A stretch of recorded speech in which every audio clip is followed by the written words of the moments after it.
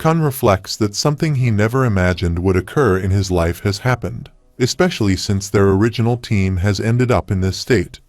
Novik reassures him that what happened to Jaitang and Dan is not his fault, but Kun insists that it is entirely his fault. He expresses that he cannot allow things to end this way and pleads with Novik and Ran to become their spare team. Confused, Novik asks what he means by spare team. Kun explained that they would split into 2 teams to ascend the tower. He elaborates that while climbing, they can assist each other as needed, exchange members and information, and so forth.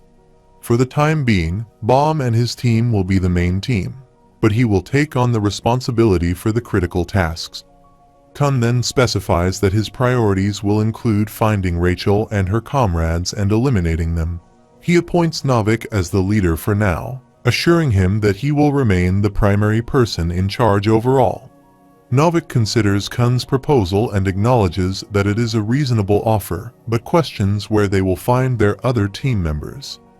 Kun reassures him not to worry about that, stating that he has already identified some candidates with good skills. Just then, Xiaxia and Eden arrive at the cafe. Meanwhile, on their date, Endorsi asks Vile how he found the movie. He admits that it was his first time watching one and expresses that it was enjoyable. He hadn't anticipated the screen would be so large. As he speaks, Endorsi notices Prince and Yiwa secretly observing them. She internally questions what those guys are doing, recognizing Prince as the one who has been bothering her from the start. Endorsi reflects on her connection to the Yon family and finds their gazes annoying, particularly when she spots Rak. She wonders if they plan to follow them around the entire time. As she contemplates the situation, she questions what she is doing at that moment. It has been a long time since she invited Vile out, but she wonders what he really wants to do here, especially since she is watching a movie that does not interest her. Endorsi ponders the idea of their date and questions whether she genuinely likes Vile. She wonders if she has been swept up in the moment and reflects that now, being here, she feels uncertain about her emotions. She considers what exactly she felt for him 7 years ago. As she enjoys her juice, she asks Vile how he has been since joining FUG, noting that he seems stronger. He responds that he trains every day to become stronger and has learned various ways to use Shinsu, allowing him to control a significant amount of bombs. Curious, she asks if he resembles a character from a movie, as his demeanor seems a little gloomy. He acknowledges this, revealing that he aspires to be the main character, just like the protagonist in the film they just watched. His desire is to protect the lives of his precious friends, as they are all he has left. Endorsi expresses her ambition to become as strong as she possibly can. Vile responds with relief, grateful for the opportunity to meet her like this, affirming that all his training has been worthwhile after all. Vile expresses his happiness that Endorsi isn't lonely anymore. She agrees, stating that they should get out of there.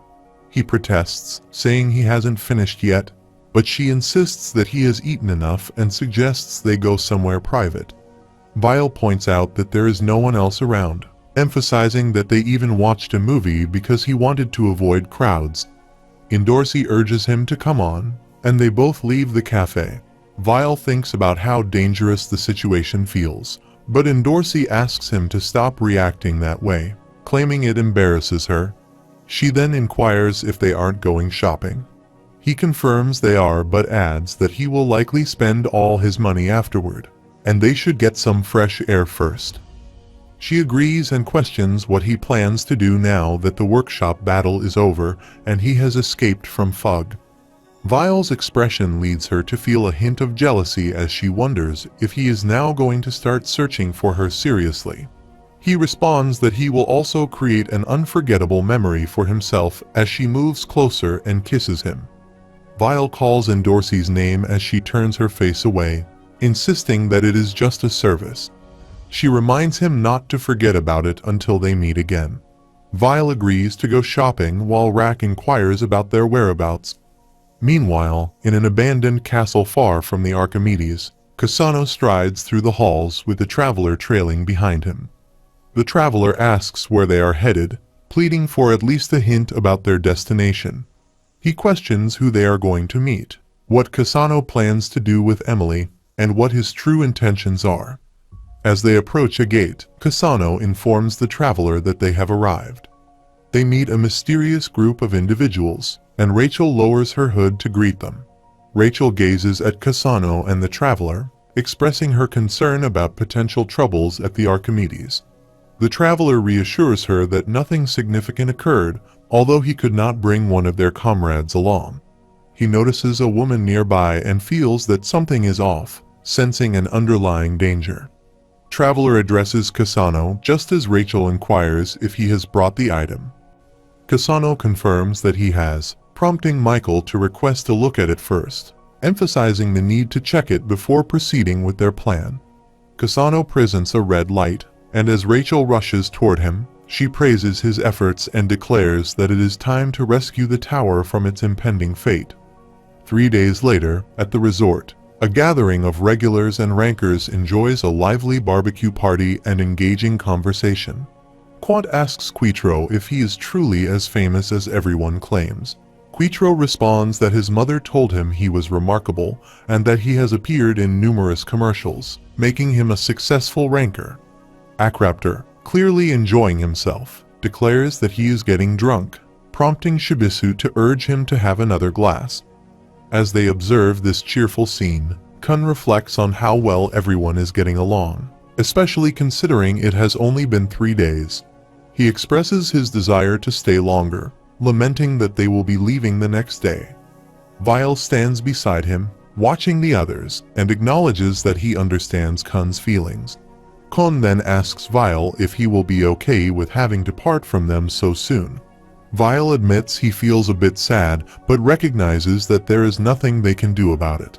He mentions they can meet again when they are D rank, recalling Endorsi's insistence that she is not on a diet. Vile believes it would be better for them to reunite when they are stronger. Just then, Rak chimes in, suggesting they should replace Kun, the useless blue turtle, with a new one as he jumps toward him. Kun retaliates, questioning what Rak just said and expressing disbelief over his earlier performance in the workshop battle. He scolds Rak for being all muscle and no brains. Vile laughs at their banter and, pondering the future, wonders when Yurek will arrive. Kun responds that he has heard Yurek caused some trouble somewhere, but he has also been informed that they might be able to meet him pretty soon. He expresses skepticism about the reliability of this information source, doubting they would encounter Yurek so easily. Nonetheless, he admits it's a shame they couldn't meet him. Curious, Kun asks if Yurek is really that amazing. Vile confirms, explaining that Yurek Mazino's reputation speaks for itself.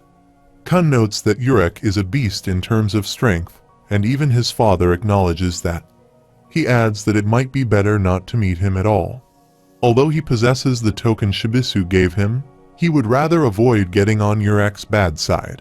Vile then shares his desire to see Yurek again and hear more stories about what life outside the tower is like. At that moment, Goseng appears and calls out to Vile and Kun, saying she has something to show them. Intrigued, they ask what it is. She leads them to a room where Horyang lies in a coma from his previous fight. Sophia informs them that ever since Horyang returned from the Archimedes, he has remained in this state. She reassures them that there is nothing wrong with his body, yet he hasn't regained consciousness. Vile inquires about what could be wrong if Horyang's body is fine. Sophia confirms that while there is nothing physically wrong, the devil's power within Ilmer has vanished, which is why he cannot wake up. Kun is taken aback, asking if that means the power is truly gone. Sophia speculates that it may be Kasano's doing, as he has taken Ilmer's devil. Kun is intrigued, asking if that means Kasano now possesses 2 different devils. Sophia confirms this, elaborating that the devils have merged to form a perfect whole. Beta interjects, explaining that the partial devils inside Kasano were originally one. He looks at Kun and adds that this makes Kasano a different being altogether. Beta emphasizes that Kasano is unstable, composed of several entities, and is likely stronger than he is at present, perhaps even stronger than Vile. He expresses his frustration, questioning where Kasano acquired such a skill, noting it's superior to the one that gave him power. Vile then turns to Prince, asking if the others know about this development. Wangmin responded that they were the only ones aware of it, as he did not want to unnecessarily worry the team. He explains that for now, they have informed everyone that Horyang needs rest, so he will remain on this floor. However, he emphasizes that Kasano poses a bigger problem. They need to find Kasano in order to save Horyang. Beta interjects, questioning how they can do that since they should consult Emily, but her system has been down for a couple of days. Wang Yin acknowledges that this has been the case since they left the workshop, likely due to Kasano's interference. He tries to connect with Emily, but his phone fails to establish a connection. Sophia suggests that Kasano has likely made a deal with Fug, intending to use Emily for some unknown purpose. Wang Yin asks what she means, skeptical about what could be achieved through a chatting program. Sophia clarifies that Emily is not just a chat program. She is an AI and simultaneously a living ignition weapon. He is puzzled, asking what she means by a living ignition weapon. Sophia explains that until now, they have sealed Emily by making her believe she is human. However, that protective measure has now been disabled, leaving them unaware of what she might be capable of if she awakens and ignites. Sophia warns that if they don't find Kasano soon and stop him, something disastrous is bound to happen. She expresses concern that the situation has escalated into a significant issue.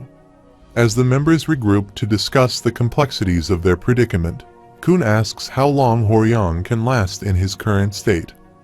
Vile replies that he isn't sure, noting that while they were told it wouldn't affect Horyang's life, he doubts they can leave him like this for too long. Kun then inquires how they are going to locate Kasano. Vile hesitates, stating that it wouldn't be wise to ask her for help, referring to the girl from the white heavenly mirror. Kun realizes the difficulty of their situation and curses under his breath, acknowledging that it can't be helped.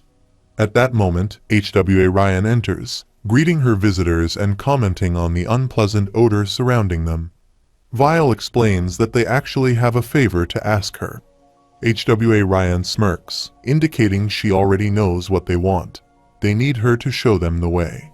When Kun asks how she knew this, she simply smiles, leaving him to wonder about her uncanny ability to anticipate their needs. She smirked, stating that it was obvious that Vile was seeking her help for only one reason, to find Kasano. She adds that she has no incentive to assist him, especially considering that he was the one who locked her up after she had aided him in navigating his workshop battle. Kun steps in, proposing a deal. He tells her they are searching for a man named Kasano Beniamino. If she can show them the path leading to him, he will grant her freedom and allow her to join them on their journey. He questions whether she knew this situation would arise from the start. She pauses before agreeing to help.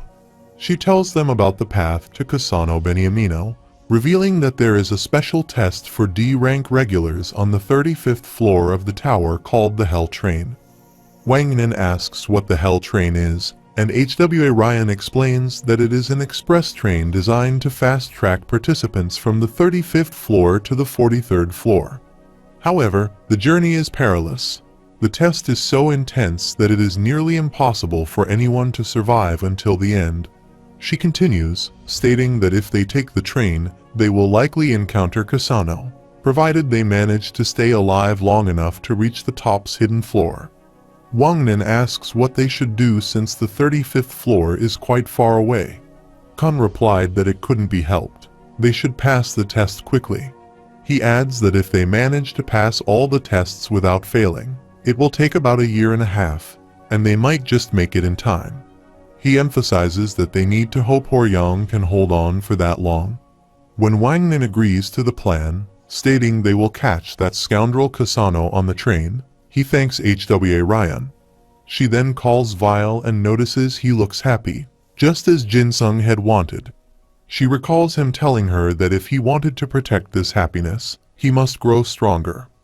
HWA Ryan warns Vile that he will soon face great danger and won't survive in his current state. She insists that if he wishes to keep his happiness, he needs to be strong enough to protect it.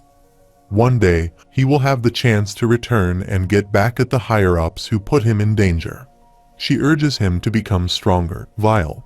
As Team Shibisu takes a suspense ship to their next destination, where a new story will begin, Hats bids farewell, telling Vile to stay well and keep in touch.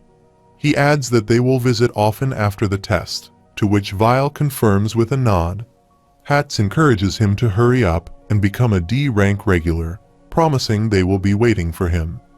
Dorsey, feeling embarrassed, thinks to herself to shut up as she avoids looking at Hats's face. Kun chimes in, assuring Vile that they will be waiting for him, and that they plan to climb the tower and give him a beating when he arrives. Hats retorts that he is no match for Kun, but Kun challenges him, saying that if he can't wait, they can settle things now. Suddenly, someone interjects, telling them to stop being idiots and get on board. Hats bids everyone a fond farewell, while Vile says goodbye and expresses his hope to meet them again.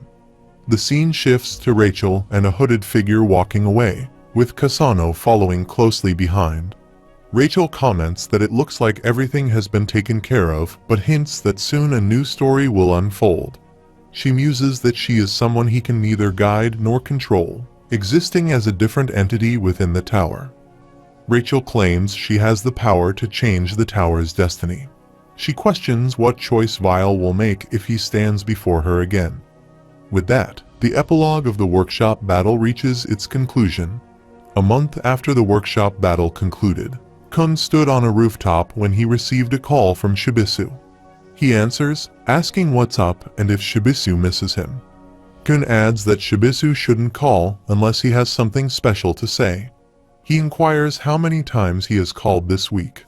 Kun is puzzled by Shibisu's comments, reminding him that it has only been a month since they left.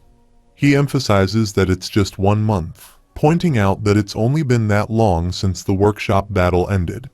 Shibisu sighed, saying that those guys were good people, and lamented that he didn't get to spend much time with Vile.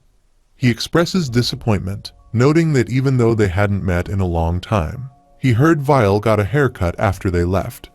Kun tries to respond to Shibisu when he suddenly hears Dorsey call out to Shibisu, telling him to get her some soda. Shibisu retorts that she could ask Vespa instead and questions why she can't see him on the phone.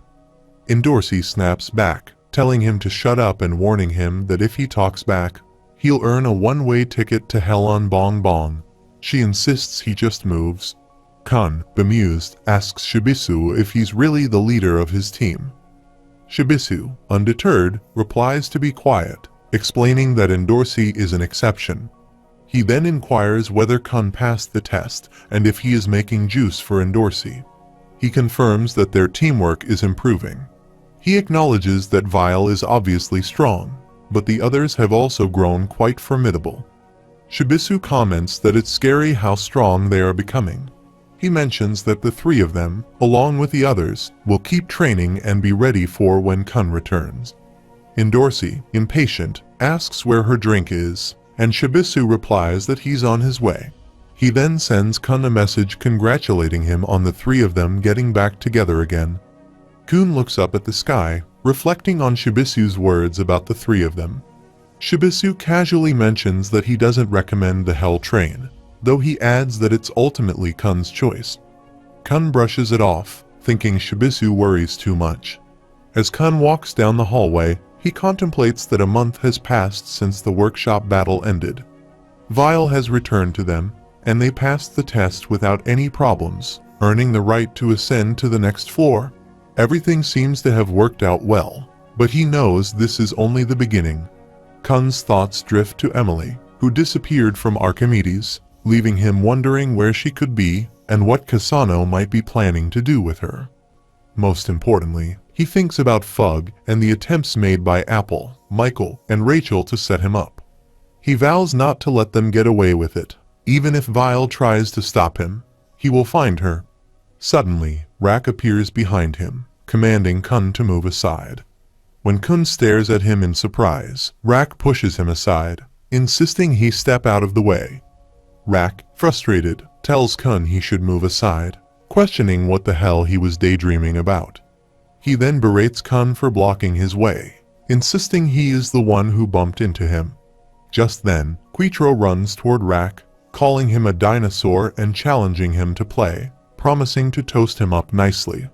Rak exclaims that the crazy dude is coming after him again, then instructs Kun to come to the conference room in 5 minutes, mentioning that the red turtle will explain the details about the train trip.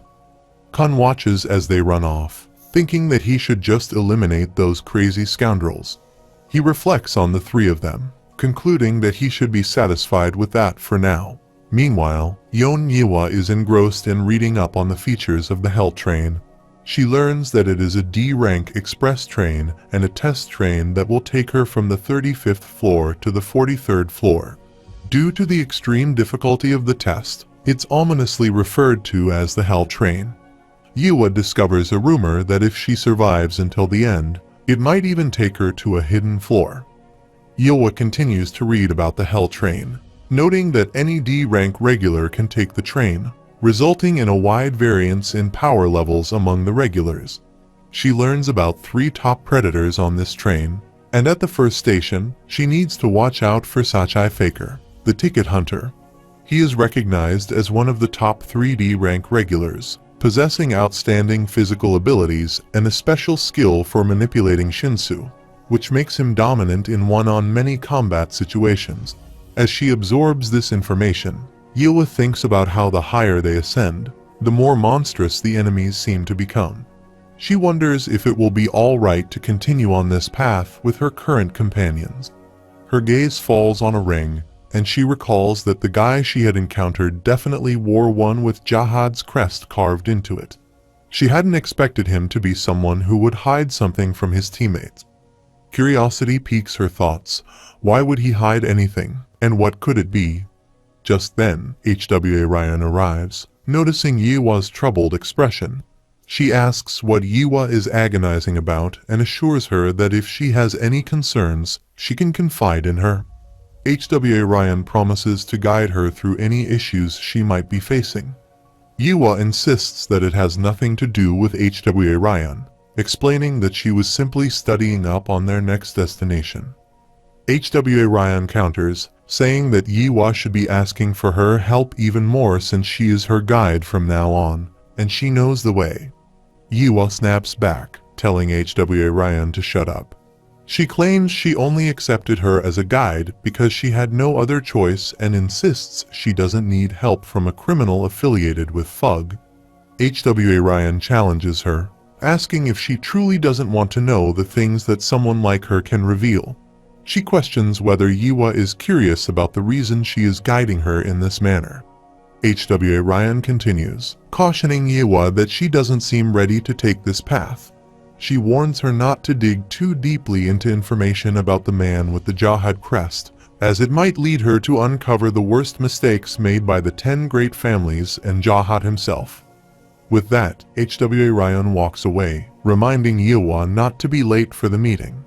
She adds that she should bring her stupid god with her, noting that he's probably off staring into space somewhere. The scene shifts to Horyang's room, where Goseng sits near his bed. Wangnan arrives, burdened with guilt, thinking that this is all his fault.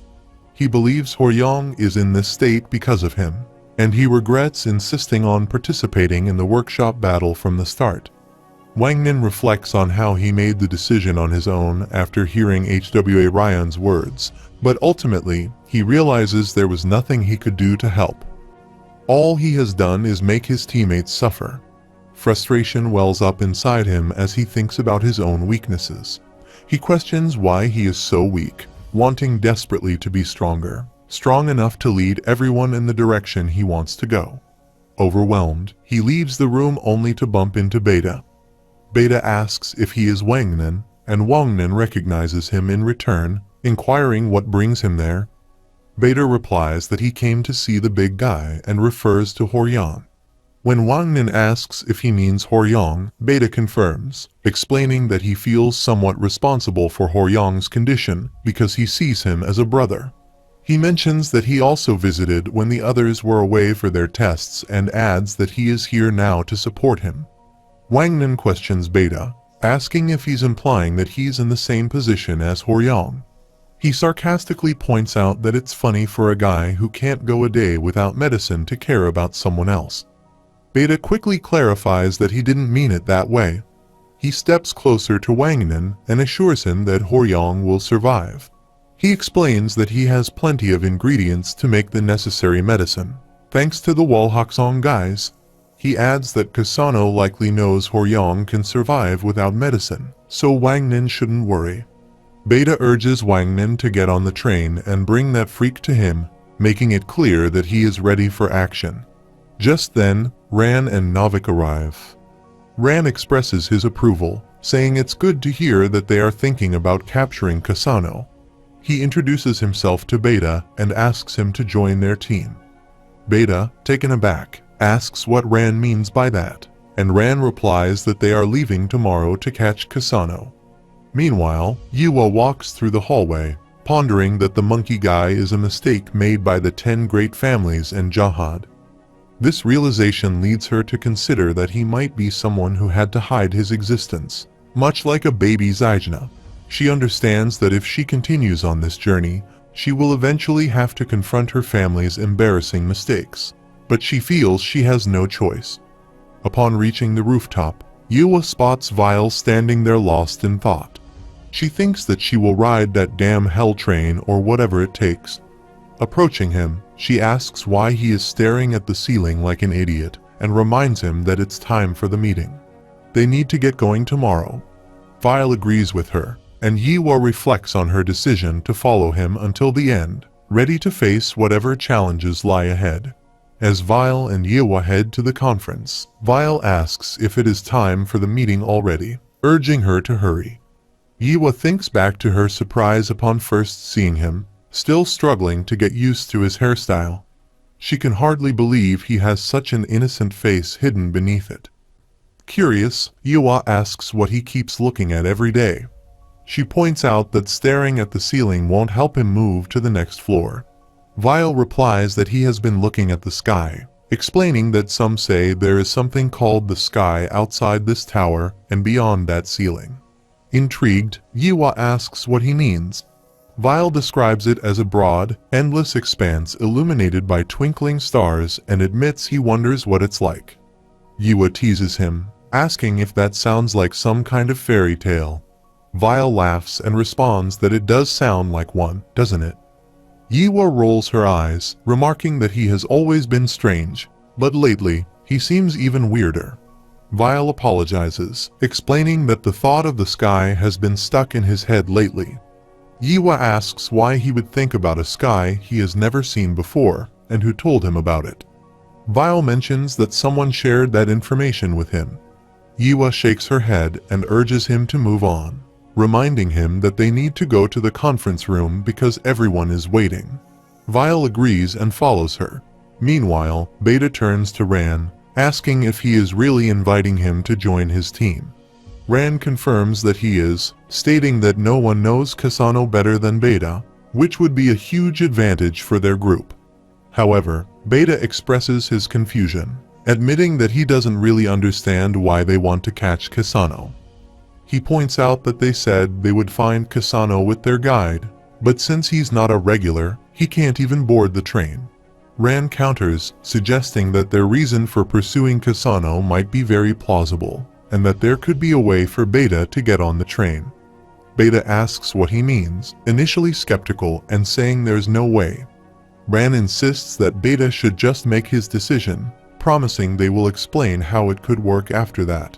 Ran prompts Beta, asking if he is going to join them on their search for Kasano, or if he plans to just sit there and wait. Wang Nin, observing the situation, wonders what is going on and why they are so intent on finding Kasano. He realizes it's already time to head to the conference room and decides to leave, promising to learn more about Kasano next time. Ran presses Beta again, asking him to make a decision on whether he will join them or not. The scene shifts to the 30th floor, at the Walhaksong Resort's conference room. HWA Ryan is already seated when the others arrive, including Wang Nin, who rushes in, out of breath, and apologizes for being late. Kun, noticing his arrival, asks if he is also late, to which Wang Nen replies affirmatively. Akraptor questions Wang Nen about his tardiness, and he explains that it was because of Beta, who was still panting heavily. HWA Ryan observes that everyone seems to be present, and now that they are all here, they can discuss their upcoming itinerary. She explains that in about a year, they will be boarding the Hell Train, also known as the D-Rank Express Train, which departs from the 35th floor. HWA Ryan explains that the 35th floor is not the only place where they can board the Hell Train.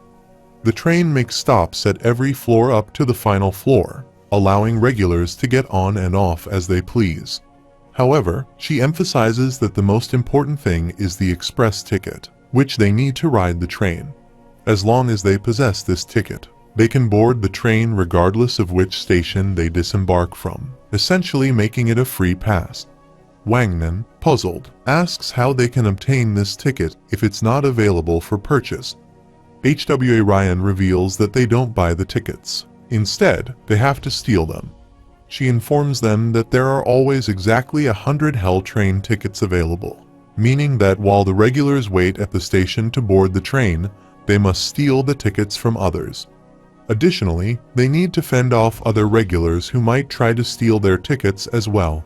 HWA Ryan continues, noting that the number of D-rank regulars who manage to keep their tickets until it's time to board the train is fewer than 5 each year. She explains that once someone gets a hold of a ticket, they immediately become a target, which is why it's referred to as the ticket to hell. She warns that with their current abilities, they are practically as good as dead if they board the train now. Prince, feeling offended, questions HWA Ryan, asking if she is underestimating their capabilities. HWA Ryan clarifies that her statement is an objective assessment, especially regarding him. She ominously predicts that he will surely die. Akraptor, sensing the tension, grabs Prince, who protests, demanding to be let go. HWA Ryan then suggests that Prince should separate from Vile until they reach the 35th floor. Yiwa, confused, asks what she means by separating from Vile. HWA Ryan reiterates her point, explaining that they should take the tests without Vile. She emphasizes that they won't grow stronger by continuously relying on him. She proposes that she will take Vile and the crocodile up the tower while the rest of them team up to ascend together. She suggests that it would be best for Kun to take on the role of leader in this arrangement. HWA Ryan explained that this would also be a good opportunity for Kun to test his abilities as a commander. She acknowledges that he likely doesn't want to part ways with friends he hasn't seen in a long time, but they have about a year until they reach the 35th floor. During that year, he needs to become strong enough to secure tickets. If he qualifies, he will be able to board the train. Prince, feeling frustrated, retorts that HWA Ryan speaks as if they are a burden, asserting that they are already plenty strong. Wang Nen agrees, stating that while he can't speak for the others, he intends to prove himself. When Prince questions Wang Nen's commitment to HWA Ryan's suggestion, Wang Nen firmly declares that he no longer wants to be a burden to anyone. He expresses his desire to be strong enough to obtain his own ticket and adds that he is willing to ascend the tower on his own. He emphasizes that he is no longer the failure he once was on the 20th floor. Wang Nen resolves to grow stronger, aiming to become someone others can look to for direction. HWA Ryan acknowledges Wang Nen's determination and assures him that he will be fine, stating they will meet a year from now at the platform of the first train station in Train City. She hopes that by that time, they will all be strong enough to secure their own tickets without needing help. She then points out that Wang Nen should be glad to have more time to find Rachel. With a probing gaze, she reveals her awareness of his secret plan to form a team to search for Rachel behind Vile's back. Kun looks at her intently as she continues, explaining that the reason he calmly accepted her suggestion was likely because he believed it would be a burden to ascend the tower with Vile at this moment. HWA Ryan warns him that he is essentially trying to harm the girl who once meant everything to his best friend. She cautions him to consider how Vile would react if he discovered the truth. She emphasizes that Vile is no longer the weak regular he used to know. He now possesses the power to eliminate an entire team of E-rank regulars by himself. She underscores that Vile is currently the best cheat code on this floor. Nevertheless, she reassures them that she acknowledges their strength and recognizes that the team they are building is formidable. She states that she has an even more dangerous card up her sleeve, and he might lose to her. Kun responds that it doesn't matter, as he has more cards than she thinks. She expresses her anticipation, saying she looks forward to it, and he replies that she should. However, he adds with some regret that she is his enemy, too. When Vile arrives, Kun looks at him, and Vile asks what he discussed with HWA Ryan. Kun apologizes, stating that although they have finally met, it seems they will have to be apart for a bit longer, about a year. He remarks that they'll just have to live with it and suggests they meet again on the train in a year. Kun extends his hand for a handshake, which Vile accepts, and they shake hands. Rak, observing the interaction, asks what's wrong with Kun and wonders why he is being so compliant. Meanwhile, in a mysterious cave, Rachel, Apple, Michael, and their enigmatic allies are planning something sinister. Rachel inquires about the progress and asks if things are going well. Apple responds, saying that bringing Emily's server back online won't be difficult, but the real problem comes after that.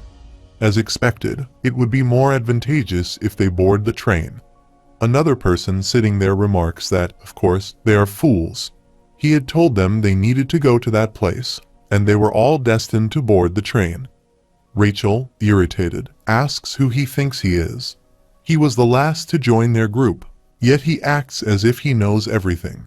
She remarks that he is just an old guy who returned once and admits she doesn't like him. Apple chimes in, explaining that there's nothing they can do about it. He is a D-rank regular, and he couldn't help being late. She then requests that he stop muttering so ominously behind her, saying it gives her the creeps. Rachel laughs and agrees, affirming the sentiment. Rachel continues, stating that it's settled. The next rendezvous point will be at Train City 1 year from now. She adds that once Emily's server is restored, they should get moving and that she will inform the others. Another person warns them to be careful, as the journey to the train is far more dangerous than they might expect. Nevertheless, he expresses confidence that no one there would struggle to obtain their own tickets. Rachel concludes the conversation by saying it is time to restart the story that will shake the entire tower and the bloodshed game that will propel them higher. She tells them to meet at Train City in a year, addressing them as rookies as all the regulars prepare for the next floor. The scene shifts to the 123rd floor of the tower, in the middle area, where Repellista Jahad resides in her villa aboard Jahad's floating ship. Inside, Repellista Jahad is fully engrossed in a game, enjoying herself immensely. She exclaims that the game is fantastic, just as expected. New games always excite her, and the action is incredibly thrilling. Illumik Idork enters the room and reminds her that it's time to go to sleep. Repellista, however, refuses, stating that she doesn't want to sleep yet, as she had planned to stay up late, especially since she is on vacation. Illumik persists, gently reminding her that it's still not good to stay up too late, particularly when the wind outside has grown chilly. Repellista, savoring a snack, responds that she loves the cool temperature. It's perfect for gaming. Illumik, in a slightly concerned tone, mentions that last night, the animals of the forest were restless with their cries, but tonight, strangely enough, they are calm. He suggests that perhaps an important guest is on the way, doesn't she think? She brushes off his comment, distracted by her game, and he once again urges her to limit her gaming and get some rest. With a sigh, Repellista agrees, though her mind remains fixed on how fun the games are, as always. The scene shifts to Hayuri and Evan Edrock confronting members of the Royal Guards. Hayuri is clearly frustrated and questions what exactly is going on. She had been wondering why Repellista would summon her again, assuming it might be another one of her jokes. Who would have thought she would gather the Pagus guards here? Eden, beside her, reminds her that he had already told her they shouldn't have come, as Lady Repellista was unlikely to reveal anything. He asks why she would even bother to raise her expectations. Hayuri, visibly annoyed, tells him to be quiet, acknowledging that although Repellista called for her, she should still go and find out what her sister wants. Despite this, she can't help but point out that the message Repellista sent was frustratingly vague. Her pocket device displays the message from Repellista, which simply states to come to the villa because she has something to tell her. Eden, still unconvinced, reiterates that Repellista is just playing games with her. Hayuri cuts him off, calling him naive, and asks if he wants to die for acting like he knows everything. As she turns her attention to the guards, she wonders aloud what her sister is planning with these men. It's hard for her to believe that Repellista is actually using the Jahad family's royal guards for this, and she questions whether it's truly permissible for her to do so. He remarks that this isn't the first time Lady Repellista has acted this way. Either way, she outranks them, so by the rules, if she orders them to leave, they cannot refuse. One of the guards mutters that he feels sorry for them, enduring all of this, and prepares for a fight. Evan, watching the situation unfold, advises the guards to just leave, stating he isn't in the mood today and questioning if they even realize who they are dealing with. Yuri, clearly amused, comments that they are making this more entertaining than expected. She adds that while she doesn't typically care much about rank, their insolence is starting to hurt her pride. Without further hesitation, she launches an attack, swiftly knocking out the guards. Meanwhile, Illumik sits in his room, sipping tea as he watches the skirmish from a distance. He muses over the lively sounds of battle and acknowledges that this is exactly what one would expect from Lady Yuri Jahad. She truly is magnificent. Observing the guards, he notes they seem to be trying to use their numbers as an advantage, but doubts it will work. He reflects on how Yuri might have momentarily forgotten her status as a princess of Jahad as she unleashes another attack. Evan, standing nearby, simply comments that these guards certainly have it rough. Back in Repellista's room, Hayuri bursts in, enthusiastically jumping toward her sister and embracing her tightly. She affectionately calls her sister while holding her close. Yuri then asks if this is what Repellista summoned her for, incredulous that she finds it amusing. Repellista, struggling to free herself, tells Yuri to let go, exclaiming that she almost suffocated. Reluctantly, Yuri releases her and remarks that her joke is out of line. Meanwhile, outside the room, Evan engages in conversation with Illumik, who chuckles before asking for clarification. Illumik comments that Evan and the others arrived together, right? Evan replies that he came to see Illumik because it seemed like he had something important to discuss. He confronts Illumik, questioning why he continues with these schemes, why he would use a dead boy as bait, and where exactly he intends to lead Princess Yuri. On the other side of the conversation, Yuri questions her sister, remarking that, once again, she was playing games. She asks if Repellista truly has nothing better to do, even while on vacation. Repellista nonchalantly confirms, saying she indeed has nothing to occupy her time. She suggests that Yuri should find something to do herself, and if there is truly nothing, at least fulfill the favor she had asked of her earlier. Yuri, confused, asks what favor Repellista is referring to, and Repellista reminds her that she had asked her to find the missing boy from the test floor. Yuri, shocked, retorts that Repellista can't be serious. Repellista teases Yuri, reminding her that she even got her a baby, Zaijina. She wonders how Yuri could act as if she doesn't remember, laughing at the absurdity. Still amused, she asks if Yuri is joking, but admits the baby Zaijina is adorable, isn't it? Yuri concedes that, although she only saw it on video, it was indeed cute. Shifting the conversation, Repellista asks what Yuri is planning to do next, mentioning that she has offended the Yon family.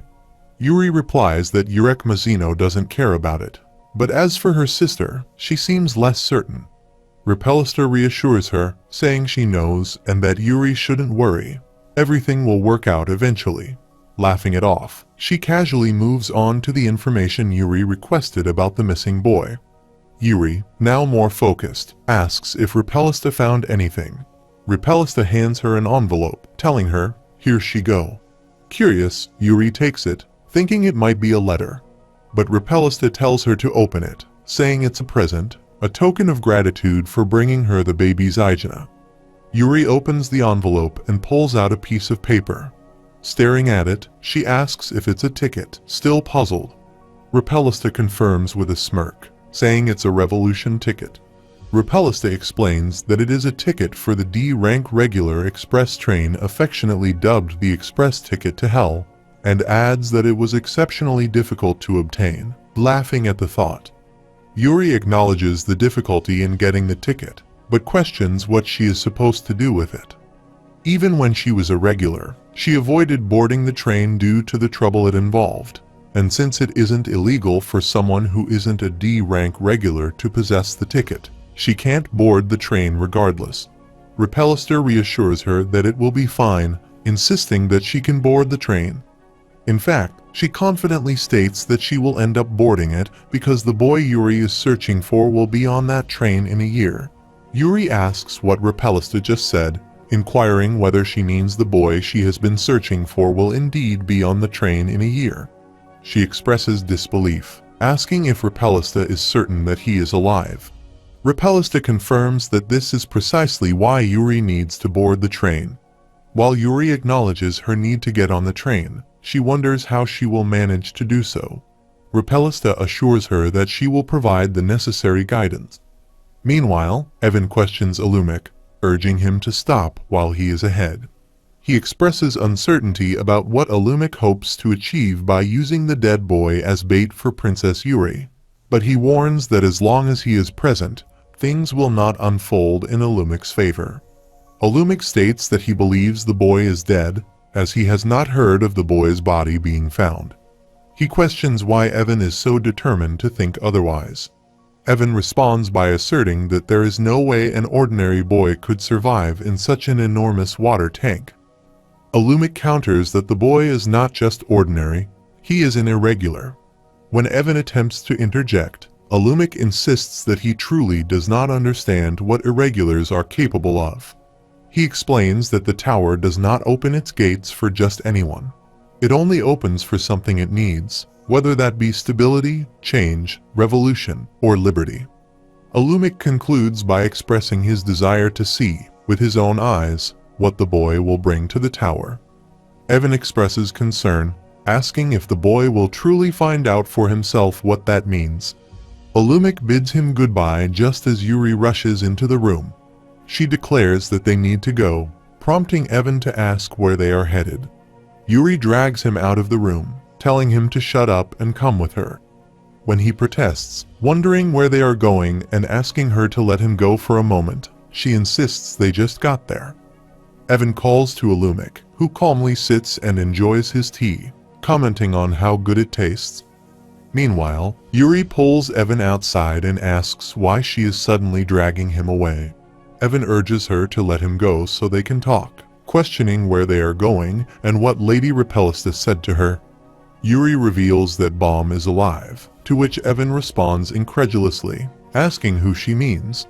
She clarifies that she is talking about the 25th Bomb, the boy who disappeared from the floor of tests. Evan insists that it is impossible. He is certainly dead. Even if he were alive, there is no way he could have escaped unscathed. Yuri proposes a theory, suggesting that perhaps the floor of test itself had something to do with the incident. Evan asks for clarification, prompting her to elaborate. She speculates that getting rid of the guy in red might have been part of a larger plan all along and questions whether hiding the irregular bomb from the Jahad family was their initial goal. She concludes that the test itself could have been manipulated. Evan responds that there is no way those assumptions could be true. For such a thing to happen, they would need the test director's approval, and he would never consent to something like that. Yuri counters by mentioning Hansung, the man who gave up his high-ranking position to go to the floor of tests, suggesting that he might know something valuable. Evan asks if she is implying that she is planning to return to the floor of tests, especially with Ivankal there now. Yuri clarifies that she will leave that to the others and insists that they are going to get on the Hell train. Evan is shocked, questioning why she would want to take the Hell train, which is meant for D-rank regulars, because she cannot board it. Yuri confidently replies that Repellista informed her she could.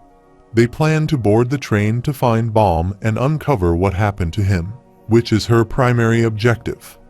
Evan, confused, asks what she means, but Yuri urges him to get moving, explaining that they need to address their other responsibilities before boarding the train. She warns him that she will leave without him if he does not hurry. While she speaks, Evan cannot shake the disbelief that the irregular boy is alive, but he acknowledges that Lady Repellista would not lie. If that is true, it changes everything. Evan thinks that if Baum continues ascending the tower, he will eventually meet Princess Yuri again, and he concludes that this is a fate that cannot be avoided. He calls out for her to wait for him. The scene shifts 12 months later to the 35th floor, along the road leading to Train City. An announcement is made regarding the private train for regulars, stating that attention to all passengers is required. Starting tomorrow, the famous D-rank regular idol, Yuri, will hold a concert at the Central Hall. It is mentioned that 3 days from now, the D-rank regular train, commonly known as the Hell train, will depart, and they hope many regulars will participate. Hana arrives and calls out for cold drinks and snacks, urging everyone to get their refreshments. Hanyul Kang expresses excitement, stating that they are finally going to Train City. Burrow, however, insists that he should not be called a teacher. Just because he has a ticket does not elevate him above being an ordinary regular like the rest of them. He replies that he has held onto his ticket until now, which demonstrates that he is a commendable regular. This also qualifies him as a mentor to D-rank regulars like them, and he admits that the only reason he is doing this is to make some money. He needs a substantial amount of money for the train trip, and guides apprentices like them in exchange for payment to board the Hell train. Hanyul remarks that people who possess tickets are indeed different. He then inquires if he has encountered Sachai Faker in Train City before. He responds that it is best not to mention that name in this context, as discussing ticket hunters on this train is considered taboo. One can never know when those individuals will show up. He dismisses the concern, stating that even if they do come across Sachai Faker, many people claim he is not as strong as rumored. He expresses a desire to find out for himself whether Sachai Faker truly possesses that level of strength. Felix adds that there was another individual with a similar reputation when they were E-rank regulars. His name was Ju-Vile Grace, who disappeared during the workshop battle, preventing Felix from having the opportunity to fight him. He concludes that Vile probably wasn't that strong after all. Burrow chimes in, mentioning Ju-Vile's Grace of Fug and noting that he is definitely someone who piques his interest. He advises the group to stop speaking of that name so recklessly, warning that if they continue with such talk, he might truly appear out of nowhere. A name holds a peculiar power. Just then, a giant blue-skinned man enters, bumping into Hana as he warns her to be careful. Burrow recognizes the man with dismay, realizing that he is a ticket hunter. Burrow observes the tickets of the ticket hunters and realizes that the giant blue-skinned man possesses more than one ticket, confirming that he is indeed a ticket hunter. Burrow concludes that the man is confident enough to flaunt his tickets, and he recognizes the trouble this situation presents. He considers the need to look after the rookies, as they would be at a disadvantage in any potential combat, prompting him to exercise caution. Burrow turns to his apprentice and requests a favor. He expresses his thirst and asks if his apprentice can buy him a drink. Hanyul responds that he didn't mention this when the stewardess passed by moments ago. Burrow places a hand on his shoulder, emphasizing that he is asking as a favor and that his throat is extremely dry. Hanyul agrees and quickly runs off to get a drink. Burrow thinks to himself that this is good. The most significant problem has been addressed. He hopes the rookies will just keep walking when Ticket Hunter passes by him. The Ticket Hunter glances at his phone, his expression shifting to one of surprise as he quickly becomes aware of the tickets Barreau possesses.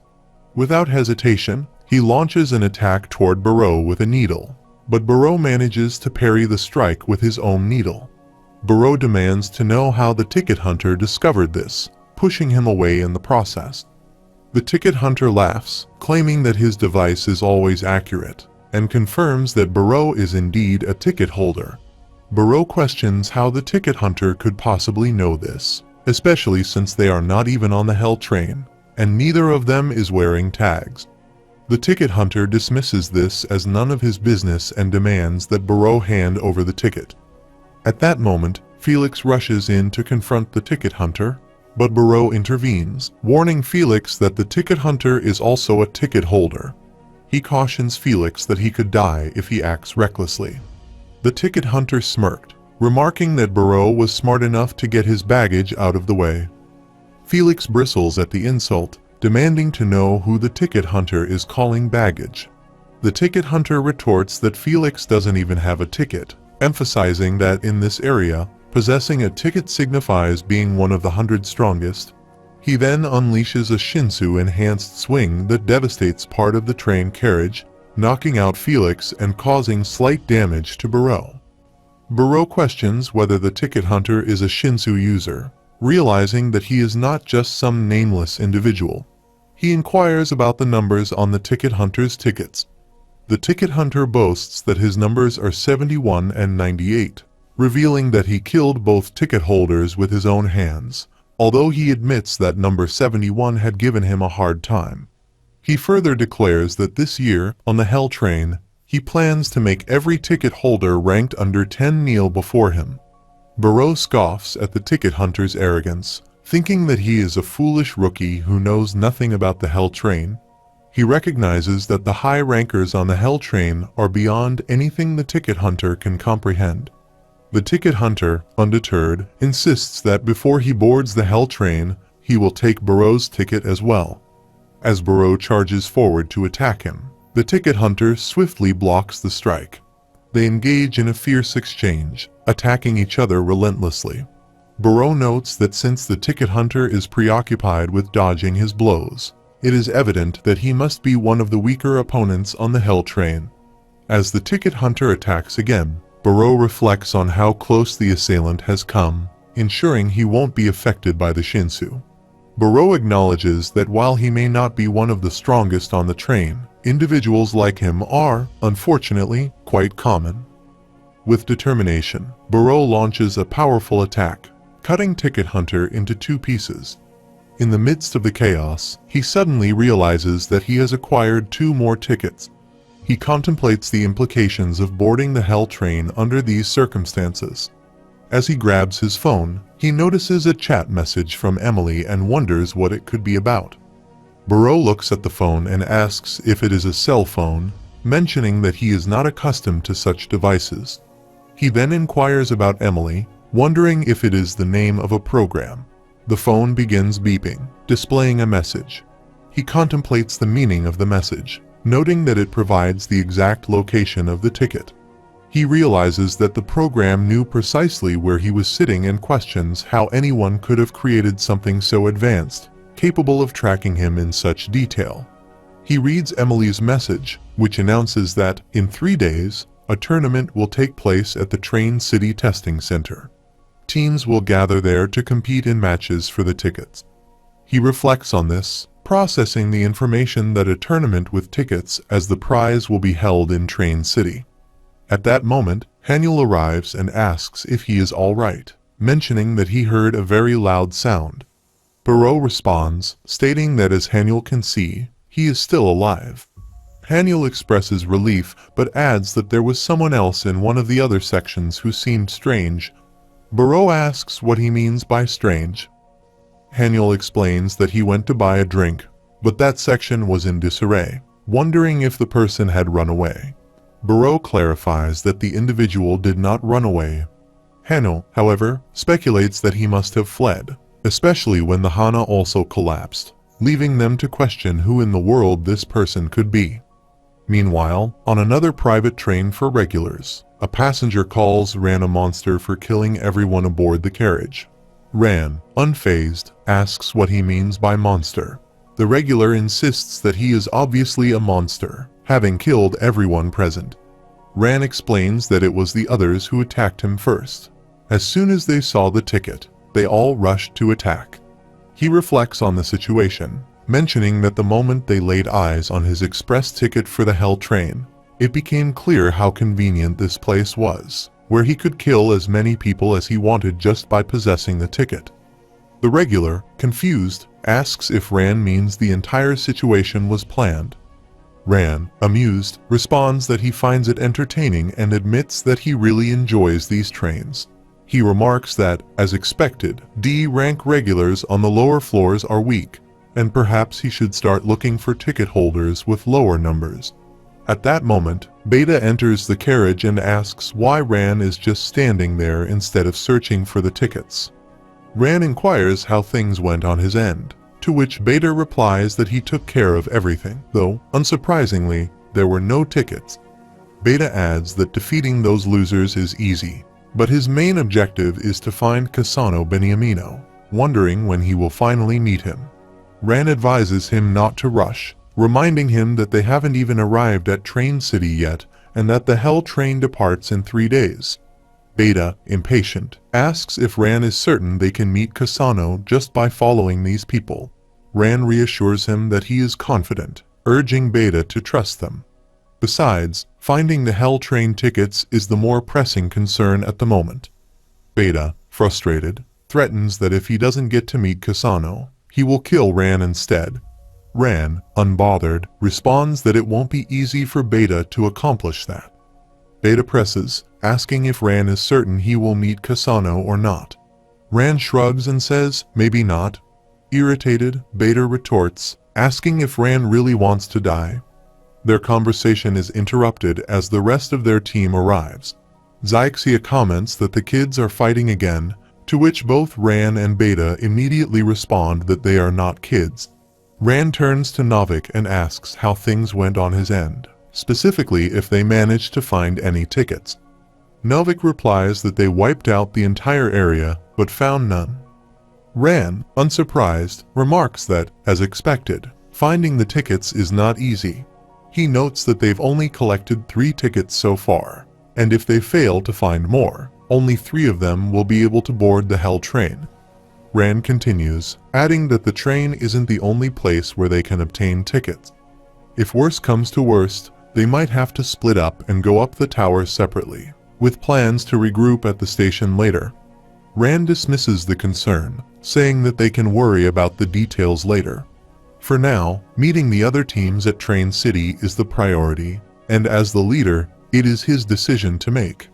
He continues, stating that among those teams, it would be ideal if they could meet the team Kasano is a part of. He mentions that Emily's server seems to be back online, and he suspects that Kasano is plotting something. Zyxia, recalling a recent event, comments that there was a strange announcement from Emily earlier.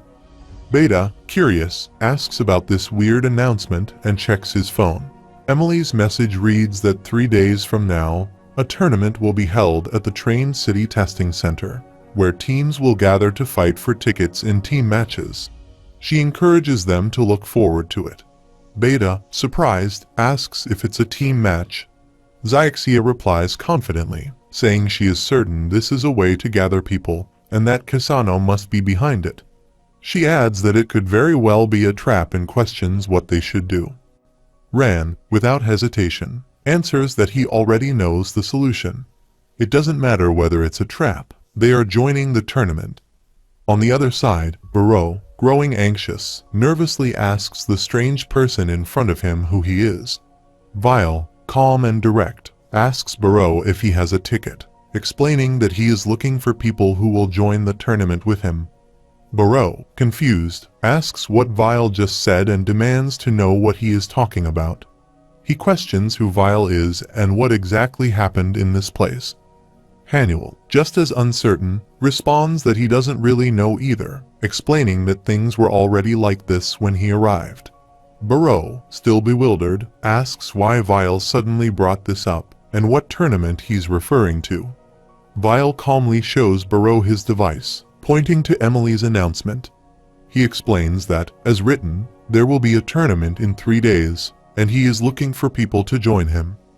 Barreau recognizes the message, remarking that it was the same one the ticket hunter was holding earlier. Manuel then asks Barreau who Emily is, wondering if he has also received such a message. Manuel further questions if Barreau intends to join the tournament mentioned in the announcement. Barreau, after a brief hesitation, confirms that he does. Just then, Hannah gets up, stating that she, too, wanted to buy into the tournament. Barreau, surprised, asks in disbelief if she knew about this all along and demands to know what the tournament is for. She explains that it's Emily, the messaging program, who is all the rage right now. Vile looks at them and elaborates that it's a program that provides answers to the questions he asks, and many regulars are using it. He adds that many go to the places mentioned in its announcements, and he's quite sure a lot of people will join the upcoming tournament. Barreau, still confused, says he doesn't understand why they should follow Vile and join this tournament, pointing out that they never had any connection with him. Vile calmly responds that it's because the others, meaning the ones involved, are heading for the Hell Train. Barreau, perplexed, asks what Vile means by that. Vile then warns that if they fail to stop those individuals here, everyone on the Hell Train will die. He then turns to Barreau and asks if he is going to join the tournament. Meanwhile, aboard the private train with Novik's team, Dan voices his concern to Ran, stating that this is clearly a trap, and they don't even know who is behind it. He questions why they should participate in such a suspicious tournament. Ran, unconcerned, responds that it doesn't matter. They don't know anything about the enemy's plan either. Or is Dan simply afraid of Kasano and whatever unknown enemies might be waiting for them? Ran reminds Dan that he once claimed to be faster than anyone else as long as he was not running away. Dan confidently affirms that he is still the fastest, and then asks about Ozyxia interrupts, stating that a text message just came in. She reads AA's message, which indicates that he is going to be a day late, and instructs them to go ahead without him. She questions what he means by being a day late, while Novik expresses concern, noting that it is unlike Kun to be delayed and wondering if something might have happened. Rand dismisses their concerns, asserting that it does not matter. He emphasizes that they need to focus on their own affairs, as their objective is to reach Kasano. Beta, uncertain, inquires if Ran is truly confident that he can board the train, pointing out that if they cannot join the tournament, they will not be able to meet Kasano. Ran responds affirmatively, stating that while Kasano is annoying, he is still quite useful, and he intends to take him along. Beta was confused and questioned what Ran had just said, recalling that earlier, Ran had spoken as if he needed him. Ran, unfazed, retorts that it does not matter, claiming that Beta becomes annoying when he verbally abuses him and declares that he is going to kill him. Novik asks Dan what is wrong, noticing his long face. Dan replies that if someone thinks they can take him on, they should come at him, but insists that something does not feel right. He expresses his concern that someone is hiding behind Emily, and, for some reason, that person seems dangerous, although he cannot determine why. He finds the situation quite annoying when they all hear an announcement stating that attention is required from all passengers, as they will soon be arriving at Train City. The announcement is repeated for emphasis. Ran then suggests that they should prepare to head to Train City. Barreau, confused, questions what he means, pointing out that everyone on the Hell Train will die. Vile confirms this, stating that is precisely why they need to stop those individuals before they obtain all the tickets. Barreau, puzzled, asks what he means by all the tickets. Vile explains that their plan is to use Emily to gather people who possess tickets in order to seize all of them and board the train. Vile explains that because the number of tickets is limited, they intend to take over the train. This is why he is gathering people to fight against them. Barreau, incredulous, thinks that Vile does not understand what kind of place the Hell Train truly is.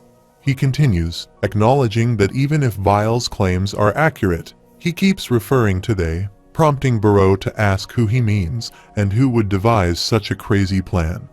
Vile clarifies that it is the individual hiding behind Emily, the girl who pushed him in while working with Fug, and his longtime friend, who may now be his enemy.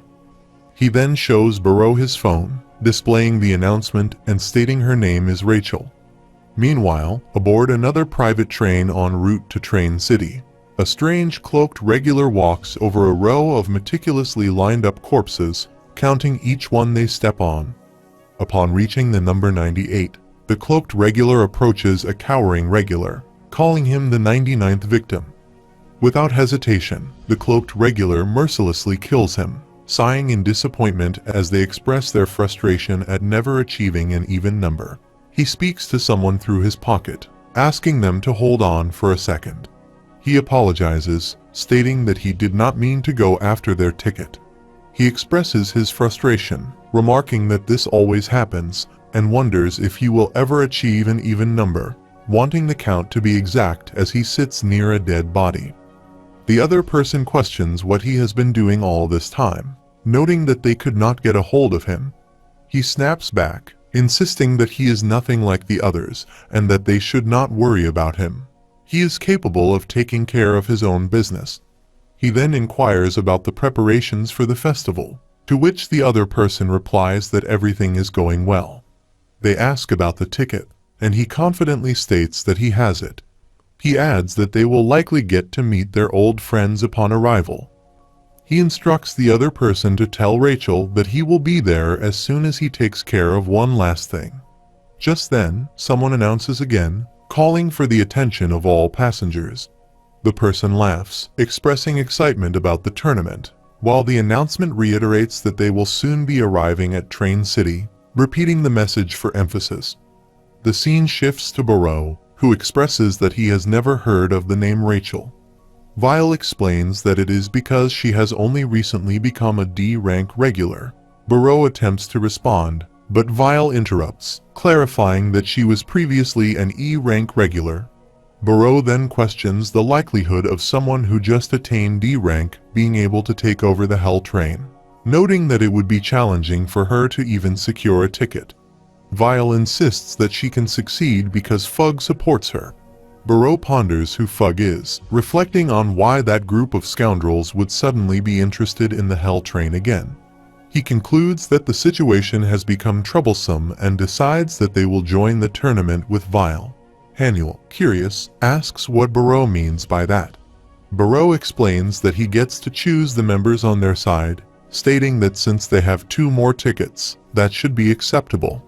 Hanuel agrees but questions what Barreau means when he refers to them. Hanuel's eyes sparkle as she suggests that it might be her. Barreau realizes that he has no other choice since Felix is injured and agrees to take the 2 members, which excites Hanuel. She enthusiastically agrees, and Barreau instructs them to retrieve the 2 remaining tickets in that car, claiming that one of them is for him. Hanuel asks if he is serious about taking a ticket, and Barreau confirms that it is indeed for him. Vile then asks if they are ready to leave, to which Barreau replies that he will need to protect his own ticket. As they walk out, Hana follows them, expressing her excitement. Barreau expresses curiosity about how Vile found out about Emily and the tournament, as well as what kind of relationship Rachel has with Fug. Vile responds that, truthfully, a member of his team is affiliated with Fug. Barreau inquires about who that member is. At that moment, a flashback occurs, revealing HWA Ryan, who congratulates Vile for finally becoming a D-rank regular. She mentions that the blue guy from Kun's family and the others have also achieved D-rank status, allowing her to finally inform him of the path he needs to take. Rak is sleeping soundly and snoring, while HWA Ryan explains that a tournament will be held at Train City in a couple of months, with tickets on the line. Vile inquires about the nature of the tournament, and HWA Ryan reveals that an important member of Fug has been assigned to Train City. She mentions that Fug is aware of his intention to board the train, so they will likely do everything in their power to capture him there. Additionally, she notes that there is a chance Karaka might appear on the Hell train this year. HWA Ryan continues, informing Vile that the girl he is pursuing, Rachel, might also be present. Vile asks if she truly mentioned Rachel and questions why she would be there. HWA Ryan admits she does not know for certain, suggesting that Rachel could either be the bait to lure him in, or perhaps she simply misses him and is gathering teammates to join the tournament with him on the private train. She concludes by stating that they will be waiting for him at Train City, expressing her hope that he finds good teammates. Back in the present, Barreau, Vile, and the others reach another section where they find two regulars surrounding Felix, who remains unconscious. Haniel yells at them to step away from her while Barreau questions Vile, expressing frustration at the possibility that these regulars are survivors. Vile asks about the tickets, and Barreau points out that one of the regulars has them, noticing some tickets in the pocket of one. Haniel angrily demands to know what they are doing to Felix, insisting they let her go. Barreau instructs him to handle the situation and retrieve the tickets. Shocked, he asks if he heard him correctly. Barreau confirms his order, stating that Haniel must prove his worthiness as a ticket holder by acquiring the ticket on his own. Haniel, frustrated, curses under his breath as Barreau encourages them to bring it on. The two regulars charge at Haniel, who prepares to counterattack. However, they begin to beat him mercilessly, and he cries out for help. Vile observes that Haniel is much weaker than he had anticipated, while Barreau feels embarrassed to be affiliated with him. Hana expresses her concern, stating that he is going to die, to which Barreau responds by questioning whether Haniel will be alright given his weakness. Vile assures them that everything will be fine. All he needs is to fill in the required number of teammates. He instructs Barreau to handle the other regulars while he takes care of those from Fug. Barreau stares at him, surprised by his confidence, and agrees, suggesting they proceed to the train city. Hana attacks the regulars to save Haniel. Meanwhile, on another private train, an announcement is made greeting all D-rank regulars. The speaker identifies herself as Karos, the administrator of the test and the Hell train for that year. She continues by stating that in a few days, all private trains will arrive at the train city, and the Hell train will depart shortly after. She reveals that a significant event is planned for those who have not yet acquired their tickets. Starting the following night, a pre-tournament will be held, offering participants a chance to obtain tickets to board the Hell train. Furthermore, she mentions a rumor that one of the high ticket holders will participate in the tournament, emphasizing that they would not want to miss such a major event. She notes the public's foolishness, calling them idiots, and concludes her announcement by expressing her eagerness to see Vile as soon as she looks at his picture in an envelope. Felix, regaining consciousness, sees Barreau, Haniel, and other unfamiliar faces surrounding her. She asks where she is, and Hana confirms that she is awake, while Barreau expresses relief that her wound is not as deep as they had initially thought. Felix inquires about the situation, asking what happened to her. Barreau explains that they are still on the train, and that she was attacked by a ticket hunter. They brought her to the medical section of the train, to which she responded that she understood. Hana adds that they will soon arrive at the train city and encourages her to hang out there. Felix then questions how she ended up with the train crew, asking Barreau for clarification on the circumstances. After a moment, Barreau informs her that Baum, a boy in their group, shared what he knew, leading them to decide to participate in the tournament. However, he mentions that since she is injured, they cannot count on her for this event. Felix protests, insisting that there is no way she can be excluded. Barreau apologizes, stating that they had no other choice. Felix reassures them that she understands that her current condition is not sufficient for her to take part in the tournament and that she would only be a burden to the group. Hana reassures Felix that if they manage to secure more tickets, one of them will certainly be hers. Felix expresses her gratitude, while Barreau candidly states that he believes it will be difficult for her to protect her own ticket. Hana chides him for being rude, emphasizing that Felix is also a D-rank regular and that she understands the stakes. Curious, Felix asks for Hana's name. Hana introduces herself as Hana Yu and mentions that she is a light bearer, sharing her dream of becoming an idol singer. Hanyul inquires about her aspiration to be an idol, and Hana confirms it, admitting that it is somewhat embarrassing to share, but that she has always longed to be famous, which is why she entered the tower. Buro, however, doubts her chances, suggesting that she does not have the looks for it. Hana retorts sharply, telling him to shut up, acknowledging that she possesses a common appearance but thinking how impolite he is. She expresses her enduring hope that one day she will become someone special, imagining herself as a unique individual standing in front of a crowd as an idol. Hana expresses her admiration for the word idol, stating that it sparkles beautifully in her mind. She eagerly anticipates seeing Hayura at Train City and proudly displays a poster of the singer. Buro questions who Hayura is, and Hanyul asks the same. Hana explains that Hayura is an idol singer and a D-rank regular who made a successful debut seemingly out of nowhere. She praises Hayura as an exceptionally skilled light bearer and mentions that she will be holding a concert at Train City. Felix shares her excitement about attending the concert as well, prompting Hana to ask if she also likes idols and if she is a fan. Felix confirms this, revealing that her goal is to get Hayura's autograph. Hana wishes her luck in achieving that, and they shake hands, bonding over their shared enthusiasm. Hana expresses her determination to meet Hayura no matter what, and Felix agrees. Meanwhile, Buro reflects on the unusual alliance formed between them, commenting that in order to see the idol, they must first reach Train City safely.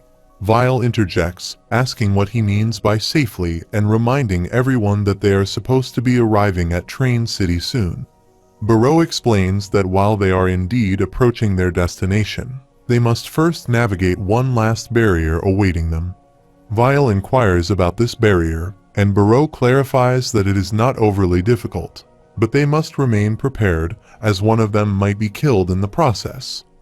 As the train finally arrives at its destination, Kairos announces to all regulars that he appreciates their use of the train, reiterating that they will soon approach the Train City station. Buro exclaims that they have arrived, and everyone quickly disembarks, only to encounter a peculiar elevator. Meanwhile, Novik's team also exits their train and stands before a similar elevator. Zyxia questions what it is, and Novik asks if this is truly the Train City station. Ren observes that it appears to be Train City, but wonders about the nature of the elevator. He notes the numerous buttons labeled entrance, residence, restaurant, stadium, control center, and skyscraper. Zyxia suggests that the stadium must be where the tournament will be held and questions why they made it so obvious. Ran responds that at least this clarity will help them locate the venue easily. Zyxia then wonders what they should do since the tournament is tomorrow. Wouldn't it be better for them to rest at the residence for now? Beta interjects, insisting that they must check if Kasano is present. Zyxia retorts that he is being foolish. If he believes they can capture Kasano that easily, he might be mistaken. She expresses doubt about their chances, even with thorough preparation, and argues that it wouldn't hurt to take another day to prepare. She states her desire to take a hot bath as soon as possible, remarking that women always prioritize such things. Beta, however, contends that it is indeed important, especially when dealing with someone like Kasano, who is a maniac. Zyxia asks him what he means by that. Meanwhile, Novik expresses his desire to visit the restaurant first, as he feels hungry. Dan comments on the peculiar nature of the stadium's location being so openly advertised, questioning whether it seems a bit strange. Novik reflects that the ongoing argument between Beta and Zyxia makes things more convenient for him. He presses the button for the first floor entrance, causing the elevator doors to open. Beta questions whether Novik actually pressed the button. Meanwhile, Vile's team examines the elevator buttons, which include the skyscraper, control center, stadium, and restaurant. Buro asks where they should go first, prompting Hanyul to call for his attention. Hana Yu suggests visiting the skyscraper first, believing they will enjoy a nice view. Barreau retorts, questioning whether she is on a picnic and expressing doubt about his choice of companion.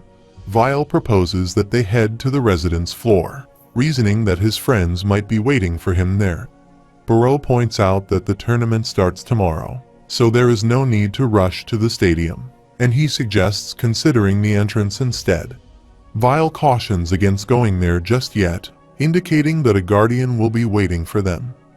When Barreau asks what he means by guardian, Vile confirms that they are indeed formidable. With that, Barreau decides they should meet the rest of his friends before the tournament begins and presses the button for the second-floor residence. As Vile and his team begin to ride the elevator, they notice it is moving slowly. Barreau interjects, explaining that the elevator experiences a delay for each floor, meaning it will take some time to reach the second floor. Haniel expresses concern, noting that Felix's condition seems to be worsening.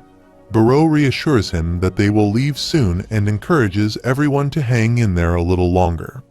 Haniel confirms his understanding, while Barreau asks whether his friends have already arrived at the residence. He muses that they wouldn't have gone to the entrance, would they? Vile responds that he doesn't know for sure, but he believes they wouldn't have taken the wrong path. Barreau questions what he means by that, wondering if one of his friends is acting as a guide. Hana interjects, asking why they should avoid the entrance since it is directly above them. Barreau reiterates his warning, stating that there is a guardian. Vile asks what this guardian is, prompting Barreau to explain that it can be thought of as the protector of the city, likely guarding the entrance until tomorrow. Meanwhile, Team Navik reaches the entrance floor, where they encounter a strange man resembling a humanoid lizard who appears to be guarding an unusual door. Ran inquires about the creature, while Dan comments on its tough demeanor. Xiaxia asks whether the figure is even human, and Beta notes that he looks strong. Novik declares that if a fight is necessary, he will take the lead. Ran challenges this assertion, questioning who gave Novik the authority to make such decisions. Xiaxia interjects, urging them to stop arguing without reason. The gatekeeper overhears their exchange and rises to his feet, prompting Ran to remark on the guard's movement. Novik then asks if the creature desires a confrontation.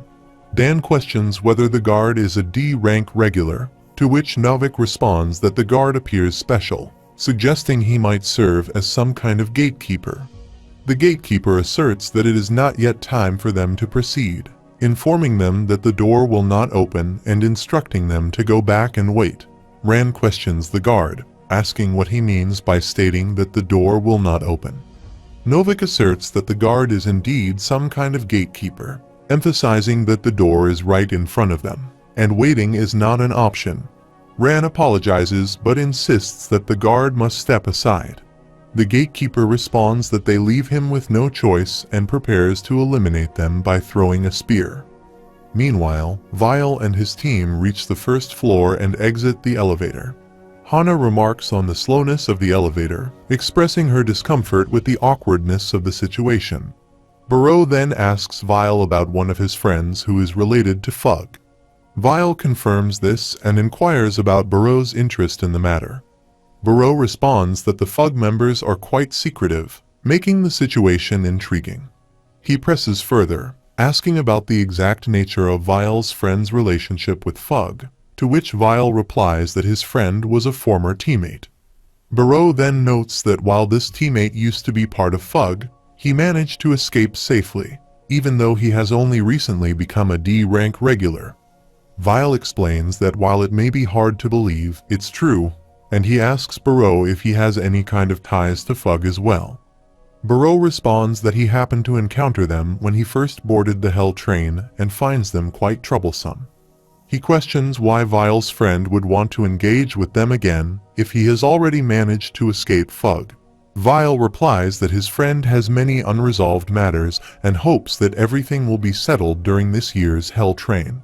Hana then notices that the elevator is finally moving, prompting Haniel to ask if they can now go to the residence and get some much-needed rest. Hana playfully inquires if Haniel is sweating because Felix is heavy, to which he insists that's not the case. She finds his reaction rude and asserts that he has misunderstood the situation. In the midst of this, Vile recalls his flashback with HWA Ryan, where he asks her if she is suggesting that he should gather teammates to join the tournament on the train. HWA Ryan confirms this, reinforcing the importance of building a strong team. Vile insists that his current teammates are sufficient and questions the need to find new ones. HWA Ryan counters that while he has teammates to protect, he lacks those he can sacrifice without hesitation in a fight. She emphasizes that a good number of his teammates are likely to perish this time, advising him to be prepared for the harsh reality of their situation. Meanwhile, back on the entrance floor, the gatekeeper is still poised to attack. Ran anxiously asks what their next move should be, noting that the gatekeeper is preparing to eliminate them for attempting to access something that shouldn't be opened. Dan was irritated and retorted that it was absurd for the gatekeeper to ask them what they should do after he initiated the confrontation. Ran acknowledges this, but expresses concern about the gatekeeper's cold demeanor, clarifying that he only wanted to ensure they understood the gravity of the situation since it was becoming increasingly bothersome. Deciding that enough is enough, Ran states that while he doesn't understand why the gatekeeper is so protective of the door, he is willing to wait for it to open at the appropriate time. However, before that, he intends to move the gatekeeper out of the way. With determination, he prepares to confront the looming threat. The gatekeeper begins firing spear-like beams upon witnessing the event and becomes shocked, thinking it has separated. Dan observes the situation, noting that it is approaching. He remarks that there are so many of them, while Xiaxia responds that she will try to block as many as she can with the lighthouse, and the others must figure out how to handle the rest. Navik, hearing more than 6 bangs, wonders what kind of monster they are dealing with, expressing his frustration with the scoundrel.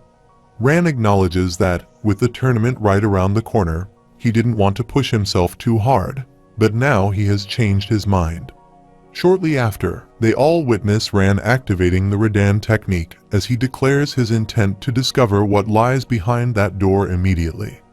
Vile recalls HWA Ryan's words, where she mentions that he has teammates to protect, yet none he can afford to discard during a fight.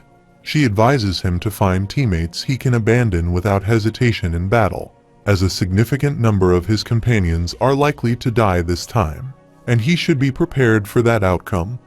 In the present, the elevator beeps upon reaching the 2nd floor, where Karos states that they have arrived at the residence.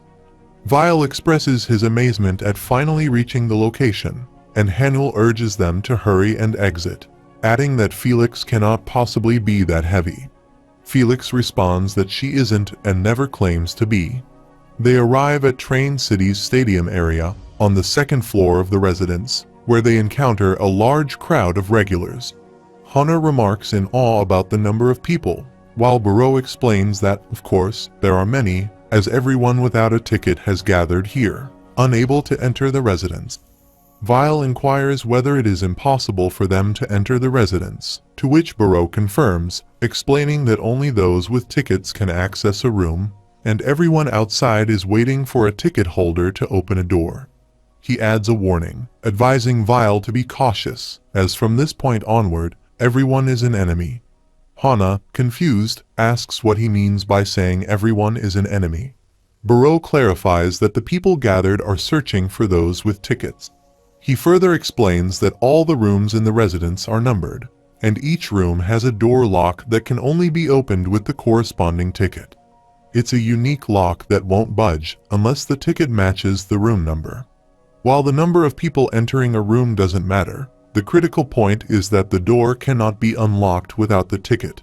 To put it simply, only those possessing tickets will own rooms, and everyone here is waiting for the moment when a ticket holder opens their door.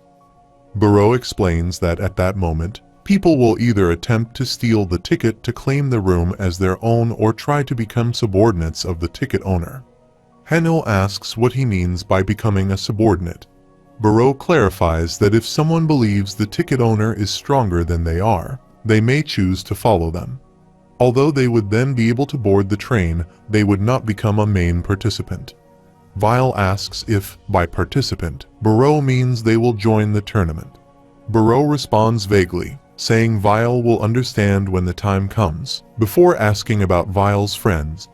Vile replies that he thinks they are already inside the residence when his pocket suddenly delivers a message instructing him to come to room 52.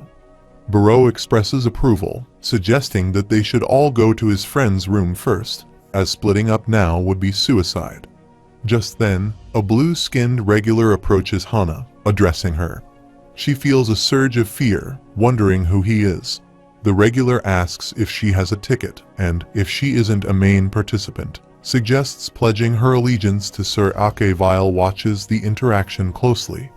The blue-skinned person suggests that if she pledges her allegiance to Sir Ake, he might take her with him to the Hell Train. She asks who Sir Ake is, and Barreau responds that he must be a subordinate of Ake Williams. He then firmly tells him to stop pestering his teammates and leave. He apologizes, realizing it is Barreau, admitting he hadn't noticed him standing there. He expresses regret, adding that since Barreau is participating again, he will see him at the tournament, and wishes Barreau's teammates good luck in reaching their rooms safely. Hanel asks if Barreau knows him, to which Barreau replies that he knows Ake a little. Although he looked intimidating, he mentions seeing them at the tournament, which likely means he is participating as well. Barreau adds that Ake is a particularly greedy guy, advising them to be cautious around him since he is dangerous. Vile suggests they proceed to the room and reminds everyone to be careful. Barreau points out that they've arrived at room 52, where Vile's friends are, and Vile asks what they should do next. Barreau explains that they'll go up, scan their ticket, and either ask Vile's friends to open the door or contact them from outside and tell them to come out. However, before they do that, he warns that they'll need to deal with the people around them first. Meanwhile, Ran continues to battle the gatekeeper while Beta mutters in frustration, complaining that Ran is hogging all the fun for himself. Dan interjects, disagreeing, and Beta asks him what he means by that. Dan explains that Ran is using the lightning pill, indicating that he intends to finish the fight by himself, likely for the sake of the upcoming tournament. He adds that by defeating the gatekeeper alone, Ran is trying to conserve their strength and prevent them from wasting unnecessary energy. Beta, unconvinced, asks if Dan really believes that, to which Dan responds by asking what he means. Beta replies that he just doesn't understand it at all, pointing out Ran's expression. He looks like he's enjoying himself far too much. Beta admits that it does seem fun, but since his real target is Beniamino Casano, he'll leave the small fry to Ran, adding that he doesn't care about what lies beyond the door either. Dan, however, reflects on whether Beta truly feels that way. He considers that Ran is making a significant effort to keep the team together and thinks this is Ran's first real assignment from Agro. Dan suspects that Ran is trying to shoulder all the responsibility on his own and hopes he doesn't push himself too hard. Ran, meanwhile, voices his displeasure at the gatekeeper, turning his back on him, declaring that he's going to make the gatekeeper face him and exhaust all the remaining spears. The gatekeeper, sensing Ran's inexperience, remarks that Ran must be a newbie who has only recently become a D-rank regular, saying he knows nothing. The gatekeeper further claims that it's impossible to open the door now, and there's no need to use the remaining spears. One will suffice. As the gatekeeper hurls an enhanced spear at Ran, Novik urgently shouts for him to dodge. Novik, astonished by the size of the spear, exclaims how massive it is, and Beta finds it unbelievable. Novik repeats his warning to Ran to avoid the attack. In front of room 52, Hanul exclaims in disbelief, while a nearby regular questions what just happened as Vile knocks out several individuals. Everyone is taken aback, realizing that this kid has managed to incapacitate 5 R-rank regulars in an instant, recognizing his exceptional strength. One person mutters in frustration, wondering who this guy is and suggesting they should just run away. Barreau observes the scene, recalling having seen that style of martial arts before.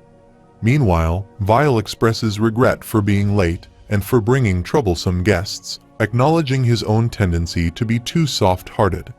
Just then, Rak and HWA Ryan arrive, and Rak greets Vile by saying it has been a long time since they last met, referring to him as Black Turtle.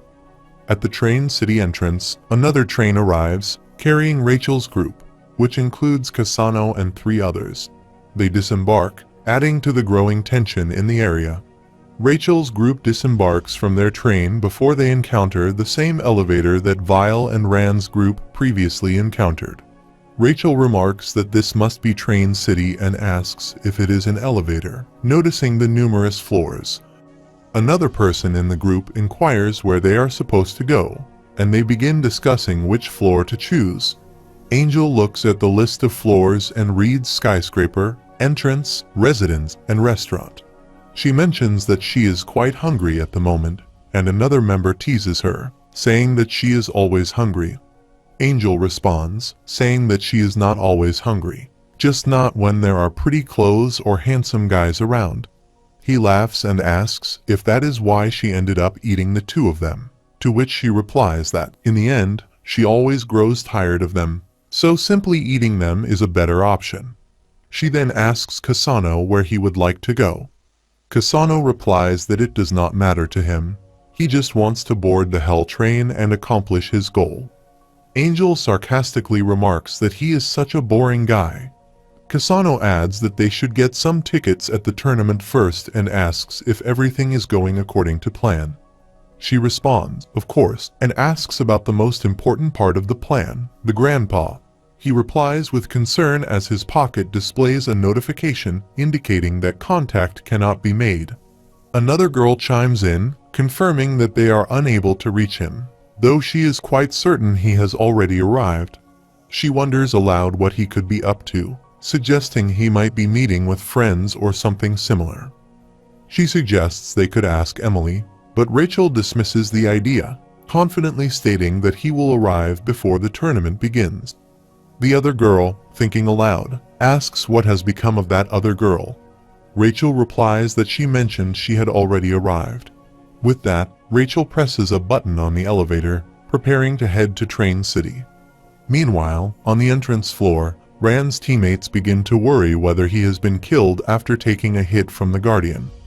Beta, observing, remarks that if he isn't dead, it is an impressive attack. Zyxia calls him an idiot, questioning why he would face the attack instead of dodging it. Beta curses, stating that Rand's pride is going to be his downfall. Navik suddenly interrupts, urging them to look over there, as they spot Rand standing amidst smoky clouds, holding an electric spear as if he had successfully dodged the Guardian's attack. Dan asks if Rand really managed to create that explosion in the clouds and move out of the way in time, while Navik expresses his amazement. Zyxia remarks on how incredible it is. Rand reflects on how much he has grown, determined never to disgracefully turn away again.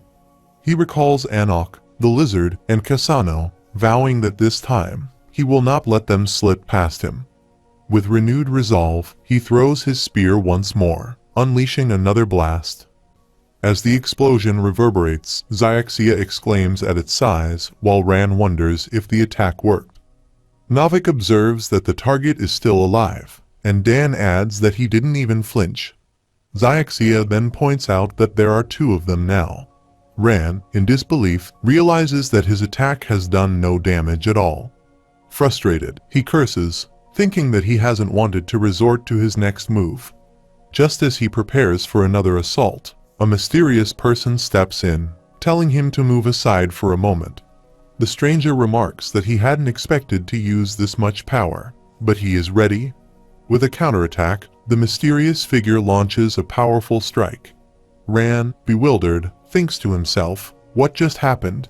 Did he really absorb that? Meanwhile, Novik questions who this person could be.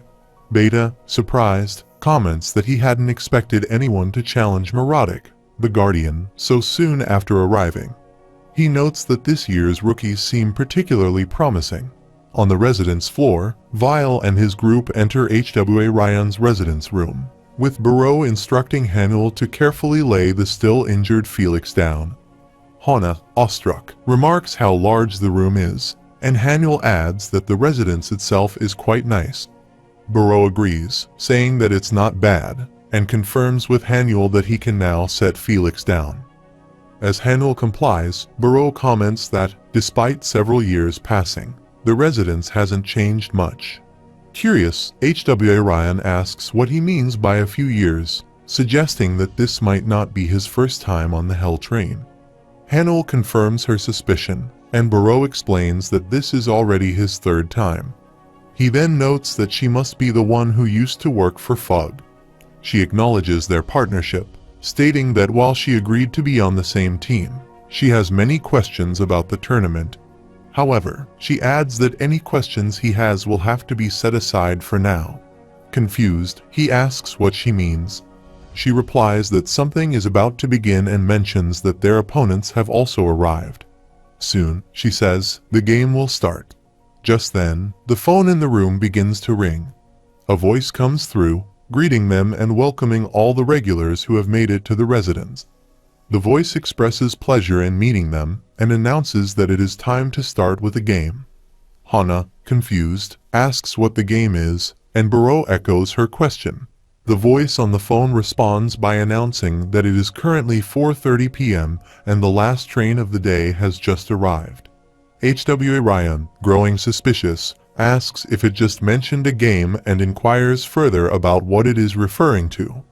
The voice explains that since all of today's guests have gathered, they will begin with a simple game. The rules are straightforward.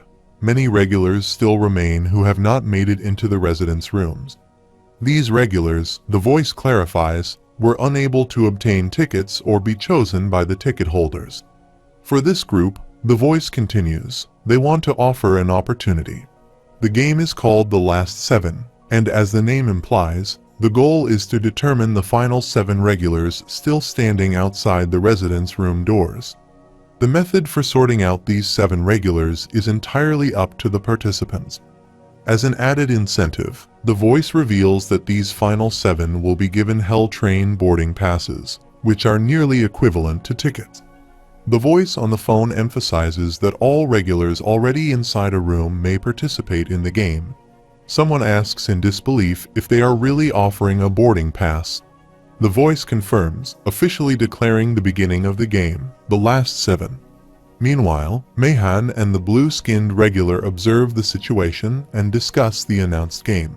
The blue-skinned regular comments on how intriguing the game concept is, and I'm amazed they came up with something so interesting. Mayhan notes that a boarding pass provides a valuable opportunity to earn a ticket while on the Hell Train, which makes the offer highly tempting. The blue-skinned regular adds that since the method for determining the last 7 is open-ended, there are numerous strategies and variables involved in securing a pass. However, he remarks that many will simply choose to fight, as that's the limit of what non-ticket holders can think of. Mayhan agrees, suggesting that it's a result of their large numbers. He adds that regardless of the individual's true capabilities when gathered in a big group, such behavior is inevitable. The blue-skinned person adds that the regulars are merely D-rank amateurs, and amateurs tend to be overly eager about things, which he finds predictable. Mayhan acknowledges this, but points out that it's still a good opportunity for them. If they can recruit the survivors of this type of deathmatch, they'll end up with some exceptional teammates. He agrees, remarking that they have a good chance to bring back promising news to Sir Ake. He recognizes this as a valuable opportunity. Internally, he reflects on the one he most wants to scout, the boy who had been with Buro earlier. At first, he nearly overlooked him because of his innocent-looking face, but following him had been a smart move. The boy, he realizes, is the strongest among the regulars who recently leveled up from E rank. He wonders how Buro managed to find such a powerful kid. As they discuss, Ha-Yura enters the residence. Mayhan takes note and remarks with surprise that this person seems impressive. The blue-skinned person, however, disagrees, dismissing Ha-Yura as too clumsy. Instead, he points out that the one wielding a sword looks more promising. Back in HWA Ryan's room, Vile's group watches the fighting unfold on the TV. Buro, bewildered, asks what is happening in the world, calling it a nasty game. He wonders who the captain of the Hell Train is this year and, looking at HWA Ryan, demands to know how she knew the game would start soon.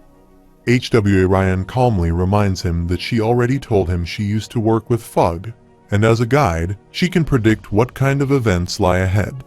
Confused, Burrow presses further, asking what she means by being a guide. She explains that the purpose of this game is to eliminate as many regulars as possible.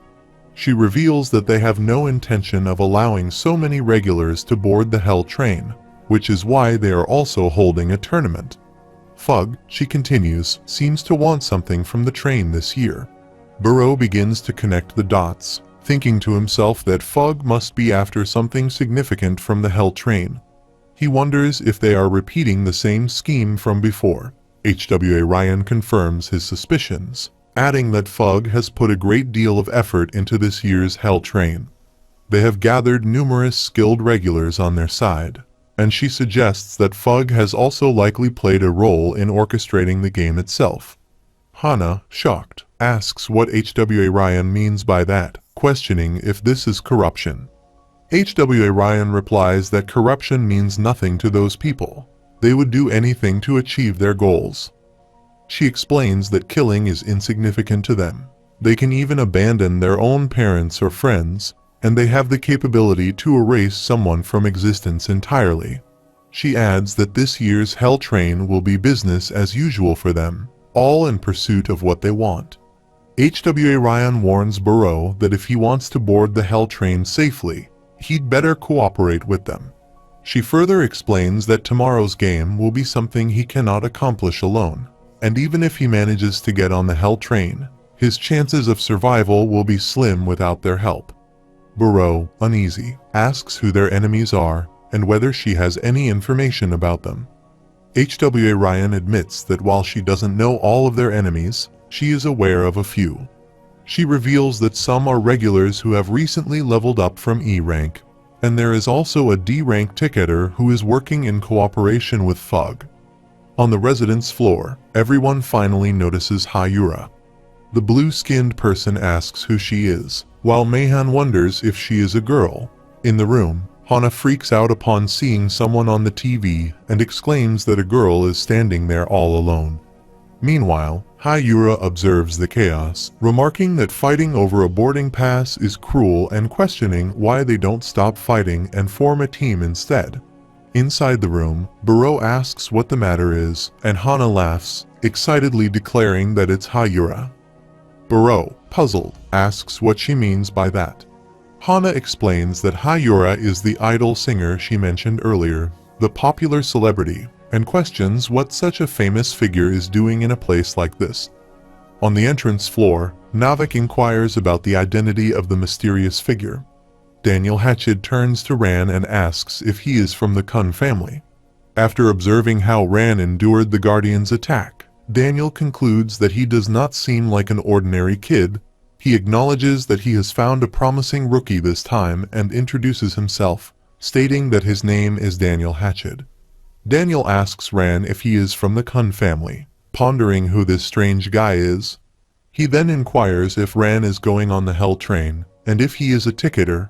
Ran responds affirmatively, questioning why Daniel is asking. Daniel brushes it off, saying he is just happy to meet him since he is also a ticketer. He remarks that it's impressive that Ran fought against the Neurotic Guardian as soon as he arrived, noting that most newcomers tend to run away upon encountering him. Curious, Ran asks who Neurotic is. Daniel explains that Neurotic is the name of the Guardian, which serves as a system protecting the Hell Train. He describes a Guardian as an administrator who prevents regulars from stepping out of line, specifically mentioning that Neurotic possesses illusion skills. Daniel informs Ran that Neurotic is currently guarding the entrance, and for now, no attacks will affect him. Ran inquires further about this statement, and Daniel clarifies that Neurotic will disappear when the entrance opens tomorrow. Therefore, no matter what Ran attempts today, he cannot defeat Neurotic. He can challenge him later if he wishes. Ran contemplates this, and Daniel adds that Neurotic will not attack unless provoked. He suggests that Ran should stop what he is doing and head to the residence, as it seems they are about to start some interesting game. He asks, by the way, if he will participate in the tournament tomorrow. When Ran asks yes, why he is asking. Daniel is eating something and says what an interesting situation because he will be participating in that tournament tomorrow as well.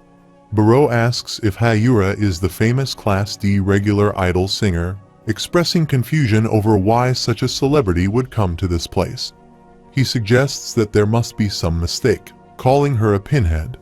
Vile interjects, affirming that Baro is correct. It is indeed her, and he adds that Hana's full name is Hanayu. Hana, bewildered, wonders why Hayura is here, insisting that she should be busy preparing for her concert. Meanwhile, one of the regulars steps forward and asks Hayura what she means by suggesting that they all team up with her. Mahan chimes in, acknowledging that if she is indeed Hayura, the genius idol from the Ha family, she should be focused on her concert preparations. He questions what she is doing here. Hayura responds that she has quit being an idol, leaving Mayhem stunned as he asks what she means by that. She clarifies that her decision to quit is so she can get on the Hell train. Inside the room, everyone is shocked to hear this revelation, and Hana, visibly concerned, asks why Hayura decided to quit her career as an idol. Meanwhile, Mayhem asks if Hayura quit to secure her spot on the Hell train. She confirms this, stating that something she truly desires is on that train, prompting her to abandon everything in pursuit of it. She explains that this concert was her means of getting on the train and that it will likely be her last performance as an idol singer, as she believes that if there is something she desires, she must have it in her grasp. Mayhem raises a concern, questioning how they can all be on the same team when only 7 boarding passes are being issued in this game. She responds that it is simple. She already possesses 2 tickets. When Mayhem expresses disbelief that she has not 1 but 2 tickets, she explains that with these 2 tickets, she can allow the rest of them to enter, leaving just 7 outside to compete for the remaining boarding passes. She asks how that sounds and whether Mayhem would like to team up with her, suggesting that this offer is quite tempting. He considers it, acknowledging that more fights may not benefit them much, and notes that the number of remaining regulars is just right, calling her a disruptor. The blue-skinned regular agrees, stating that they will proceed with the plan. He contemplates Hayura, sensing that her vibe somehow resembles that of Sir Aka Hayura, then asks if they are ready to go. Inside the room, Hana exclaims that it was incredible how easily she managed to convince everyone to join her side, winning over those men with just a few words. She expresses her amazement at the prospect of getting on the same train as Hayura, marveling at how different she is. Baro interjects, questioning why Hana is so excited. He reminds her that they now have 1 more enemy. Hana counters, asking what he means by enemy, arguing that Hayura could become their friend later on. Baro scoffs at this notion, insisting that there are no friends on the Hell train. He questions whether Hana truly understands why the others agreed to team up with Hayura. He contemplates that the final 7 have been decided now that the regulars accepted the offer, indicating that the game is over and they can move on to the next stage. Hayura remarks that, regardless, the game has concluded, and it was not a significant event after all. Baro replies that there will be no more surprises until tomorrow, to which HWA Ryan agrees. Baro then inquires if they can discuss the relationship between her and Fug. She responds that he can proceed as he wishes. Vile, deciding to leave, states that he will be inside and walks out. Baro observes him, commenting on how unfriendly he is and questioning whether he is always like that. Rack asks who Vile is, speculating whether he is a new turtle that the Black Turtle has brought. He adds that Vile has not always been unfriendly. Rack recalls that he once believed Vile had returned to his former self, but since returning from his little trip, he has reverted to his previous demeanor. Baro expresses curiosity about what Vile might be thinking and mentions that he heard he was going to see a friend or something. HWA Ryan inquires if Baro mentioned knowing some things about Fug. Barreau responds that he knows a little bit about them, having had an encounter with them. He explains that he met them on the Hell train and believes he understands what they are searching for. Meanwhile, on the entrance floor of Train City, Ran asks Daniel if he is also competing in the tournament tomorrow. Ran expresses indifference, stating that he does not care whether Daniel is part of it or not. Daniel retorts, urging Ran not to be so mean, as he should care. If he competes, the other kids will have no chance of obtaining those tickets. Ran asks what Daniel is talking about, and Daniel clarifies that it is exactly what he stated. He notes that they will find out when the tournament begins. Daniel emphasizes that the other kids stand no chance of getting their hands on those tickets before him, asserting that there is zero chance of them boarding the Hell train. Dan questions what Daniel is saying, and Ran expresses disbelief, stating that he hears nothing but nonsense, and that there is no need to wait until tomorrow to determine who the real boss is. Daniel responds that there is no need to rush, as the game has not even started yet. Ran wonders how Daniel managed to get so close, noting his immense speed as Daniel suddenly appears in front of him, shocking everyone around them. Daniel remarks that he does not want to spoil such a delicious plate just yet, suggesting that they give it some time before he feasts upon him. He adds that he will see Ran at the stadium and that he will eagerly wait for him.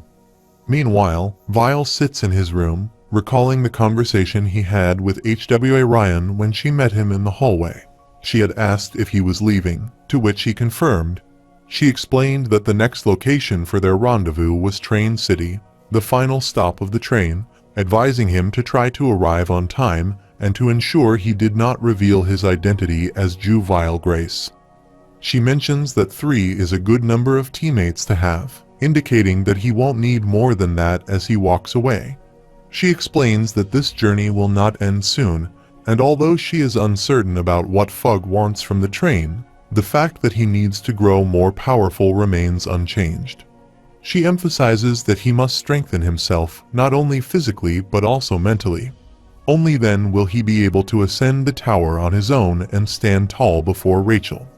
He notices the many martial arts certificates he has achieved, and shortly after, a text arrives from Emily for all regulars, instructing them to gather at the stadium the next day at 2 p.m. for the beginning of the tournament. Angel sees her phone light up and remarks that it's on. HWA Ryan asks what is happening as the elevator opens. Vile looks at the notification and states that the tournament starts tomorrow at 2 p.m. Barreau confirms that the tournament is set to start tomorrow at 2 p.m., prompting Haniel to ask for clarification. Barreau reassures him that it indeed begins at that time. HWA Ryan then inquires whether Barreau's claim about encountering Fug on the Hell train is true. Barreau affirms this, recalling that it was during his first journey on the Hell train when he boarded the same train as the Slayer nominee for Fug. Curious, HWA Ryan asks for the name of the Slayer nominee, but Barreau admits that he doesn't know, as the individual always kept to himself. He shares that he had some harrowing experiences because of this person, who had boarded the Hell train several hundred years ago and left something behind. Barreau speculates that if Fug is searching for that item, this year's Hell train could be far more dangerous than they had anticipated. Bomb's pocket starts beeping, indicating a new message. He checks it and sees that Kun has sent him a message, stating that he thinks he will arrive by tomorrow night and will see him then. Just then, HWA Ryan arrives at the door, knocking and calling for Bomb. He asks why she is there, and she informs him that the time for the tournament has been set. She also mentioned that she had something important to discuss and asked him to come out for a moment. Meanwhile, Rack turns to Barreau and asks if he has encountered Fug on the train before. Barreau confirms that while it isn't certain, it seems he met someone who referred to himself as the Slayer nominee.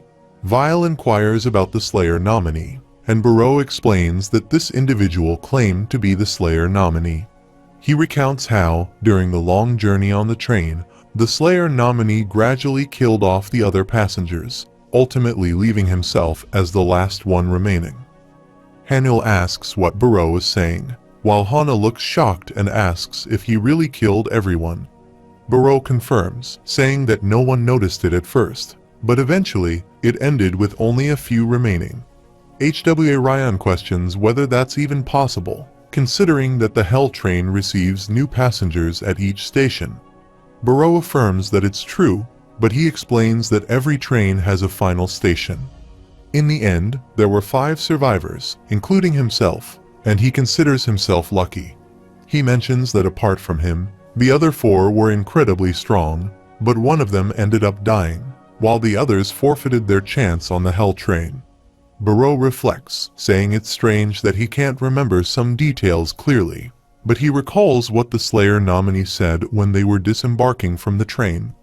The nominee had declared that one day he would return and that he would remain hidden on the train until that time, stating that this path would become the road of revolution. HWA Ryan then asks if Buro thinks Fug is trying to find that hidden item. Buro replies that he isn't completely certain, but there's a high chance that this is indeed the case. Buro says he has a personal reason for wanting to discover what that hidden item is. He doesn't know exactly what it is, but he feels compelled to find it for the sake of his friends who perished. HWA Ryan replies, remarking that the former Slayer nominee's hidden item does sound suspicious.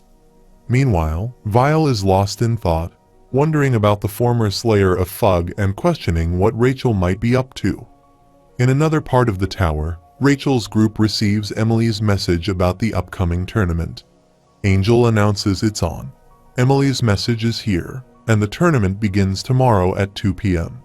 She adds that it's finally starting and wonders aloud if things will now get more interesting.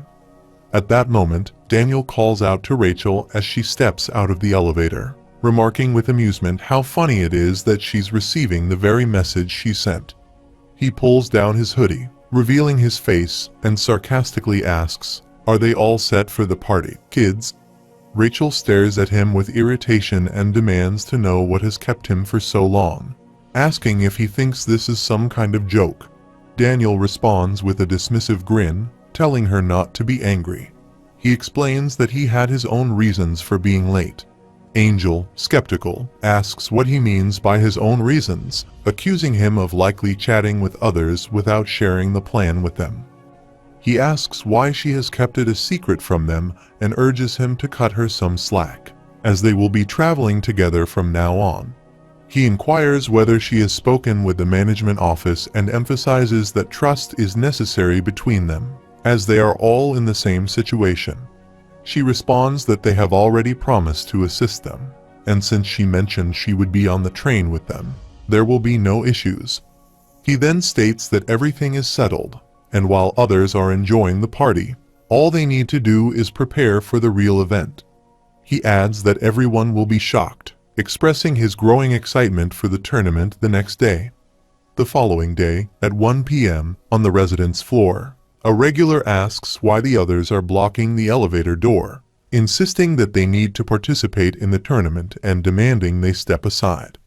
However, Hayura's ally apologizes, explaining that he cannot move until the tournament has finished, and requests that they wait until then.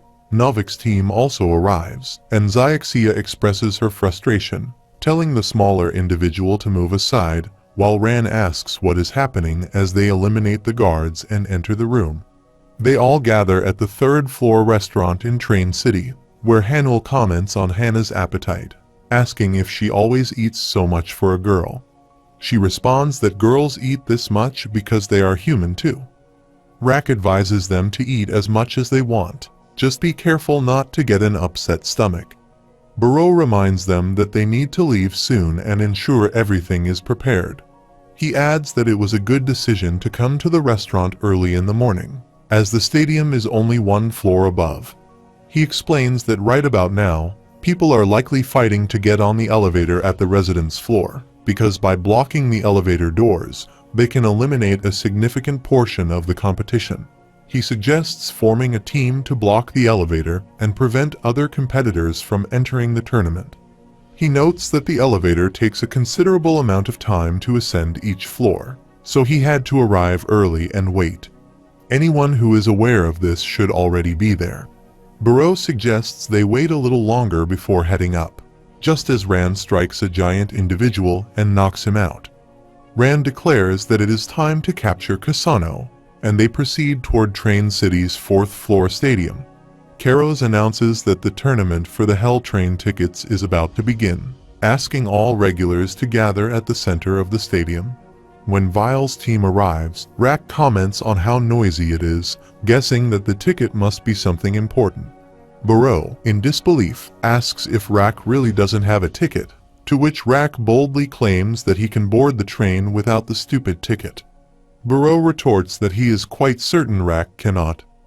Rack, surprised, asks if that is true, and Barreau responds with frustration, questioning if he is foolish. Karos announces to all the regulars that, in order to participate in the tournament, at least one member of each team must possess a ticket. The winning team will be rewarded with boarding passes for the Hell Train. She explains that each team will consist of 5 members, and for those without a team, participants will be randomly assigned to one. As the bell tolls, she declares that it is now 2 p.m. and, based on the data of the regulars present, the match list will be generated. Moments later, the match list is revealed. Team Vile will face Team Yura, while Team Ran will go up against Team Ake with the match lists now visible to everyone. Hana-yu can hardly contain her excitement at the prospect of facing Ha-Yura in the first round. She feels incredibly lucky, marveling at the idea of seeing a celebrity face to face. Barreau, however, expresses his frustration, cursing under his breath. He doesn't like this situation at all, especially knowing that Ha-Yura is from the Ha family. Vile, meanwhile, notices Rand's name on the tournament list and realizes that his teammate will also be competing. Elsewhere, Rand glances at the lists and wonders aloud who Aka might be. Beta replies that he isn't sure either, but doesn't think Kasano would be part of that team. Rand mutters in frustration about having to deal with weaker opponents first, still annoyed by their barely making it in time due to previous delays. Beta, lost in thought, muses about the name of the complete one and wonders aloud if it could be the same person. Beta then adds that if he can only fight him again when he's in perfect condition, it would be ideal. Rack, remaining focused, reminds them that their goal isn't that opponent this time and warns them not to stray from their initial objective. Ran insists that they must find the team Kasano is in at all costs, stating that he doesn't care what happens to the others. Novik asks what they should do once they locate him and whether they'll have to wait until they face him in the tournament. Ran replies that if nothing goes wrong, they'll have to wait, but they won't hesitate to give up their tickets and strike if necessary. Xiaxia interrupts, recalling the name Yura and mentioning they heard it earlier on the platform.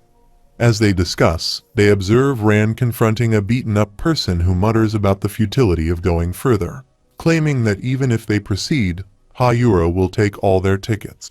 He claims to have seen her true identity when he followed her to the residence. Ran, intrigued, asks him what he means by that. Xiaxia comments on Ha-Yura's reputation, noting that she is a D-class regular and an idol of the prestigious Ha family. While acknowledging that Yura must be strong due to her family background, Xiaxia admits there's nothing particularly remarkable about her aside from her swift promotion to D-class and her career as a performer. Novik remarks on the irony of a member of the prestigious Ha family becoming a singer, calling it a strange world. Ran, however, dismisses the surprise, noting that Yura likely has her reasons and that it's her life to live as she sees fit. Still, Ran can't help but think about how much stronger Vile might have become, and he hopes that Yura, with her Ha family background, will add some excitement to the tournament. Shifting his focus, he tells his team they should start looking for this Aka person. As they move forward, the guide announces the tournament rules, explaining that only the currently registered teams will be allowed to participate. He goes on to explain that each match will feature different game events, and for a team to enter a match, they must deposit one ticket. Furthermore, once a match begins, additional participants from the same team can join by depositing another ticket, with the rule being one person per ticket. The guide concludes by stating that if a team runs out of tickets, they will lose, and all deposited tickets will be awarded to the winning team after each match. The guide explains that, in other words, the more tickets a team possesses, the greater their advantage becomes, as it allows for an increased number of participants. However, this also introduces more risk, as losing in battle could result in the forfeiture of additional tickets. He continues by stating that the final victor of the tournament will receive a boarding pass of high value, which guarantees access to the front sector of the Hell train. With that clarified, he announces that the tournament will commence in 10 minutes and instructs the regulars to enter their waiting rooms and take some time to rest in preparation for the event. Barreau expresses his discontent with the situation, voicing concerns that they could lose all their tickets, especially since their first opponent belongs to one of the 10 great families. Haniel suggests that it might be wiser to withdraw and wait for another opportunity, urging that they should simply aim to board the train. Barreau counters, reminding him that if they fail to secure a victory here, there will be no Hell train at all. Rack asserts that there is no reason to fear the great families, referring to them as nothing more than pathetic turtles. He claims to know one individual from the 10 great families, describing him as merely blue and useless. While Barreau wishes that were the case, he cannot shake the feeling of unease that lingers within him. Meanwhile, Hayura observes that there is a significant disparity in the number of tickets, marking an unfavorable beginning. However, she concludes that this situation may actually work in their favor, as they have the opportunity to acquire many tickets and express confidence that they will not lose. She confidently states that with her on the team, victory is assured. The scene shifts to the waiting room, where HWA Ryan notes that the opposing teams seem to be concealing their identities, as anticipated. She acknowledges uncertainty regarding the whereabouts of Fug, but emphasizes that winning the tournament remains the top priority. Barreau agrees, indicating that Team X appears the most suspicious. However, he adds that Fug's presence could extend to other teams as well, possibly infiltrating multiple groups. Therefore, they must focus on the objective of winning for the time being. HWA Ryan explains the tournament rules as he has understood them, noting that the more tickets a team possesses, the more participants they can deploy into the tournament. However, he adds that in the event of defeat, they will lose more tickets. While they currently hold more tickets than the other teams, which suggests an advantage, he cautions that this assumption may not be entirely accurate, as they are essentially sacrificing 2 tickets. Haniel questions what he means by throwing away tickets, perceiving it as unkind. He points out that he is also a D-class regular. Hana interjects, clarifying that she did not specifically refer to the 2 of them, though she acknowledges the validity of that observation. HWA Ryan emphasizes that the key objective of this tournament is to efficiently use the fewest number of tickets necessary to secure victory. He asserts that if one participant can achieve consecutive victories, the team can win regardless of how many tickets the opposing team holds. Hana responds, arguing that if they ultimately win by utilizing the number of tickets they possess, they will be awarded all the tickets. Therefore, she questions how this strategy could be seen as disadvantageous for them. HWA Ryan acknowledges that they are indeed at an advantage, but emphasizes that this is contingent upon the types of games they will encounter. If the games require only a small number of participants to achieve victory consecutively, their team's advantage may only be temporary. She stresses that it is crucial for their team to remain vigilant regarding Hayura, as the outcome of this match will largely depend on her strength. 10 minutes later, the guide announces that the waiting period is over and instructs all teams to bring their tickets and assemble at the center of the stadium. As they arrive, Hana remarks on Hayura's small head, causing Haniel to feel nervous. The guide then announces that all team leaders should approach the table with their tickets. Hayura looks at Vile and greets him, stating that it is nice to meet him, Vile Grace, while he wonders how she knows his name. The guide subsequently announces that the tournament is about to commence, revealing that the game for this match is called the Crazy Yellow Ball, as they observe the ball floating in the air. Hana questions whether the floating object is indeed a yellow ball or a monster, while Hanuel considers it to be suspicious. Another regular remark is that it appears fun, suggesting it is perfectly suited for fools like them. The guide then announces that the rules of the game will be explained, urging all participating regulars to listen carefully to avoid any disadvantages. Vile contemplates who the girl is, noting that she addressed him as Vile and wondering how she knows his name. The guide proceeds to explain the rules of Crazy Yellow Ball, indicating that the Shinsu stage appearing behind them will serve as the field for the game. Baro is puzzled, asking what the field and goal are for the game they are about to play, while Rak comments that it looks tasty, likening its color to that of a banana. The guide clarifies that the rules of the game are quite simple. If a player who possesses the ball successfully runs to the opponent's goal post, that player's team wins the game. The guide continues, explaining that when the game begins, a whistle will signal the jump ball, determining which team gains possession of the ball. The team that secures the ball can then advance toward the opposing team's goalpost. However, the advancing team is limited to moving only 2 spaces in a single turn.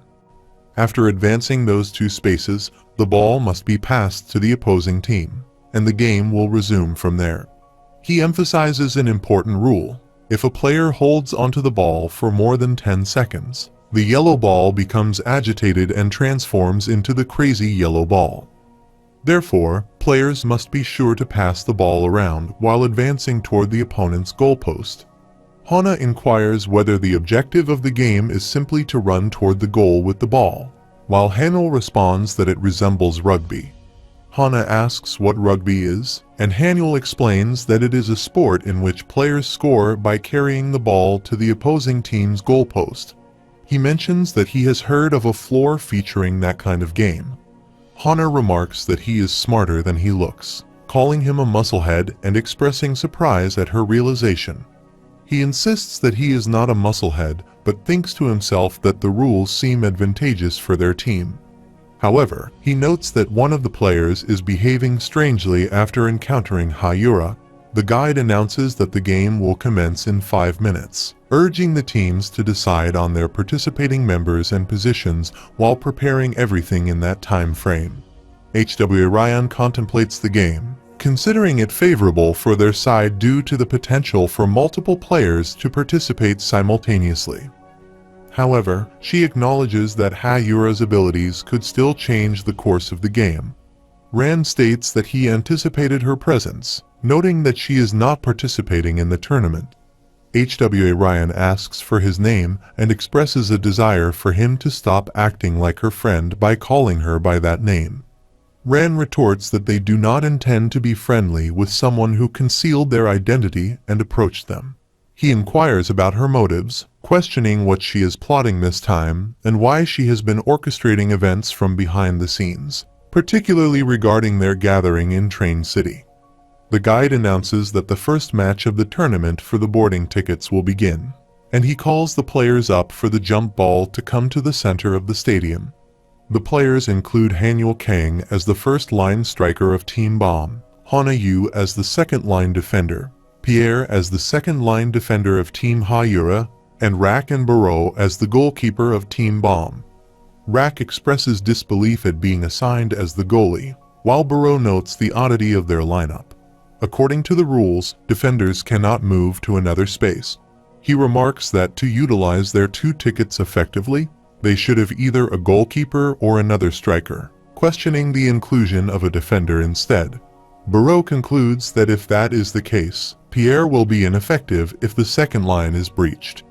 Given that they only have 2 tickets, Hayura will need to manage both attacking and defending responsibilities simultaneously. Baro wonders what kind of plot that woman has in mind when the guide announces the game will begin with a tip-off jump ball, and Bomb quickly retrieves it. Rak exclaims with excitement, noting that Bomb has secured the ball, while Baro questions why Yura is not moving. Bomb calls for Hanuel, who runs toward him, and Bomb passes the ball to him. As Pierre prepares to intercept Hanuel, Bomb instructs him to pass the ball back, which Hanuel promptly does, saying he anticipated that move. With the ball back in his possession, Bomb freezes Pierre in place, deftly sidestepping him before dropping the ball. Pierre is left baffled, wondering who that guy really is. The guide announces that Team Bomb has advanced 2 spaces, allowing Hayura's team to gain possession for their next turn to attack. Burrow comments on the kids' ability to control the reverse flow, confident that they will win this match. The guide then states that it is now Team Hayura's turn to go on the offensive. Meanwhile, Ran observes that Bomb remains as formidable as ever, noting that few can effectively block his reverse flow control. He expresses concern that they will not have a defender for the next turn, predicting that this match will end without any excitement. In response, Hayura commends him for his bravery, remarking that it is just what she expects from a former Slayer nominee. She implies that he appears quite useful, and that she would even consider taking him with her on the Hell train, though she insists that all the tickets will belong to her. Vile interjects, questioning how she knows this. Hayura replies that Rachel informed her, prompting Vile to turn sharply toward her and ask what Rachel told her. Hayura confirms this, leading Vile to conclude that she must be aligned with Fug. He insists that this cannot be true, but Hayura affirms that a couple of years ago, she and Rachel became friends. Hana interjects, expressing disbelief that Hayura, a member of one of the 10 great families, would ever associate with Rachel.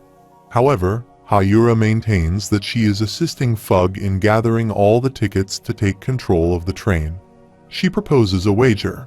If he can block her attack in the next turn, she will give him her ticket and also reveal Rachel's location. The guide announces that this turn concludes with Team Bomb advancing 2 spaces and instructs Team Bomb to pass the ball to Team Yura's striker. Meanwhile, Novik, HWA Ryan, and Ran discuss Bomb's clear route to victory. Novik observes that, as expected, the team with more tickets holds the advantage. Ran acknowledges this, stating that it is better to have more chips when gambling. He notes that even if Hayura's attack succeeds in the next turn, they only have 10 seconds until the ball enters its crazy mode. Furthermore, aside from Hayura, that team possesses no other strikers, meaning they will likely only advance 1 space at most.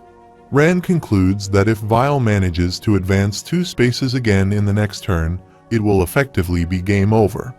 Just then, Dan calls out to Ran, claiming he believes he has located Aka Williams. Ran inquires about his appearance, and Dan replies that he does not know much about him, except that he is enormous. Ran confirms that Dan is indeed huge, and Dan emphasizes that he is gigantic, seemingly carrying numerous items with him. He adds that Aka does not appear ordinary, cautioning that they should not underestimate him.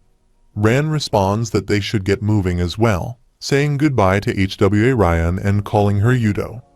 HWA Ryan internally notes that she has told him her name is not Yudo and suspects that some kind of misunderstanding has occurred. Meanwhile, Team Royal engages in combat with Team Burrow. A wave controller named Royal Park comments on controlling the reverse flow, referring to the troublesome E-Class kid, while Fisherman Juglum Goat mentions that they will likely encounter him on the train. D. Fluke, the spear bearer of Team Burrow, urges his teammates to wake up, declaring that an extraordinary wave controller has appeared. Amidst the chaos, Burrow expresses his confusion, questioning why one of their opponents looks so grim. Meanwhile, Vile reflects on whether Hayura truly mentioned Rachel and wonders if she is actually here. Vile demands to know if it is true that Hayura knows where Rachel is, questioning what she is plotting with Fug. He shouts for her to tell him. Hayura calmly suggests that he should focus on the tournament for now. If he loses, he won't be able to do anything, including the chance to board the train with her. She reveals that about a year ago, she met Rachel through Emily, and they discovered that they had known each other for quite some time. Hayura explains that Rachel had an interesting device capable of taking in questions and providing answers, which could be used to gain trust, but also to deceive. She shares that Emily, who had been her only friend, was someone she deeply valued. Once she realized what she truly wanted, She asked Emily for guidance, and Emily provided her with an answer. Hayura emphasizes that if Vile wants to be with Rachel, he should get on the hell train with her. That was why she invited him. She left everything behind to help Rachel in her endeavors. Hayura asserts that if Vile is planning to stop her from boarding the train with Rachel, she has no choice but to stop him. As Hana calls out to her, Hayura seizes the ball and proposes a bet. If Vile can block her attack, she will surrender her ticket and reveal Rachel's location. However, if he fails, he must give her one of his tickets right now. Haniel expresses disbelief at her proposal, claiming it's ridiculous and that such a rule doesn't exist in the tournament. Barreau is equally confused, questioning what they are talking about. Hayura, unfazed, asks Vile what they should do next. Vile replies that she shouldn't accept the bet, explaining that if they lose, the opposing team will gain more members. Despite this, Hayura asks if he accepts her challenge, and Vile confidently affirms that he will. Haniel is incredulous, demanding to know if Vile is really going to accept such a ridiculous wager. As Vile walks away with Hayura, Hana calls out to her again, but Vile reassures Haniel that it's okay, stating that nothing will matter if he wins. As the next turn begins, the guide instructs the strikers and defenders from each team to take their positions, signaling the start of the game. Hayura dashes towards Vile, the yellow ball firmly in her hand. HWA Ryan observes, questioning her impulsive strategy, while Barreau mutters that it will be futile. Vile focused on his task and thought that all he needed to do was stop her as soon as she came within reach.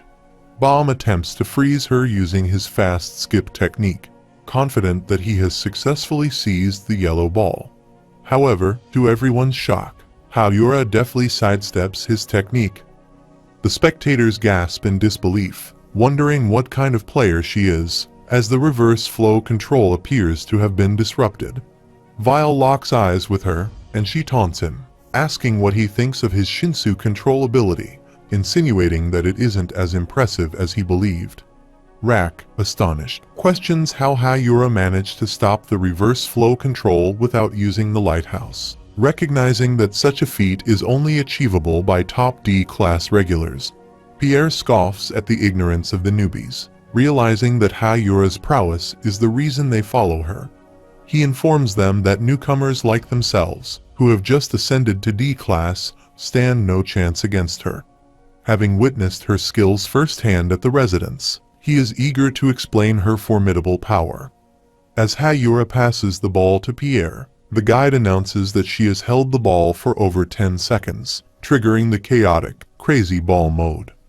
Hayura, with a dismissive smirk, tells Pierre that he talks too much and that he isn't the right man for her. The guide then warns that the crazy yellow ball mode has been initiated, unleashing a tremendous burst of energy that obliterates Pierre in an instant. Spectators gasp in shock, and one onlooker remarks that this is what the crazy mode entails, illustrating the overwhelming power that Hayura commands. Haniel anxiously checks on Pierre, who has just been eliminated, while Rack expresses disbelief at Hayura's terrifying power, referring to her as a scary turtle. With a confident demeanor, Hayura announces that her team now has 3 tickets, having just lost a member, and they can bring in 2 more defenders. She proposes another bet with the same terms. If Vile successfully attacks, she will surrender a ticket and reveal Rachel's whereabouts. However, if he fails, one of their tickets will belong to her team once again. Haniel urgently protests against accepting the bet, warning Vile that it's a bad deal for them. He insists that if they continue with the match without taking the bait, victory is assured.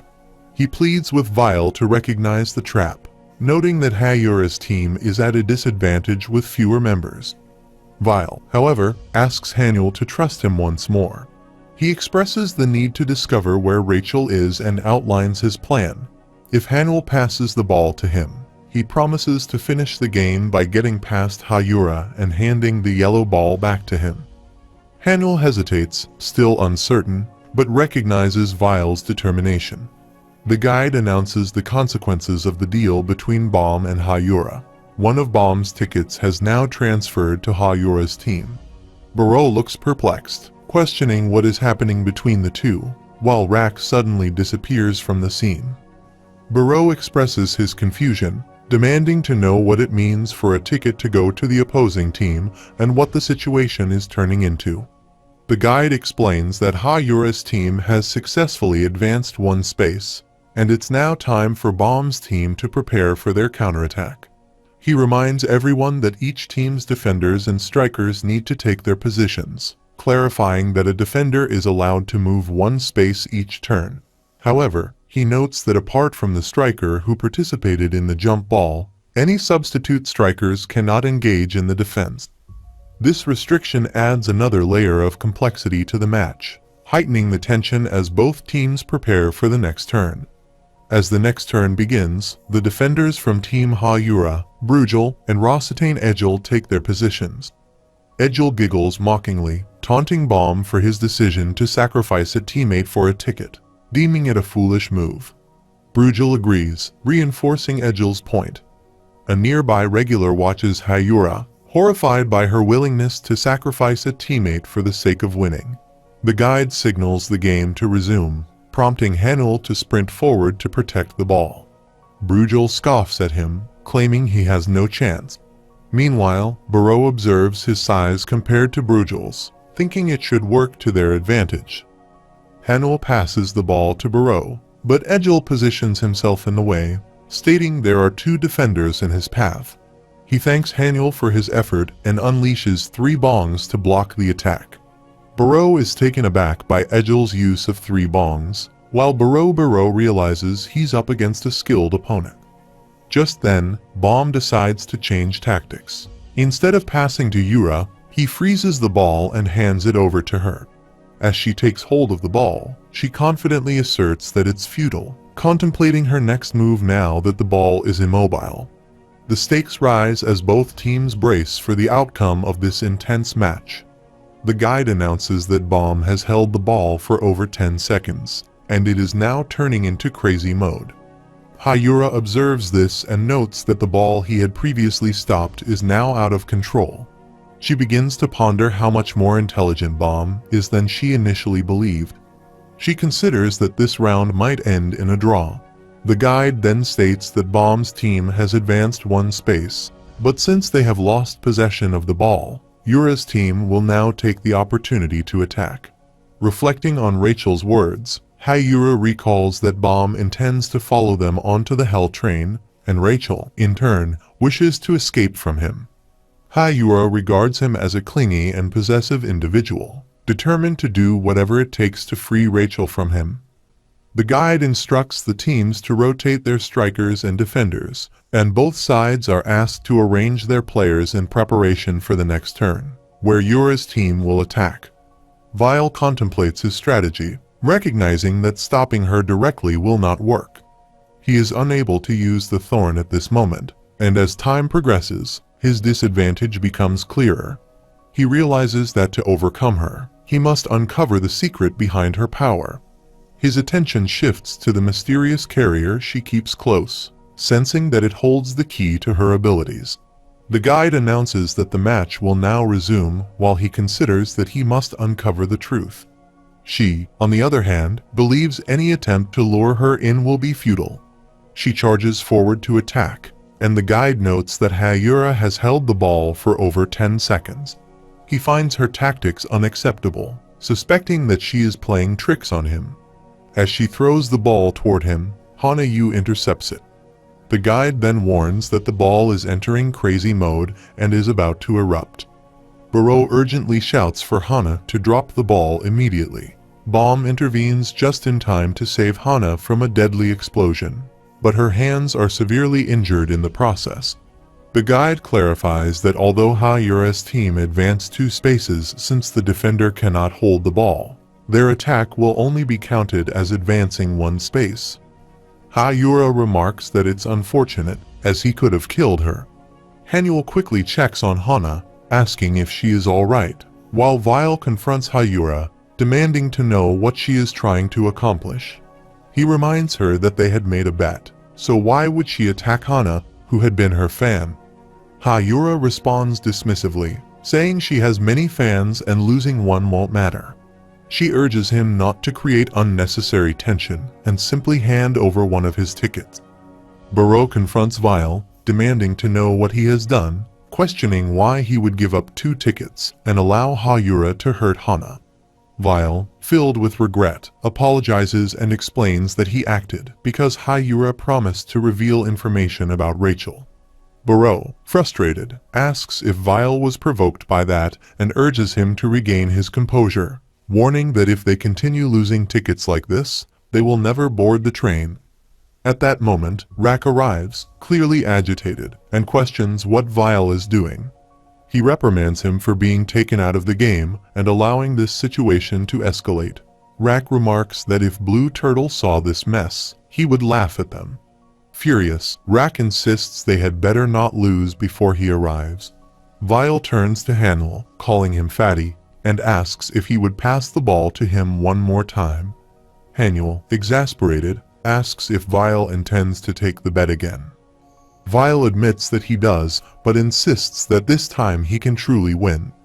Hanul, growing impatient, asks when Vile will finally be satisfied. Vile pleads with him, saying they will win and begging Hanul to trust him. He promises that no matter what, he will get past Hayura. Hanul mutters that it's easier said than done while Vile, focused and determined, contemplates. He is certain that Hayura is hiding something, and that's why she attacked Hana.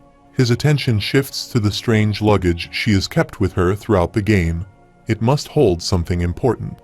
As he stares at it, he resolves to go for the bag. Guide announces that positions will be switched, instructing the regulars to get ready. As the game resumes, Vile focuses on his plan. Edgel throws the ball toward Hanul, urging him to hold on to it for as long as possible, while Brugel taunts him, saying he stands no chance. Hanul curses under his breath, wondering how he ended up in this game. However, he can't forgive Hayura for what she's done, and he knows if he holds the ball for 10 seconds, they will both explode. That was the plan, a feint followed by an attack to knock him out. Frustrated, Hanul declares that he is a walking bomb, and Edgel, realizing the situation, mutters that Hanul must be out of his mind. Hayura quickly kicks Edgel out of the way, instructing him not to back down while Vile charges toward her. She attempts to flee, but he is right on her heels. Guide announces that Hanul has held the ball for over 10 seconds, and it is entering crazy mode. In a desperate move, Hanul tosses the ball to Bomb. The moment Bomb catches it, the ball's explosion effect activates, allowing him to blow Hayura's luggage away and freeze her in place with his abilities.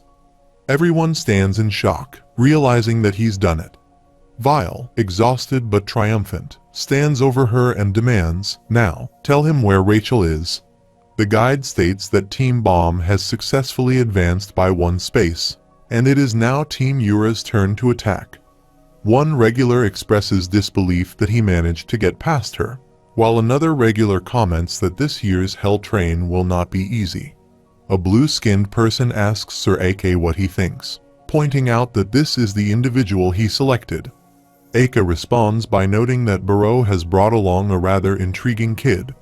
HWA Ryan observes that although he briefly borrowed power from Thorn to defeat her, Bomb still has a long way to go, which she finds pathetic. Meanwhile, the guide reiterates that Team Bomb has advanced 1 space, and it is now back to Team Yura's turn to attack.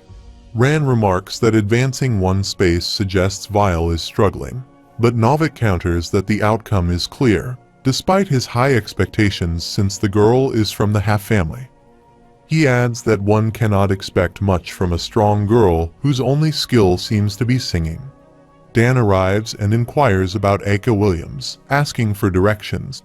Ran, upon seeing Aka, comments that although he heard Aka was big, he did not expect him to be so enormous, which he finds incredibly irritating. He responds affirmatively, questioning what their next move should be, and Ran replies that there is no reason to hesitate before their match. He suggests they proceed and greet Aka. Meanwhile, Baro asks Pompidou for his thoughts on the earlier match, pointing out that she had been doing well until the last moment and wondering what went wrong. Pompidou replies that, in his view, the boy blowing away the bag at the final moment was the critical point. Biro asks what the bag is, and Pompidou explains that, yes, when the bag was blown away, her defenses crumbled. It seems that without the bag, she lost her Shinsu resistance, which had been crucial for blocking the reverse flow control. Biro then comments that the bag must have amplified her Shinsu resistance.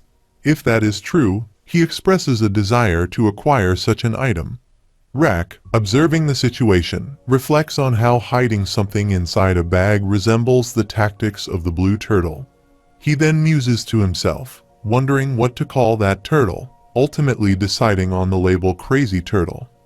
At the same time, Vile demands to know where Rachel is, but Hayura responds, saying no, that he had already said no, he needs it. He cannot live without it.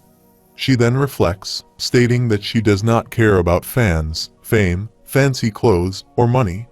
What she truly desires is something else. She recalls Emily telling her that she knows what Yura wants and that what she seeks is on the train, promising to guide her to it. In the present, Yura tells Bomb that since a promise is a promise, she will give up her tickets and reveal Rachel's location. She admits that Bomb won the match, but her team lost the game.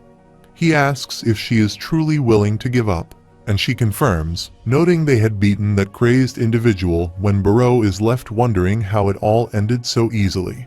He remarks that, yes, all the tickets now belong to them.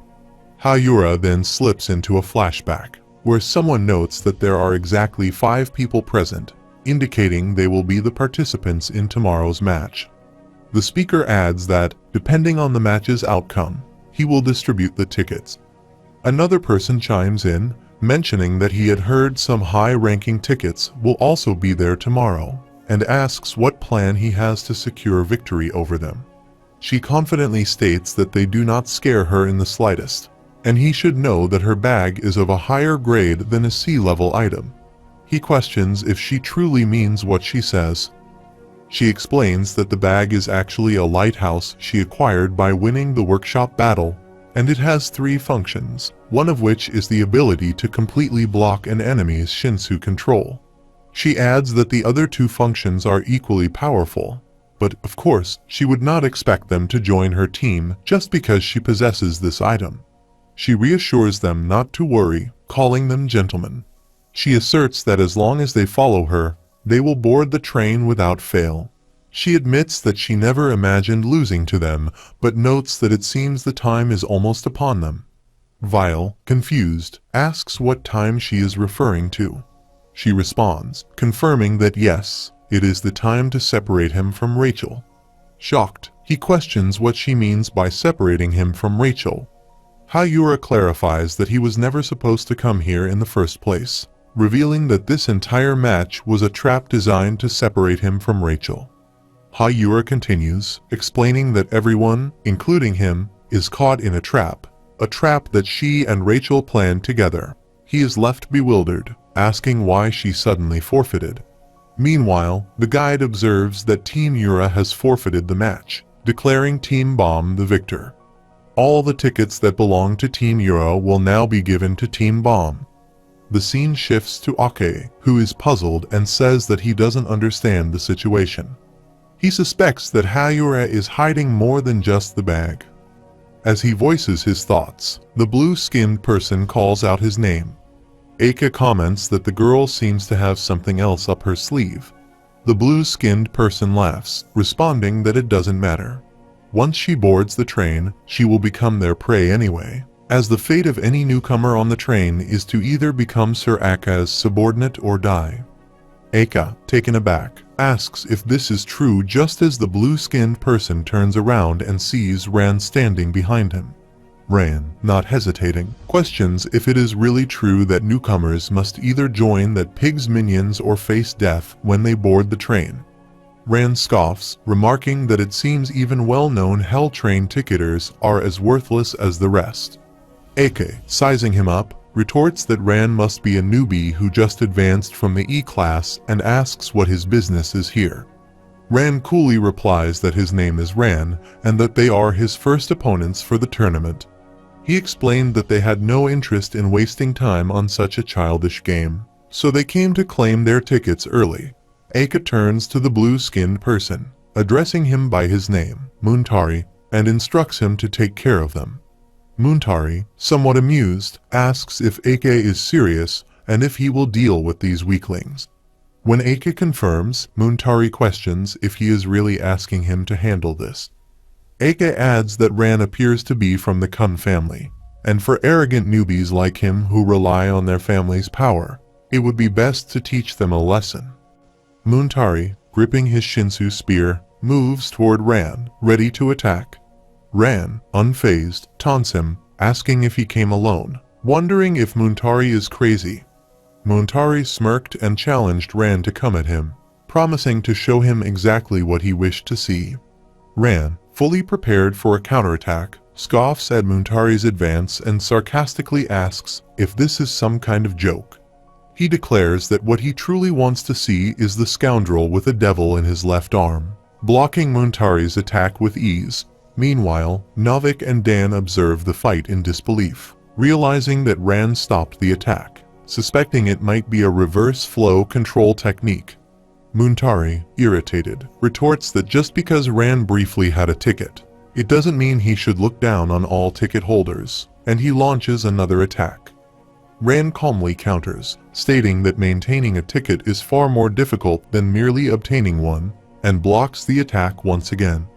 He then smirks, replying that they might as well say the ticket now represents him. Meanwhile, Vile, still in shock, asks if she really just said this is a trap and presses Hayura for clarification. She urges him to think about it. Why would Fug gather all these people here by using Emily to lure them and let everyone know where they are? She explains that the real goal is to abandon the regulars who have gathered to compete for tickets.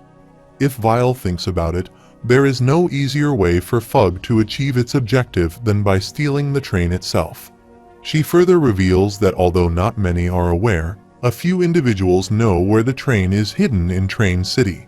She adds that as soon as the tournament began, they headed straight for that location. The scene then shifts to Rachel's team.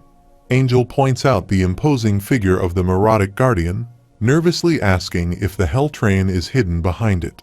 She expresses concern about how they will deal with him before that girl slows them down. Daniel reassures her, stating that she does not need to worry as he, the old man, will handle everything. He promises to take them beyond that gate to where the Hell Train is located. Angel remarks that the old man likes to show off, but wonders if he doesn't think he should share such important information with his teammates beforehand. After all, they all believed the tournament was real until just yesterday. Daniel apologizes, stating that he is a being of lies and cannot live without telling them. Angel responds, saying that despite everything, she wasn't lying when she promised to take them along. He tells them to follow him and start running. As Daniel prepares to attack Neurotic, he announces that the first three are worthy of this strike. Angel critiques his approach, pointing out that his attack has no strategy, only brute force, which she finds outdated. Although Daniel's attack has no effect on the Guardian, he manages to block Neurotic's counterattack. Angel, shocked, wonders why the attack caused no damage. Daniel, sensing the Guardian's next move, warns the others that Neurotic is coming and instructs them to stay on guard and defend themselves.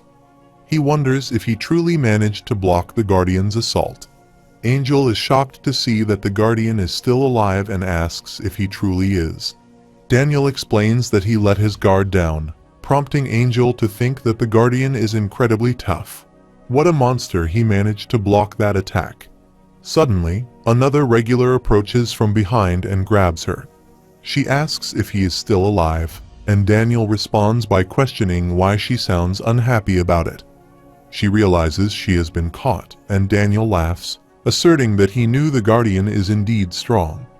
Angel reflects on how confident that guy had been, telling them to rely on him, and she wonders if he truly has a plan to deal with such a monstrous opponent. Daniel informs her that the Neurotic Guardian, also known as the illusionary guardian of the train, is responsible for managing the trains that have no one else to control the regulars except for the train captain and supervisors. He explains that the Guardian protects the gate until the train departs, ensuring that regulars cannot open it, and adds that he is illusionary, just as they call him. Daniel asserts that all physical attacks will be ineffective against the Guardian, who is indeed the absolute protector of the train, safeguarding what lies behind the gate.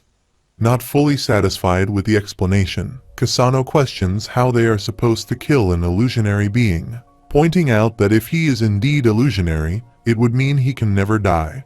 Daniel counters, explaining that even though the Guardian is an illusion, it is still possible to kill him.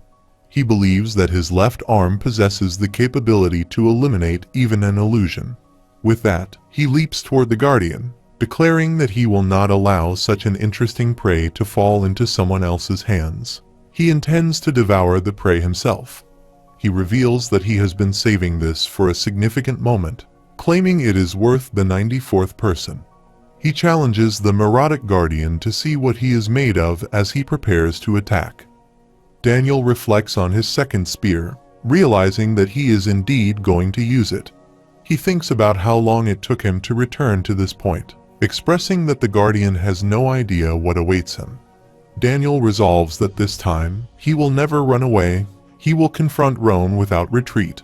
He then attacks the Guardian with full force while Angel watches in awe, contemplating the incredible power he possesses. Daniel announces that he, Daniel Hatchet, has returned to the train, reflecting on the fearsome power he now wields. He realizes why Fug values him so highly when a blast occurs nearby. Angel looks at him in confusion, questioning what is happening and why his attack suddenly stopped. She wonders if he is experiencing a stamina issue. Another regular informs her that the neurotic Guardian has vanished. She asks if he is certain, inquiring about the Guardian's whereabouts and what has happened to the old man. The regular points towards Daniel, who is holding a remote device. Angel asks what that remote is, and he stares back at her, puzzled. She demands to know what is going on, and Daniel explains that he has turned off the illusion of the neurotic Guardian using the remote controller. Surprised, Angel asks where he obtained that remote, to which Daniel replies that he received it from the captain of the train. She presses for details about when and where he got it from the captain. Daniel responds that he mentioned visiting a friend.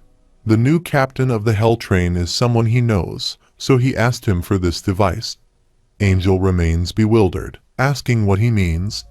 Daniel explains that he cooperated because of Fug, but now she can use the controller to turn off the illusion of the Guardian at the gate. However, he warns that it will not work on the train, so they must be cautious. Angel expresses her frustration, questioning why they had to go through all of this. She points out that he even attacked while announcing that Daniel Hatchet was back, wondering what that was all about. He admits that he lied and was merely acting, prompting her to ask what he means by that. He thinks to himself that they have been fooled, finding the situation quite amusing, while Angel considers him an old scoundrel. Daniel then suggests that they should move on and instructs her not to be surprised. He opens the door and reveals the true platform of the Hell train as they enter the room. After demonstrating his power, Muntari informs Ran that his ticket now belongs to him and declares that he has seen enough of his abilities. Dan and Novik are taken aback by this revelation, with Dan exclaiming in disbelief, questioning whether Muntari truly possesses what he thinks he does. Novik confirms that he is certain it resembles Vile's reverse flow control. Ran admits he never expected to encounter a regular capable of manipulating the reverse flow, acknowledging that D-class tick-eaters are indeed different. Muntari asserts that while he is exceptional, he is not the only one, noting that much stronger individuals board the train at every station. He warns Ran to understand the gravity of the situation and advises him to give up.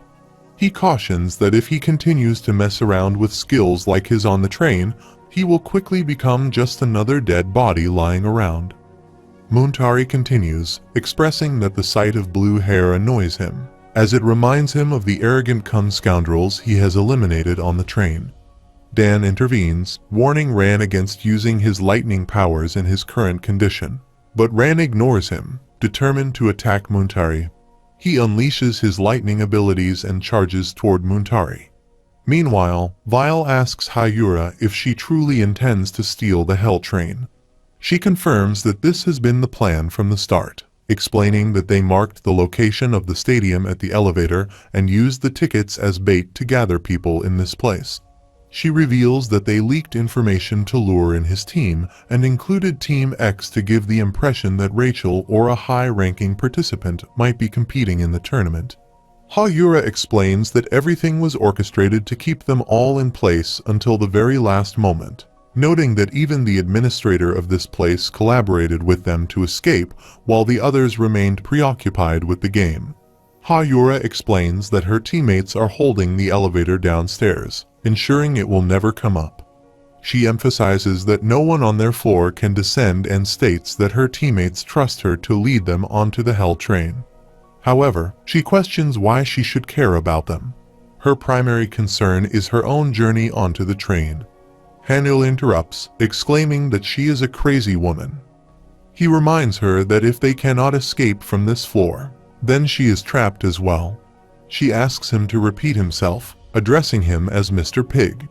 When Hanul clarifies that her inability to use the elevator means she is also ensnared in the same trap, he tells her that calling him a pig is unwarranted and that she should not insult him. Burrow contemplates the situation, wondering if it truly is a trap. Hayura dismisses his concerns, insisting that he is foolish for believing she lacks an escape plan. She asserts that she is well prepared to leave this place, revealing her bag and stating that they underestimated its capabilities. She then holds the bag in front of them, and to everyone's astonishment, it promptly vanishes. They wonder where Hayura has disappeared to, and Hanul expresses his confusion, questioning the sudden vanishing of both her and the blonde scoundrel. He exclaims that this situation makes no sense, just as a blast occurs nearby. Hanul asks what is happening now. Meanwhile, Muntari and Ran crash onto the field, with Ran in a beaten state. Muntari acknowledges that he used more power than he had intended. Vile recognizes Ran and asks Muntari about his identity. Muntari apologizes, stating that he did not mean to interrupt Vile's game. Vile recalls having seen Muntari at the residence when they arrived and questions why he is fighting with Ran. Muntari explains that they had a small quarrel and asks Vile to move aside, as his match is finished and theirs is next. He intends to finish it quickly. Burrow contemplates the presence of Aka's man and wonders what he is doing there. Ran retorts that if Muntari mentions finishing quickly, it implies that he is going to die quickly. Muntari remarks that he is just one little cocky brat and warns that no matter how strong he is, he might die if they continue to fight. Vile asserts that he will not let that happen. If Muntari is planning to press on with the fight, he will join in. Muntari finds this situation interesting and inquires about the relationship between the two. Vile explains that he is the brother of Muntari's most precious friend. Muntari states that he would not mind fighting them both simultaneously. Burrow interjects, urging him to wait. Muntari then recognizes Burrow as he points out that it is not the right time for them to be fighting each other, expressing uncertainty but suggesting that they have fallen into a trap. Muntari asks what trap Burrow is referring to and demands clarification. Burrow admits that he is not entirely sure, though. Muntari presses him for more details about the supposed trap. Vile confirms that Burrow is correct. They are currently ensnared in a trap. He explains that the tournament is a setup orchestrated by those trying to steal the Hell Train, and at this very moment, they are attempting to escape this place by stealing it. Hanul questions what Vile means by stealing the train and wonders where Hayura has gone, expressing skepticism about the situation. Vile explains that she is one of them, implying that she has entered the bag. Hanul incredulously asks if she has truly disappeared into the bag, to which Muntari responds with disbelief, asking what kind of nonsense this is. At that moment, Ake arrives and asks if Vile's statement is true. He mentions that he and Buro heard everything through the pocket. AK inquires whether someone has genuinely set up this trap to steal the train. Vile recognizes Aka and thinks to himself that this person is indeed AK. He confirms the truth of the situation, emphasizing that if they do not follow the group immediately, they may not be able to stop them. AK expresses concern, stating that the Guardian is protecting the train, and no matter how strong a regular is, they cannot pass through it. Vile replies that it likely would not matter, as they have control over the area with the help of Fug. AK asks what Fug is while he simultaneously laments the presence of those scoundrels on the train. Buro interjects, asking if they know where Yura is currently located. Another regular responds that they do not know Yura's whereabouts, while another regular adds that they were also deceived, as she had promised to take them with her even if they lost the game. Aka asserts that he suspected she was scheming behind the scenes and attempting to form an alliance with Fug, which he finds concerning. He notes that they remain uninformed about Fug's true nature.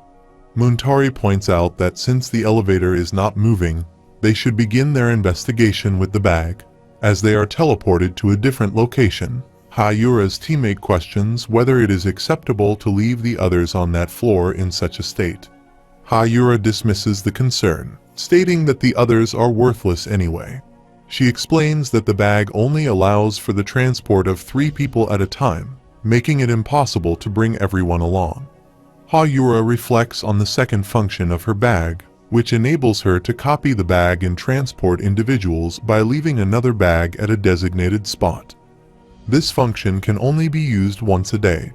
Hayura urges everyone to get moving before the train departs, thinking about Vile and resolving that he will never obstruct her plans. She envisions having her final concert on the train. Following Aka's investigation, he concludes that the bag neither opens nor breaks. Henul expresses frustration, noting that he just slammed it without any result. Buro comments that Henul still does not seem to be using his brain. Ike explains that if the item were flimsy to begin with, Hayura would not have vanished so confidently, indicating that the real bag must already be en route to the train. Buro asserts that they do not have time to waste. Their only option is to collaborate to prevent the train from departing. Aka agrees but feels that something is amiss, questioning how he learned about the connection between Fog and Hayura.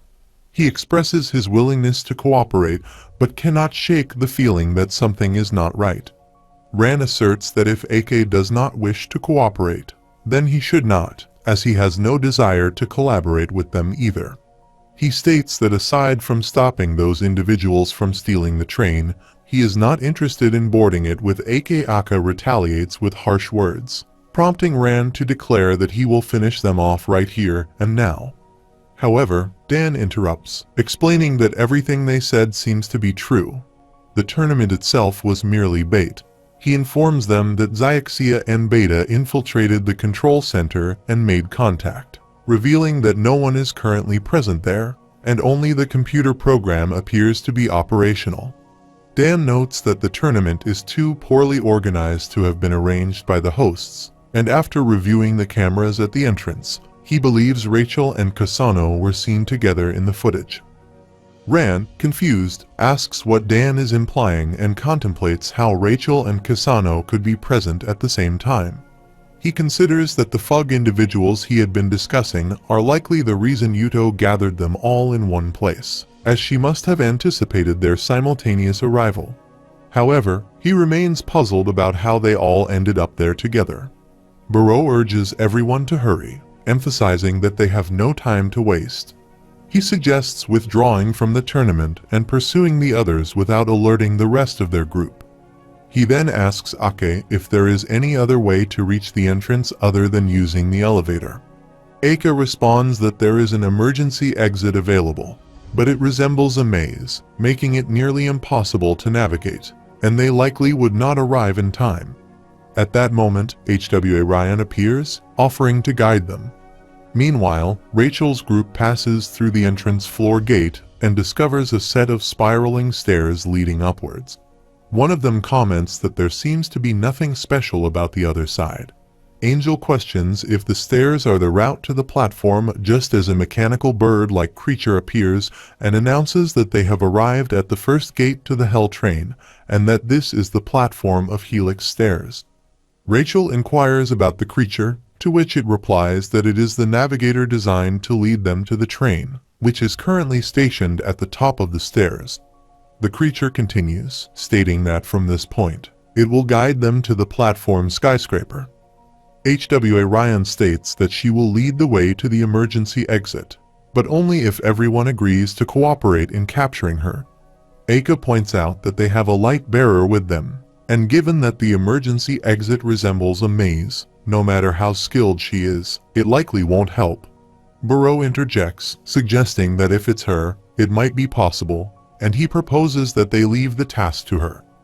Eika asks for clarification on what he means by that, to which Burrow explains that she is a guide.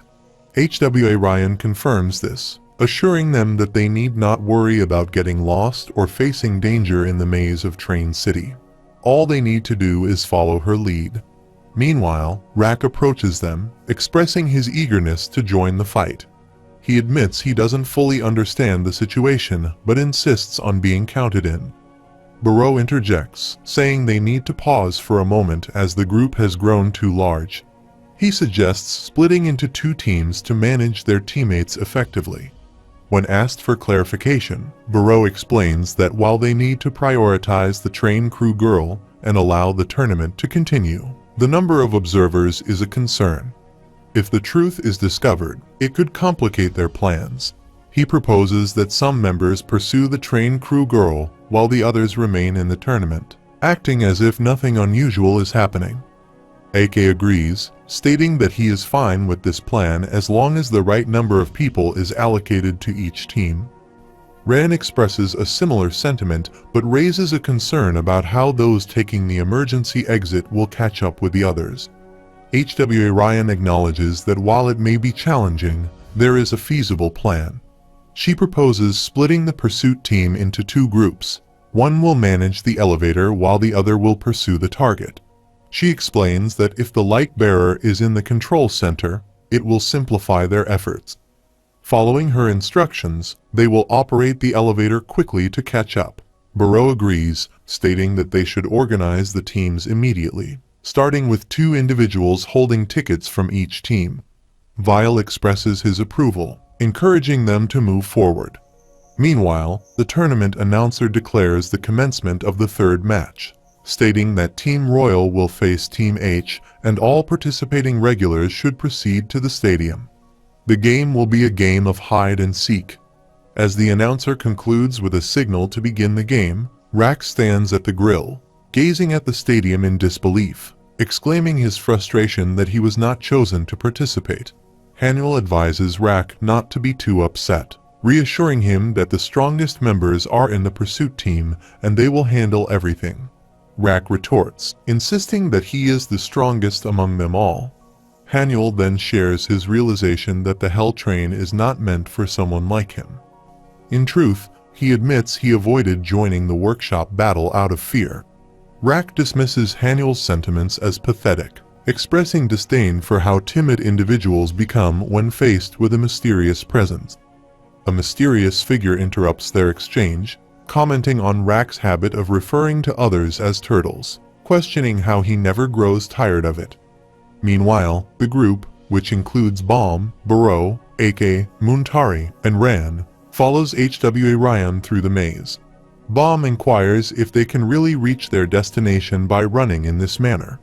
HWA Ryan responds curtly, telling him to be quiet and questioning if he even understands the nature of their current path. She clarifies that she is not a navigator and explains that they are traversing one of the most intricate mazes created by a disciple of the workshop.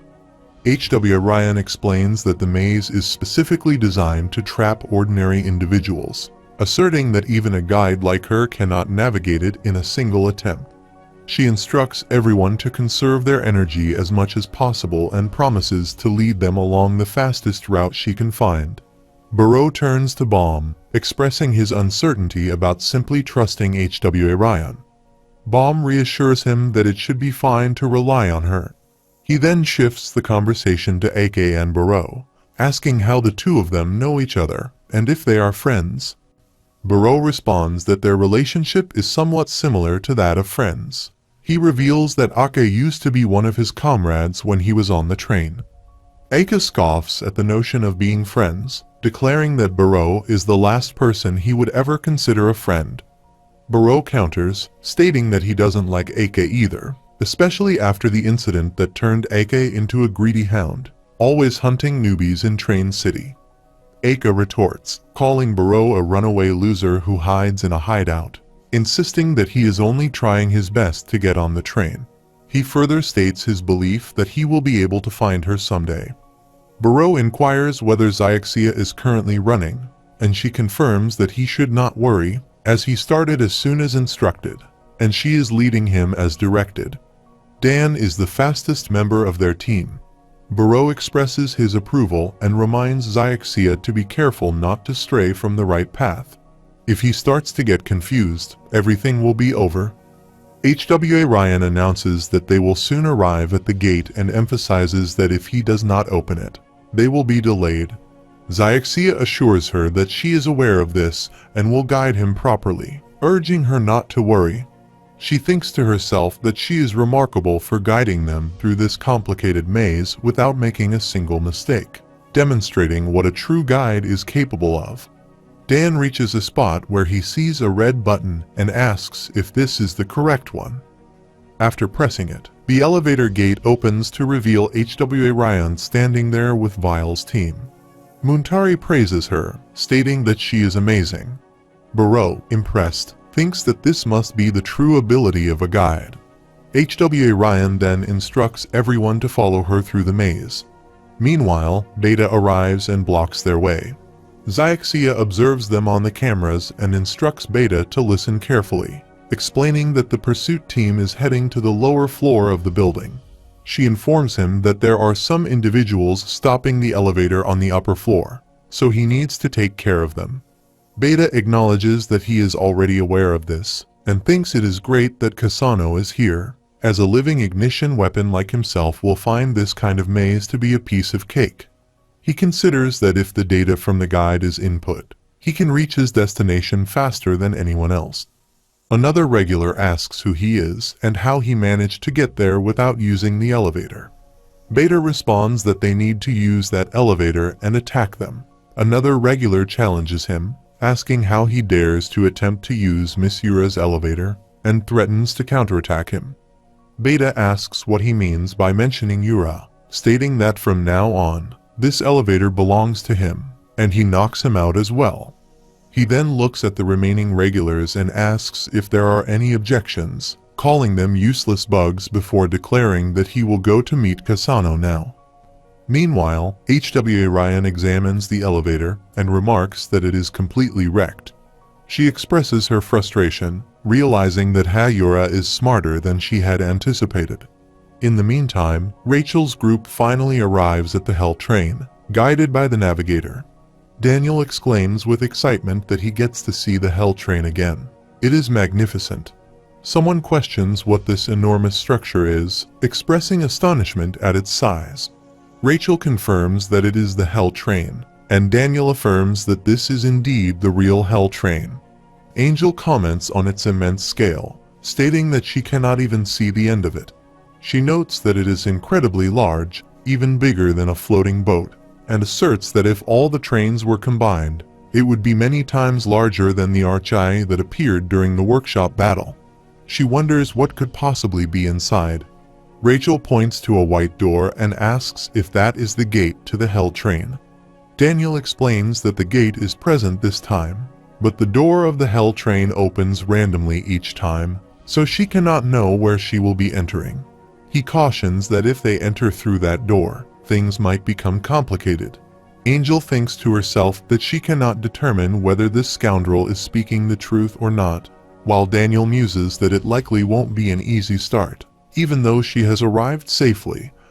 Meanwhile, the Train City Administrator, Poropo, arrives and calls out to Daniel with a laugh, expressing relief that Daniel has not been hurt despite his stubbornness in trying to fight the Guardian. Poro comments on Daniel's safety, to which Daniel admits that he gave up during the fight. Angel inquires about Poro's identity, and Daniel introduces him as Poro Po, likely the person they had spoken to on the phone. Angel realizes that he is the same individual. Poro greets them and shares that after attempting to board the Hell train for 10 years as a regular, he ended up working as an administrator. He insists that they should call him Poro Po while chuckling. Angel ponders the meaning of his 10-year struggle, and Poro mentions that he does not see Hayura among them. He notes that the captain will not depart unless she is on the train, explaining that she is the sole reason he has been assisting them. Daniel assures Poro that Hayura will arrive shortly. Poro laughs in response and states that he will grant them all access once she arrives. He then asks Rachel about Hayura's whereabouts, and Rachel texts her, reporting that Hayura seems to be almost there. Meanwhile, HWA Ryan and the other regulars find themselves in a difficult situation, facing the destruction of the elevator doors. One regular calls out to Yura, asking how much farther they need to go to reach the train. Yura replies that they will arrive soon and instructs him to stop complaining and keep up with her. He thinks to himself that she indeed comes from the Ha family, making it challenging just to keep pace with her. He recalls a moment when Hayura sat in her room, planning to steal the train. Surprised, he asks her if they are really going to steal the train. She confirms that they will be executing the plan the following day without letting anyone else find out. Yura explains that there are individuals cooperating with her for this plan who are already present. Tomorrow, they will engage in a game with the others for a bit before heading to the train with 2 tickets. He wonders why she is confiding this information in him alone. Yura explains that she believes he is somewhat better than the others on their team and thought it would be beneficial to have at least one person aware of her true intentions.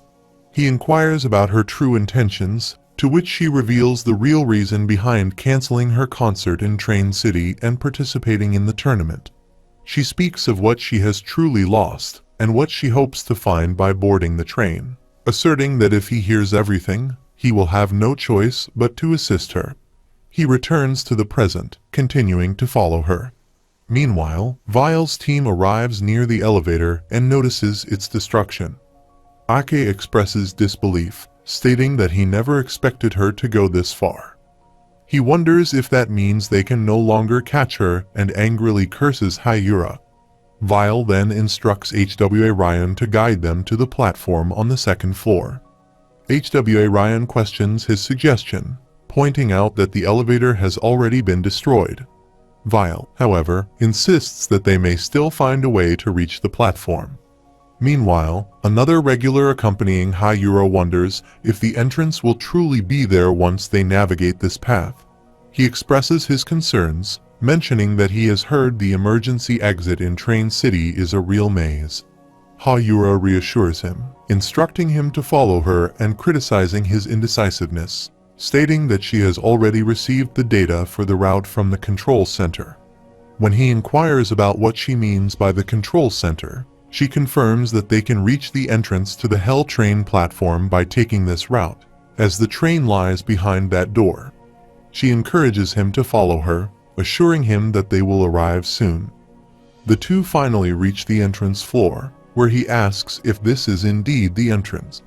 Hayura affirms that it is, indicating that the train awaits on the other side of the door. She observes traces of a battle, noting that the Guardian's absence suggests they have already dealt with him. With determination, she declares that they should proceed to board the Hell train. He agrees, but they suddenly hear a sound coming from the elevator, prompting them to both stare at the gate in apprehension. Suddenly, they hear a loud crashing noise as the elevator door is violently smashed open, revealing HWA Ryan's squad entering. Aka calls out to Hayura, who expresses her confusion about how they arrived so quickly despite the destruction of the elevator buttons. Vile explains that instead of using the elevator, they took the path the elevator traveled. When she asks for clarification, he explains that although the elevator itself does not move, its path still exists. By opening that path, he utilized his Shiznu to descend rapidly. He adds that this method allowed them to reach their destination faster than using the elevator. With determination, he informs her that she has nowhere to hide. As they had agreed earlier, he will take her ticket and stop the Hell train. Annoyed, she responds while her companion declares he will stop them and reach the train. In a sudden move, she grabs him from behind and insists he follow her as she jumps away. He protests, questioning what she is doing, as jumping like this risks both of them getting caught. She asserts that he has underestimated her, revealing that she possesses a gift from the administrator. Pulling out the neurotic remote control, she switches the neurotic guardian back on. Her pursuers follow closely behind, nearly reaching her, but they are halted in shock as they witness the transformation. The neurotic guardian unleashes a powerful blast, repelling HWA Ryan's group and granting Hayura and her teammates the opportunity to escape. Meanwhile, Rachel hears the loud noise and inquires about its source.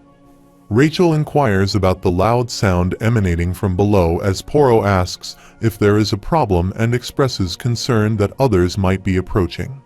Daniel contemplates the situation, confident that the elevator must be destroyed, and reassures Poro that no one can reach them until they leave. Poro insists that if anyone does arrive, he must inform the captain. Daniel acknowledges this, but asks Poro to wait a moment while he investigates the source of the noise. Angel questions whether he will be safe alone, to which he responds that she should not worry, as he is as strong as the three of them combined. Daniel internally criticizes the old man for being a show-off. As he prepares to jump down and check, he reflects on the possibility of someone trying to hinder their progress and feels compelled to uncover their identity. Meanwhile, Vile observes him and thinks to himself that Daniel is strong. Barreau notes his curiosity about the whereabouts of the scoundrel, while Akka muses that despite the attack from the neurotic guardian, everyone is still alive, which is impressive. Muntari questions whether Daniel is still alive, wondering if he is stronger than his father. Ran retorts that he should focus on himself, emphasizing the immense strength of the guardian and questioning his sanity for making such comparisons. He insists that one cannot equate a human to a god. Barreau expresses frustration over the sudden summoning of the guardian, stating that he suspected the administrator in Train City must be allied with them and that there must be some mechanism controlling the guardian. Someone then points out that Hayura is holding a controller. HWA Ryan commends their observation and urges everyone to pursue her, declaring that they must take control of her. Bomb acknowledges her instruction, and they begin to run. Barreau warns that his spear adapts its direction and number based on his opponent. Bomb argues that this adaptability is irrelevant when facing an attack from neurotic. Barreau insists that they cannot stop, while Rand thinks about Barreau's faith in HWA Ryan, the guide. Suddenly, Barreau shouts for everyone to dodge. Meanwhile, Aka attacks neurotic, prompting Muntari to wonder about the fate of the newbie and question whether he has failed. Neurotic launches another attack on them, causing shock and disbelief as they realize they have narrowly escaped. Rand states that he had anticipated this outcome. Neurotic throws Bomb and HWA Ryan into a room, prompting Rand to suggest they need to hold this position. AK expressed hope that they would not be hurt, agreeing that they must hold out until they can take the controller from Hayura. Meanwhile, Hayura thinks they are almost there when HWA Ryan and Vile confront her, demanding that she stop. Vile instructs her to hand over the controller, and she questions how he managed to get past the Guardian. Her teammate urges Hayura to leave, asserting that he will hold them off. He insists that she should proceed to the train, and if he does not make it in time, he does not mind her leaving without him. Yura questions his motivations, asking if he hopes she will remember him as someone special, or if he is acting out of sympathy. He replies that she can interpret his actions however she likes, urging her to hurry and get on the train. He then attacks HWA Ryan and Vile. Vile, surprised, thinks that the attack cannot be an ignition weapon. If it were, the implications would be significant. Vile asserts that he has nothing to do with this situation and requests that they move aside. as there is someone he must meet on the other side. Buro arrives from behind, calling out to them. HWA Ryan questions how he managed to get there, and he explains that he was thrown. When she asks for clarification, he elaborates that Aka had thrown him during their encounter. Aka defends himself, stating that Buro should not blame him if he ends up dead. Buro positions himself in front of them, raising his weapon as he declares that he will take care of the situation and urges the others to stop them. Buro remarks to him that he seems to have become infatuated with an idol, reminiscing that he used to be the same in his past. Buro questions why Vile does not let them go and instead enjoys the confrontation. Vile, determined, rushes behind Hayura, with HWA Ryan closely following him. Vile tells Buro that they will leave the situation to him, but Yura's teammate intervenes, calling out to her and demanding that she stop right there. Vile and HWA Ryan quickly catch up to Yura just as Vile knocks her down from behind. Yura reacts, remarking that it was a cheap shot, and questions his manners, stating that if it weren't for the bag, she could have been hurt quite badly. Vile declares that it is all over now and demands that she hands over the controller and the ticket, asserting that he will stop her plans, whatever they may be. Yura responds that she does not believe she can allow him to do that, as he is getting in the way of their plans. At that moment, Daniel arrives and states that he cannot let Vile do that. Yura turns to him, asking who he is. Daniel replies that she must be Yura, noting that they have only communicated through messages. He expresses that it is good to see her in person and mentions that he has been waiting for her. Yura realizes who he is, and Daniel confirms that he is indeed her companion who will go on a trip with her. He introduces himself as Rachel's comrade, Daniel Hatchet. Vile processes this information, wondering if Daniel is truly one of Rachel's allies. Vile asks Daniel if he just referred to himself as Rachel's comrade and inquires about his identity. Vile explains that he has come here to find Rachel and requests to see her. Daniel responds by asking if Vile truly wants to see Rachel. He observes Vile's golden eyes and brown hair, concluding that he must be Jew Vile Grace, and comes downstairs. He apologizes for not recognizing someone as famous as Vile and mentions that he has heard many things about him, acknowledging Vile's pursuit of Rachel. Daniel states that Vile is one of the Fug Slayer nominees and is, therefore, in a high position, suggesting that Vile should show some respect since he is also a member of Fug. He proposes an idea to Vile, suggesting that since he has come this far, they should have a match. Vile asks what Daniel means by a match. Daniel explains that Rachel is above, waiting to board the Hell train, and Vile will be able to meet her if he reaches her. However, he notes that Vile will need a controller to stop the Guardian. He states that, in fact, he possesses a controller as well. If Vile can defeat him in a one-on-one match, he will give the controller to him, and he does not mind if that woman takes the controller from Hayura first. He expresses that all he wants is to see Vile's abilities and asks how that sounds. Meanwhile, Ran, Ake, and Montari defend against Muradic's attack. Ran remarks that he cannot find any weak spots, and Ake advises him not to get greedy, noting that there is no way they can get through that attack without a guide.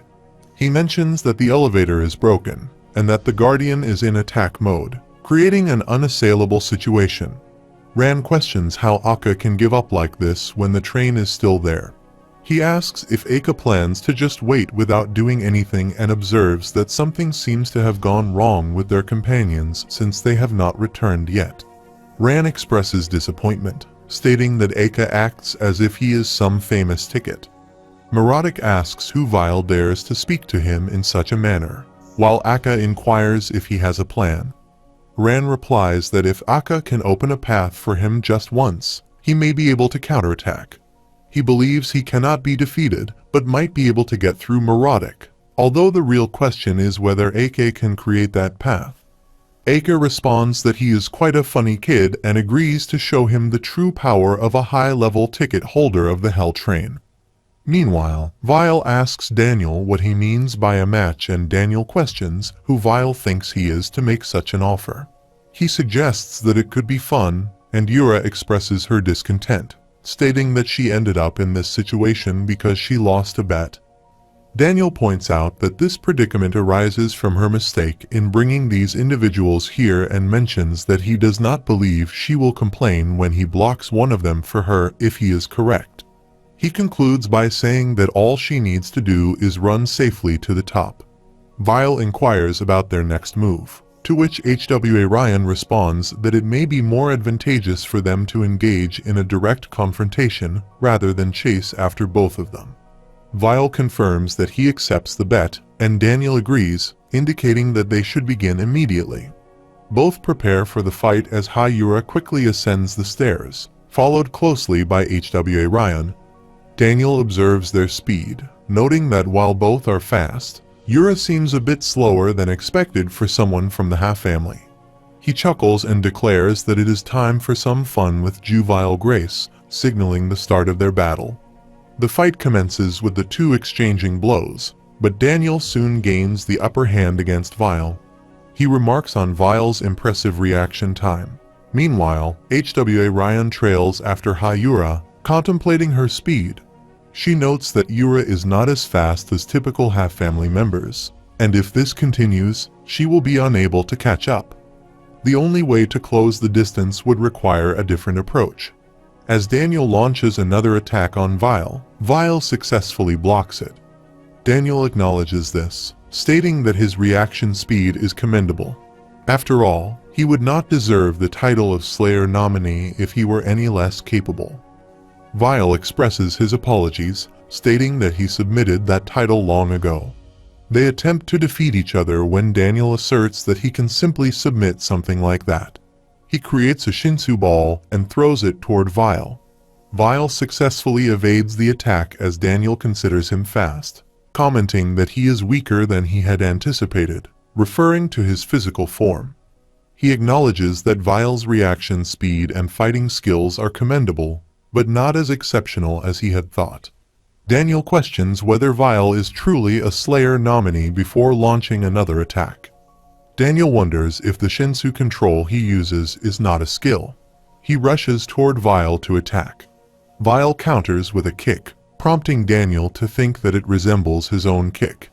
If Vile is copying his skills, Daniel questions the meaning of this new stance, recognizing it as a fundamentally different attack when Vile strikes him with Shinsu.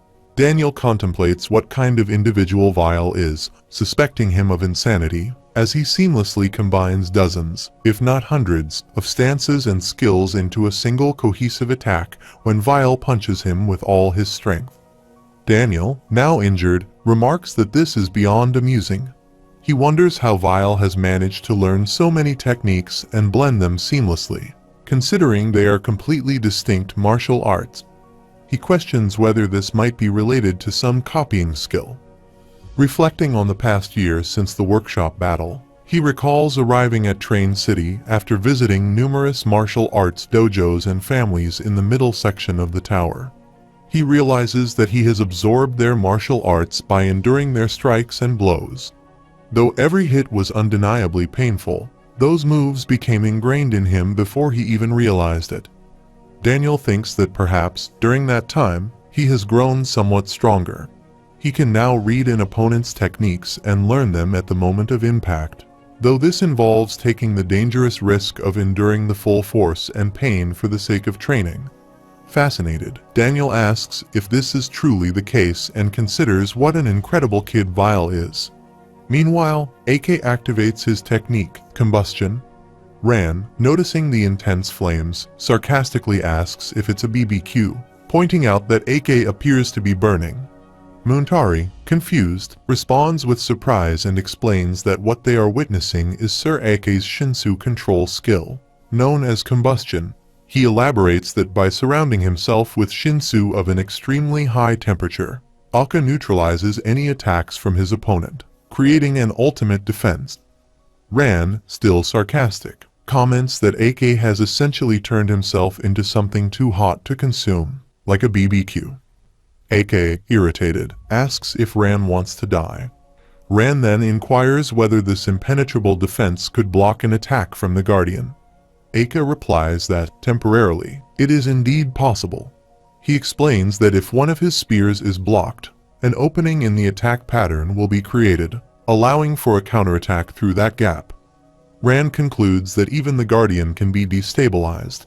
Aka agrees but clarifies that it would only be effective if the counterattack deals critical damage to the illusion. Muntari questions if they are really relying on Ran, who has only just moved up from E-class. Aka responds, saying they don't have many options now. Though Ran may be a newbie, he's of the Kun bloodline and a spear bearer, so they must push forward and try to exploit the opening with everything they have. Muntari agrees to help, as Aka rushes to intercept Marodic's first spear, warning them that it's coming and telling Muntari to get ready. As the second attacking spear approaches, Aka calls for action, and Muntari successfully blocks it. Muntari then threatens Ran, saying that if he messes up, he'll kill him first, giving Ran the opportunity to launch one of his lightning spear techniques at the exposed gatekeeper. Ran, confident, tells them not to worry about him and declares that this is the moment to attack the gatekeeper. Meanwhile, elsewhere, Barreau is engaged in a battle with Hong Danhua. Barreau comments on the sword Danhua wields, noting that it seems far too powerful to be an ordinary weapon.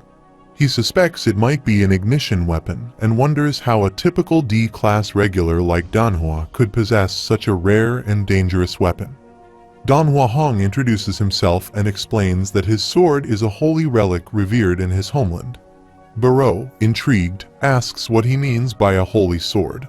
Danhua confirms that it is indeed a sacred weapon, blessed and bestowed upon him when he was chosen as its rightful owner before entering the tower. He elaborates that the sword is named Krishna, after a river in his homeland. Danhua continues, explaining that an ancient beast is sealed within the sword. Barreau, surprised, inquires what he means by a beast. Danhua affirms that it is a vicious, ancient creature that once preyed on humans. When this monster terrorized his homeland, 7 of the most skilled swordsmen among his ancestors united to defeat it. After finally overcoming the beast, they sealed its soul into their 7 swords to prevent its reincarnation. Krishna is one of these legendary swords, passed down through generations. Barreau asks if Danhua was really chosen to wield that sword, remarking that he must have hit the jackpot. He questions why Danhua is using such a holy weapon to protect a girl he barely knows and wonders how he will face his ancestors after this. Danhua responds that he can use the sword however he pleases and that he has made the decision to help her. The sword has accepted his will. He adds that if Barreau tries to stop her from boarding the train, he will consider him an enemy. Barreau, taken aback, asks if Danhua has lost his mind, wondering what makes her so special. He warns Danhua to watch what he says. In response, Danhua, clearly frustrated, tells Barreau he knows nothing and immediately attacks. Barreau dodges, asking if Danhua is actually trying to kill him. Barreau warns him that he's making a huge mistake, saying he's been through something like this before. Danhua coldly replies that it's none of Barreau's business, and that this will be the end for him, attacking again. Barreau, with renewed determination, states that he is ready this time, leaving Danhua puzzled as he asks what Barreau means by that. Barreau responds that he means he can now read the movements of Danhua's sword by predicting and evading his next strike. Danhua, in disbelief, claims that no one can read Krishna's movements and wonders how Barreau managed to avoid his attack. Barreau explains that fluid martial arts is a style that allows the practitioner to read a weapon's movement and disrupt it using Shinsu. The same applies to Danhua's sword. As long as Barreau can anticipate its movements, he can dodge it. Danhua dismisses this as absurd, pointing out that Krishna is an ignition weapon. Barreau counters that, regardless, it is still a weapon. Once he understands a weapon's movements and its nature, it becomes ineffective. He adds that blades are no different to him, and this time, Danhua has picked the wrong opponent.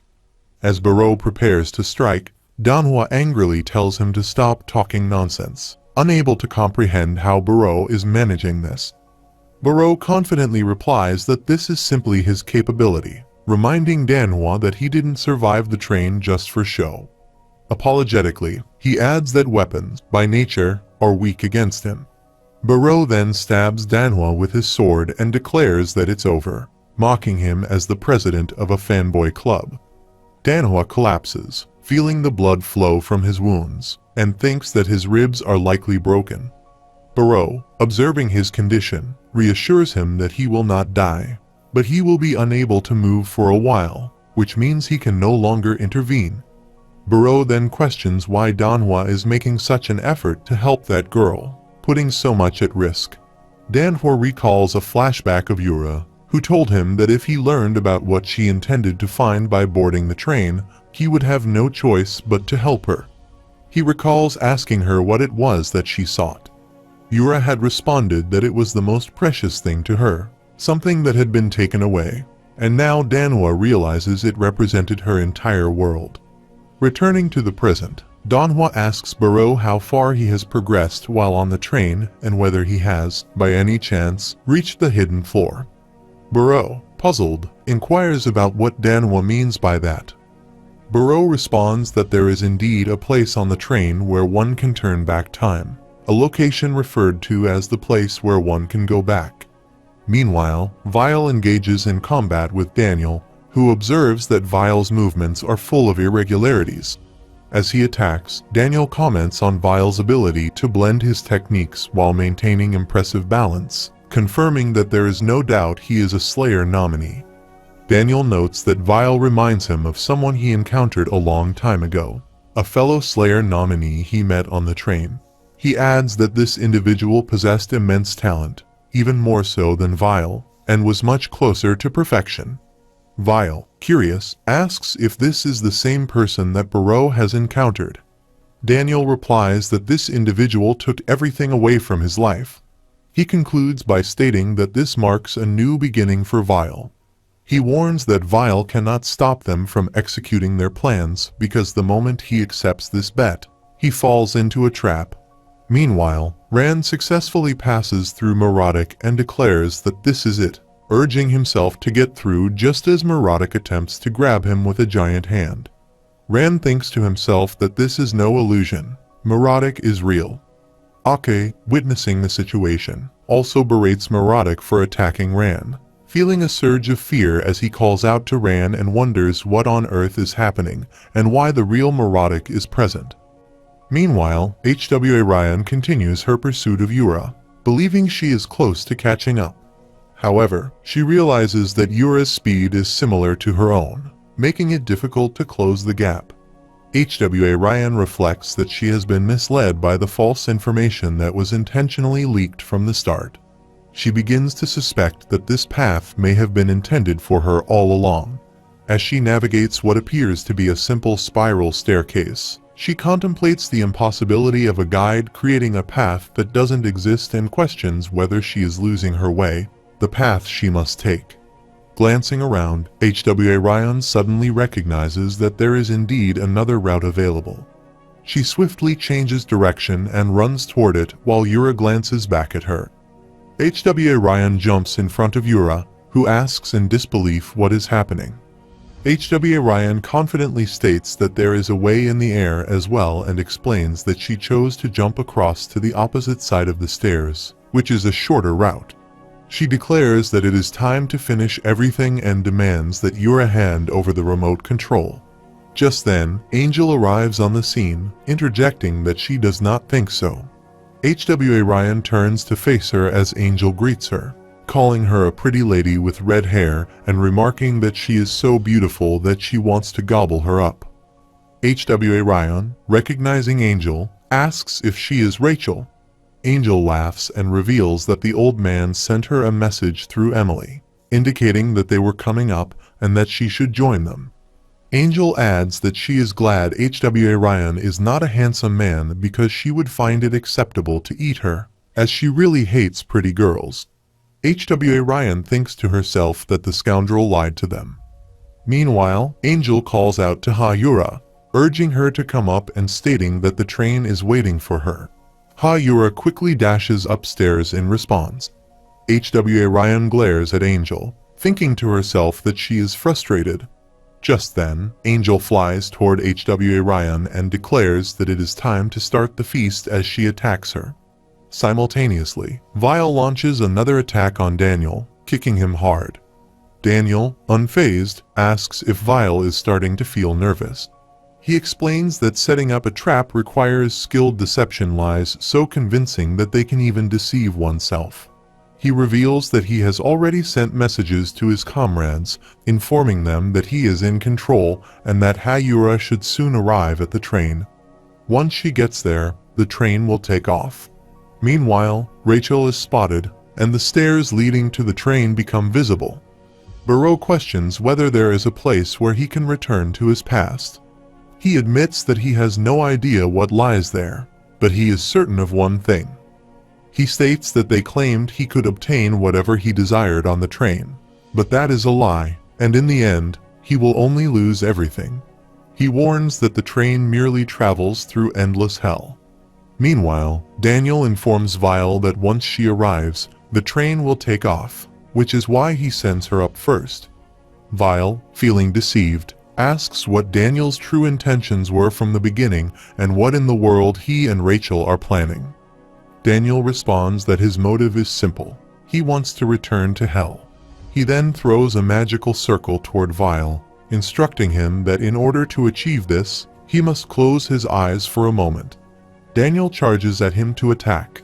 At the same time, Angel strikes HWA Ryan, taunting her by stating that she must be the guide, the foolish guide who fell into their trap and helped them gather all the participants for the tournament. Angel orders Yura to run and attacks HWA Ryan, who manages to block the strike but thinks that she cannot allow Yura to escape. HWA Ryan confronts Angel, demanding to know why she spread false information to lure them in. She argues that it would have been better if they had remained unaware of the situation from the beginning. Angel counters that it was necessary for them to know, explaining that they must continue to follow them for their plan to succeed. HWA Ryan presses for clarification, but Angel dismisses her concerns, stating that it is none of her business, as it would not matter even if she were to die there. She then sends Metal Fish to attack. HWA Ryan realizes that this path is also incorrect and wonders why all the routes keep becoming distorted. She attempts to block the approaching fish with her spear, but they latch onto it instead, causing her shock as she struggles to push them away. HWA Ryan inquires about the monsters and asks if they consume metal. Angel informs her that these creatures are called metal fish, which she controls. She explains that they love to eat and will try to gobble up anything they see. No matter how tough or heavy it may be, they can chew through even diamonds. However, their favorite food is humans.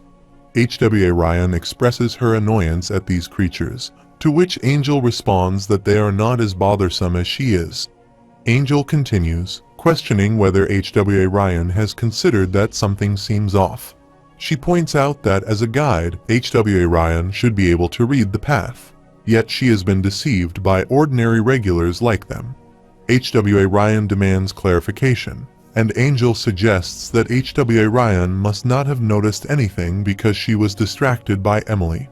When HWA Ryan asks what is significant about Emily, Angel affirms that Emily is indeed the distraction.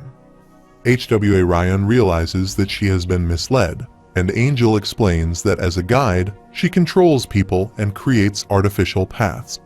These paths eventually intersect with naturally occurring paths, generating new routes that lead individuals in different directions, paths that HWA Ryan cannot read.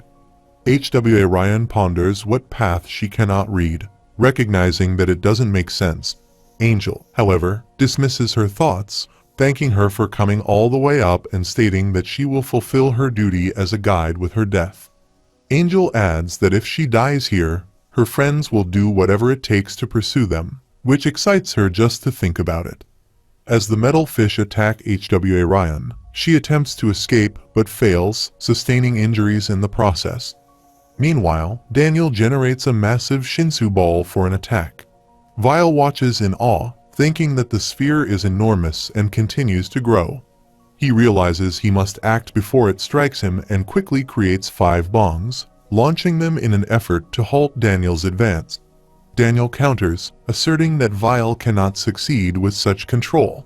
He retaliates with a powerful blast of energy, asking if Vile truly believes that Shinsu moves as if it is alive.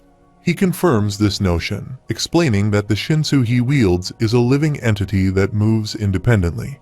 He elaborates further, stating that his Shinsu control involves utilizing a living soul, which he refers to as his ability Necromancer. He states that even though he maintains a dominant position with his skills, victory is unattainable because the living Shinsu will obstruct all of his movements. He continues, explaining that the Guardian will kill his comrades while his ally, who received his message, will eliminate the guide and send Hayura upstairs. He claims they will soon board the train and depart, asserting that there is no way for Vile to stop any of this. He concludes by declaring that this is the end for Vile Grace. Vile contemplates that he has one choice left, the only option he wishes to avoid. He begins to summon something in response to the dire situation. Vile decides to take out the thorn, and Daniel immediately realizes what it is. Daniel thinks that it is the item that holds the power of the irregular and reused thorn. He acknowledges that he has almost forgotten about it, but as far as he knows, Vile cannot control it properly. Vile asserts that he does not need to control it perfectly to break free from this predicament. Daniel senses the tremendous power emanating from the thorn and concedes that Vile is not joking. He warns that the thorn should not be used more than once a day, as it will max out in 10 minutes. Vile experiences a flashback to a moment when Hwa Ryan cautioned him that if he used the thorn for longer than that, his current body would be unable to handle it, resulting in the thorn taking over his body and mind if he maxed out. She warned him that the thorn would go berserk if he lost self-control, emphasizing that he should always remember to limit its use to once a day for only 10 minutes. Vile resolves that he will bring everything to an end within those 10 minutes. He comes back into the present, where Barreau calls him, and Vile looks at him when Barreau asks what that guy is doing here. He looks at Daniel and asks if he can't be Daniel.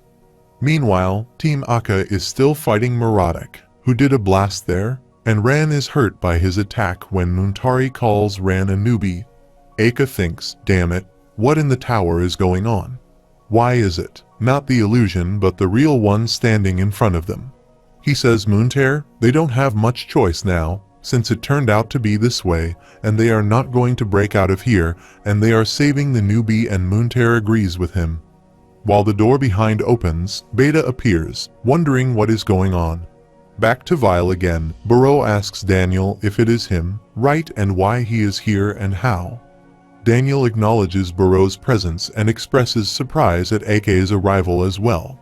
Barreau, confused, demands to know what Daniel is doing there, insisting that he was sure Daniel had died that day on the train.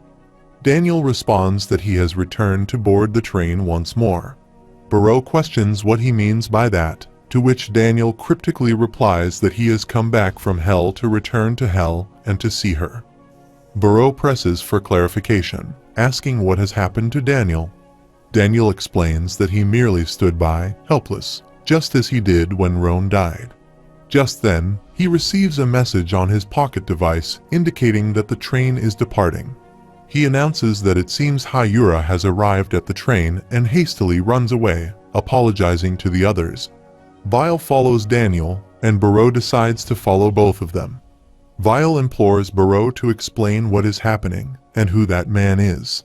Barreau reveals that Daniel Hatchet was once his comrade who boarded the train with him long ago, but he is not supposed to be there now. Barreau explains that more than 200 years ago, Daniel boarded the train again and died there. Vile, bewildered, asks if that means Daniel is a dead man, questioning how he could be present at that moment. Barreau admits he has no idea, expressing frustration and confusion about the situation and wondering what Daniel is plotting on the train.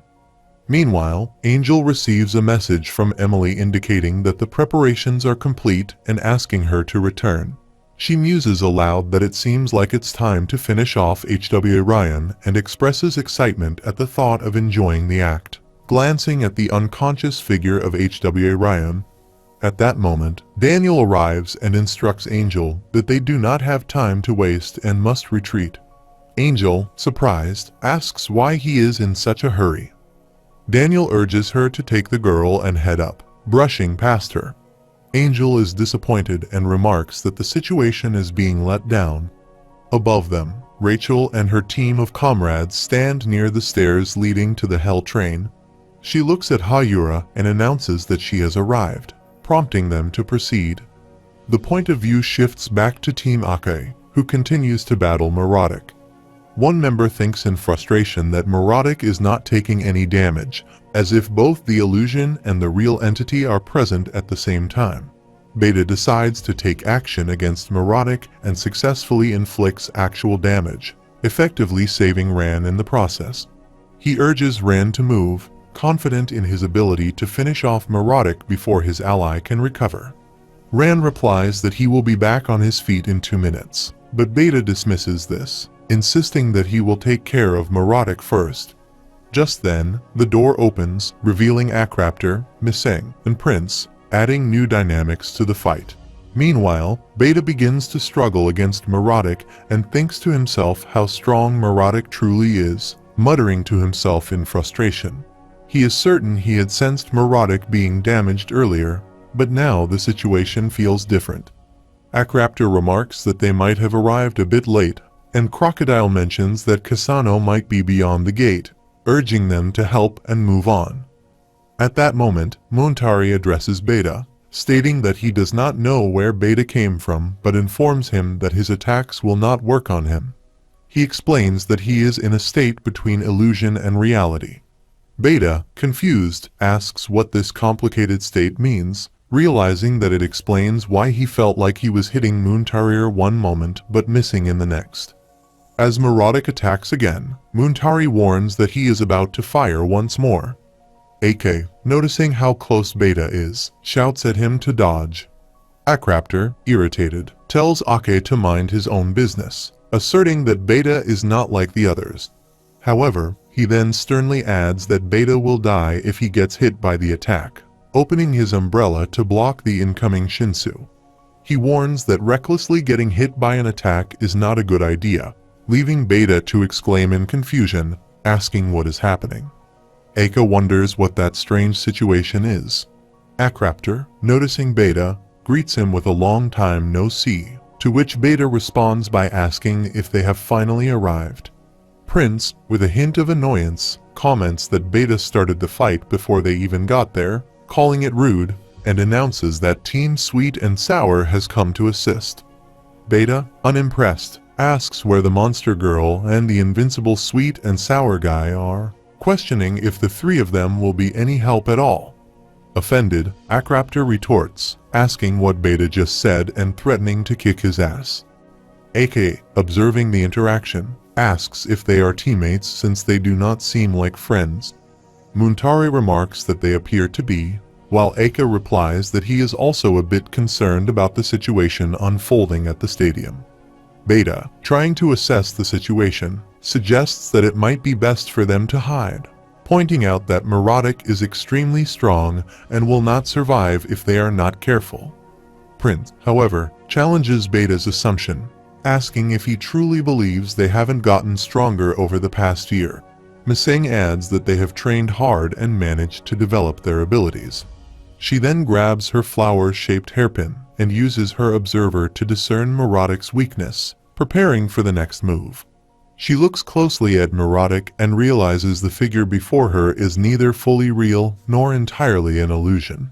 It is the manifestation of an illusion activated by the door. She quickly instructs Akraptor to target the door. He acknowledges her command, replying that he understands and prepares to blow it up, striking it with his Shinsu blast. Beta, noticing the imprecision in Akraptor's aim, scolds him for missing and reminds him why he told him to stay back. However, at that moment, Beta notices Muradic's form flickering, surprising him as the illusion begins to weaken. Beta, still trying to make sense of the situation, questions what Acraptor is even aiming at, only to see a giant foot slowly disappearing from view. Seizing the opportunity, Miseng calls out to Prince, telling him that now is the perfect time to strike. Prince, already prepared, replies confidently that he knows and unleashes his superpower, Needle Splasher, launching an attack at the vulnerable target. As Beta watches the unfolding events, he begins to understand what has happened. He realizes that the device maintaining the Guardian's illusion was hidden inside the door. He reflects on the fact that the being before them is not merely an illusion but a half-real entity, brought into existence by using Shinsu to channel part of the Guardian's power. This explains why they were able to damage Morotic when they were closer to the door. Beta understands the situation and declares that Morotic is doomed, cursing him as he rushes forward to attack. AK immediately orders Muntari to provide support, and Muntari agrees. Together, they both launch an attack on the door. Acraptor also joins in, aiding them by attacking, and comments that it's convenient to aim since the door is stationary. Once the door begins to break apart, Beta confidently states that it is gone and believes this marks the end. He charges at Morotic, his hand brimming with Shinsu power, while Prince prepares his powerful needle attack. However, just as they are about to strike, Ran suddenly appears from behind, holding his lightning spear. Ran corrects them, saying they are mistaken, and that he will be the one to finish Morotic. He then hurls his spear at Morotic, causing a massive electric explosion upon impact. With the Guardian of the Gate dissipating, Beta remarks that it seems the Guardian was waiting for them. Ran responds apologetically, saying he can't see Beta properly because they both are too small. Prince, annoyed, retorts that they aren't small, telling Ran to shut up. Ignoring him, Ran continues, noting that it seems the others have finally arrived as he glances at Acraptor, Miseng, and Prince. Prince sarcastically comments that it seems like the Guardian was eagerly waiting for them, adding that the Guardian must have been excited to see how much they have changed. Ran dismisses the idea, replying that even if the Guardian had been waiting for someone, it wouldn't have been Prince since he's the noisiest one, along with the blonde guy. Offended, Prince angrily asks what Ran just said. At that moment, Aka joins their conversation, stating that Ran seems to be on their side. Acraptor stares at Ake, acknowledging him by name and remarking on how huge he is.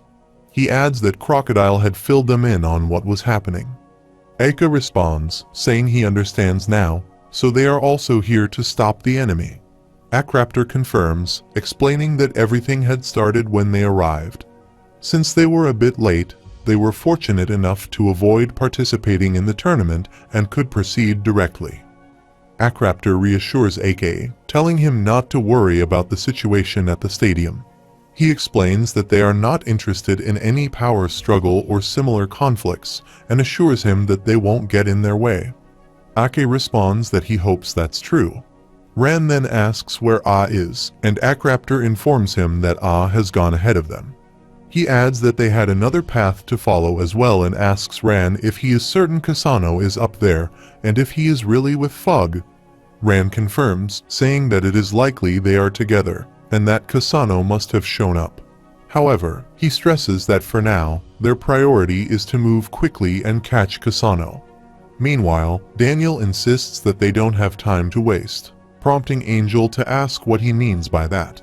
He replies by instructing her to take the girl and go up, explaining that they will use her as a hostage. Angel, seemingly indifferent, remarks that it's really a shame and then commands her Maidel Fish to carry HWA Ryan upstairs. As Daniel heads up, Vile and Barreau follow closely behind. Vile is shocked when he sees HWA Ryan in an unconscious state, realizing the gravity of the situation. Barreau, equally determined, thinks that they have to catch up no matter what. Sensing the urgency, Vile decides to tap into more of the Thorn's power, causing his speed to increase dramatically, surprising both Barreau and Angel. Barreau, astonished, thinks about how fast Vile has become all of a sudden, wondering how it makes any sense. He suspects that the sudden surge in speed must be connected to the power of the mysterious object that appeared on Vile's back. Angel, also noticing the change, is taken aback, commenting on how unbelievably fast Vile is. She identifies him as the Slayer nominee and recognizes the thorn, warning herself to stay on guard.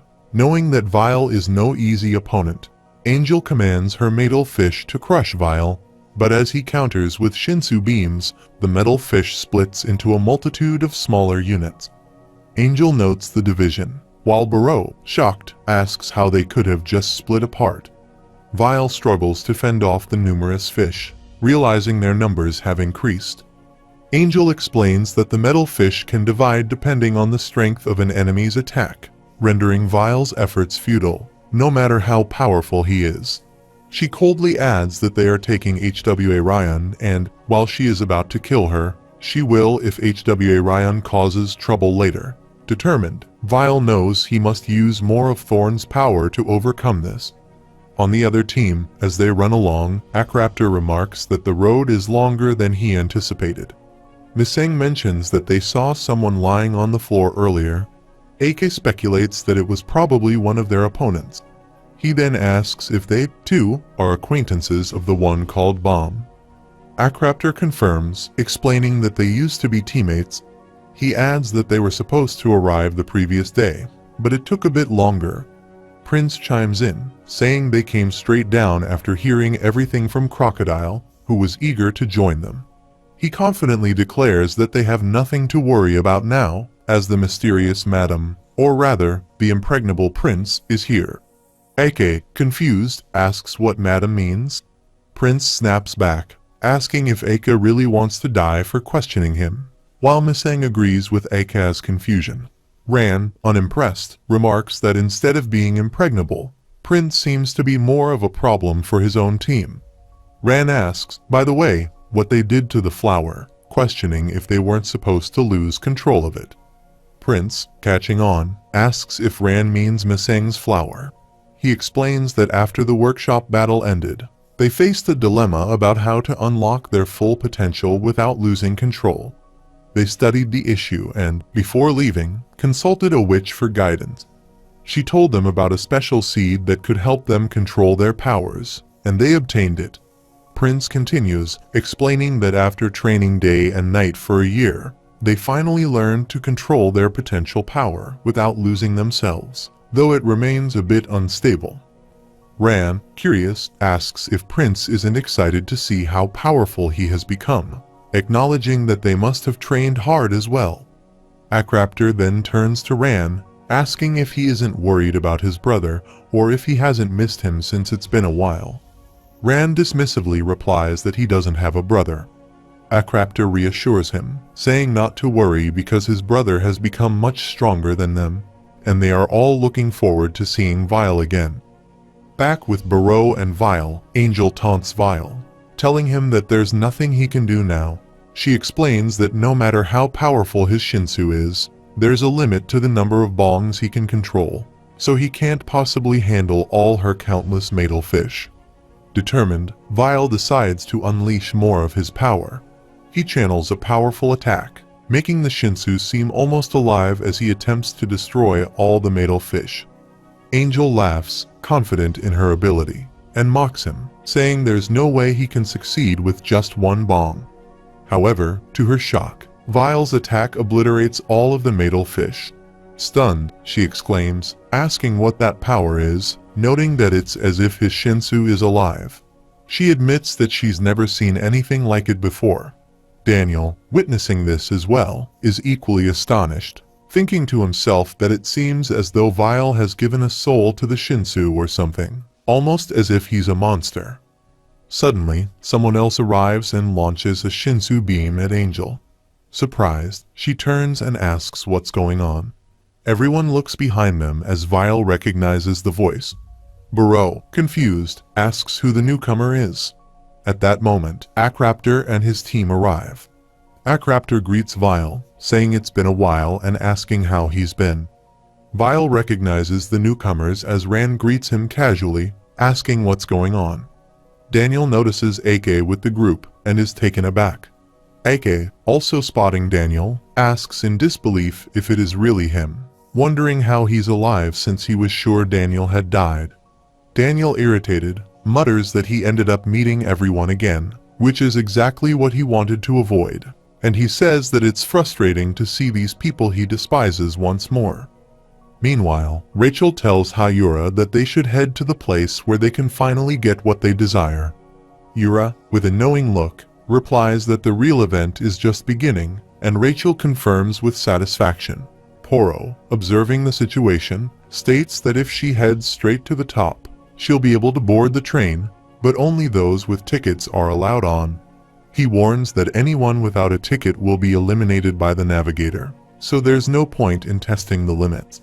He urges only those with tickets to begin entering. As they watch the door open ahead of them, a second door behind them opens as well. Rachel, looking at the new door, remarks that it took long enough. At that moment, Kun arrives with Wangnan and demands to know what's going on, asking if they're trying to leave without him and his group. Kun, followed by Wangnan and Yua, steps out of the elevator and approaches Team Rachel.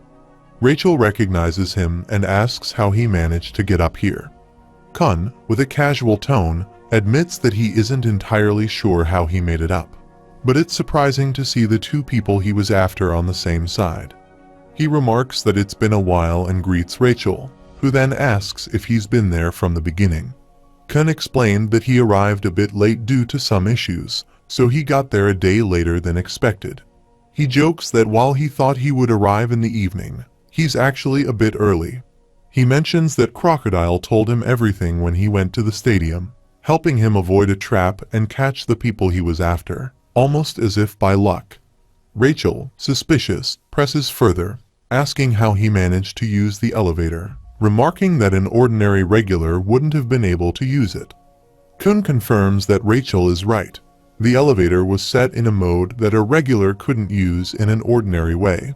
He explains that the button can't be pressed unless someone is approved, and, in fact, the elevator itself was different from what they thought. The one they took from the platform only operates one by one, and the control center, along with the skyscraper, was actually fake. He goes on to reveal that the real elevator to the skyscraper was hidden in the control center, and in order to reach it, one had to take a secret path from the restaurant. He admits it wasn't easy to figure out. However, even if someone found the real elevator, it wouldn't matter, as only approved individuals could use it. Kun then smirked, explaining that he had come up with a simple solution. He wrecked the original elevator and made another one, which allowed him to come up here with the item he was holding. Poro, baffled, asks what Kun is talking about, warning that he has no idea what could happen if he did such a thing. Kun dismisses his concern, pointing out that it's not like they were following the rules from the start anyway. He adds that the train captain, who was known to be very strict, was nowhere to be seen, and the guardian seemed to be locked away somewhere. Kun remarks that it seems he has opened a path to greet a VIP, which made their journey here much easier. He emphasizes that from this point forward, they must allow themselves to board the train while leaving everyone else behind. Poro, feeling the weight of the situation, asks what he should do, expressing that things have become quite serious. Rachel reassures him, stating that they will handle this matter since it concerns them. She turns to Yura, asking her to get on the train first. Yura agrees, but Kun interjects, questioning whether she is certain about that, as Kasano is involved, and even Ran has trouble fighting him. Wangnan acknowledges the danger but insists that this is an opportunity to bring Horyang back to consciousness, and he cannot afford to miss it. Yura warns Wangnan not to get overly excited, reminding him that it would be impossible for him to confront Kasano alone. Wangnan responds that he is aware of that, but believes that with some luck, it might be possible to capture Kasano alive. Kasano, overhearing them, questions what Wangnan just said. In response, Wangnan boldly declares that he will confront Kasano and will do whatever it takes to bring Horyang back. Meanwhile, Daniel expresses his dismay at seeing these repulsive faces, declaring that he wants to throw up in the restroom. Barreau, confused, asks what he means. Eke, surprised, inquires how Daniel could be here, emphasizing his disbelief that Daniel is still alive after he supposedly died when he boarded the train to resurrect Roan. Daniel confirms that he indeed boarded the train several hundred years ago to seek a way to restore Roan to life, stating that he died there. He describes the place he visited as hell, but insists he found a means to bring Roan back. Barreau, skeptical, questions what Daniel means by restoring Roan to life, dismissing it as nonsense. Daniel explains that he intends to board the train again, reopen that door, and revive Roan. Barreau, still incredulous, wonders who Daniel is talking about and questions Fug's intentions. AK interrupts, asserting that Daniel is not that crazy scoundrel. Daniel conjures a magical circle, declaring that AK and Barreau cannot stop him because they fled when she was dying right before their eyes. They are nothing but cowards. He denounces Sachai and everyone else as useless, bidding farewell to Juvenile Grace. With a powerful necromancer blast, he obliterates the stairs in front of him. Prince shouts in alarm, prompting everyone to dodge the impending attack. Vile, being the closest, leaps over the gap in the stairs, contemplating the chaos unfolding on the train. He ponders who Daniel is attempting to resurrect and continues to pursue him as Daniel and Angel make their escape. Vile questions what this has to do with Fug and what Rachel's true intentions are. Above, Wangnan asks what is wrong with Kasano, challenging him to come at him.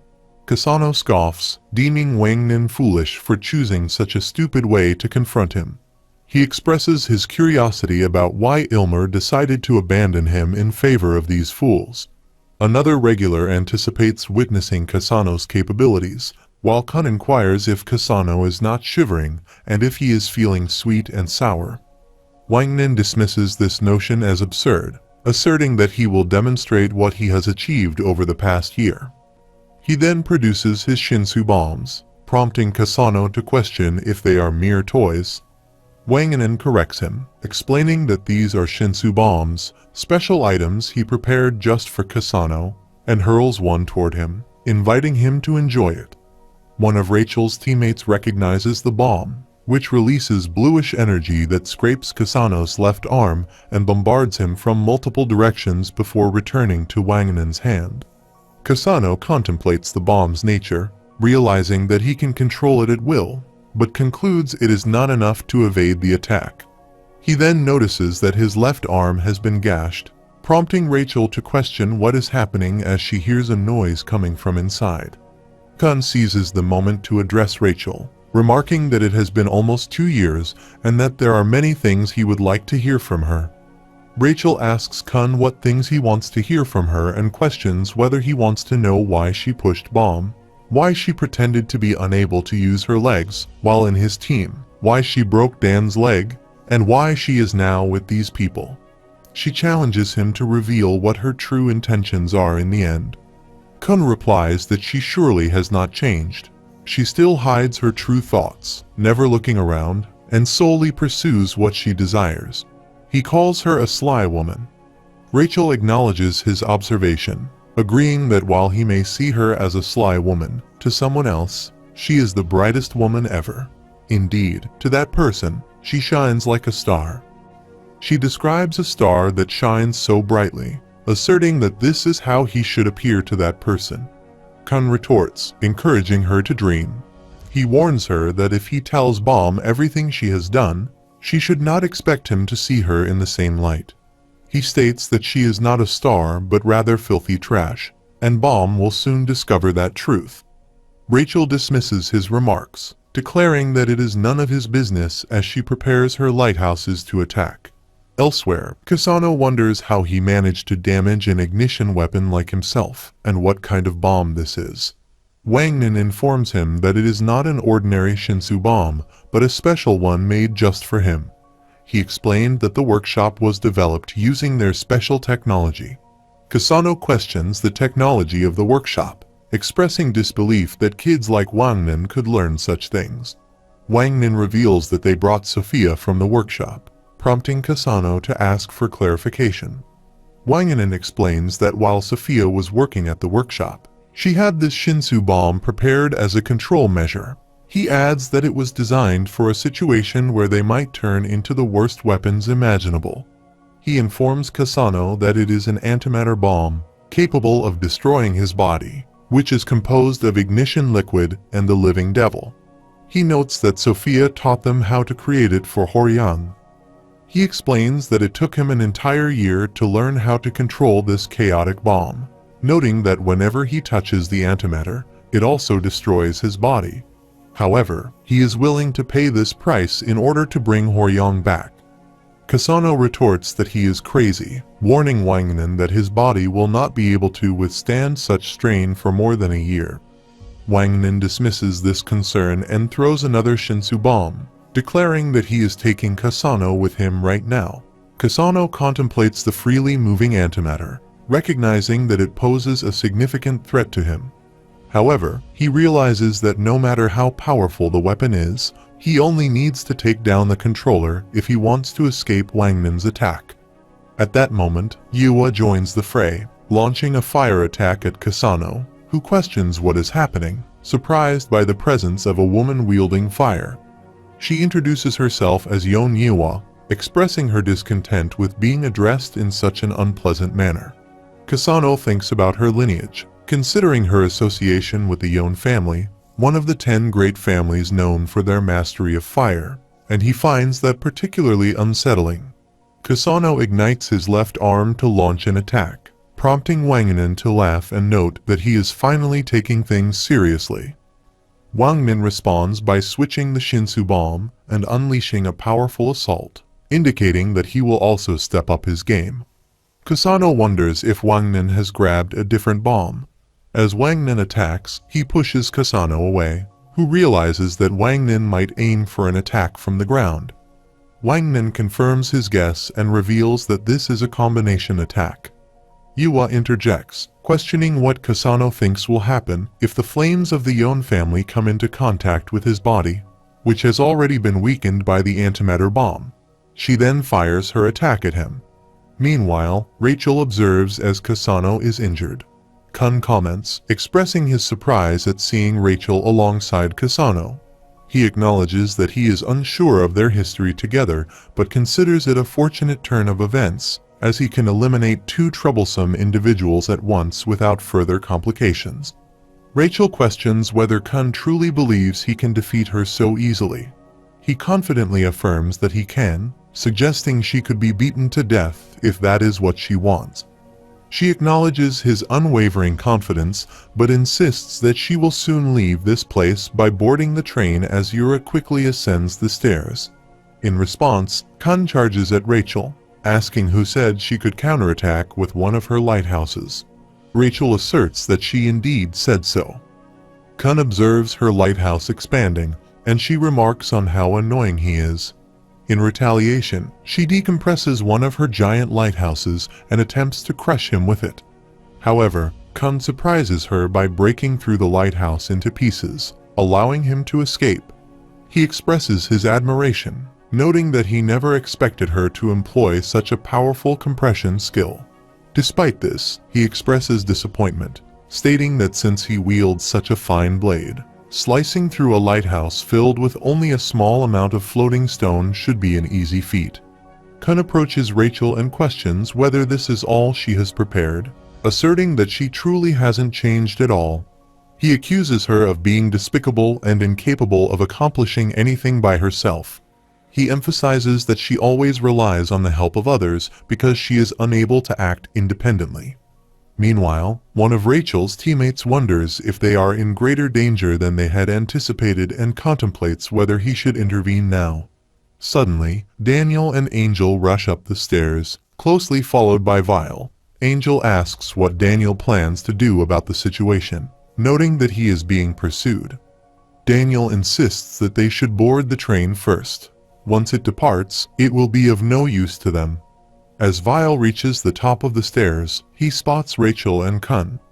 The 3 of them exchange looks of mutual surprise, each taken aback by the unexpected encounter. Other regulars watch the unfolding scene, perplexed by the tension.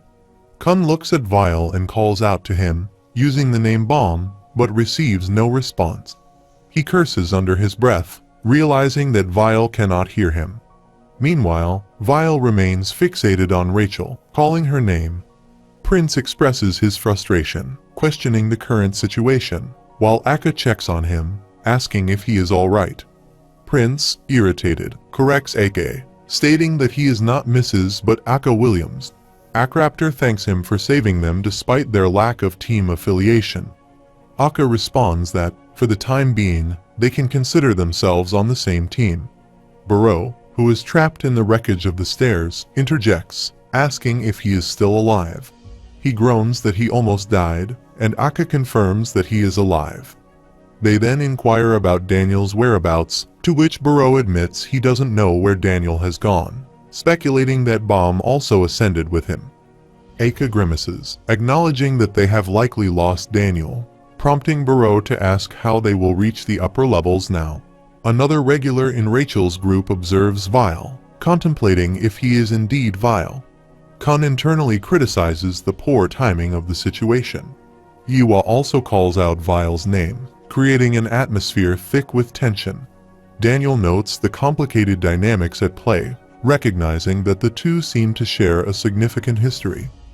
He surmises that Vile, with his resemblance to someone from the Kun family, is likely on their side, but he remains wary, thinking that they are all playing with fire. As he assesses the unfolding drama, Daniel's attention shifts to Hayura, who continues her ascent, indicating she is headed upward. Meanwhile, Vile grapples with what to say to Rachel after their long separation. He debates whether to ask her how she has been or to confess that he missed her. Instead, he wonders why she is involved in such schemes and what her true intentions are. Before he can gather his thoughts, Rachel questions why he has followed her again and why he is still alive, reminding him that she was supposed to have died back then. Meanwhile, Kasano endures Wangnan and Yiwa's combined attack with minimal damage. Wangnan acknowledges that, just as he suspected, Kasano didn't take much damage, but that was because Yiwa held back in an attempt to capture him alive. If she doesn't control herself, it might become dangerous, even for him. Kasano reflects on Sophia's intentions, questioning whether she had prepared the weapon to dispose of them in case they turned against her. Wangnan counters, calling him a fool, trying to explain that Sophia didn't do it for that reason. Kasano laughs, acknowledging that while Sophia did create the weapon, to her, they were nothing more than tools, lab rats for her experiments. She likely chose them because, like herself, they were abandoned children who could be shaped into something powerful. He muses that they were merely weapons to serve her ideas, but, unfortunately, her belief in that vision had transformed them into what they are now. Wangnan states that he doesn't care about any ideals. The only thing that matters is bringing Horyang back and waking him up. That is the sole reason they pursued Kasano. Kasano responds, saying that waking Ilmer up is indeed something he should do one day, but not right now. Wangnan questions what he means by that. Kasano explains that the great power granted to Ilmer is both a burden and a purpose. Until Ilmer can comprehend the meaning of that power, he doesn't deserve to be awakened. Meanwhile, Vile questions why he is still alive and what his purpose is.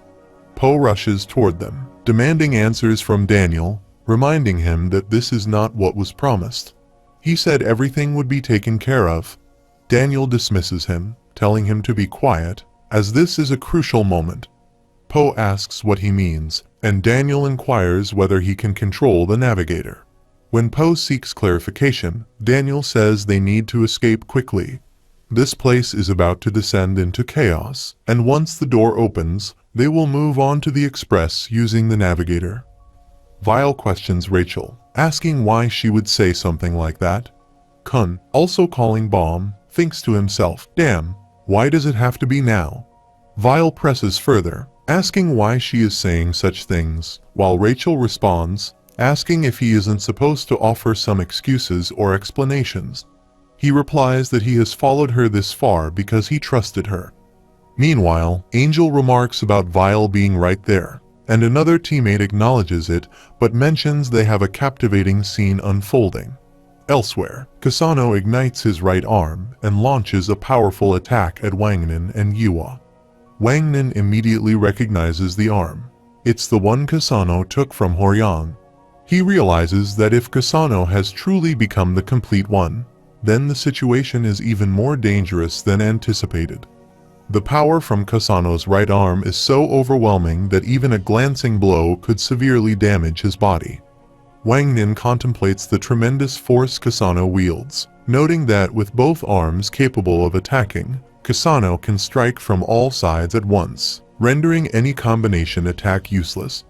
He considers how Kasano has become an ultimate weapon when Traveler arrives, warning that he shouldn't push himself yet, as he still cannot control the power stably. He needs more time to perfect it. Wang Nin wonders who Traveler is and reflects that even though he isn't fully perfected, he is already this powerful. Regardless, Wang Nin resolves to stop him here. Barreau, frustrated, remarks that there's no way to reach that height, no matter how much he wants to. Ake, deep in thought, he wonders how Daniel, that scoundrel, managed to gain so much power. Beta steps in, telling Ake to move aside, calling him Biggie, and declaring that he will fly up to confront Kasano. Po, confused, asks what Beta means, questioning if he really intends to ride the navigator as though it's something meant for him. He adds that if Beta does that, the captain won't be pleased. Daniel interjects, saying they're all in the same situation, and besides, he's a huge fan of Yura, so as long as they take her with them, everything will be fine. Po hesitates, but Daniel reassures him, stating that it's all right, and they shouldn't stay here any longer. Po blames the scoundrel, while Vile tells Rachel she knows why he came all the way here to find her. Rachel responds that she doesn't care about the tower or what the stars look like. All she ever needs is him. Vile, confused, asks why she's acting this way, and she replies that she has something to accomplish. He asks if that goal is more important than him, and she simply answers yes, much more. Kun, concerned, calls Baum's name, but Baum insists that he doesn't like how volatile his thorn is becoming. Vile thinks to himself that it's unacceptable. Meanwhile, Hayura finally reaches the entrance to the Hell Express. Daniel urges her to hurry up. A voice instructs her to insert her ticket to board the train. Hayura, taking out her express ticket, watches as the door opens and welcomes her to the Hell Express. The door to the Hell train opens for Yura, and Vile's power begins to ascend due to the influence of the thorn, capturing everyone's attention. Rachel and Kun call out to him as Angel, bewildered, asks what is wrong with him. Daniel exclaims in frustration, wondering if Hayura is not inside yet. Hayura attempts to enter the Hell train, thinking to herself about whether the gate is open. Meanwhile, Daniel urges Po to activate the navigator immediately, but Po responds that he cannot do so if they break the rules any further. Daniel insists that it is fine and tells him to activate the navigator now, reminding him that he also wants Roan to come back to life. At the same time, Kasano's inability to control his new power becomes evident, offering Wang Nin and Yewa a glimmer of hope for victory. Traveler warns Kasano to stop, emphasizing that it is dangerous for him to use any more power. Yewa observes the situation and thinks that it is acceptable. That guy cannot fully control his power, and in this fight, they might have a genuine chance to win. Wang Nin declares that they will finish this now as he takes out another Shinsu bomb. He notices the thorns spiraling out of control and asks Vile what is happening. Just then, Beta arrives, carrying Ran on his back. He sees Kasano and calls out to him, then glances at Vile's thorn, asking what is going on. Beta thinks that the thorn is indeed out of control. Meanwhile, Kun calls out to Baum, urging him to get a grip, realizing that the thorn has exceeded its limits. He warns Vile not to lose himself in the process. Vile reflects on why Rachel is trying to leave him and what could possibly be so important to her. He questions the significance of the stars and wonders what is up there. He suspects that her desire to push him over is connected to Fug's promise to help her ascend the tower. In a surge of anger, he grips his hand tightly and flares, consumed by his emotions. Po asks if Daniel is truly going to bring Roan back to life, and Daniel affirms that he will. As Po walks away, he warns Daniel to be prepared in case he fails to return with Roan. Daniel tells Angel and the other teammates to get ready to board the train, prompting Angel to ask for clarification. He instructs them to take the guide and that crazy devil, indicating their plan to ride the navigator. Confused, Angel asks how they will manage that, and Daniel insists they will take their heroine along. Meanwhile, Angel appears and launches an attack on Wangnan, urging him to move. Wangnan, however, tells her not to interfere as she sends metal fishes toward them. Yua calls out to Wangnan to stay safe. In the heat of the moment, Angel demands Kasano to let them go while Kun struggles, thinking that he is immobilized because of bomb. Suddenly, someone presses a button. Daniel calls out to Rachel, insisting they must leave to ride the navigator, and she agrees as they both rush toward the hell train.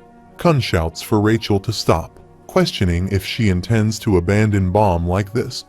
In a sudden surge of determination, Bomb rushes over and strikes Daniel from behind with a devastating Shinsu-enhanced punch, shocking everyone present. He then turns to Rachel and asserts that she is not going anywhere. Rachel expresses her inability to understand him with such words, prompting Vile to declare that if she truly insists on leaving him, he will have to stop her himself. Kun intervenes, warning that he will put himself in danger if the thorn begins to go berserk. He needs to regain control and should not use any more of the thorn's power. Vile counters that he cannot hold on to her without harnessing this power, leaving Kun frustrated and wondering how he is supposed to stop the situation, fearing that he may get consumed by the thorn if he uses more of its power. Vile urges Rachel to return to where they came from, reminding her that they were happy there, just the two of them. He questions what compels her to endure all this in pursuit of climbing the tower. He emphasizes that many people have been hurt because of her actions, and he struggles to comprehend her motivations. Suddenly, the mad dog rushes in, attacking Bomb from behind. He apologizes, explaining that he must let her go, Vile, as he has been waiting for this day to confront him. The mad dog insists that the girl must accompany them, prompting Vile to turn toward him and attempt to strike from behind instead. The hooded man swiftly blocks Bomb's punch with his foot, commenting on how fast he is. He observes that this power must be pushing Vile's physical boundaries and wonders which is more impressive, the speed at which his potential is being unlocked, or the fact that he is carrying such a burden on his back. Meanwhile, Daniel expresses his frustration, noting that regardless of the circumstances, Vile is a monster and will only grow stronger as he ascends. Vile questions whether the hooded man is still alive, to which Daniel replies that his legs are gone and that he severely underestimated this kid. He chuckles, reminding Vile to be wary of the younger generation. Kun acknowledges the situation, saying he will take care of Bomb and instructing Wangnan to focus on Kasano, emphasizing that they must not let him escape under any circumstances. Wangnan responds affirmatively and throws a Shinsu bomb at them. Daniel reflects on his initial plan to leave this place early, but things have become complicated. The monster has gone berserk too soon, and he wonders what he should do. Vile charges to attack the mad dog, announcing his approach. The mad dog perceives that Vile's punch is still light and attempts to block the attack. However, as Vile strikes again, the mad dog realizes this blow carries significant weight. Kun urges Rachel to stop his lighthouses, which irritates her, as she considers that annoying blue scoundrel. Kun's blood always brings trouble, and now it's time for some emergency first aid. Daniel launches an attack that freezes her, leading Rachel to think that this must be the Shinsu prison, rendering her unable to move. Kun witnesses a bong attack and questions what it is, while another regularly comments that it resembles his grandpa. Daniel clarifies that although he is immortal, it still hurts. He thinks to himself that he must hurry. If Po does not arrive soon, he cannot hold on much longer. If the door that Yura opened closes, they might end up entering a completely different one. Just then, Poe arrives with the navigator and calls for Daniel to get on, urging everyone to board before the door shuts.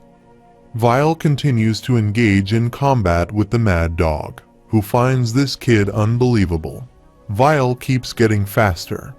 They exchange blows, each trying to defeat the other.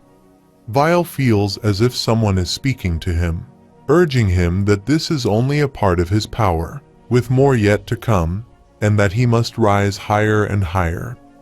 The Mad Dog struggles to keep pace with Vile's rapid movements.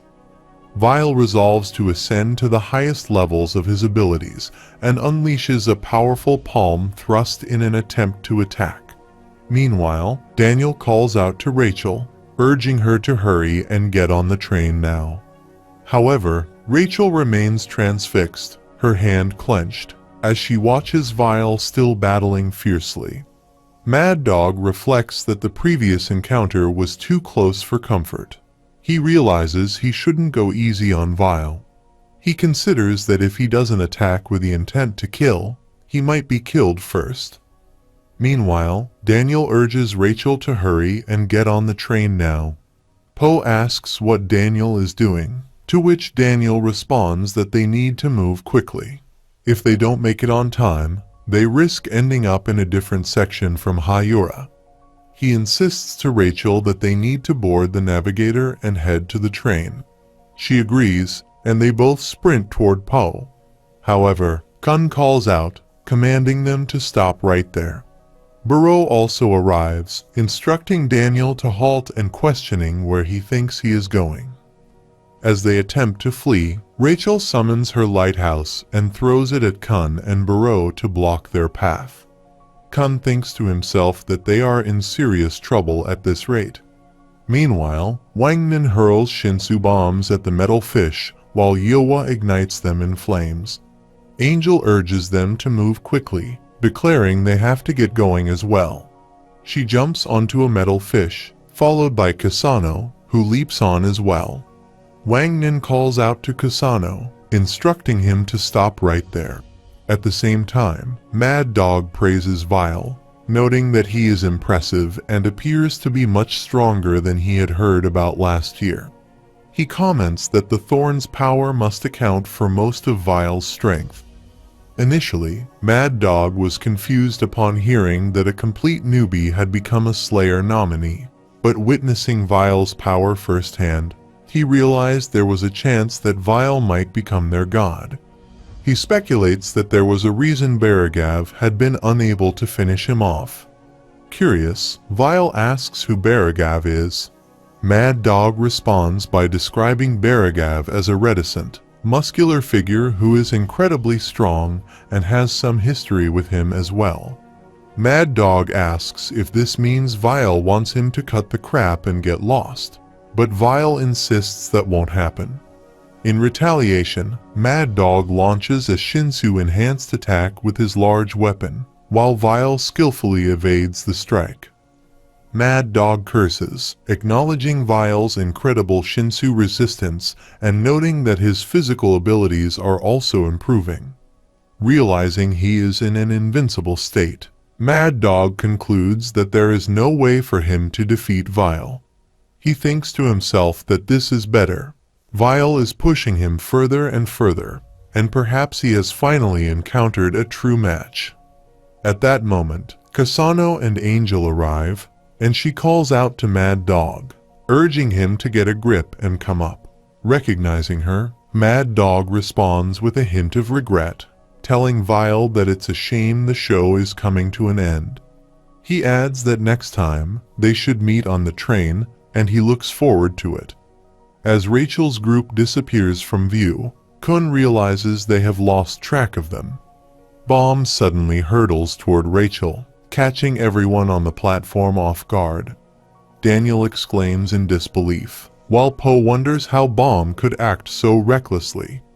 Bomb prepares to unleash a powerful punch to bring down the navigator, but Rachel steps in front of him, attempting to halt his advance. She insists that she must board the train and tells him that if he feels he must stop her, he should just kill her right there. Bomb calms his attack, bewildered by her words. However, Rachel then pushes him away, apologizing and explaining that this place is not meant for him to enter. Vile contemplates why he cannot accompany her, while Kun looks at him in shock. Meanwhile, Hayura, who has been waiting at the entrance of the train, wonders if she can truly feel another space behind the entrance. She questions whether it is really okay to proceed when Rachel and her teammates arrive. Rachel calls out to Yura, who responds that she has been waiting for her. Rachel urges them to enter, emphasizing that once the door closes, no one knows where the next one will lead them. With that, they all board the train. In the meantime, Kun observes Vile as he falls from the navigator. Wangnan and Yewa arrive, and Wangnan inquires about what happened to Ol. As Vile tumbles, he experiences a dreamlike flashback of his past with Rachel in the cave. In this memory, Rachel tries to wake him, and upon his awakening, he asks when she arrives. She replies that she just got there and inquires if he was having a nightmare, noting that he did not seem well while asleep. He responds that it is nothing, to which she replies that, regardless, he should wake up. She reminds him that they are going to the mountain in the west today, as well as the cliff where the three eyes are watching over them. He agrees, stating that he is ready to go, but adds that it is not exactly a mountain. She asks what he means, insisting that she has never seen such a massive mountain before. Perhaps the world beyond this place is much larger than they imagined. He wonders if it is even bigger than the world above. She gazes up toward the light and mentions the world above, prompting him to refer to the world beyond that light. She explains that only the chosen people can reside there. He muses that he must not be one of the chosen ones, suggesting that he must have committed a grave sin, which is why he is left in such a dark place. She calls out to Baum, urging him not to be so cynical. He reassures her that he is fine because he has her. He expresses that she is like a light to him, having come to him a person who was not among the chosen. He refers to her as an angel and wonders if, upon reaching that higher place, he will be able to make friends with more angels like her. He contemplates whether that will be possible and concludes that it likely won't be. However, he hopes that one day he can ascend to that lofty place and be with Rachel. The scene shifts back to the present, where Wangnan calls out for Ol, and Kun sees him as sweet and sour because he has a ticket. Wangnan confirms that he does as well. Kun questions whether he can truly trust Wangnan to get on the train while risking his life, prompting Wangnan to ask what Kun means by that. Kun then calls out to Beta, who responds that he understands and rushes to catch Baum, who is still falling and appears to be unconscious. Beta remarks that they are all being reckless, especially since he cannot even fly. All of Kun's teammates gather around him when Ran inquires about the commotion. Kun responds that there is no time for conversation, and insists they must get him as close to the train as possible. Ran suggests that if he supports Kun with his lighthouse, he believes he can assist, adding that it could be risky but is worth trying. Kun emphasizes that they must stop them by any means necessary and asks Wangnan and Yiwa for their help. Meanwhile, as Rachel and her teammates are about to enter the train, Kasano hoists Hwarian onto his shoulder and questions what they should do about her, wondering if they are going to leave her behind. Angel expresses a preference to leave her, but ultimately decides they should take her along for now, considering her valuable as a hostage. Another team member begins to voice concerns about the Hell train, but Kasano reassures him that he knows what to do. He has his ticket ready and states that the real journey begins from here. The Kun brothers arrive and declare the fight has begun, questioning if they will be allowed to board like this, while Rachel glances over at Kun. Angel remarks on his persistence, thinking that despite everything, he is quite handsome.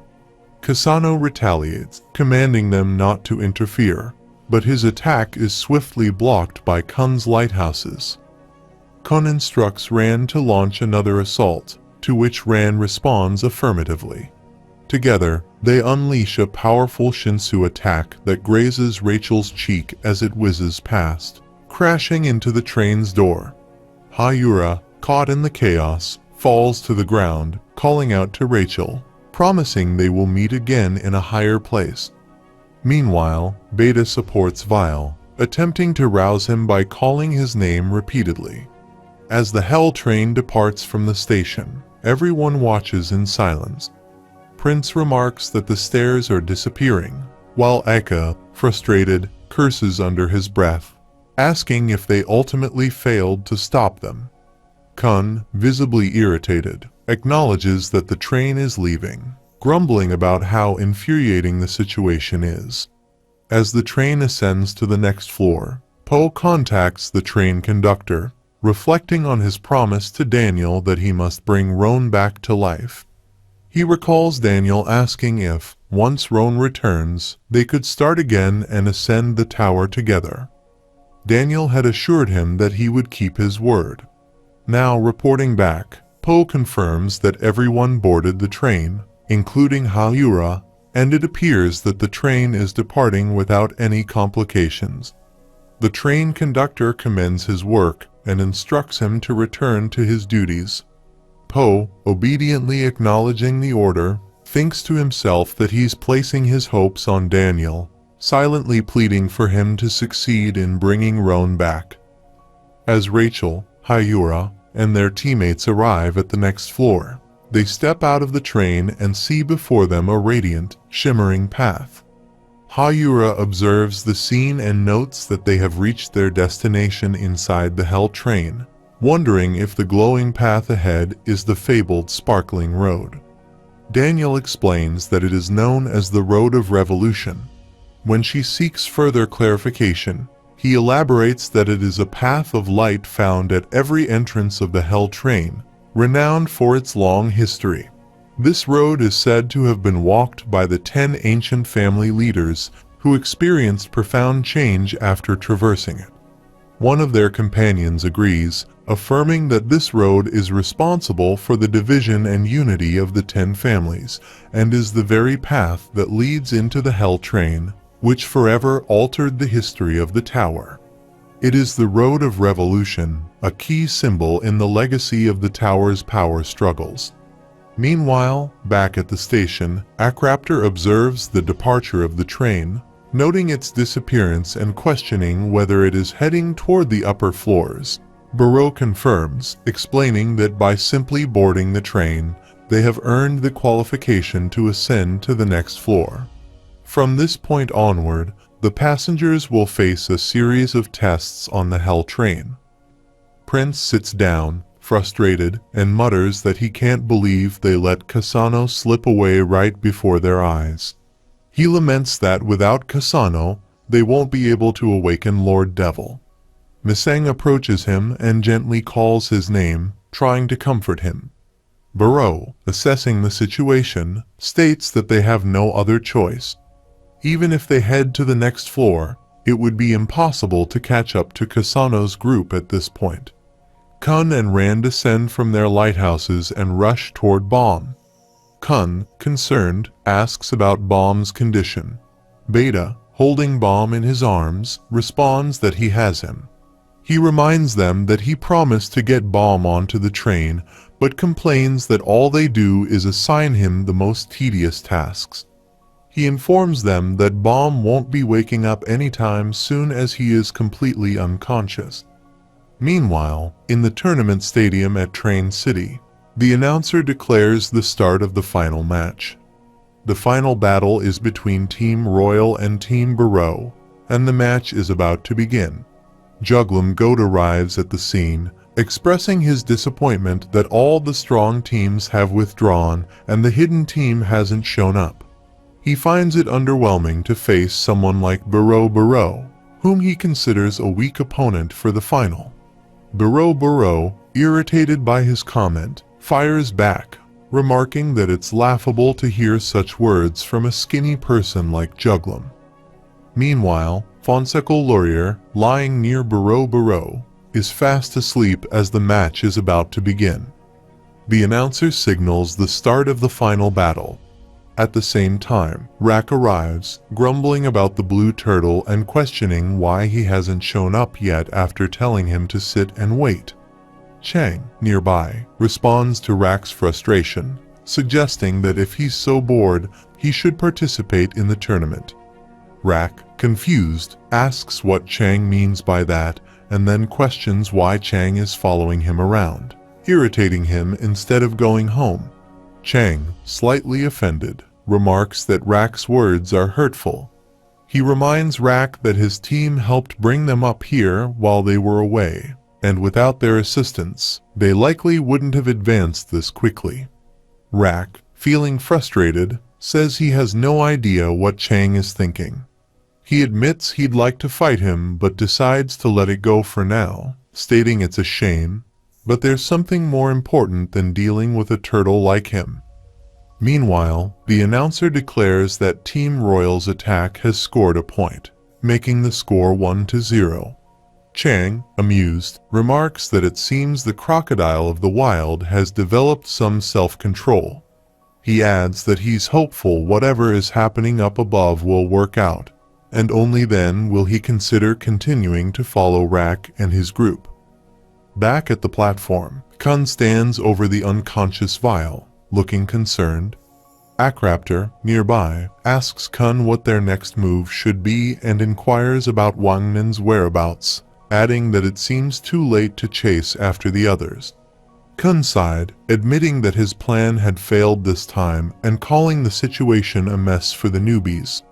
AK introduces himself, saying he is Aka Williams, and Kun, somewhat distracted, asks who he is. AK explains that he is a regular rider of the Hell train, boarding every time, and asks if Kun is with those who just boarded. Kun nods, confirming that he's with them, as AK observes. AK expresses surprise that Daniel is alive, remarking that he never expected to see him again. Barreau, joining the conversation, adds that it seems Fug is planning something major on the Hell train. AK agrees. Kun, ever calculating, inquires whether AK is involved with Daniel. Barreau clarifies that Ake isn't with Daniel, but instead came with Bomb and speculates that the girl they saw earlier was Rachel, the one Bomb had mentioned before describing her simply as some girl. Curious, Kun asks about the connection between their group and Daniel. Aka pauses before explaining that Daniel had once been a friend, or rather, a comrade of theirs. He recounts that Daniel had accompanied them on the Hell train long ago. However, after they lost contact with him, they heard that Daniel had died on the Hell train a couple of 100 years ago. Kun, processing this information, remarks in disbelief that a man who was thought dead for centuries has returned and is now collaborating with Fug. AK confirms this grim reality. Kun, still focused on their next steps, asks AK what his plans are moving forward. AK responds with uncertainty, admitting that their plan was to stop Daniel and the others, but it didn't work out. Now, they have no choice but to find a way to catch up with the Hell train by any means necessary. Ram, perplexed, questions what catching up even means, pointing out that the train is already on its way to the next floor. Barreau interjects, explaining that it is possible since the train is designed to stop at stations on every floor. The real challenge is taking the test to advance up the tower. They must pass the test and catch up with the train before it departs again. Kun, always practical, suggests they figure out how to catch up later and focus on wrapping up the current situation first. He proposes they head back to the stadium. Akraptor, however, stops them, noticing that some of their team members are missing. He asks where the yellow-haired guy and the girl went. Kun, unfazed, replies that those two are already on the train. He reveals that he threw them in earlier during the chaos. Surprised, Akraptor asks what he means by that. Kun explains that it happened when the others attacked. Akraptor, realizing there had been a plan behind the last attack, remarks on Kun's foresight. Kun remarks that he never resorts to desperate, last-ditch efforts without meaning. It's impractical, and he always seeks practical interests. He suggests they return for now, and the others agree. As they head back, Kun reflects on the hidden function of the white heavenly mirror. The first function he thinks of is the ability to trap a person inside the mirror by stabbing them in the heart. He considers how, once the distance between the mirror and himself reaches a certain point, the seal breaks and those trapped inside are released. Meanwhile, Rachel's team presses forward, and Hayura warns them not to let their guard down, reminding them that this is just the real beginning. As Kun and the others approach the stadium, Kun's eyes catch sight of a dagger, and he thinks that this must be the unexpected weapon he prepared for Rachel, and he teleports Wangnin and Yewa in it with white heavenly mirror. Bomb, in the midst of all this, starts hearing a voice calling out to him repeatedly, "Boy." He wonders who it is as the voice continues to echo in his mind. The mysterious voice speaks of the power to ascend even higher, urging him onward. Buro charges forward to attack Goat, who effortlessly blocks the strike and taunts her about why someone like her would want to board the train, suggesting she should just give up. Goat, indignant, asks what he means by that and retorts that he looks like he would die in an instant. In response, she unleashes a fiery attack against him. At that moment, Rak arrives on the scene, expressing his disdain for the situation by exclaiming how lame it is, utterly bored. He adds that Goat is so cute that it feels like he is just commenting on something trivial. Chang observes that it seems the crocodile has picked up some new slang while Quitro chimes in, repeating the word lame with amusement. Kun enters the fray alongside Akraptor and Beta, questioning why they are picking on his pitiful pet. Rak spots him and excitedly greets the white turtle, and Kun acknowledges his return. Rak inquires about the train and the whereabouts of the yellow turtle. Kun replies that they missed it, prompting Rak to ask about the black turtle. Kun responds that Bomb is currently unconscious. Rak demands to know what Kun means by saying that the black turtle is unconscious, and they rush to Vile's room. Upon entering, Rak examines Vile and asks what has happened, lamenting that the red turtle was taken while the black turtle lies incapacitated. He expresses his frustration, questioning how all of this transpired while he was present and why Kun left him out if he couldn't prevent this disaster. Kun apologizes, acknowledging that he was not strong enough to stop the events that unfolded. Rak retorts that an apology is insufficient, emphasizing that things have worsened because of Kun's shortcomings as he grabs Kun's collar in anger. Just then, Beta arrives and intervenes, urging Rak not to be too harsh on Kun. He reassures Rak that at least one's entire life is safe. Rak, perplexed, asks if Beta is certain of this. Beta affirms it, explaining that Vile merely overused the thorn, leading to his current state of overload, but he will not die from it.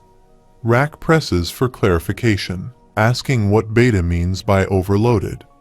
Beta elaborates that while the thorn is indeed a powerful item, possessing it does not guarantee perfect power. Since Vile exceeded its limits, it is not surprising that he has suffered an overload. Beta explains that the thorn's continued separation from Vile's body indicates that he has not fully accepted it yet. He reassures Rak that Vile will be fine for today, but if he continues to act recklessly, he risks tearing his body apart someday. Rak questions what it means to be torn apart, and Beta clarifies that it is merely a metaphor. He emphasizes the need to gather the thorn's pieces and stabilize them, or to wait for Vile to develop the ability to manage the thorn. To achieve this, they had to ascend the tower, but unfortunately, the train had already departed. Akraptor expresses concern about their next steps, noting that the train is en route to the next floor, even though Yiwa and Wangnan are aboard. He explained that the train appeared to stop at stations in both the inner tower and the middle area. Furthermore, the train itself functions as a test area, which means its occupants are somewhat excluded from the tower's standard rules. He concludes that to catch up with them, they must board the train at the next station, though he acknowledges that it will not be easy to pursue a train that has already left. Kun acknowledges the difficulty faced by those who have not yet taken the test, stating that there is only one option left. He proposes stopping the train from ascending to the next floor, prompting Barreau to inquire about his plan. Kun explained that they needed to halt the train's progress so they could move quickly and board it. This was likely their only viable option. AK expresses his astonishment that Daniel is still alive, questioning what the scoundrel is up to by aligning with Fug. Barreau reminds AK that Daniel had mentioned his intention to bring Roan back to life by awakening a certain individual. AK responds with skepticism, suggesting that while it would be great if such a thing were possible, the notion of waking someone up merely to resurrect Roan is misguided.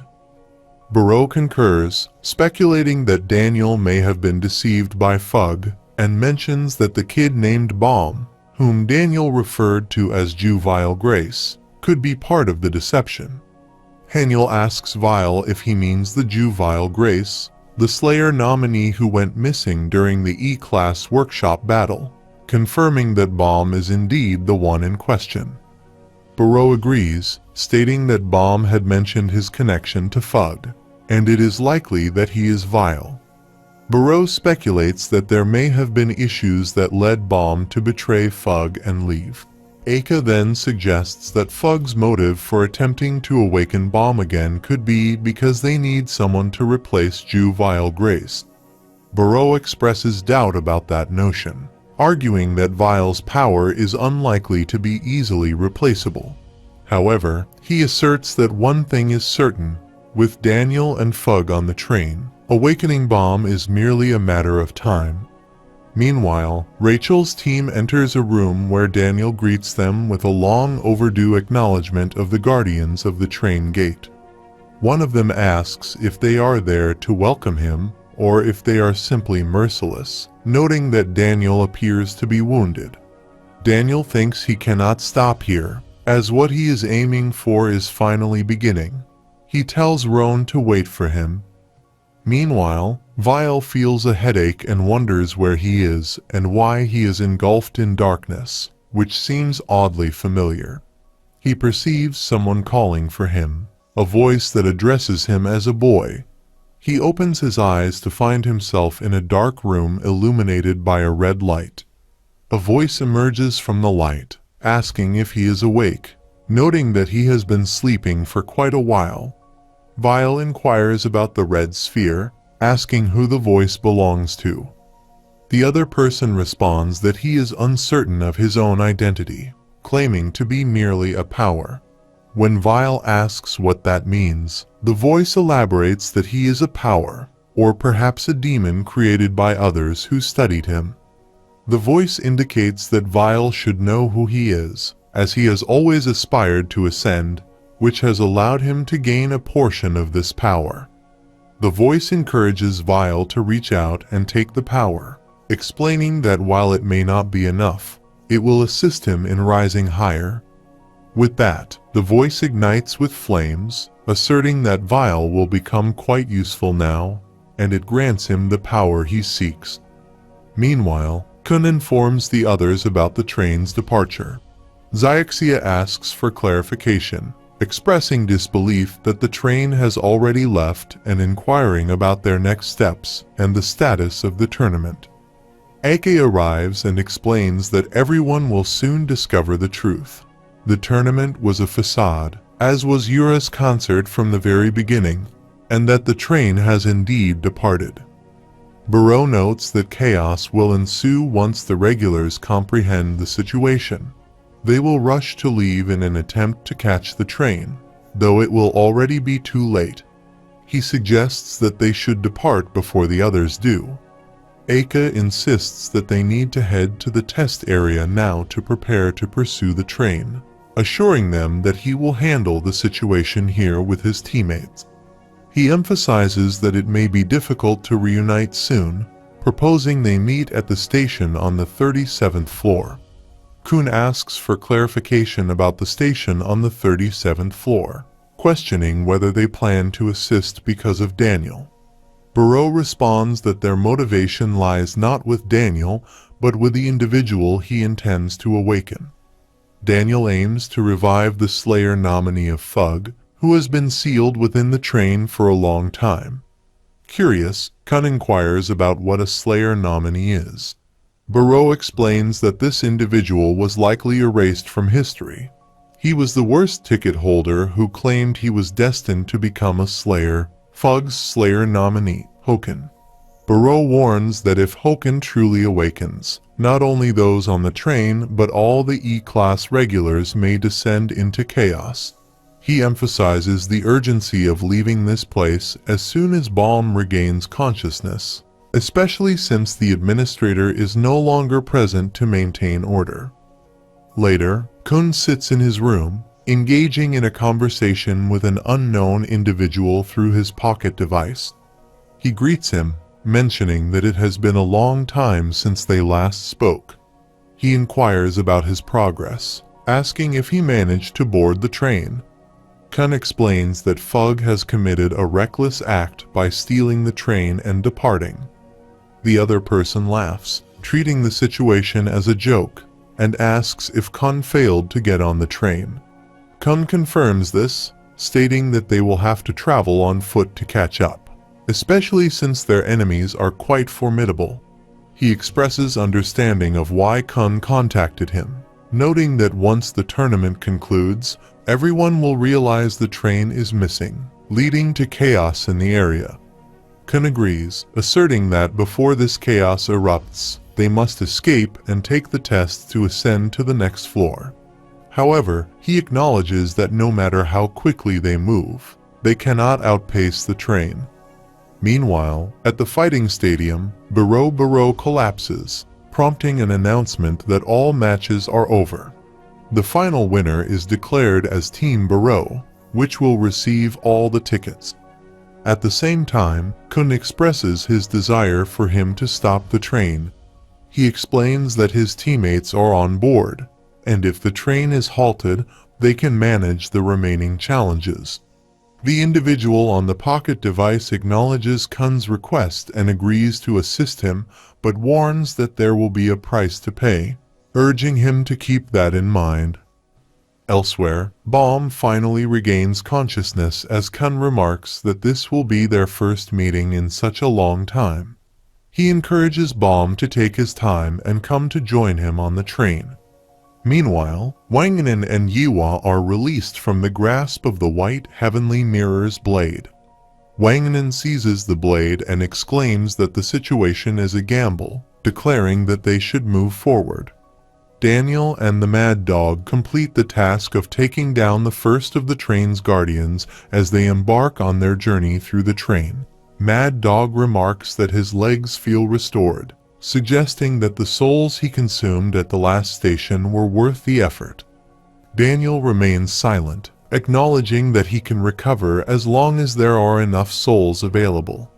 He notes that the damage from the Slayer nominee had been substantial, admitting that he has consumed enough souls but has never managed to completely fill his capacity. He further states that daytime will arrive on the train soon, very soon. Mad Dog responds, indicating that he can almost feel the breath of daylight from their current position, confirming that Daniel was right all along. He encourages Hoken to wait for them. A month after the Hell Train incident, on the 36th floor of the tower, Diakcha, an airship, heads toward the test area where Deed greets Kun, who is chewing on some food and contemplating its pleasant taste. Deed wishes him good afternoon.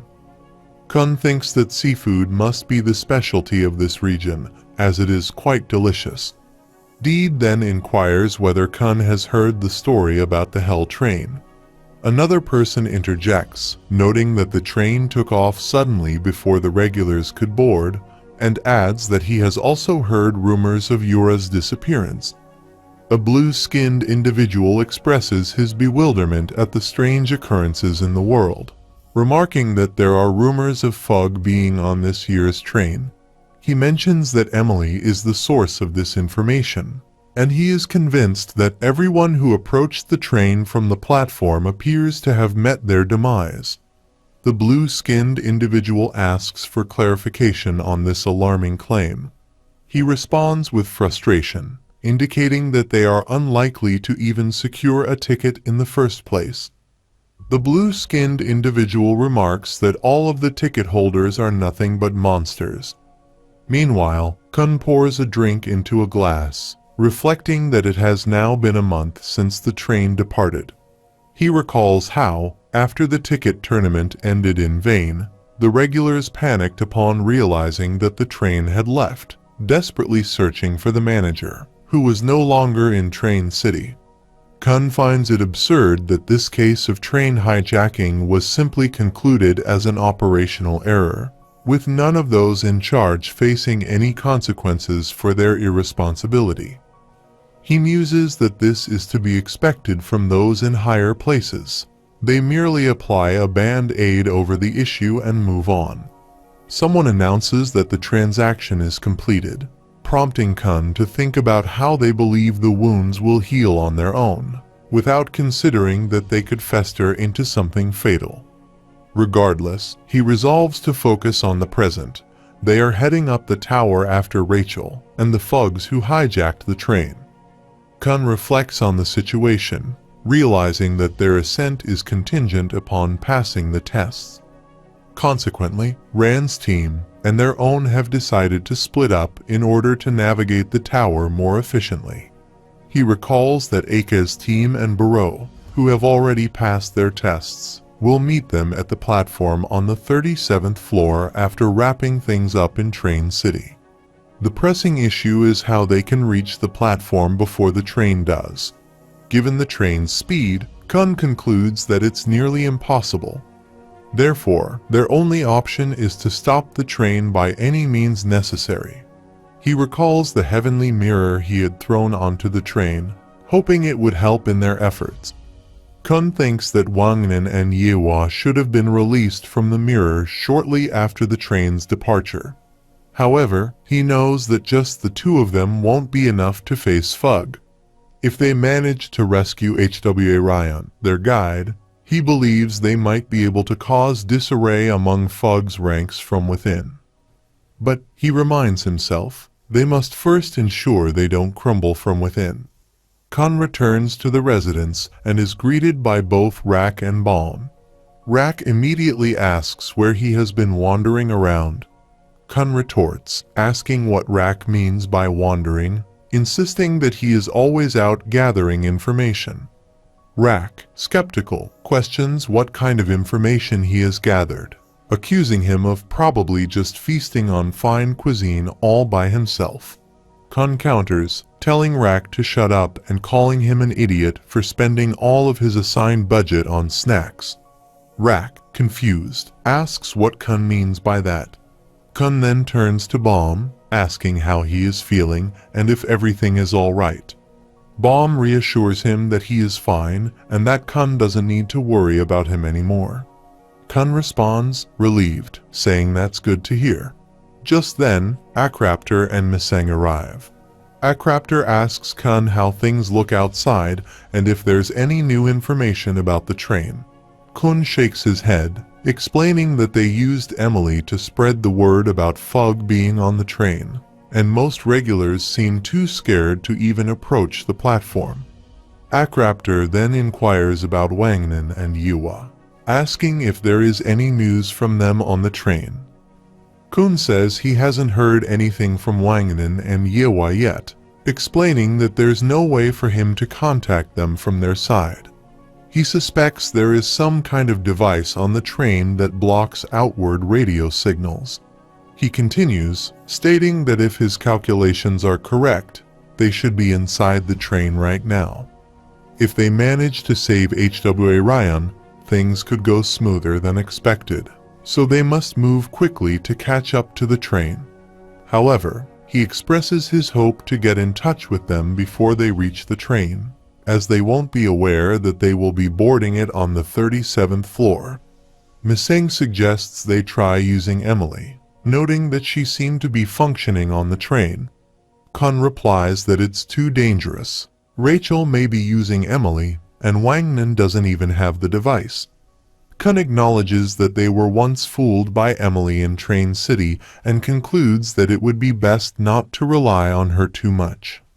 Akraptor suggests that for now, all they can do is ascend the tower as quickly as possible.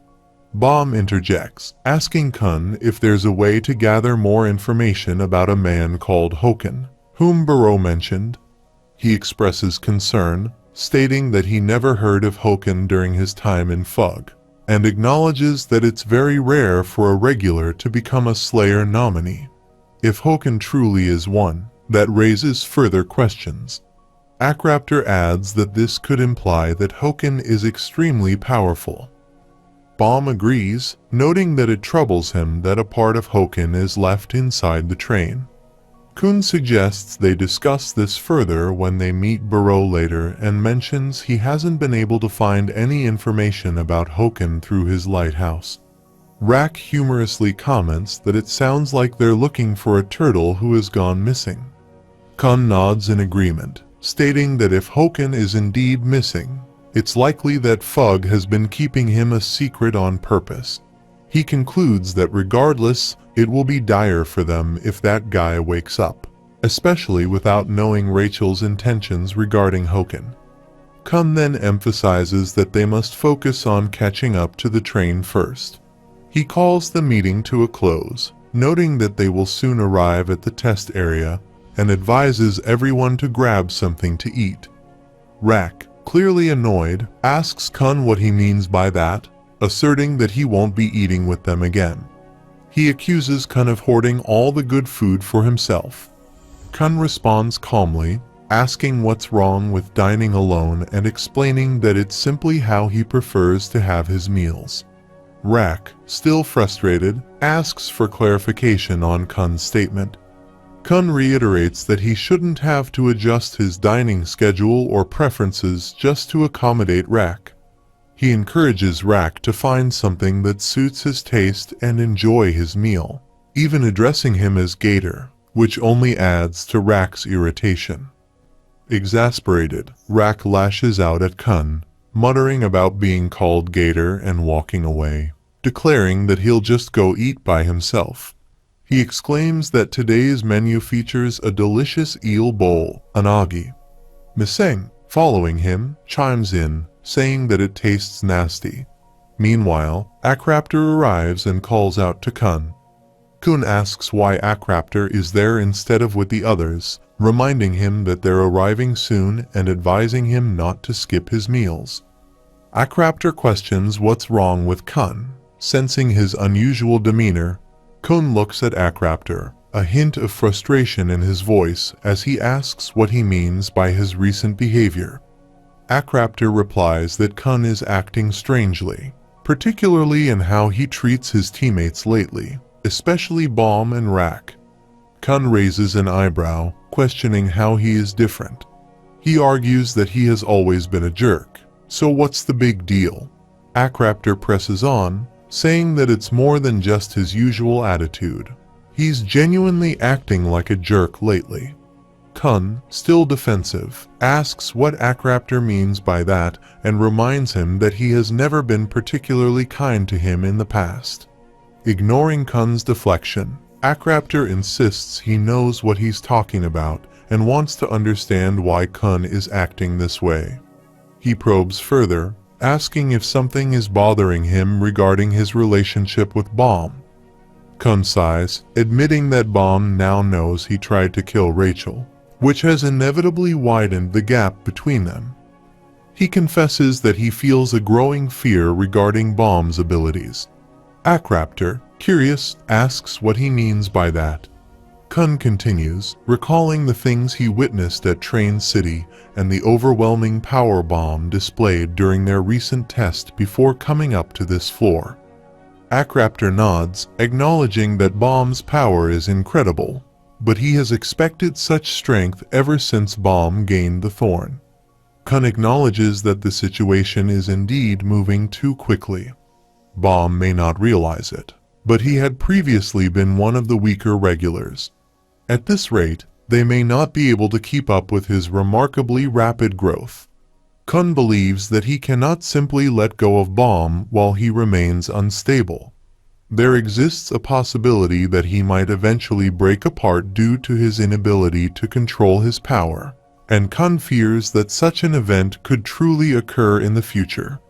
He asserts that they must find a means to stabilize Bomb's growth before any significant problems arise, specifically something that can manage the power of the thorn.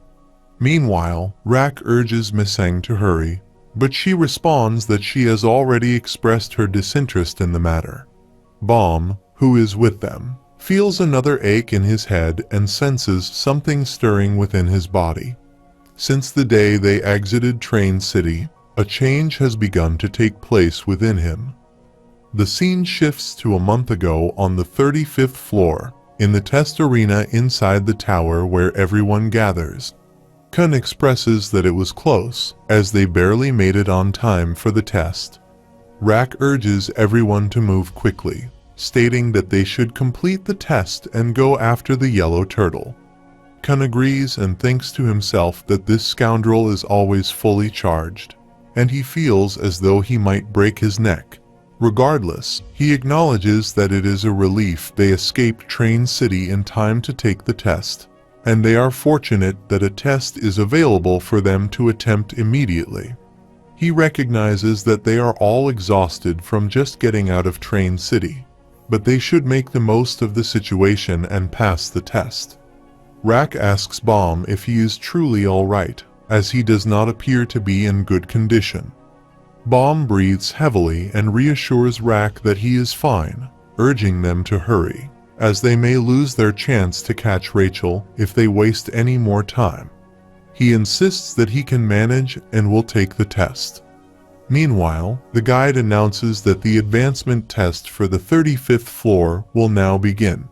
All test takers are instructed to come forward to the stage in the middle of the test area. The announcement is repeated, reinforcing that the advancement test for the 35th floor will now commence and that all participants should proceed to the stage in the center of the arena.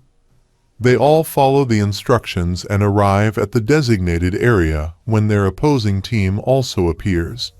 Among them is Bel Berhino, a D-class regular and fisherman who has been attempting the test on the 35th floor for dozens of years. He believes this is finally his chance, as the stronger regulars have all left for the train. He laughs and remarks that it looks like a kindergarten party, confirming that the rumors about the strong competitors departing for the train are true. He expresses confidence that passing the test will be easy this time and challenges Rak, asking if he doesn't think so, addressing him as a cute gator. Rak responds with irritation, clarifying that he is not a gator but a Rak Wraithraiser. Berhino laughs, insisting that he is indeed a cute gator. Kun wonders when Berhino will accept that he is a crocodilian just as the guide begins to explain the rules of the floor's advancement test. The guide states that this test will allow the winning team to advance to the 36th floor. He explains that the rules are straightforward. Each team will consist of offensive and defensive players. The offensive team will start from the outer field and will win if they manage to occupy the center point. He continues by stating that the defensive team will win if they block the offensive team from reaching the center point for an hour. The center point is deemed occupied once a card is inserted into a register located on the stage. Each member of the offensive team receives a card, and if the defenders manage to take all the cards away from the offenders, it results in an automatic victory for the defensive team. He then announces that they will soon begin the advancement test on the 35th floor and instructs each team to take their positions. Chang turns to Quitro and remarks that they are the defenders, implying that they have a boring role. Quitro responds that he prefers the offensive side, expressing his desire to be aggressive. Akraptor informs Kun that they are almost ready when someone announces that he is prepared. Kun acknowledges this, confirming that everyone is ready. The guide states that all regulars are now set in their positions. Chang laughs, wondering who he will face first, perhaps the cute gator. Meanwhile, Rak thinks about the turtle, vowing to take him down. The guide announces that all the regulars are in their positions and that the advancement test of the 35th floor will begin now. He states that Kun Agro Agnes's team is the defensive team, while Bel Berhino's team is the offensive team. The test will conclude when the offensive team inserts their card into the register, so the defensive team must be extra careful to prevent that from happening. The guide then signals for the test to commence. Berhino thinks about how fortunate it is to be on the offensive team under these conditions, believing that the game will be far too easy and that they might win faster than he initially anticipated. Kun reminds Rak that they are on the defensive team and instructs him to keep quiet and hold his position. Rak insists that he knows what he is doing when Morzyung from the opposing team looks at him and says to Bullback that it appears a crocodile has joined the fray. Bullback replies that they are quite lucky, as it seems all they need to contend with is just that cute crocodile. Rak transforms into his true giant form, welcoming the opponents with a booming voice that terrifies them. He boasts about his good fortune, remarking that all he needs to deal with are these two weakling turtles. With that, he charges at them, calling them lucky, while they scream for help. Kun, observing from his position, thinks to himself that he had instructed Rak to hold his position. That crocodile is indeed a troublemaker. Berhino, bewildered by the commotion, asks what the strange noise is, noting that someone has already gone down. Rak taunts them, demanding to know where the little turtle has scurried off to, and punches away at Bullback, who cries out for assistance. Miseng, Bomb, and Akraptor watch the scene unfold, with Akraptor commenting on his evident excitement. Miseng adds that he seems thrilled to be climbing the tower with them again, while Bomb reflects on the intense way Rak expresses his enthusiasm. Akraptor then voices his concern, questioning whether Rak will be alright after just waking up from losing consciousness. Bomb reassures him that Rak is fine, emphasizing that each defender must carry out their respective roles effectively. He cannot afford to be a burden to Rak, especially since he does not feel well himself. He continues, noting that although his head aches slightly, he does not believe it will hinder his fighting ability. He reassures Akraptor not to worry about him and suggests that he return to his sniper position. Akraptor agrees and walks away with Miseng, cautioning Bomb not to push himself too hard. Left alone, Bomb reflects on the silence that followed that fateful day. His head still aches, but he dismisses it as just a headache. He wonders about the mysterious voice that had spoken to him, recalling how it had urged him to seek more power. Had he always yearned for the power it spoke of? He remembers hearing others express their desires for power, and he had never understood why they craved something so elusive, the power to ascend higher. Meanwhile, Rak continues to dominate the two offensive team regulars, leaving them battered. The guide announces that the offensive team, consisting of Bullback and Morysink, is now down to a total of 6 remaining members. Rak, scanning the field, thinks about the whereabouts of the cocky turtle. Kun, observing the situation, finds it peculiar that one member of the opposing team has been missing since the game began. Where could he possibly be? Kun wonders why someone can only approach through the designated path while one of the opponents is missing. Meanwhile, Wakan appears in front of Bomb, giggling as he notes that no one has noticed him, just as he expected. He thinks to himself that it is not surprising that this converted observer, White X, had placed a special Shinsu barrier around his body, rendering him invisible and inaudible to others. He reflects on the difficulty of obtaining such a barrier since it is a due class item. If he can approach Bomb silently and hunt him down, it will be a satisfying victory. He chuckles to himself, relishing the moment as he observes Bomb's unsuspecting face. Just as Wakan prepares to launch an attack, Bomb instinctively punches him in the face, sending him flying. Wakan is left astonished, contemplating how Bomb could have possibly sensed him. Miseng, witnessing the exchange, exclaims in confusion about what just happened, noting that nothing had been detected by Wakan's observer. Akraptor questions whether Wakan is a hidden enemy, while Kun considers the situation. He realizes that Wakan must possess an item of due class or higher, as he did not see that attack coming. Burhino curses under his breath, wondering how Wakan got caught and questioning how Bomb could have possibly sensed him. Meanwhile, Bomb breathes heavily, reflecting that his body has reacted instinctively. He is bewildered by this automatic response. The guide announces that Wakan has been eliminated from the offensive team, prompting Chang to ask what is happening, as no one seems to be advancing. Quitro expresses his boredom, noting the lack of action. The guide then informs them that only 5 members remain on the offensive team. Rak calls out to Bomb, sensing the tension in the air. Burhino realizes that Wakan is down and is incredulous about how this occurred. He rushes toward Bomb alongside his teammates, seething with anger. He confronts Bomb, demanding to know how he dared to attack Wakan and how he discovered the function of Wakan's observer. Without waiting for a response, he launches an attack on Bomb, who quickly counters in defense. Burhino is bewildered by the situation, and Akraptor informs him that Shinsu does not seem to affect Bomb. Another team member revealed that Kun had examined Bomb's profile and discovered that he belonged to the Bong type of the 10 great families. Additionally, it appears he has some Hendo family blood, which grants him a high resistance to Shinsu.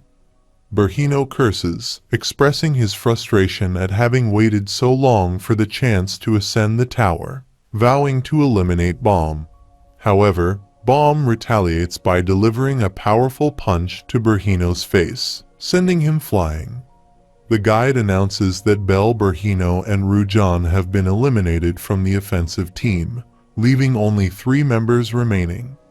Rak questions the implications of this development, while Chang remarks on Bomb's impressive performance.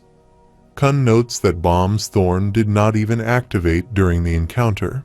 Suddenly, another regular charges at Bomb, declaring that he will take revenge for what Bomb has done to his teammates. Miseng urges Akraptor to take the shot.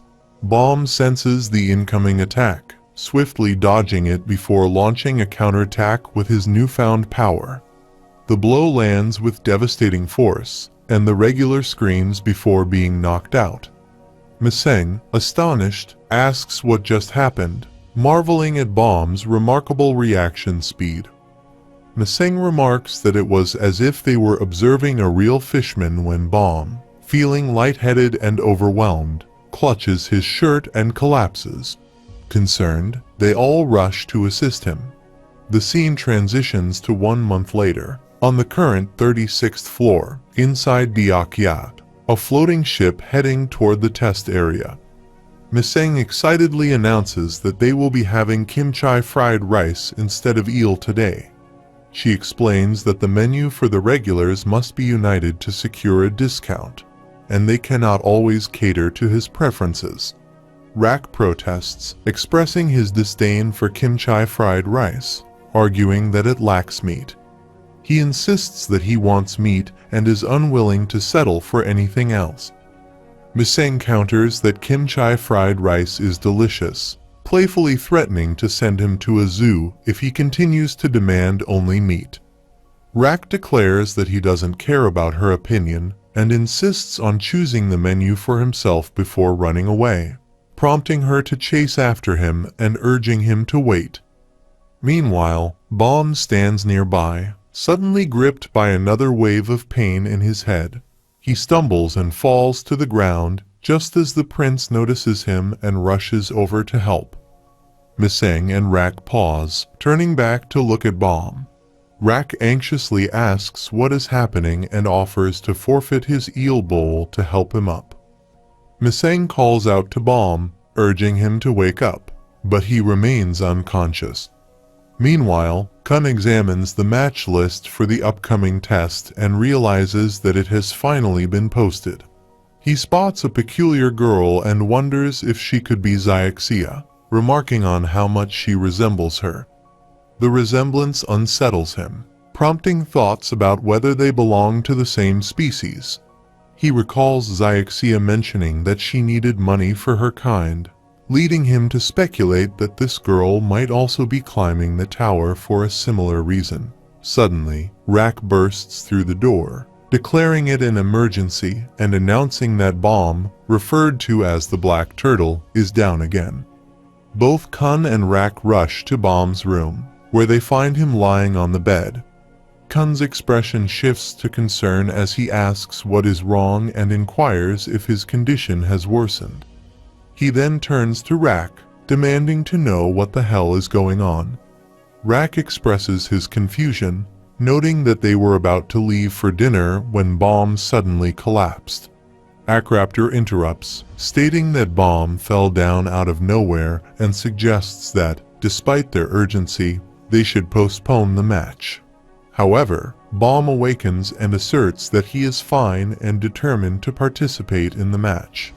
He emphasizes the importance of taking the test, as failing to do so would prevent them from catching up to the train Rachel is on. Kun calls out his name, but he remains silent, allowing Baum to make his own choice. Moments later, the scene shifts to the 36th floor test area. Rak, irritated by the beam attacks raining down around them, grabs hold of a regular and calls him a nut job, demanding that he burn their opponent for him. Quitro enthusiastically activates his flame power, laughing as he assures Rak that he will take care of it. Meanwhile, Kun observes the chaos from his vantage point atop a lighthouse. He notes that they have successfully dealt with their spear bearer and turns to Miseng, inquiring about the status of the fisherman.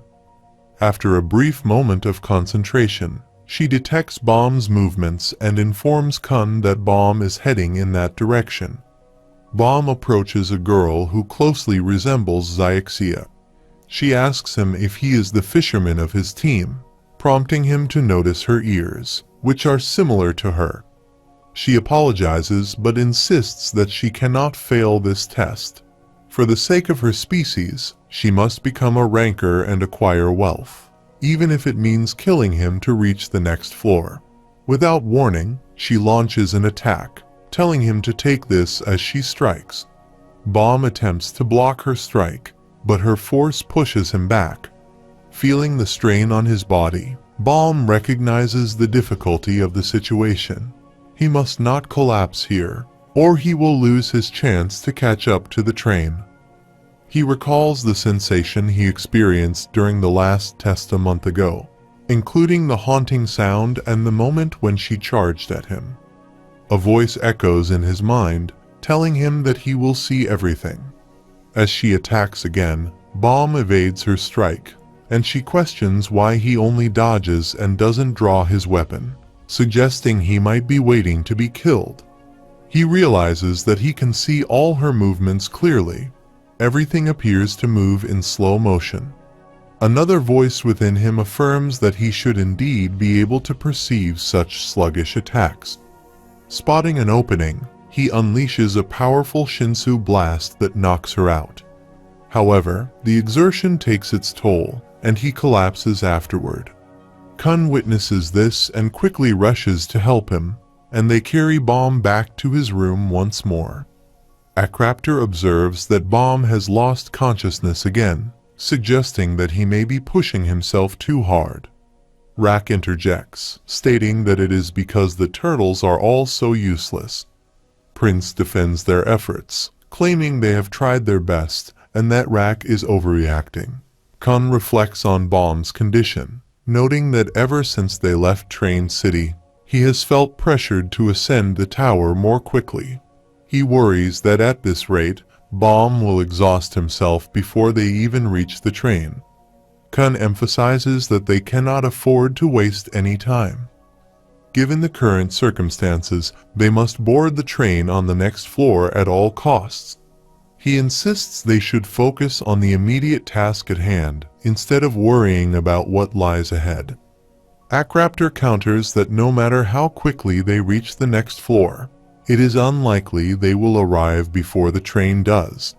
He questions how they will handle that issue. Kun assures them he has a plan and that he will gather all necessary information once they arrive at the station. He expresses hope that the Hoken guy will remain unconscious until they can board the train. Jinsung arrives and comments that his cute pupil always seems to be sleeping whenever he visits. The group turns towards him in surprise. He notes that there are some new faces among them and asks what has happened. Prince inquires if he is indeed Jinsung, while Kun asks for clarification on what he means. Jinsung explained that he had simply dropped by while visiting someone in the area. Kun expresses curiosity about why someone of such a high status would come here. Jinsung then shifts his attention to Bomb, asking who caused his cute little pupil to end up in this state. Meanwhile, inside the train, Wangmin and Yewa finally spot Hwa Ryan. Wangmin urges her to hang in there a little longer, assuring her they will reach her soon. Elsewhere, Daniel and Rachel discover a shiny box embedded in a wall. Rachel remarks that it could be a part of the Slayer nominee that he left on the train. She wonders how he could have found it so easily. Daniel responds affirmatively, assuring her that it is indeed what she thinks it is. He reassures her that she can trust him, as he is quite meticulous and does not hide it in a single location. He explains that since he controls souls, he has separated parts of himself and hidden them throughout the train. He adds that without any clues, it would have been nearly impossible to find him. However, he feels the seal on his body, indicating that he is nearing the end of that path. He mentions Hoken, stating that soon, he will set the first part of himself free. Wangmin sits down, expressing his frustration. He says he has been talking about this for a whole month, but still wonders how they are going to save her from those guys. Yuwa asks for clarification, pointing out that they have been following them without a plan. Wangmin admits he has no plan and is fed up with the situation. He questions why they need to guard her so strictly when they are the only ones on the train. He explains that they don't have a chance for now, and it seems they are moving forward much faster than he anticipated, almost as if the captors have a predetermined path or purpose. After a month of following them, he observed a few things about the train. He notes that there is a clear distinction between day and night. At night, there are monstrous beings everywhere, while during the daytime, it is surprisingly peaceful. He explains that she is allowed to stay on the train only if she passes through a certain number of sections each day. If she can manage to spend 10 nights like that, she will reach a specific place where she must take a test to proceed to the next floor. Wangmin observes that the train is likely passing by the 36th floor now. He isn't sure if they are in the middle area or the inner tower, but he knows they must complete a test before the train moves on to the next floor tonight. While he feels reassured that they've been able to follow the captors thus far, He realizes they need to save HWA Ryan before the test begins. He ponders why she isn't trying to escape, especially since she is being tightly guarded. It seems strange to him that someone with her skills wouldn't attempt to break free, suggesting there might be more going on than meets the eye. Meanwhile, Daniel stares at a complex puzzle and curses under his breath, expressing his disdain for such challenges. Rachel analyzes the puzzle, explaining that the numbers added from the top left to the bottom right should all equal the same sum. They have only 5 minutes to solve it, and if they fail, one of their tickets will be taken away. Frustrated, Daniel thinks to himself that this situation is ridiculous, feeling the pressure mounting. Daniel emphasizes that solving the puzzle is their only way to reach Hoken. If they fail, they won't be able to proceed to their destination on this floor. Rachel suggests taking a different route, arguing that they can't risk losing their tickets. However, Daniel shakes his head, insisting that it won't work. He explains that this is the fastest way to their goal, and they won't get another chance if they don't navigate this path today. The train's route will change come nightfall. Rachel is confused and asks for clarification. Daniel explains that there is a distinct cycle of day and night on the train. During the day, they can move relatively quickly because there are fewer enemies around. However, at night, the situation becomes dangerous, with enemies lurking everywhere. The critical issue is that the path completely changes after sunset, and he has no idea how this phenomenon occurs. He concludes that if they can't make it through this area today, they will be stuck and unable to reach their destination. He acknowledges that, naturally, there is a test area for the next floor at the end of every path, but there are numerous routes to reach it, which is what makes this train so frightening. His memory drifts to the 36th test area stage. He notes that the train holds an unlimited number of secrets, but regardless, they must get through this place to meet Hoken. Frustrated, he asks if anyone has any ideas. As he ponders, he wonders if they have anyone useful among them, already dismissing Emily because she only responds to questions she's been directly asked. He considers the possibility of using the guide, thinking they could bring HWA Ryan to solve the puzzle. Daniel inquires how it looks and whether she believes she can solve it. HWA Ryan scornfully remarks that it's pathetic to even question her ability to solve such a simple and easy problem. Surprised, he asks if it's truly an easy problem. She confirms, stating that anyone could solve it if they know basic math. He remarks that people like them have never learned anything like that, while she explains that the sum of the numbers must be 12, and they first need to switch 12 with 6. She continues, saying that after the switch, the numbers will appear in such a way that if he adds the numbers in diagonal lines, each 12 will have no number to pair with, while the remaining numbers will have pairs to sum up with. She then instructs him that all he needs to do now is rearrange the rest of the numbers to make each line sum to 12. He acknowledges this, stating that, as expected from a guide, it was a smart decision to keep her alive and bring her here, as it didn't even take a minute.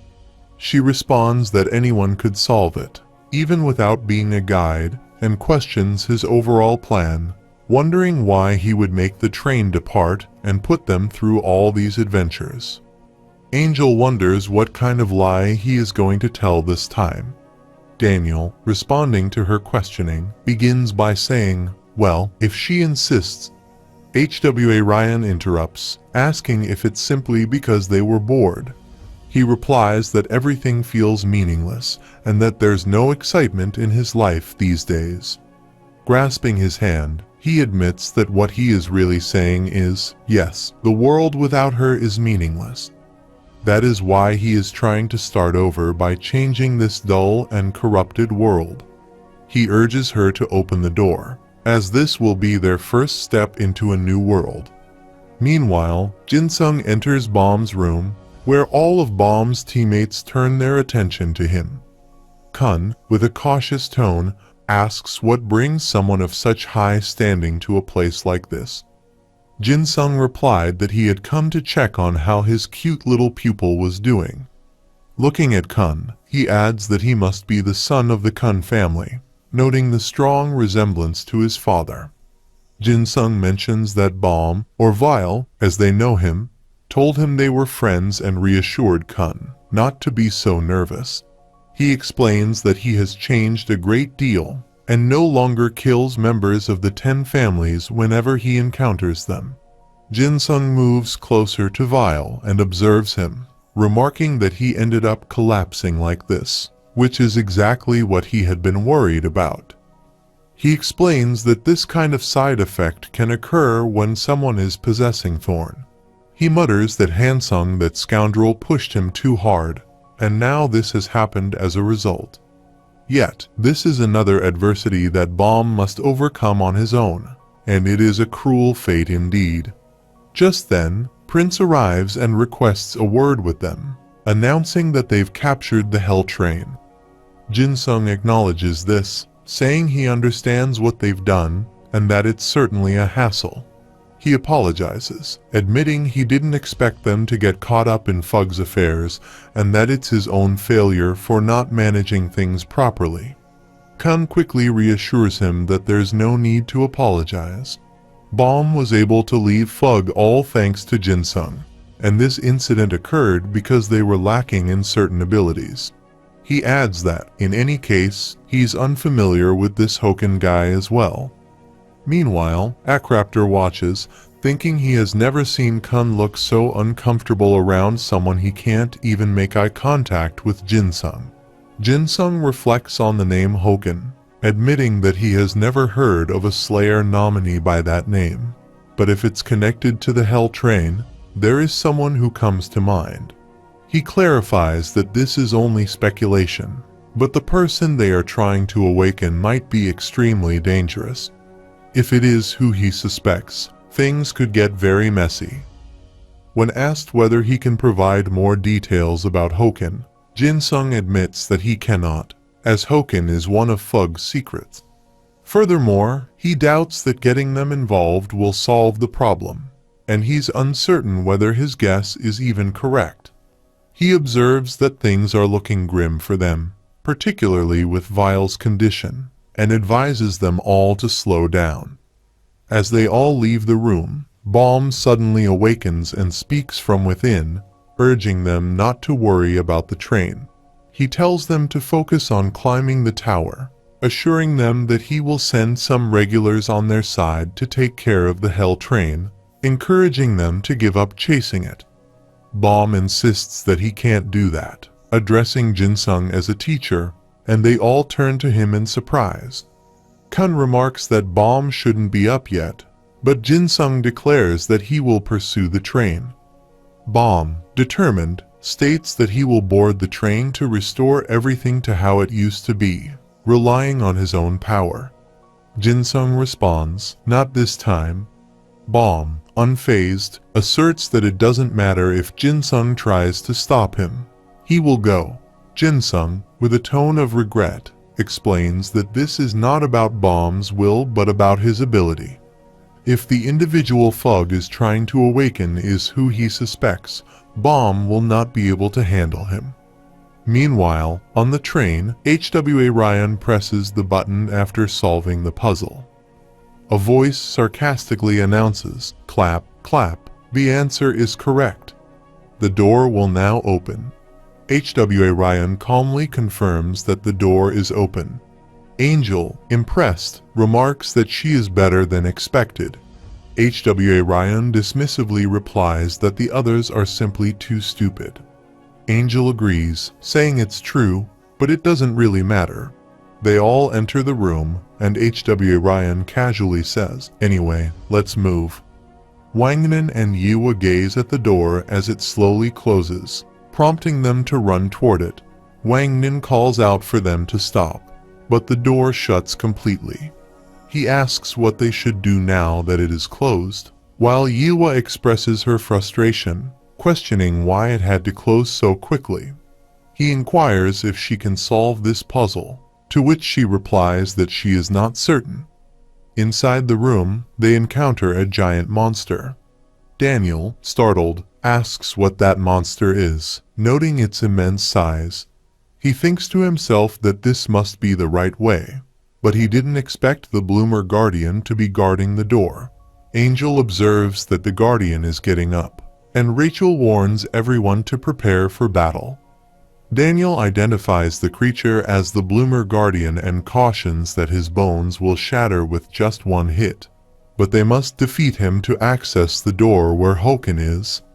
As the Bloomer Guardian rises and launches an attack, Mad Dog remarks that he witnessed the monster's power and had warned them that they would die in one hit. He comments that the Guardian is furious because they have trespassed into his territory, and another attack from Bloomer is imminent. Mad Dog asserts that they cannot dodge forever and suggests that they should see what the Guardian is made of.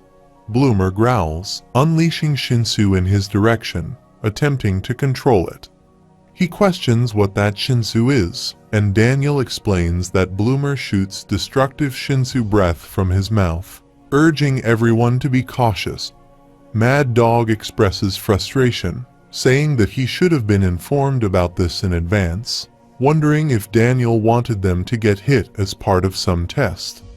HWA Ryan calls out to Mad Dog, instructing him to execute the rush again. He responds, asking if she wants him to commit suicide once more. She firmly refuses and clarifies her intention. She explains that Bloomer's mouth attacks when he opens it to use Shinsu, which Mad Dog finds makes sense. He agrees to see if it works. As Bloomer once again throws Shinsu at Mad Dog, he successfully blocks the attack. Angel thinks to herself, wondering if it worked, while Mad Dog states that it did not only a little. HWA Ryan observes that Mad Dog surely doubted him and comments that Vile is the easiest to control, adding that the attack was too weak. Bloomer is injured when HWA Ryan calls out to Angel, instructing her to fly around the Guardian and distract him. Angel questions what HWA Ryan means by that and why she should listen to her. HWA Ryan responds that Angel does not have to follow her orders, but if she chooses not to, she will die alongside her.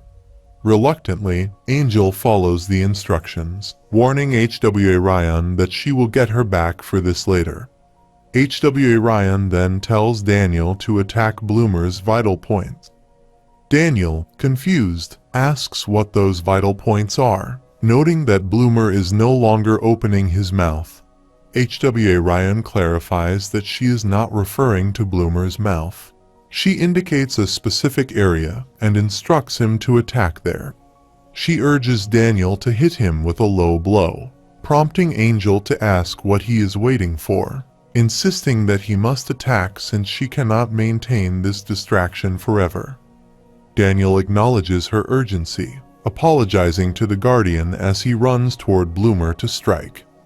Angel exclaims in surprise that it was easier than they thought, while another regular expresses disbelief that the Guardian went down so easily. Rachel praises HWA Ryan for her excellent leadership, noting that she has helped them work as a cohesive team. They have never fought like this before, and Rachel wonders if this is the ability of a guide. HWA Ryan responds that the team members are quite capable. Their balance makes them strong, but they would need a leader to reach their full potential. She admits that this team is out of her league. Rachel reassures HWA Ryan that it is fine because she wants stronger teammates anyway. She reveals that she is pretending to be a hostage as part of her plan to give Baum their information once he boards the train. Rachel explains that she is doing well in her efforts to uncover their true purpose, as they are almost there.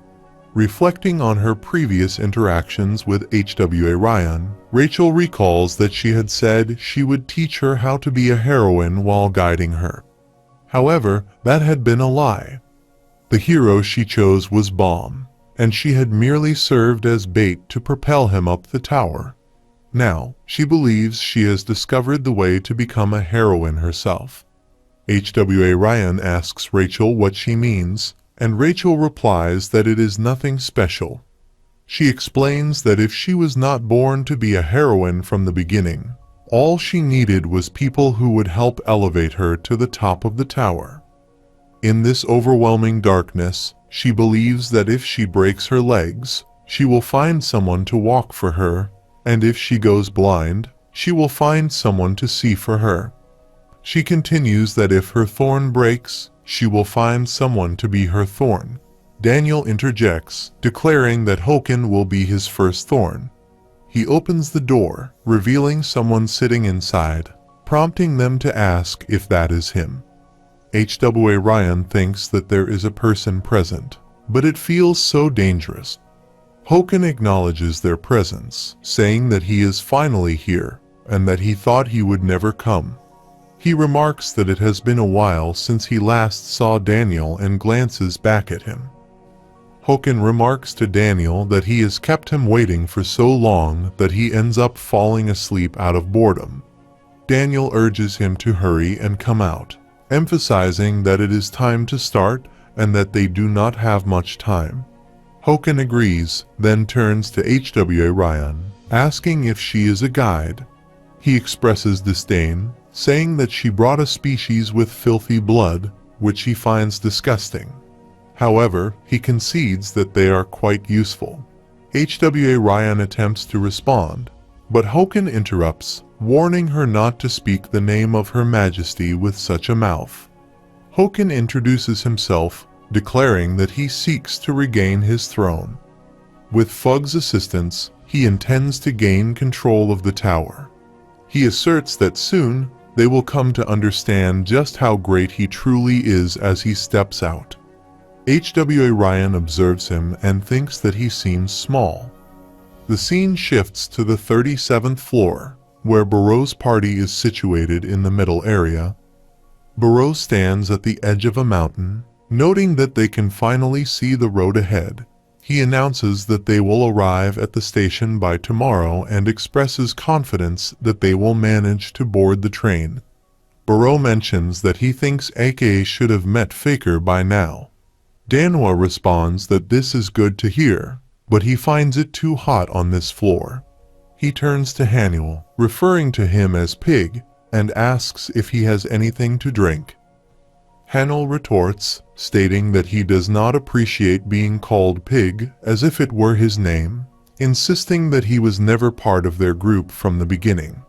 He adds that if they had not brought him along when he was passed out in Train City that day, he would not have had the chance to pursue the train like this.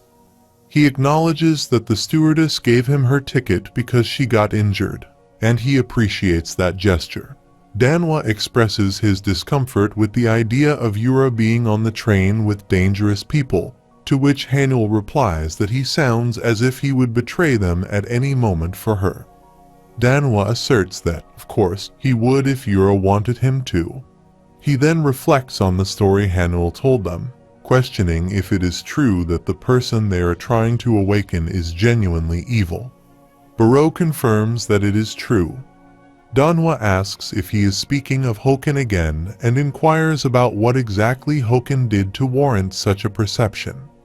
Barreau asserts that Hoken is the epitome of evil, claiming that there was only absolute darkness within him when he encountered him on the train quite some time ago. He recalls the memory from around 600 years ago in Train City, where he asked if this marked the end of their first test, noting that they had once again survived. Daniel expresses his frustration at seeing the same group at the end of every survival test, specifically pointing out Aka William, commenting on how he seems to get bigger each time Daniel sees him. Daniel states that Barreau is the one he is most tired of seeing, labeling him an annoying scoundrel. In response, Barreau tells him to shut up, insisting that he does not enjoy seeing Daniel's face either. Despite their bickering, Buro acknowledges that they seem happy to be reunited and admits that when it comes to boarding the train, they are indeed the best. Just then, Sachai arrives and remarks that Buro and Daniel never seem to change at all. Buro responds by saying he was thinking the same thing about Sachai, noting that Daniel never seems to get any taller. Daniel declares his intention to kill that scoundrel just as Roan arrives and questions why the two of them always fight whenever they meet. Buro recognizes her voice and greets her, noting that it has been a long time since they last saw each other. Buro reflects on how the five of them met on the train by coincidence and became friends. Initially, it was just him and Sachai, then Daniel, Aka, and Roan joined them, growing closer during their multiple train journeys together. He especially mentions that Daniel had a crush on Roan. Roan interrupts, asking them to please not fight, while Buro adds that Daniel could not admit his feelings because he was too shy, yet everyone was aware of it. Buro continues, stating that they had boarded the train with their individual goals in the beginning, but they soon realized the importance of their camaraderie. Roan then encourages everyone to move forward, asserting that this time they will conquer the train and that they are getting on to meet each other. Suddenly, another regular arrives, running toward them with the intent to attack, demanding their tickets. The group turns to face him, but Daniel swiftly kicks him away, telling him to get lost. Daniel remarks that it must be the regular's first time trying to board the train. He expresses his regret but states that there are no tickets available for weaklings like him, instructing him to go try elsewhere and to beat it while grabbing his collar. Roan interjects, questioning Daniel's harshness towards a beginner. She argues that competition is good, but they must always consider the weak. Daniel, confused, asks what she means, to which she responds that he must take care of the people around them in order to win. She tells the regular to get up, explaining that while they cannot give him a ticket, they can offer him a boarding pass if he wants. As Daniel prepares to strike the regular, another bystander comments in disbelief, asking if he just referred to Roan as a goddess and cries for help. Daniel, annoyed, retorts that the regular must be blind. Roan calls out to Daniel again, while Buro observes that Daniel is actually blind to the situation. Roan suggests that they move forward, and another regular agrees, reflecting that the day feels no different from any other. Buro expresses that they initially thought they would board the train for an adventure, relying on one another with their lives. Daniel concurs, reminiscing about their expectations, until a green light begins beeping, signaling that his ticket has been confirmed and that the entrance to the train will now open. However, their experience changes upon encountering a certain individual on the Hell train. As they enter Hoken's room, Buro recalls that when he first saw them as the door opened, Hoken smiled and remarked that since they seemed interesting, he would give them a chance, asking if they would become his underlings. Daniel responds incredulously, questioning what underlings are and who Hoken thinks he is. Hoken replies that while he cannot reveal his full name, he can be called Hoken. Roan interjects, pointing out that Hoken's request is quite rude, questioning how he could ask people he just met to become his underlings. Roan asks Hoken if he belongs to one of the 10 families, implying that this is why he looks down on others. She warns him that if he continues to act with such arrogance on the train, he will soon meet his demise, urging him to be humble or face the consequences. She mentions having witnessed many sons of the 10 families die in vain aboard the train. Hoken responds, noting that she certainly knows how to speak her mind. He clarifies that while he does not currently belong to the 10 families, he is destined for a higher position. He states his intention to become a slayer for Fug and explains that he has come on the train to acquire the power needed to reclaim his throne. He introduces himself as a slayer nominee, revealing that the individuals aboard the train have become his underlings one by one. Although he cannot explain why, he observes that the people on the train are eager to serve him.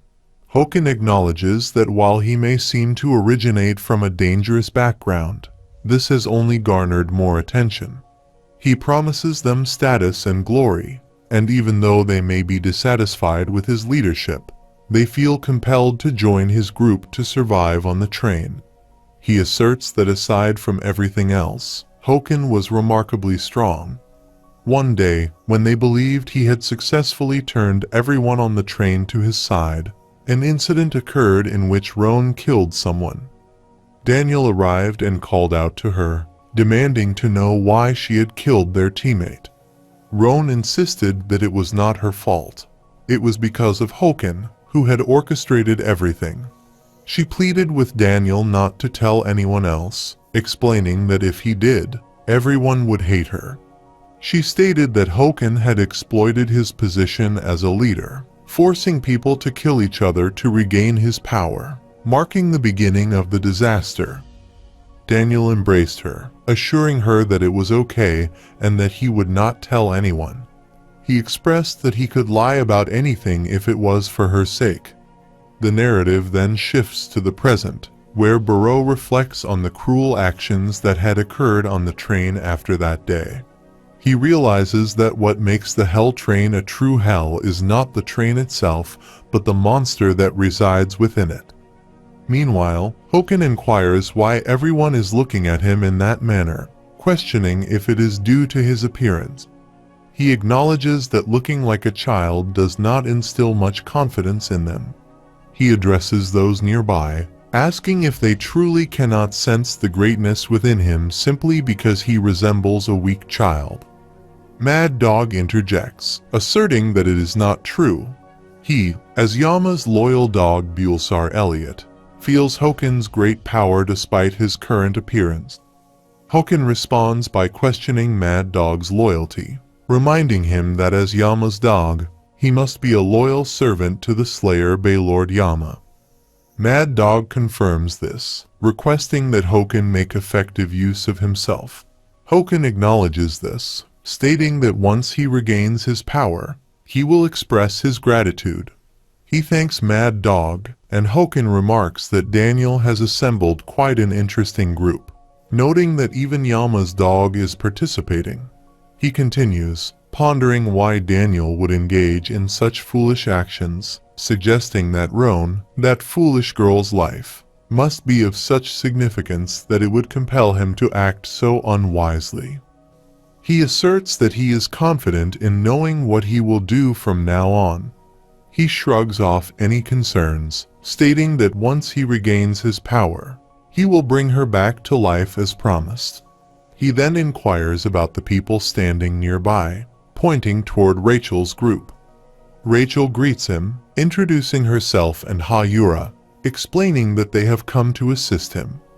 Hoken asks what she means by helping him and how she intends to do that. Rachel revealed a mobile device, stating that they would help him by using it. Hoken questions what the device is, and Rachel explains that it is for a program called Emily. He asks her to elaborate on what she means by Emily, and she explains that it is a device used to control people through information, allowing them to gather the souls needed to restore his power. She explains that they plan to lure people onto the train using Yura's concert as bait, making those individuals his prey. Hoken, examining the device, expresses amazement at its capabilities and asks if she can truly accomplish this with it. Rachel thanked him, and he responded casually that she was welcome. But then his stomach growled loudly. He admits that he has been starving for too long and declares that now that he has learned everyone's names, it is time to move. He expresses eagerness to consume the souls that will fill his stomach as he strides forward. While Wangnan is frantically tearing out his hair over the math test, he exclaims in frustration, questioning how they can catch up to HWA Ryan if they do not solve this problem. He emphasizes the urgency of their situation, Noting that they have only about 2 minutes left, he pleads for them to figure it out, expressing his disbelief at how useless Yoa seems to be at this moment. Yiwa responds by telling him to hold on and asserts that this question is easier than they initially thought. When Wangnan asks what she means, she explains that if they move 12 to one side, there are 4 diagonal lines left. She suggests that they add the numbers in those diagonal lines and asks if he understands. Wangnan remains confused, admitting that he does not grasp it at all as they continue to try to solve the puzzle. Meanwhile, Hoken opens a door, transitioning the scene to the 36th floor of the tower. A floating ship makes its way toward the middle area, where Jinsung confirms that he is en route to the middle area with Vile and that they will arrive soon. In the background, someone speaks through a pocket device, questioning if it could really be Hoken. Jinsung expresses his uncertainty, noting that they are concealing Hoken's identity, and emphasizes the need for more information to draw any conclusions. Another person interjects, stating that if it is indeed Hoken, it poses significant trouble, and they cannot even justify stopping him. Jinsung agrees, hoping that it is not Hoken. He mentions that he has sent the regulars with tickets to the next station, even though they would not stand a chance against him if it truly is Hoken. The other person inquires about Vile's status, and Jinsung responds that Vile insists on catching up to the train, but he must keep him close despite his reluctance. He adds that although Vile possesses the power of the thorn, it remains dangerous this time, and using it could complicate matters further, as the power of the thorn is still unstable. Jinsung concludes that it is best for their teammates to wait for the storm to pass, allowing them to rest in their rooms. Vile lies down with Kun and Rak, remarking on the peaceful atmosphere as he observes birds flying around. Meanwhile, Yuo focuses on figuring out the solution to the problem. Suddenly, the door swings open, revealing Hoken and his companions. HWA Ryan notices them as well, and Daniel realizes they have been followed. Wangnan looks at Hoken and asks who he is. Hoken responds by inquiring about their identities and suggests that Wangnan has come to greet him, but it appears he has no business here. He expresses a preference for something more majestic, like an elephant, rather than a yellow monkey like Wangnan, although he shows interest in HWA Ryan. HWA Ryan urges Wangnan to use the Shinsu bomb and to ensure he doesn't get caught by Hoken. Wangnan quickly opens his inventory, retrieves a Shinsu bomb, and instructs Yoa to support him as they both prepare to attack.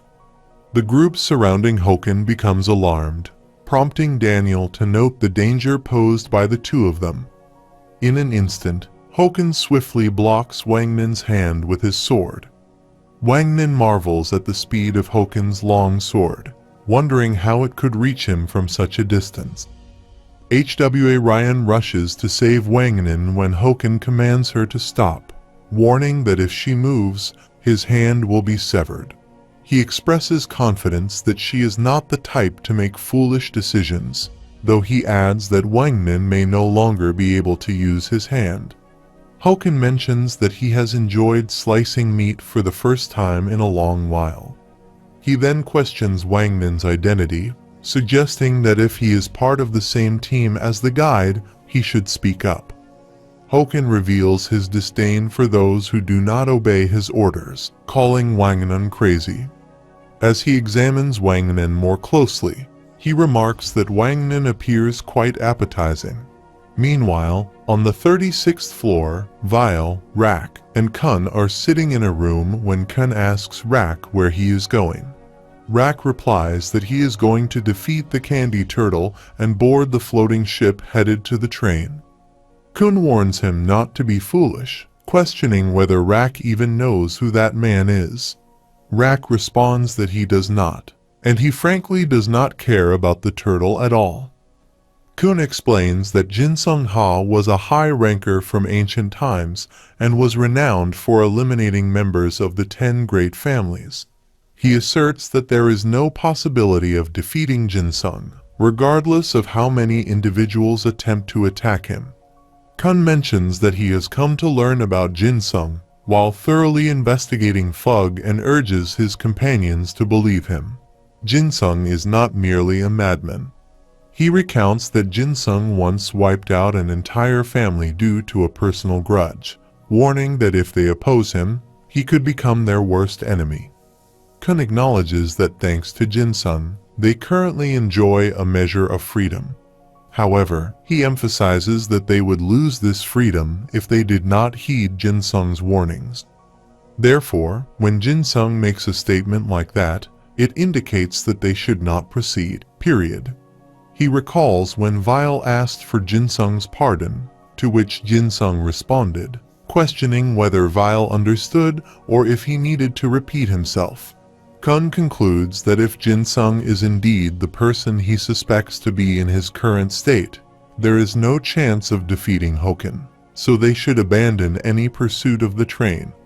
Kun states that even though he is expressing this concern, if Vile insists on pursuing the Hell train, he will allow him to go, provided that Vile can defeat him first, but not before that. The scene shifts back to the present, where Rak questions whether Kun is suggesting they should abandon their pursuit of the train. Rak protests, mentioning the red and yellow turtles aboard the train and expressing his unwillingness to forsake them so easily. Kun responds that they cannot fight Jinsung anyway. Rak, frustrated, retorts that they should stop stating the obvious and focus on finding a way to defeat him. They need a strategy to overcome that candy turtle. Kun insists that Rak is not grasping the gravity of the situation and that there is no feasible way to defeat Jinsung. He quips that Rak might need a hearing aid to understand. Rak then asks what Kun wants them to do, whether they should simply run away, indifferent to the turtle's fate. Kun clarifies that he does not advocate abandoning anyone. He explains that there is no chance they can defeat Jinsung at this moment, but it does not mean they can escape solely by overcoming him. He concludes that the time has come for them to move forward to the destination they must reach. Meanwhile, Hoken questions Wangnan about his intentions and why he has chosen to follow them. Wangnan wonders how Hoken can even speak in his current state, but he replies that if he does not talk now, he will be consumed. Hoken insists that Wangnan should either speak or prepare to be his breakfast, or rather, his late lunch. HWA Ryan thinks to herself that the scoundrel seems to be relishing the situation. At this moment, Daniel steps forward and tells Hoken to stop. They do not have time to waste with trivialities. He emphasizes the urgency of reaching the stage required to ascend to the next floor. If they fail to pass the stage before nightfall, they will be expelled from the train. Daniel asserts that now that he is free, he, too, cannot move on without successfully completing the stage. He urges Hoken to let them go for the time being, noting that they are comrades of the Slayer nominee, Vile, and that they will prove useful later. Hoken reluctantly withdraws his sword, but then delivers a cut to Wangnan's hand, causing him to cry out in pain and collapse. Hoken, unfazed, asks what Vile is and inquires about the meaning of the Slayer nominee. Meanwhile, Jinsung stands in the hallway near a window, announcing that the door is opening as Rak, Kun, and Vile approach. Vile calls out to Jinsung, referring to him as a teacher. Jinsung responds, asking what is going on and reminding Vile that he instructed him to rest in his room. Vile apologizes, explaining that he must head to the Hell train. Jinsung asks Vile what he is talking about when Vile explains that there are people he must meet on the train. Jinsung throws his cigarette away and emphasizes that Vile cannot be serious about insisting on boarding the train, especially if it means he will have to fight him. He pleads with Vile to tell him he is joking, but Vile insists he is coming that way. Kun interjects, advising them not to worry and to stick to their plan. He starts the countdown, and they begin running at 3. Kun urges Vile to run as far as he can, reminding him that they will be dead meat if they are caught. Jin-sung watches them, bewildered, and asks what they think they are doing, questioning whether they truly believe they can reach the train by acting like this. Vile inquires about Akraptor and the others, to which Jin-sung replies that he received a message indicating they are at the station, preparing a floating ship while keeping him occupied. He adds that he does not know how that guy ended up here, but reassures Vile that this area is for regulars, meaning Jin-sung will not be able to use his full power. Kun urges Vile to trust him and carry out the plan, stating that this is their only chance. Vile acknowledges Kun's words and agrees. Jin-sung calls out to them, questioning whether he really thought he could easily escape since he cannot use his power freely in areas designated for regulars. Kun thinks to himself that Jin-sung is as fast as expected when Jin-sung taunts them, saying he is sorry to inform them that he could catch them using only one leg. He warns them not to be foolish and to give up, emphasizing that the blue-haired one, being from one of the 10 families, should understand the significant power disparity between them and him. Kun responds by calling for Ran, indicating they need him now. Rak, realizing the situation, acknowledges that they are just kids who can't do anything without their leader, and declares that he will handle it. He then picks up Jin-sung, who compliments Rak's strength and suggests that he should cook some stamina food for him. Rak insists they should let go of Jin-sung on the count of 3, but as he counts, he coughs when Jin-sung tightly grabs his neck. Kun observes that Rak is not particularly good at stalling for even a few minutes, and Jin-sung, now in a position of advantage, asks how many of them he has left to catch, counting down from 1 to 2. Kun instructs Vile to head to the floating ship first, and Vile agrees, running away toward it. Jin-sung comments that Vile should consider who he is dealing with before acting recklessly. He speculates that Vile's father must not have educated him properly. Kun, unfazed, replies that he is sorry to disappoint Jin-sung, but states that he is an abandoned child and, as such, never received any education. Jin-sung then expresses his suspicion that he might have to kill another member of the 10 families and orders Vile to stop right there. As Vile approaches the entrance of the ship, he sees Akraptor, Moseng, and Prince waiting for him. Jin-sung challenges Vile, asserting that he did not genuinely believe he could escape and board the train. He calls for Vile to come back, insisting that no matter how hard he tries, he will not allow him to reach the train. Jin-sung claims he is only doing this for Vile's own good, acknowledging that Vile may be worried about those on the train, but warns him that if he goes there now, he will only end up losing more comrades. Jin-sung tells Vile to give up before he reaches his limit, emphasizing that this is no joke. He means it. He expresses his frustration, referring to Vile as a troublesome pupil and apologizing for needing to let him go. He then questions who he is and whether the others are also Vile's comrades. Chang interjects, stating that it would be bothersome to explain everything in detail, so he will simply assert that he is correct in his understanding. They also want to board the train to save someone. Jin-sung acknowledges this, noting that he has heard that members of FUG are on the train. He realizes that Chang is also interested in those individuals and recalls that they mentioned he was a member of FUG. Chang then asks Jin-sung if he is really that strong and proposes a round with him.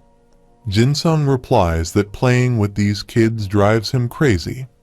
At that moment, Chang and Quitro jump in between, grabbing Jin-sung to stop him.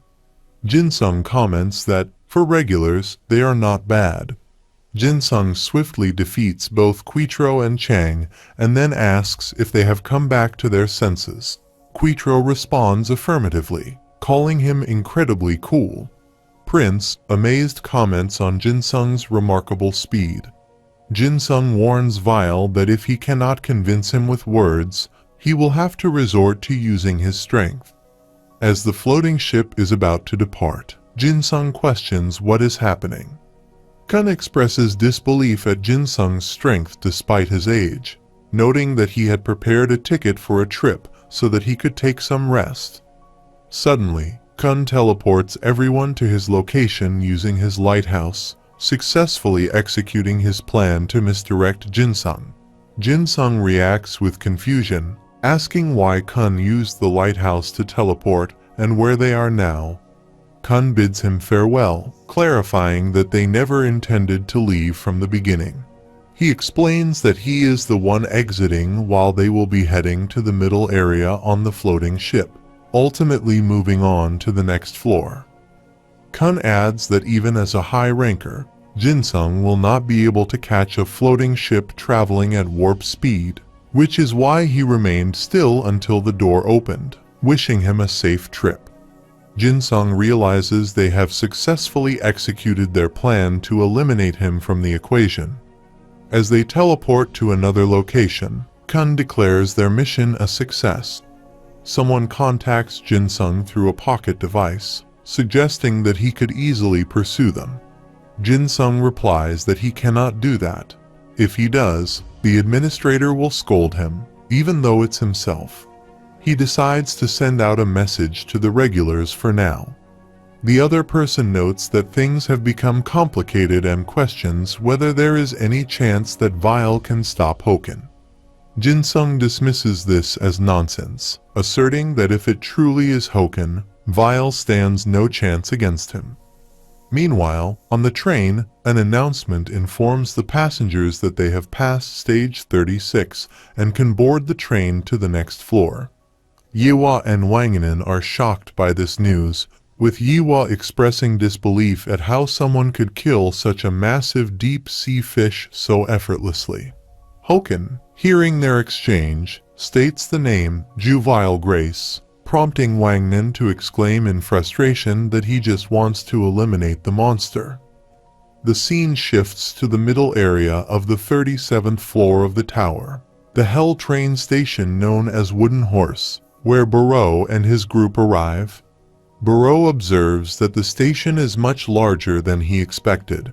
He is told not to make such a fuss, as there are far greater stations, and Hanel remarks that he sounds like a hillbilly.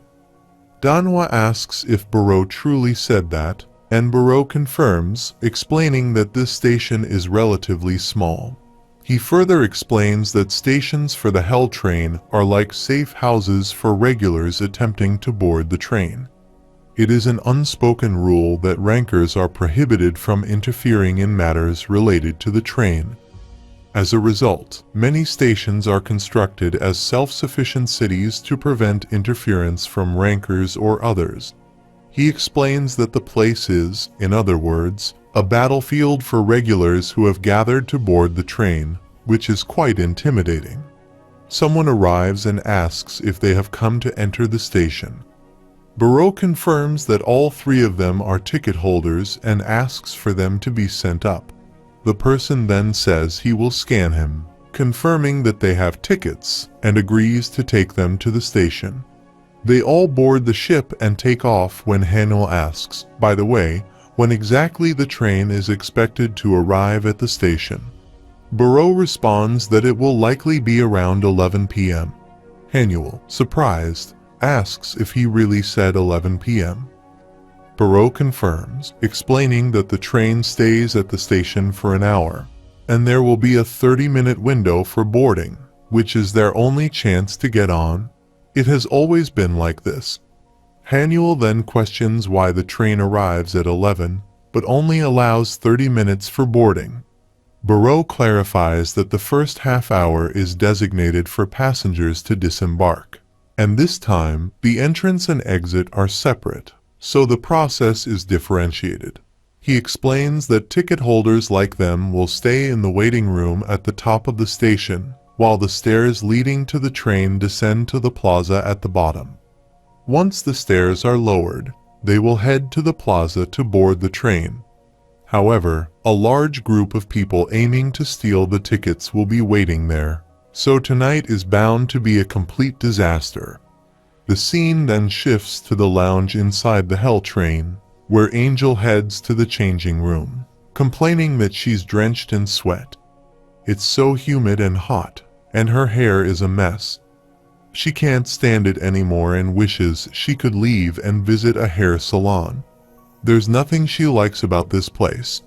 To make matters worse, she finds Hoken completely unhinged.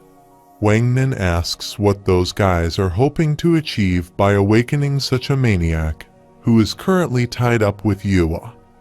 Angel mocks him, calling him a monkey, and remarks that he seems to be doing fine now. She thought he was on the verge of dying earlier, but he looks better after her treatment, and he should be thankful that his hand is still attached to his body. Wangnan responds that she only treated him to use him as a hostage and that she should feel thankful. She retorts, telling him not to get any ideas about falling for her, as she doesn't even want to speak to someone as unattractive as him, especially since he abuses her whenever he thinks she's listening. She sarcastically adds that she knows it's harsh to warn him not to fall for someone as gorgeous as her, but she bets he'll be thinking about her every night on the train. Yua interrupts, telling her to stop changing the subject and answer the question, what is he planning by waking up a monster like that? Yua adds that these people are nothing but a cancer to the tower. Angel scoffs at the word cancer, commenting that Yua has quite a foul mouth for someone with such a pretty face. She also remarks that cancer cells are still living cells, warning Wangnan to watch his tongue. Angel asks Yua if she's from the Yon family, one of the 10 great families, and if she knows how many children are born out of wedlock each year because of men from those families raping women in the middle area. She adds, of course, Yua probably doesn't know, or maybe she's just pretending not to. Angel then accuses Yua of being part of the group that hides their own wrongdoings, calling others the cancer, which she finds laughable. She argues that the sword these people are aiming at the tower may be a deadly weapon to the 10 families, but for others, it's like a scalpel cutting away the decayed parts of the tower. She urges Yua to take a good, hard look at the world, abusing her with more harsh words. Meanwhile, Hoken lies in his room, complaining about how hungry he is. He yearns to devour some delicious souls and expresses his desire to kill Juvenile Grace, who became the Slayer nominee in his absence. Daniel stands nearby, silently watching. Hoken turns to Daniel and asks if he can just eat the hostages, arguing that Vile will chase after them anyway. He complains about how hungry he is. Daniel, however, tells him to stop whining, reminding him that they will soon arrive at the station, where he can feast as much as he wants if he can just be patient. Hoken, irritated, scoffs at the mention of patience, pointing out that he knows Daniel is also starving, even at this moment, and should stop acting so high and mighty. He then remarks on how unexpected this situation is, admitting that he never imagined he would end up helping Daniel, even going so far as to inscribe a token and become one of his kind, a being who hunts for souls. Daniel responds, saying he didn't expect this either. The day he got lost on the train, thinking everything was over, he never expected Hoken to appear before him. Meanwhile, in another room, Rachel and HWA Ryan are together as HWA Ryan steps out of the shower. Rachel asks how the outfit suits her. HWA Ryan glances down and replies that it's a little short, but otherwise it's fine. HWA Ryan asks Rachel why she's allowing her such freedom, especially now that she has a general idea of why Rachel is on the train. Wouldn't it be troublesome if she left at the station and met Baum's party? Rachel replies that she's already told her they know they can't keep her with them by force, which is why she's not being locked up. She adds that as long as they have Emily, HWA Ryan poses no real threat to them. Rachel laughs, finding it amusing how incompetent HWA Ryan seems in this situation. HWA Ryan then questions whether Rachel truly believes that thing, referring to Emily, will help her win over Hoken's heart. Rachel, reflecting for a moment, says that after she pushed Baum that day, she started thinking about why she had become the way she is. She wondered what it was she hated so much about Baum and what she had wanted to take from him. Eventually, she came to realize that it was his friends, the ones always by his side, that made her envious of him. Rachel reflects, saying that even though she may not be good enough on her own, this device gives her the power to bring people together. She admits she doesn't care how it happens or whether it's genuine friendship as long as she can gather people she can rely on. For her, even if it's a fake friendship, it's still good enough. The scene then shifts to 10:30 p.m. at the station on the 37th floor, the Wooden Horse. Barreau, concerned, asks Kun about the train's arrival, wondering where on earth he is. Kun apologizes, explaining that they haven't taken off yet. He blames their delay on a teacher who adores his pupils far too much, which causes them to start late. They are now boarding a floating ship headed for the station, and Kun assures him they'll hurry as fast as possible.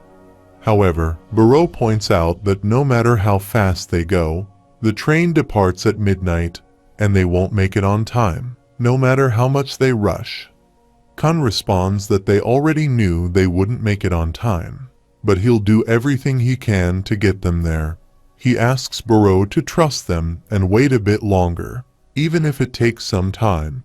As he hangs up, he tells Barreau they'll see each other later. Barreau, sighing, comments that it seems the newbies won't be able to arrive on time after all. Hanwell asks if that means they should get moving first. Barreau agrees, saying they don't have much of a choice since AK is also running late, and the train will soon arrive. Just then, AK shows up, insisting he's not late.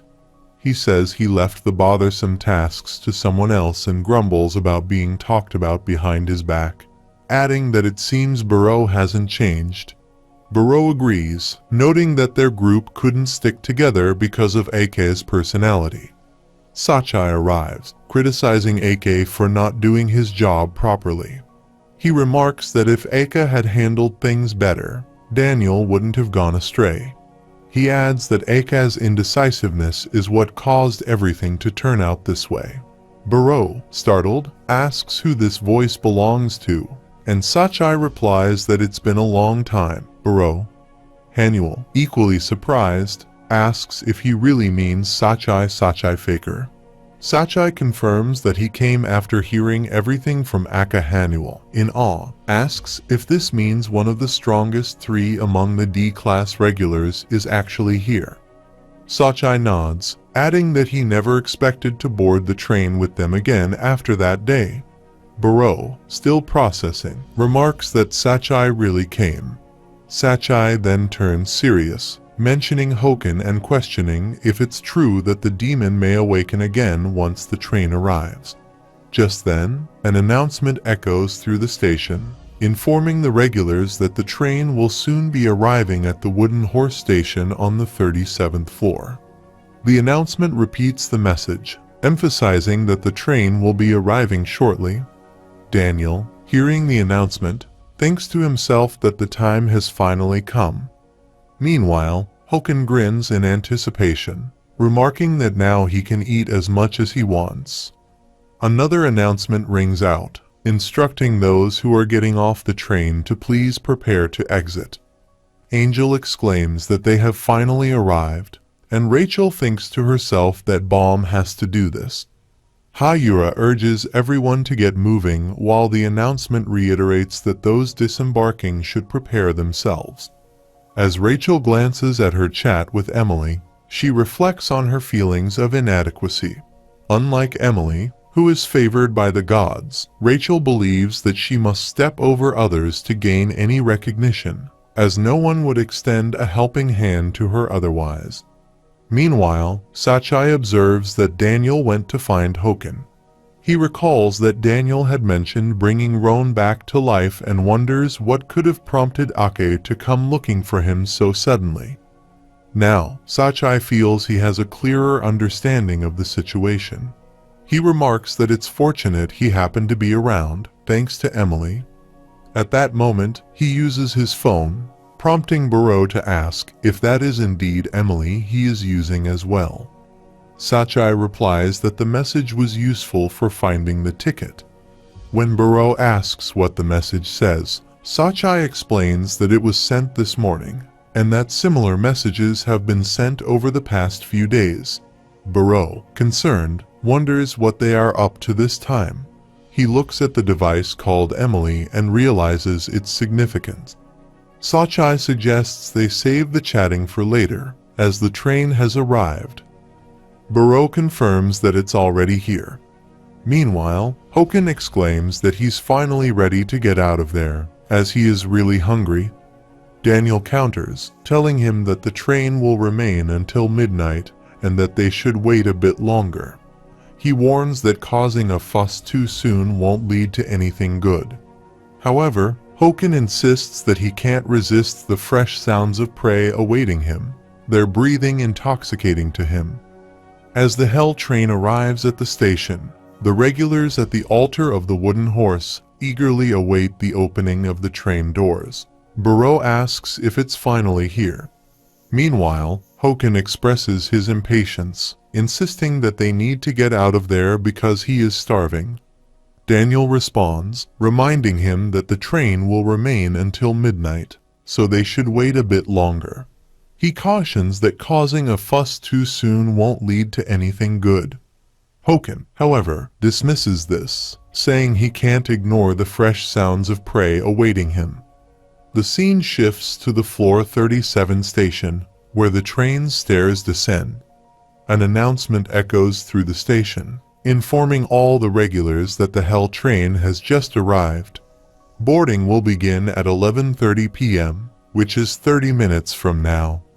The voice repeats the message, urging those who wish to board to gather at the altar by 11:30 p.m.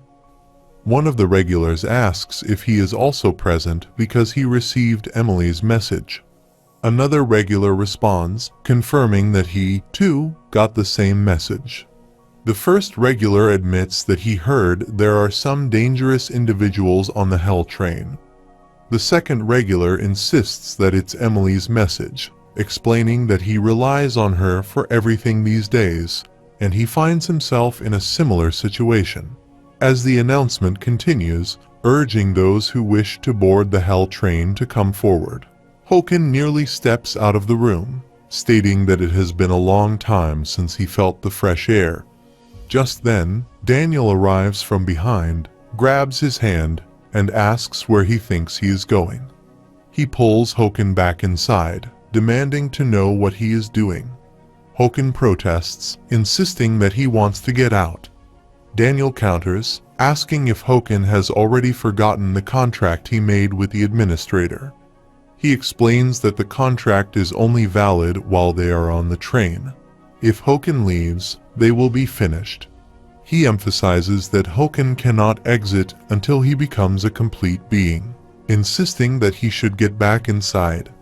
Meanwhile, other regulars glance at the doors, questioning why they have closed and whether anyone is getting out.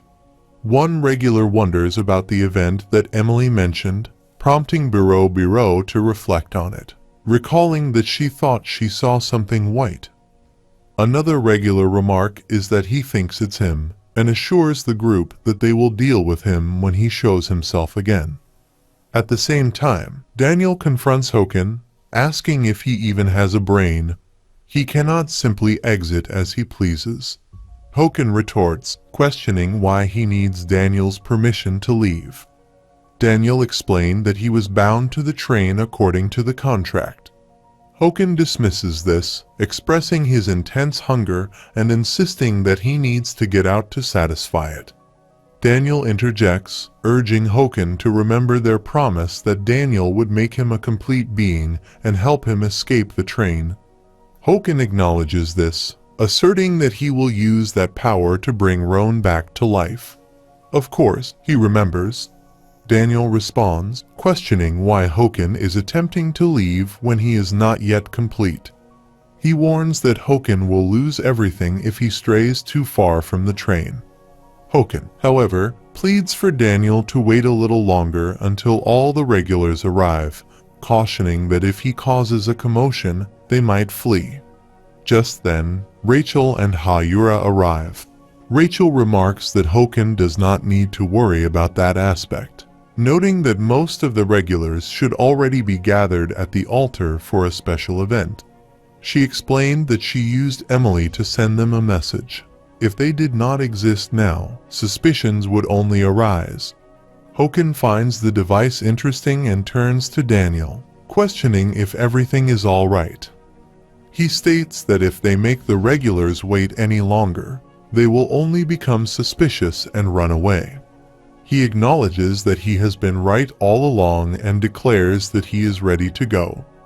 Hoken instructs Daniel to get changed and follow him, warning that if Daniel tries to stop him again, he will sever his head. They all walk toward the door, which opens to reveal the interior of the train.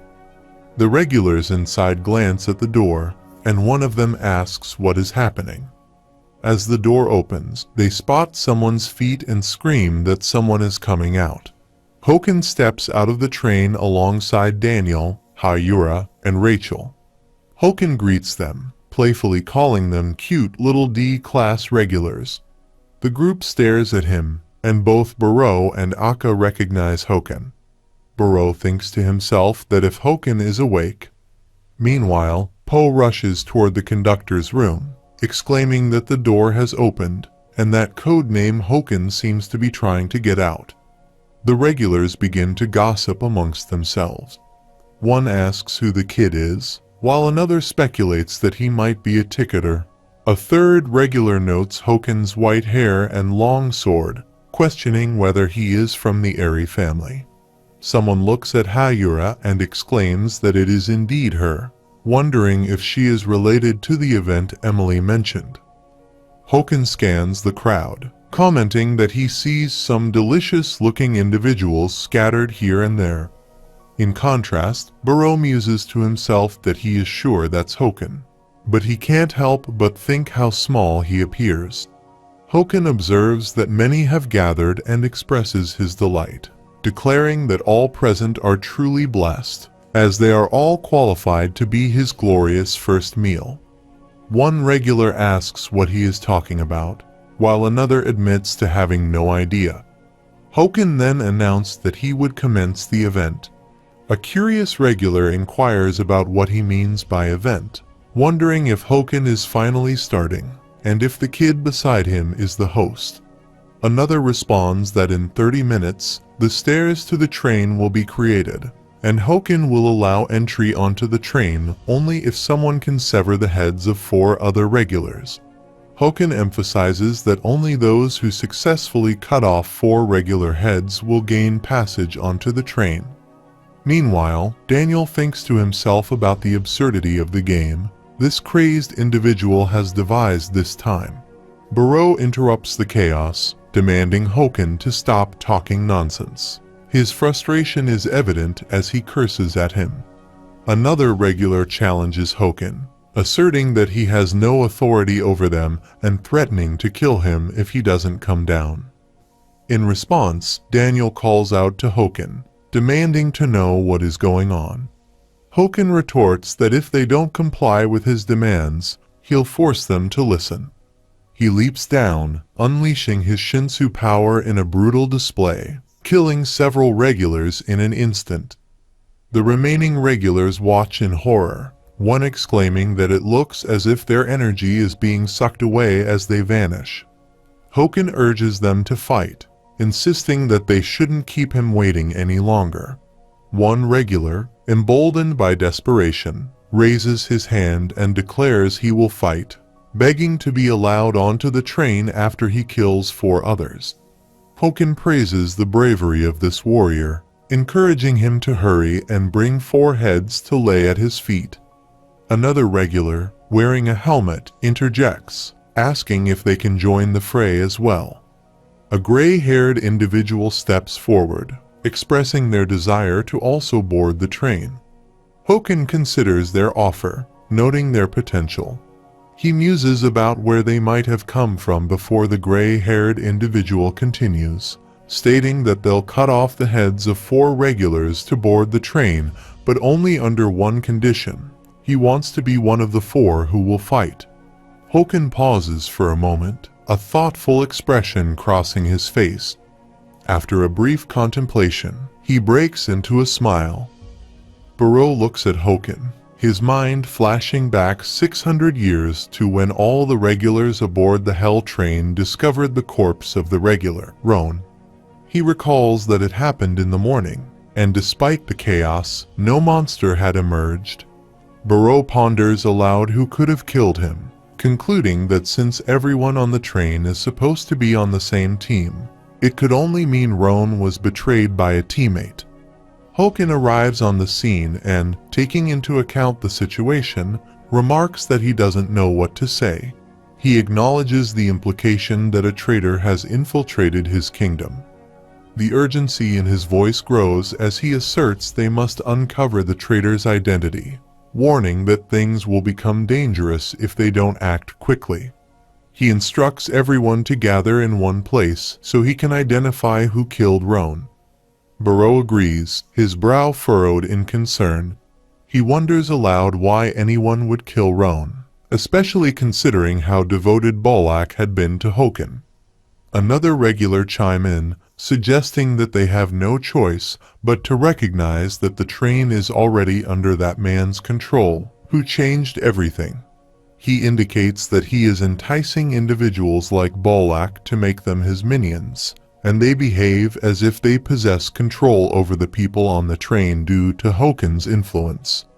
He recounts that last night, he witnessed Bolak beating Poe, and when he inquired about the incident, Poe urged him not to tell anyone, stating that it had been happening quite frequently and expressing fear that they would also harm him.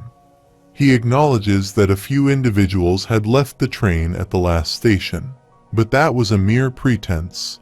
The truth is that they have resorted to killing others to seize their tickets.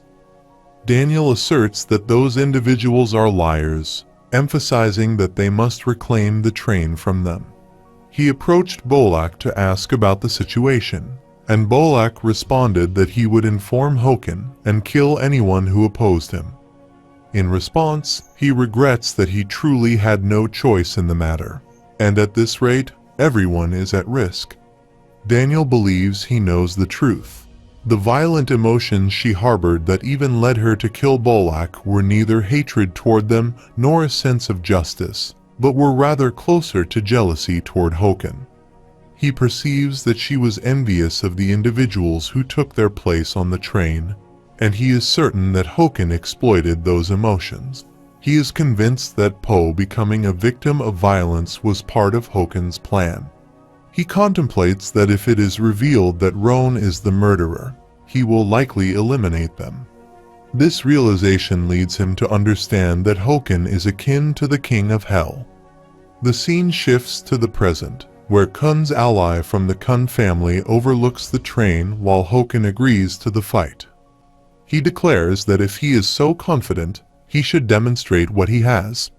Daniel reflects on Hoken as a man who has created a hell where people kill each other for his enjoyment, a true king of hell. Hoken states that if he is worthy, he will be allowed to fight.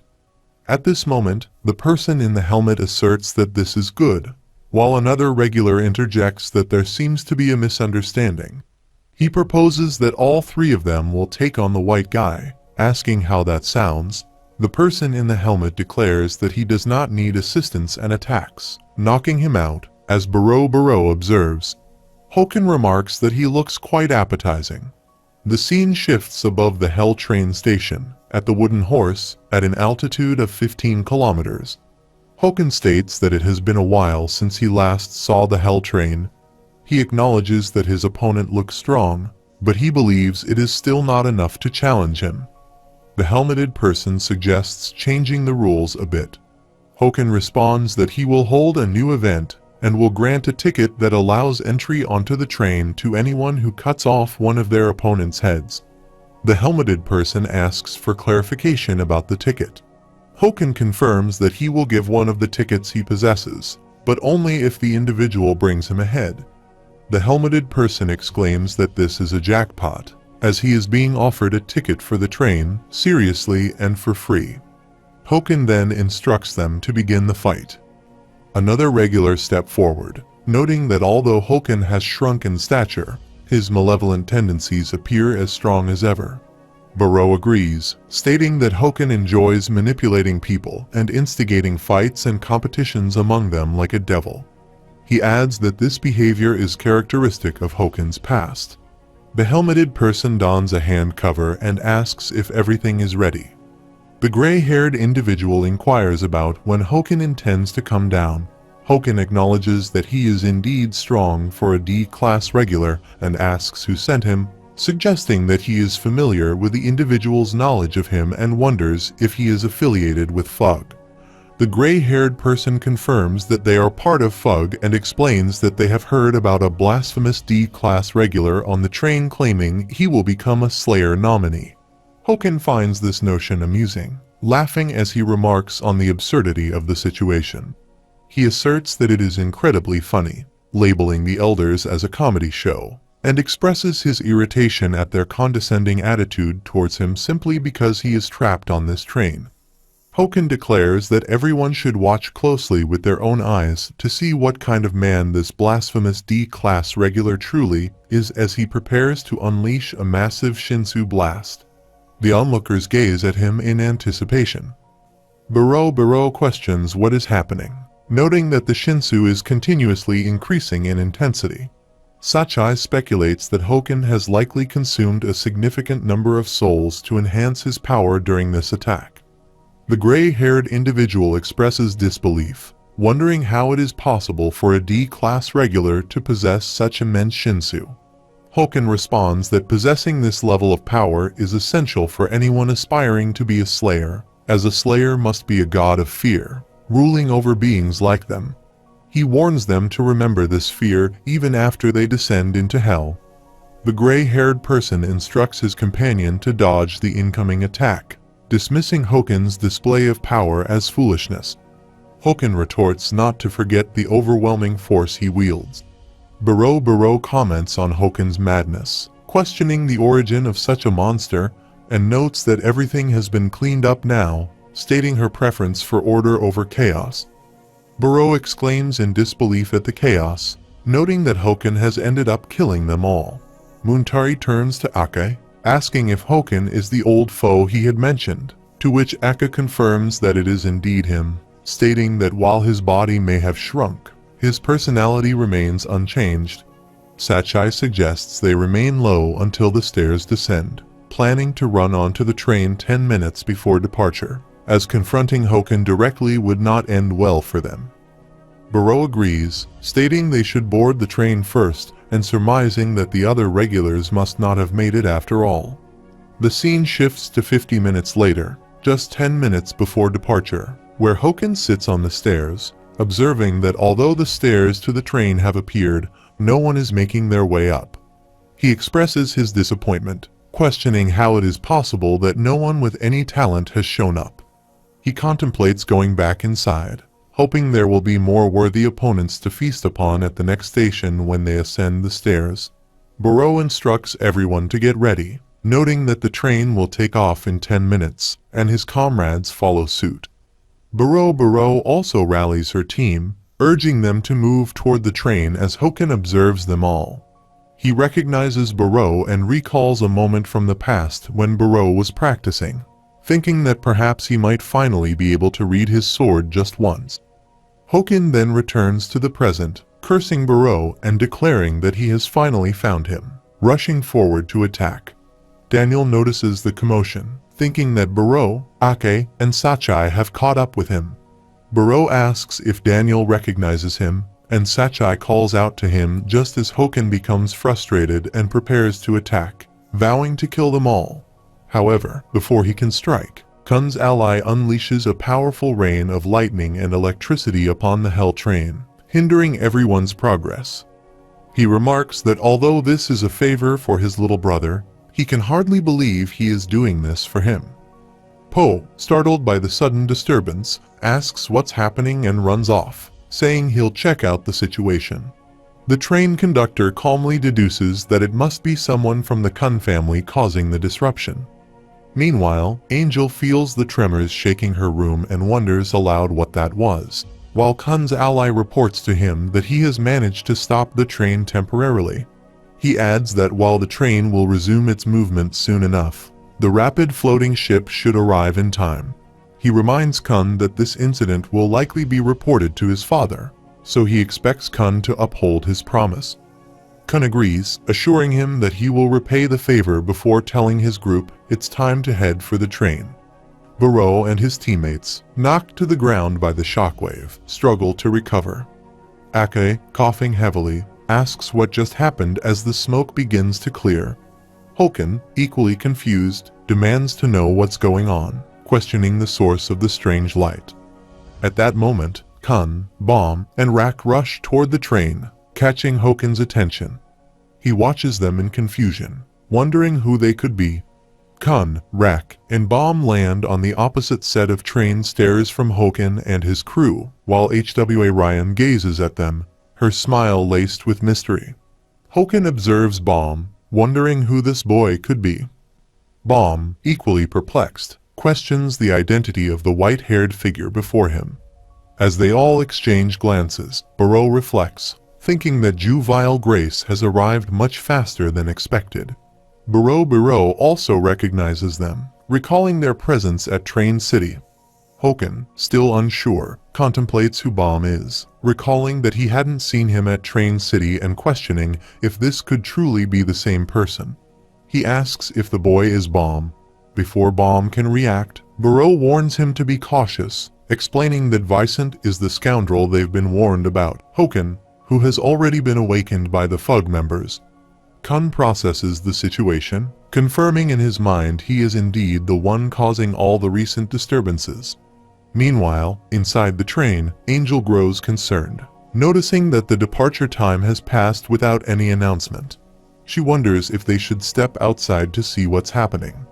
Mad Dog decides they should go out and starts walking when Angel asks about the ones they captured. He assures her that he tied them up securely, so there's no need to worry. If they had the ability to free themselves, they wouldn't have been captured in the first place. She laughs, acknowledging this, and agrees to head out, mentioning her concern for the old man's safety. Meanwhile, Akraptor, Miseng, and Prince arrive, with Miseng remarking on how fast they flew using Shinsu, hoping the others made it safely. Akraptor expresses the same hope. At that moment, Bomb wonders if the little kid standing before them is truly Hoken, and if Rachel is responsible for awakening him. Rak, upon hearing Bomb, asks incredulously if that turtle is really Hoken. He expresses his disappointment, noting that Hoken was supposed to be strong, making him worthy of being hunted. However, Rak mocks Hoken's appearance, calling him a squashed rice cake that wouldn't even be enough to feed a fly. Hoken, irritated, asks what the crocodile just called him, wondering if Rak has a death wish. Rak, unfazed, corrects him by declaring that he is not a crocodile, but Rak Wraithrazor. Buro, Ake, and Sachai rush toward Bomb and Kun, calling out to them, while Sachai demands to know what Daniel is doing. Daniel turns to look at him as Hoken curses Buro, vowing to never let him board the train. Hoken attacks with a Shinsu slash, but Bomb swiftly jets forward and blocks the sword. Buro is stunned, wondering if Bomb really just blocked Hoken's sword. Hoken, surprised and angry, questions Bomb, asking if he even knows whose path he's interfering with. He threatens to take Bomb's life and attacks again, but Bomb dodges the strike with ease. Hoken is bewildered, recalling that Bomb had done something similar earlier, wondering what kind of skill allows him to fly like that. Rak, seeing the fight, calls out to Bomb, insisting that Hoken is his prey to hunt, and charges forward to help. Kun tries to stop him, shouting that getting on the train should be their top priority. But Rak stubbornly responds that Hoken is his target, telling Kun to leave him alone. Frustrated, Kun calls him a fool. Just then, Daniel blasts Rak away with a powerful attack, startling Kun. Fear and concern flash across Kun's face as he shouts out Rak's name in alarm. Daniel's attack nearly strikes Baro and Fonsecal, barely missing them. He smugly remarks that the loud crocodile won't be getting on the train now and then turns to Kun, asking why he bothered coming. Daniel questions if Kun truly thought Juvenile Grace's potential would be enough to take them on, dismissing Bomb's explosive display of power at Train City as a mere coincidence. He adds that Bomb never had, and never will have, the possibility to defeat them in a fight, especially now that Hoken has awakened. Sachai, watching in concern, calls out to Daniel, who briefly acknowledges him with a cold stare before turning his attention to Hayura and Rachel, who are trying to escape unnoticed. Frustration boils over as Daniel yells out to Yura, thinking that she's still being pursued. Yura, irritated, thinks that he's still following her, but tells herself to remain focused. Daniel warns that no matter how hard Yura tries to stop them, they will take control of the train. Once Hoken regains his full power and Roan is brought back to life, it will all be over. Kun, in frustration, curses under his breath. Sachai Faker arrives and places a hand on Kun's shoulder, interrupting his thoughts. Calmly, he tells Kun that they need to talk, as it's their job to make sure Daniel comes back to his senses. Meanwhile, Rachel watches the battle between Hoken and Bomb unfold, her eyes narrowing in anxiety. She thinks to herself that they seem evenly matched, but no, Hoken has to be stronger. He must be stronger because he is the sword she chose to wield. Hoken, impressed by Bomb's ability to react to his sword, wonders who this interesting guy is. As they continue exchanging blows, Bomb analyzes the situation. He recognizes Hoken's incredible speed and the overwhelming power behind his strikes. Even with Shinsu reinforcement, Bomb realizes he can barely keep up, and reacting to Hoken's sword after reading it would be too slow. He knows he can't maintain this pace for long. Deciding he has to end the fight with one powerful attack, Bomb prepares to unleash his flare wave explosion, activating his thorn. Hoken, observing Bomb's preparation, deduces that this must be Juvenile Grace's signature attack. With a smirk, he readies his sword for a counterattack. As Bomb launches his slashing attack, Hoken meets it head-on with his own blade. Meanwhile, Kun, still in shock, asks Sachai who he is.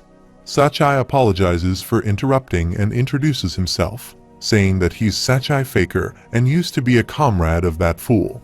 Kun's mind races as he realizes who Sachai is, one of the 3 strongest D-class regulars. He wonders about Sachai's connection to these people. At the same time, the fight between Bomb and Hoken grows even more intense. Bomb activates his thorn, and Kun and Rak call out to him in concern. Bomb, now confused, realizes that he couldn't see Hoken's last attack at all.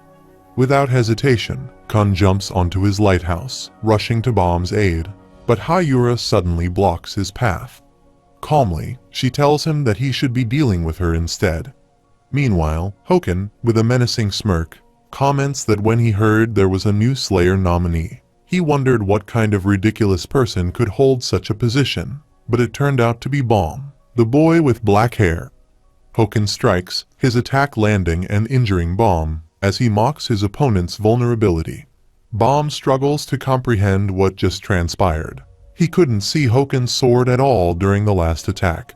If he hadn't possessed the power of the thorn, he would likely be dead. Hoken, with a sinister grin, admits that he truly intended to kill Bomb with that strike. He acknowledges the thorn's utility, remarking that it is more effective than he initially believed. When he first heard about the plan from Daniel, he thought it was nonsensical, yet here they are, proving him wrong. Hoken expresses surprise at the situation, suggesting that the thorn might be too much for a boy like Balm to handle, and offers to take it off his hands. Balm's mind races as he contemplates Hoken's knowledge of the thorn. He wonders who this man is and whether Fug is concealing him for some secret purpose. As Hoken lunges to attack again, Balm resolves to block the strike. He thinks to himself that if he cannot dodge, he must defend himself using a Shinsu curtain. However, to his shock, Hoken's sword vanishes upon contact with the curtain, leaving Balm bewildered. Meanwhile, Sachai turns to Daniel, demanding to know what has happened to him. They had believed him to be dead, yet here he was, standing alongside that demon. Sachai urges Daniel to regain his senses, explaining that Hoken is merely using him for his own purposes, specifically to resurrect Roan. Daniel insists that it is acceptable, even if Hoken is manipulating him, as long as it means Roan can be brought back to life. He asks Sachai if she remembers how Roan was just before her death. Sachai reflects that Roan died while protecting them all and expresses her regret that if only Daniel could turn back time, he would prevent her from sacrificing herself. The moment she did, her memory became imprinted in his mind forever. Daniel acknowledges her words, stating that he has no other choice. He cannot continue living without Roan, and he understands that they all feel the same way. This shared pain is why he roams the train, missing her presence. He identifies himself as a ticket hunter, someone who kills those who approach the train, and a greedy king of Train City who hunts down comrades and challenges the train itself. However, he admits that these justifications are mere excuses. He remains unable to leave the train because he feels guilt over Roan's death and longs for her companionship. Daniel manifests a ghostly face with his Shinsu, declaring that it transforms them into train ghosts who are unable to leave until Roan is resurrected. The ghost growls ominously as he speaks. Meanwhile, Hayura and Kun are locked in combat. Kun remarks that the half family is indeed not very strong, though not entirely lacking in skill either. He questions why a renowned regular like her is aiding Fug, suggesting that perhaps she seeks to become a true star. Hayura asks what he means by that, to which he responds that she knows he has been fake for all these years. He was content to be seen through the eyes of others, performing to their expectations as they watched him sing and dance. However, he asserts that he is no longer swayed by external influences. He reigns over everything and believes his confidence makes him beautiful. In response, she declares that he merely appears to be a madman. She reminds him that Rachel promised her that if she ascended the tower with her, she would be shown the real stars. She refuses to live a life dictated by foolish morons any longer. She vows that at her final concert, she will sweep all those idiots away so that she can finally become a genuine star. Kun expresses his confusion over what she is saying, but insists that since she is obstructing him, he wants her to retire immediately. Hayura retorts that it is futile. Shinsu control does not affect her. He acknowledges that he is aware of that, but plans to target the lighthouse she is riding on. He launches an attack on her lighthouse, proclaiming that she is going down. As she leaps from it, he remarks on her foolishness. Daniel, witnessing the situation, becomes alarmed and calls out to Yura, warning her that the swordsman will die if he jumps and urging her not to get in his way. He asserts that this is the only way to save themselves, launching an attack with his Shinsu to block Sachai and his teammates. Kun thinks to himself that he nearly caused Daniel to fall, noting the excessive noise accompanying their fight. Meanwhile, Sachai wonders if Daniel is even using a forbidden power. As the battle continues, Kun glances at Balm and Hoken, who are still engaged in combat. Hoken questions whether this is all Balm has to offer. He finds Balm's spontaneous power interesting, but remarks that it does not meet his expectations. He notes that Balm does not even seem capable of controlling the power of his thorn. Hoken challenges Balm, demanding to know what qualifies him to be a Slayer nominee. Balm finds it strange that he cannot read Hoken's sword movements at all. He thinks there should be limits to how a sword can move, but it behaves as if it lacks any form. At times, it feels like the sword is on his right, then suddenly on his left. It approaches him from below, only to appear from above, flying toward him like a ghost. Bomb realizes that there is no way to anticipate its path. Hoken's sword has no blind spots. It does not behave like an ordinary sword. Rather, it is the very space itself, manipulated by Shinsu. Hoken, pointing his sword at Bomb, inquires whether they should end this. He wonders how the individuals who appointed Bomb as a Slayer nominee would react upon learning that he had been defeated by him. Bomb contemplates the idea of space itself being manipulated and questions if such a thing is even possible. Hoken confidently asserts that those fools will soon discover that he is the one who truly deserves to be a Slayer. Hoken declares that he will kill Bomb's comrades immediately after dealing with him, assuring Bomb that he will have company soon enough. Bomb worries about who Hoken refers to as his comrades, fearing for the safety of Miss Yiwa and Wangnin. Hoken ominously states that this is the end for Juvenile Grace. At the same moment, Hayura attempts to attack Kun from behind, but Rak warns him of her presence. Bomb realizes he has put everyone in danger and understands that he cannot allow himself to fall in this fight, especially as Hoken prepares to attack him once more. Elsewhere, the train conductor sits in a chair and interrupts the ongoing chaos, stating that it is enough for greetings and instructing both combatants to stop their antics. He presses a button, teleporting everyone into his office. Inside the conductor's office on the Hell train, the conductor greets them warmly, welcoming the kids to the Hell train. Meanwhile, Wangnin and Yiwa sprint down a hallway. Yiwa mentions that they escaped thanks to the heavenly mirror, but questions where they should go next. Wangnin responds that the thunderous noise they heard earlier must have been Vile, suggesting they find HWA Ryan first and defeat the monster, Hoken. He emphasizes that they will need everyone's cooperation. Just then, Vicent follows them, claiming they are running wild ahead of him. Wangnin asks who he is, and Vicent explains that he is lost, as it has been a long time since he has been outside. He requests that they lead the way for him, offering them the honor of helping him out. Wangnin inquires if the mysterious figure is Hoken. Vicent then asks Hoken if he is aware of another version of himself. Confused, Wangnin asks what he means by another him. The white person responds that he has also been searching for Hoken and assumes Wangnin must be one of his henchmen who can lead him to this other version. Wangnin presses for clarification, asking what he means by that. Vicent insists that they should lead him to where the other Hoken is, suggesting that the other Hoken is likely looking for him as well. Meanwhile, all the regulars teleport into the conductor's room on the Hell train. Hoken wonders what has just happened as HWA Ryan jumps in and recognizes Vile. The train conductor greets the group, welcoming them to the Hell train. He acknowledges Bomb, remarking on the chaos he has been causing outside, and questions whether he might be the Slayer nominee. He adds that while Bomb's actions have been noteworthy, they have still been excessive. Don't he agree? Hoken realizes that Bomb, formerly a Slayer nominee, must be quite well known. Daniel asks the conductor who he is, and the conductor apologizes for the late introduction. He introduces himself as Pedro, the conductor of the Hell train. For their information, he adds that he is also a loyal follower of Karaka, the great slayer of Fog, prompting the regulars to question if he is an underling of the Fog Slayer. Kun reflects on his earlier suspicions, realizing that the conductor of the train is affiliated with Fug. He recalls that if Karaka is indeed the one who tried to harm Bomb during the workshop battle, it confirms his rank. HWA Ryan overhears the conversation and contemplates whether this is Pedro, known as the Death Eye.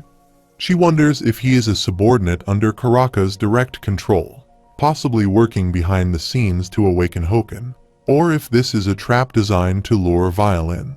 Either way, she concludes that the situation is not good.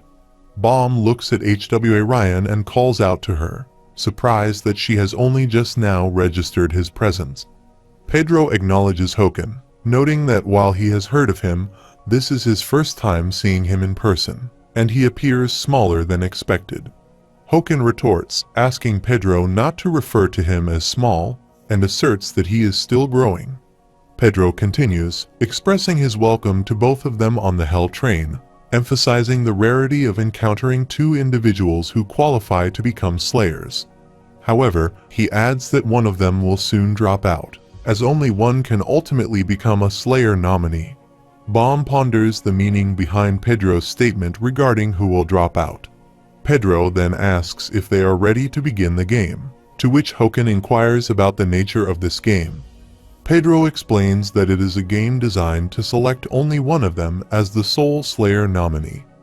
The others exchange glances, contemplating the implications of his statement.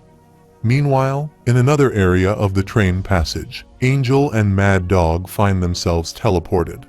Mad Dog expresses his confusion, questioning what just happened, while Angel asks if they have been teleported and wonders where they are. She reflects on how they were supposed to be on their way out, expressing her frustration at the sudden turn of events. Mad Dog finds the situation annoying, noting that he cannot even use his pocket on the train. He decides they should keep moving, reasoning that they will eventually reunite with the others. Angel agrees. In a separate location, Rack, Burrow, and their teammates also teleport to a different area. Rack demands to know what just transpired, while Burrow speculates that they are indeed on the train. She turns to Rack and asks if this incident is somehow related to the others they have encountered. Rack questions why Burrow is asking him, asserting that he doesn't know either. He playfully refers to her as a fat turtle, which irritates her. She retorts, insisting that they should stop the nonsense, pointing out that this strange occurrence happened right after the others arrived. She expresses her suspicion regarding their true identities. Rack dismisses her concerns, again calling her a fat and noisy turtle. Fonseca interrupts, sensing something approaching, and Burrow asks where it is from. Fonseca replies that two individuals are coming straight toward them, and she suspects they are likely strong. As she looks up, she recognizes Mad Dog and Angel approaching. Meanwhile, Hoken confronts Pedro, questioning whether he intends to select one of them to be the Slayer nominee and expressing confusion about Pedro's sudden announcement. Hoken insists that this is not what he was promised. Pedro clarifies that while he did mention his intention to resurrect Hoken, he never made any promises regarding selecting a Slayer nominee. He claims to be merely an admirer of the idol, Hayura, and states that he is using his authority as the conductor to operate the train. Pedro explains that his intention is to assist Hayura in performing her final concert, and that this entire situation is merely a chaotic act initiated by one ranker. He insists that there is no official plan in place to resurrect Hoken or anything of the sort, meaning that whatever unfolds here does not concern him. Hoken, confused, questions whether Pedro has any respect for his seniority.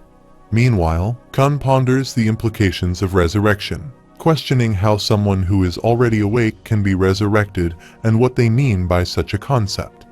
Pedro continues, stating that while Hoken's supporters had taken control of the train to aid in his resurrection, not all members of FUG are in favor of it.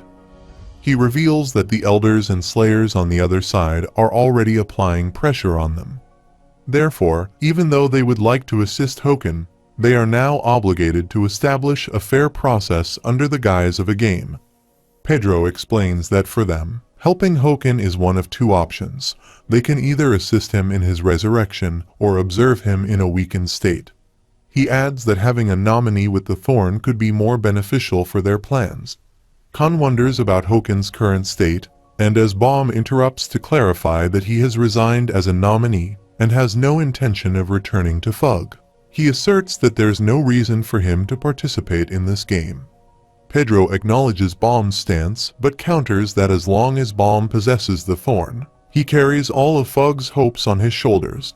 He warns Baum that if he truly does not wish to be a Slayer nominee, the alternative is to return to the furnace and be melted down along with the thorn, a fate Baum would likely want to avoid.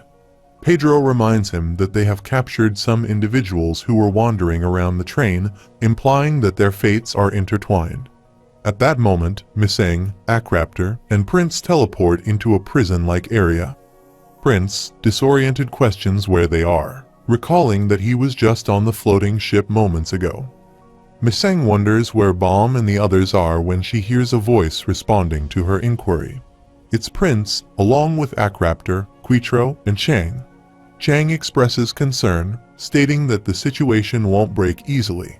If he gives up or loses in this game, they will all die, so he questions whether anyone is interested in participating. Pedro interjects, announcing that they will win this game first, and then they will have the right to choose. He declares that the unprecedented Slayer nominee selection game will begin soon, with a month of preparation ahead of them. He explains that when the train arrives at the next station, the game will commence, and the winner will become the Slayer nominee while the losers will face death. Meanwhile, Wangnan asks what they should do next and questions why they would take him to Hoken without considering the implications. Yua chimes in, suggesting that perhaps they are not Hoken's henchmen. However, the other voice clarifies that it's another Hoken. While he doesn't fully understand the situation, he feels uneasy about the impending encounter with Hoken, especially when Vicent, nearby, casually states that he is hungry. As the train prepares to depart, Poe informs Pedro that the repairs have been completed and everything is ready to go. Pedro, pleased with the update, acknowledges that all the passengers have been transferred to their respective places, and the stage for the game will be opened in a month as planned. He instructs to start the engine, and the train resumes its journey. Wangnan, noticing the movement, asks if the train is taking off again. Meanwhile, Vicent, expressing hunger, asks if there is anything to eat. This alarms Wangnan, who wonders if this person also consumes humans like Hoken. He cautiously inquires what he means by anything to eat, and Vicent clarifies that he's talking about snacks.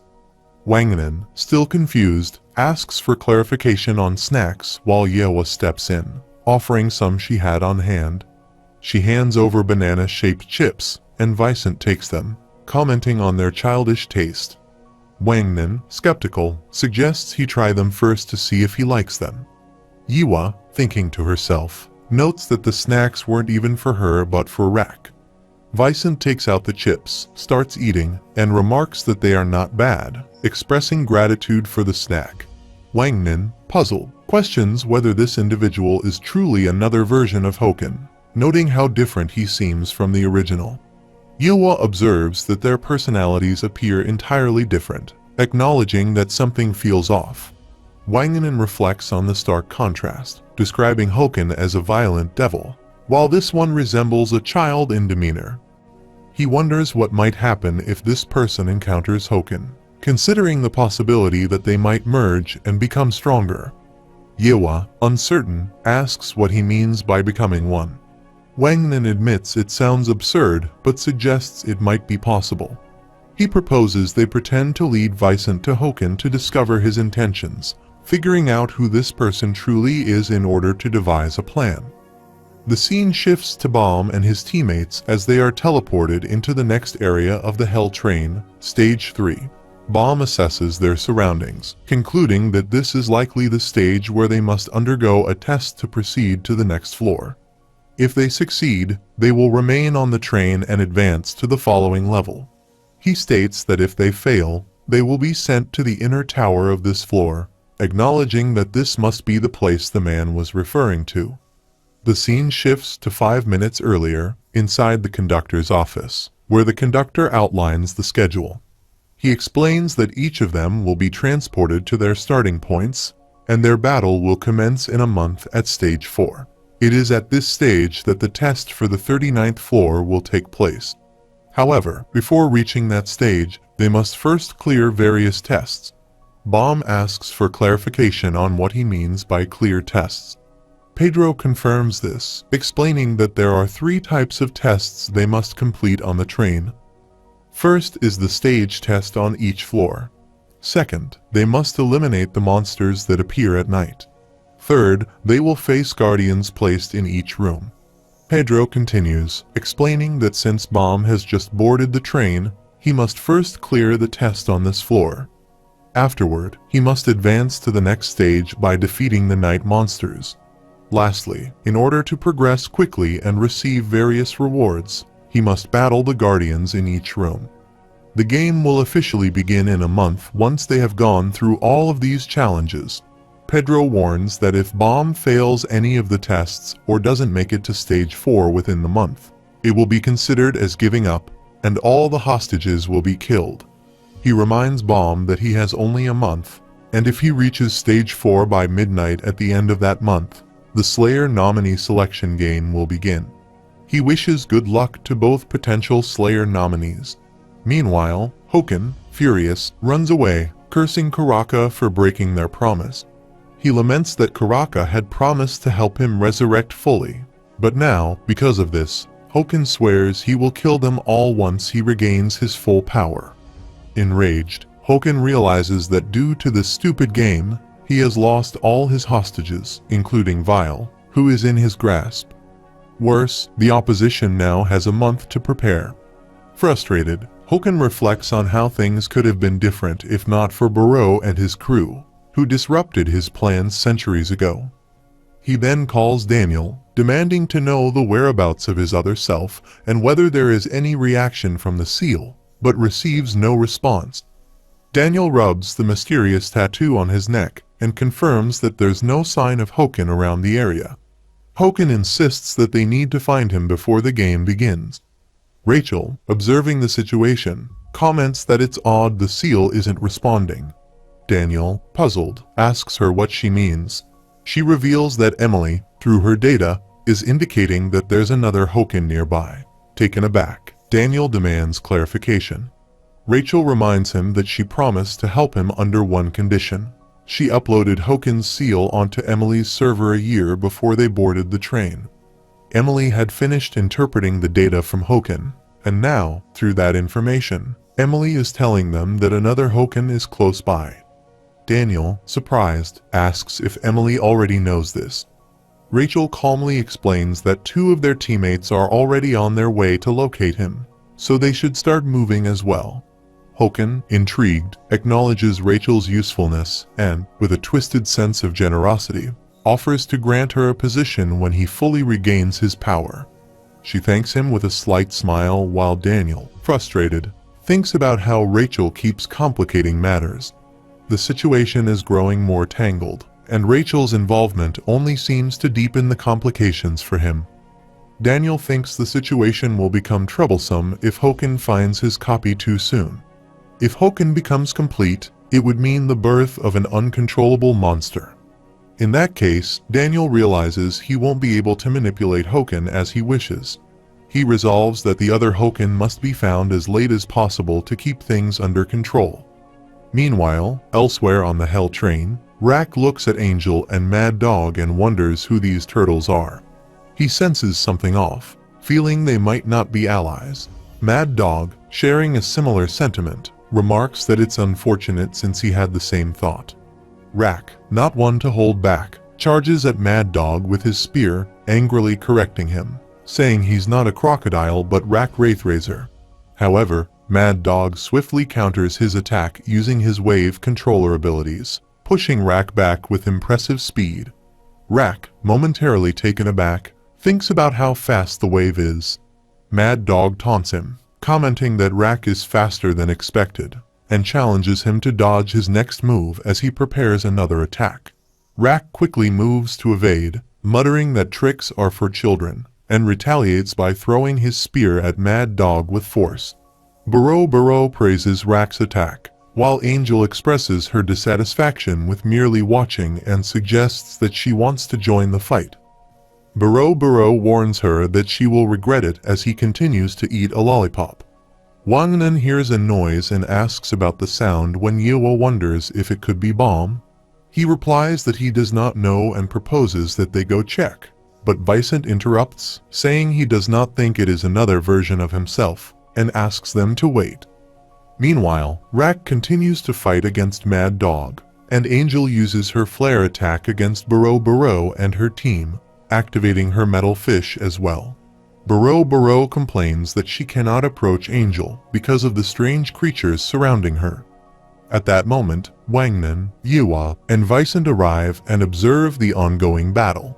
Vicent questions whether they have any idea how foolish it is to fight so loudly on such a dangerous train. Simultaneously, Hoken arrives at another location with Rachel and her teammates, searching for a person similar to himself. Meanwhile, Vicent glances at Hoken's chair. Shock overtakes him, and he exclaims that the seat is empty, wondering where the scoundrel has gone.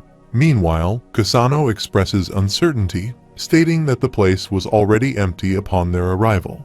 Hoken inquires if they have arrived too late and considers the crest, concluding that the other individual is a version of himself.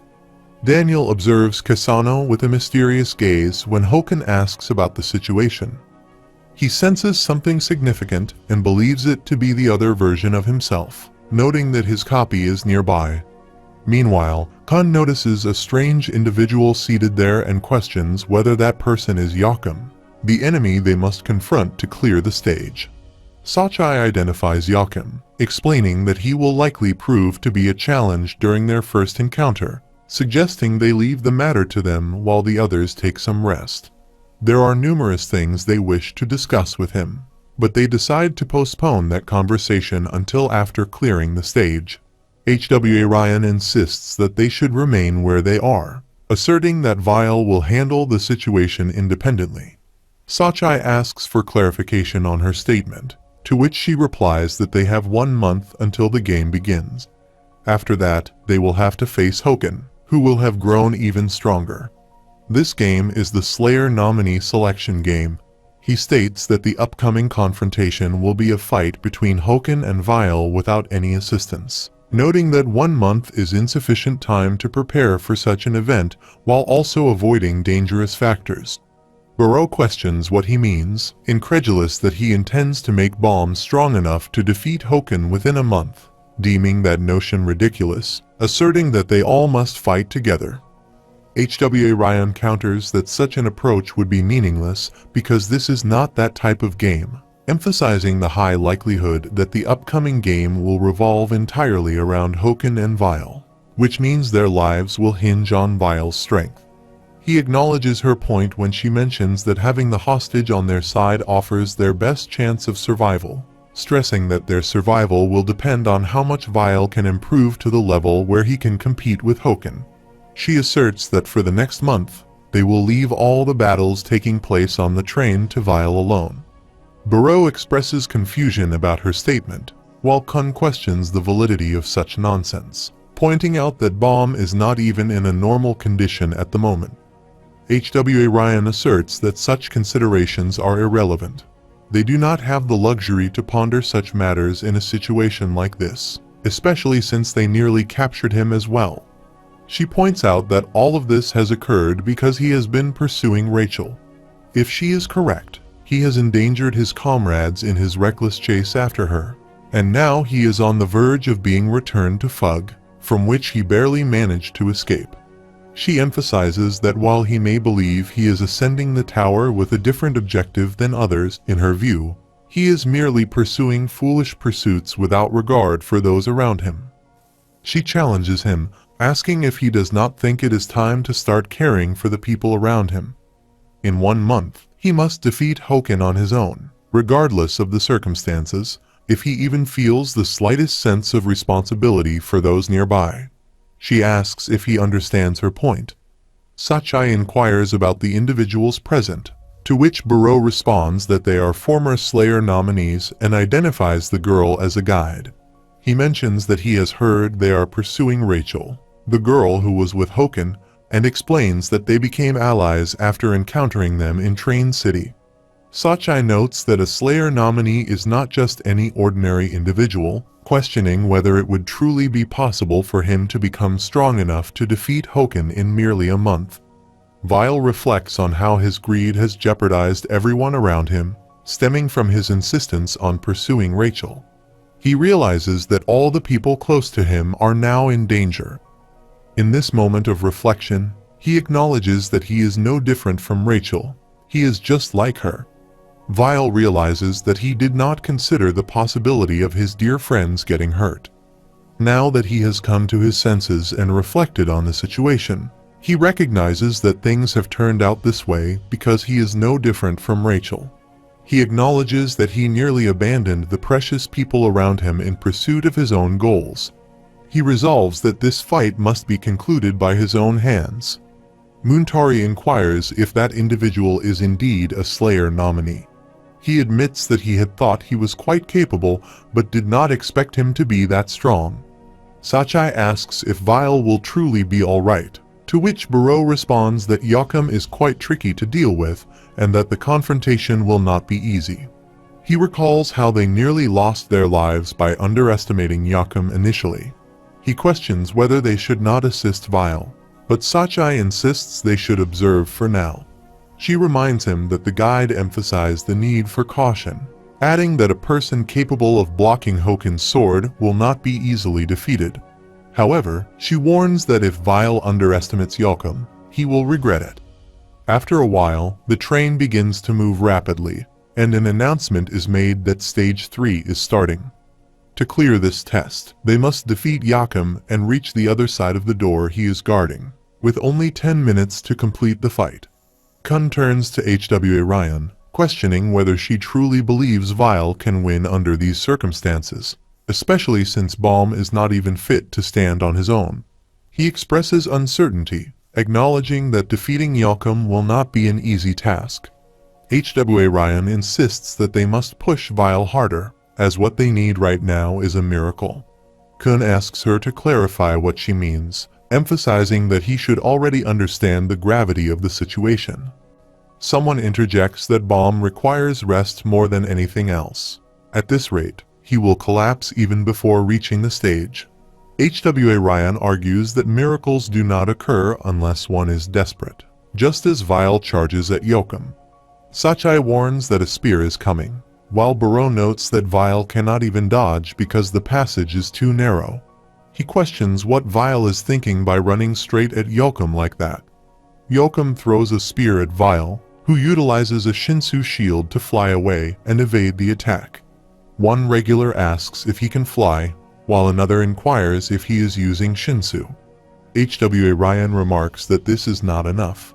Vile has underestimated Yakum, as his spear can bend even without the use of the lighthouse. To everyone's surprise, Yakum's spear continues to follow Vile. Vile attempts to block the incoming attack, telling himself that he can withstand it. He uses his reversal flow control skill to push the spear away just as it strikes him. Sachai identifies this technique as reverse flow control. A yellow-haired individual wearing a mask observes the situation and notes that another D-class regular can use reverse flow control, suggesting that they need to stay on high alert. Kun asks if Vile has taken care of the spear, implying that the danger might be over. Sachai responds that this is just the beginning, explaining that Yakum is even stronger in close-range combat. Yakum charges at Vile once again, declaring that he is coming and warning him to be careful.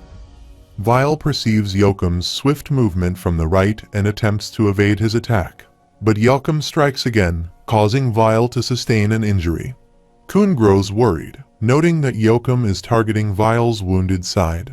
Vile reflects that if this is how Yakum plays, he must shift from defense to offense and attempt to retaliate. However, his eye is injured during the exchange. Barreau observes that both of Vile's eyes are swollen, expressing concern about the severity of his condition. Sachai reassures him, stating that it is not as dire as it may appear, but he mentions that there is something unusual about Vile. Barreau inquires what he means by that. Sachai explains that Vile's skills and Shinsu resistance seem to be at a top level among D-class regulars and that he is not someone Yakum can defeat with petty tricks. However, he notes that a crucial element for fighting is missing from Vile. When Barreau asks what he means, Sachai reveals that Vile lacks any will to kill his enemy at all. The scene shifts to the train conductor's office, where Poe demands that they let go of him as Pedro inquires about the test that will take place on the stage in a month. Poe questions why he would make them fight on that stage, and Pedro explains that he intends to help bring back Hoken, which is why he has decided to assist him. Pedro notes that the situation has changed significantly, particularly due to the chaos caused by their actions in Train City. He mentions that the seniors at FUG are now oppressing the Slayers who are allied with Karaka, indicating that a certain process is necessary for them at this time. Despite this, he asserts that this will not alter the outcome. He reassures Poe that if they manage to locate the other parts of Hoken within a month, there is no chance that Vile will win the fight. Meanwhile, Rack and the other regulars arrive at the scene and are greeted by Vicent, who questions why they are causing such a commotion on the train, reminding them of the danger involved. Rack thinks to himself about who these turtles are, while Biro also observes them, pondering their identities. Foskel also observes the newcomers, noting that 2 more strong individuals have arrived. Wangnan glances at Rack, contemplating how he is here. Yiwa approaches Rack and asks what he is doing alone, inquiring about Bomb's whereabouts. Rack tells her to wait a moment. Vicent questions whether they are acquaintances with Rack and Yiwa, to which Wangnan responds that he can see this situation is not good. Mad Dog intervenes, apologizing and asking if the white individual is another Hoken. Vicent munches on chips and confirms that he is indeed Hoken. Acknowledging their familiarity, he asks why they are fighting among themselves. Rack thinks to himself about who this Hoken is, while Angel laughs and teases whether she should refer to him as another Hoken. She informs the group that they are Hoken's henchmen and mentions that those 2 are the ones they had captured, wondering how he came to meet them. Vicent explains that these newcomers are good people who helped him find his way. When Angel asks if he is not on their side, he clarifies that they are enemies, meaning they are other Slayer nominees. Vicent responds that if they are enemies, then he is an enemy as well and glares at her. Angel asks for clarification, reminding him that they are Hoken's henchmen. He replies that this detail is not important. What matters is that she is their enemy.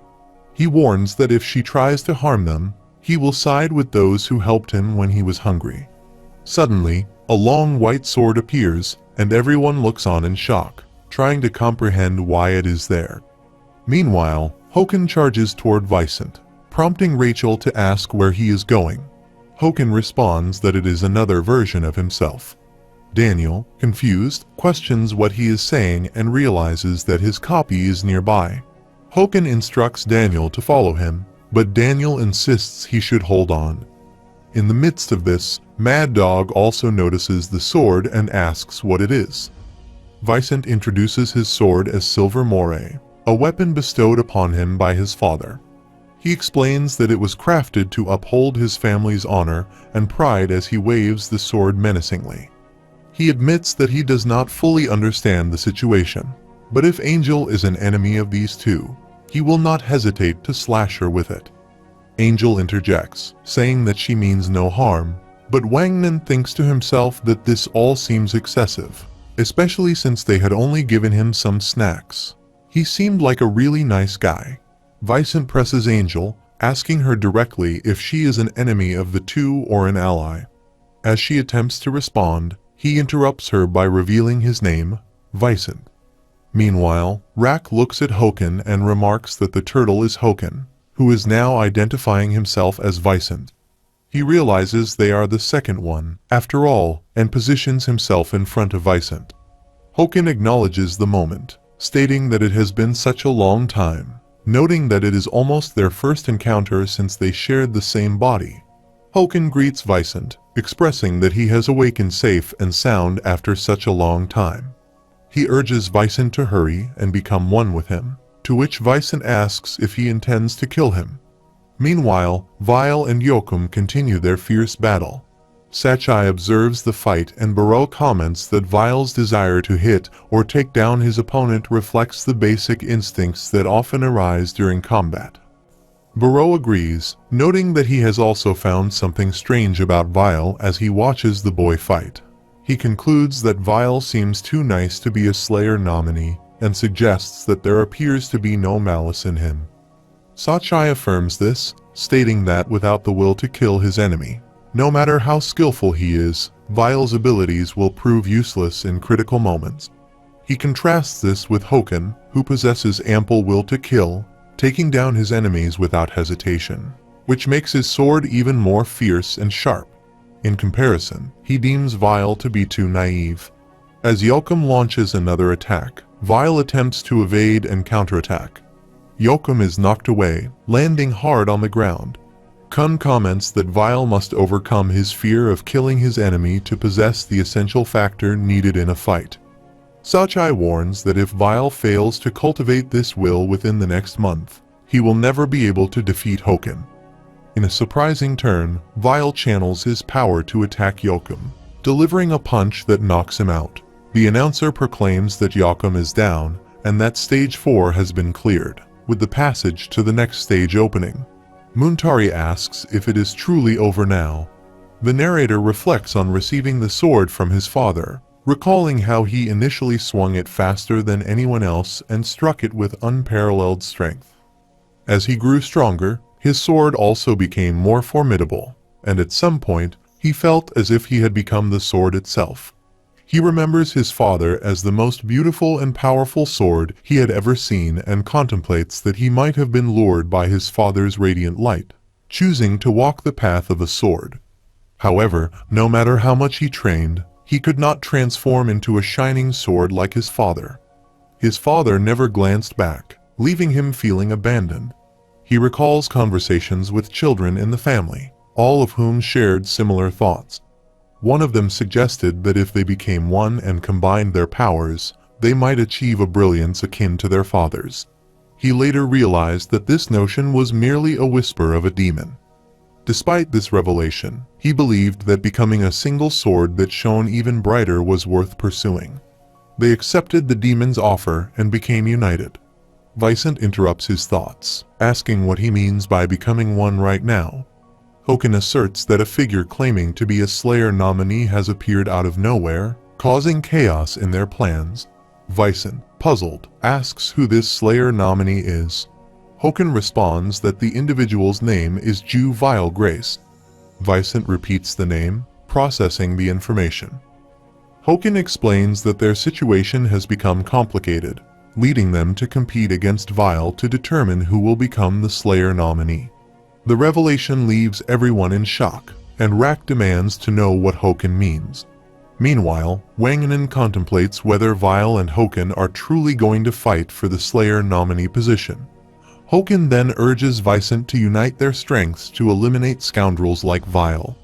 Vicent agrees but questions which of them will disappear when they become one again. In a separate area of the Hell Train, a group of regulars strolls through a hallway. One of them remarks in awe that the passage is enormous. It appeared large from the outside, but the interior is truly humongous. They collectively realize the magnitude of the Hell Train they are on. A person with black hair observes that, based on the appearance of the passage, they are still on the 37th floor. His companion expresses surprise that he can determine the floor just by looking at it. Eka confirms that the train alters its interior, likening it to something alive.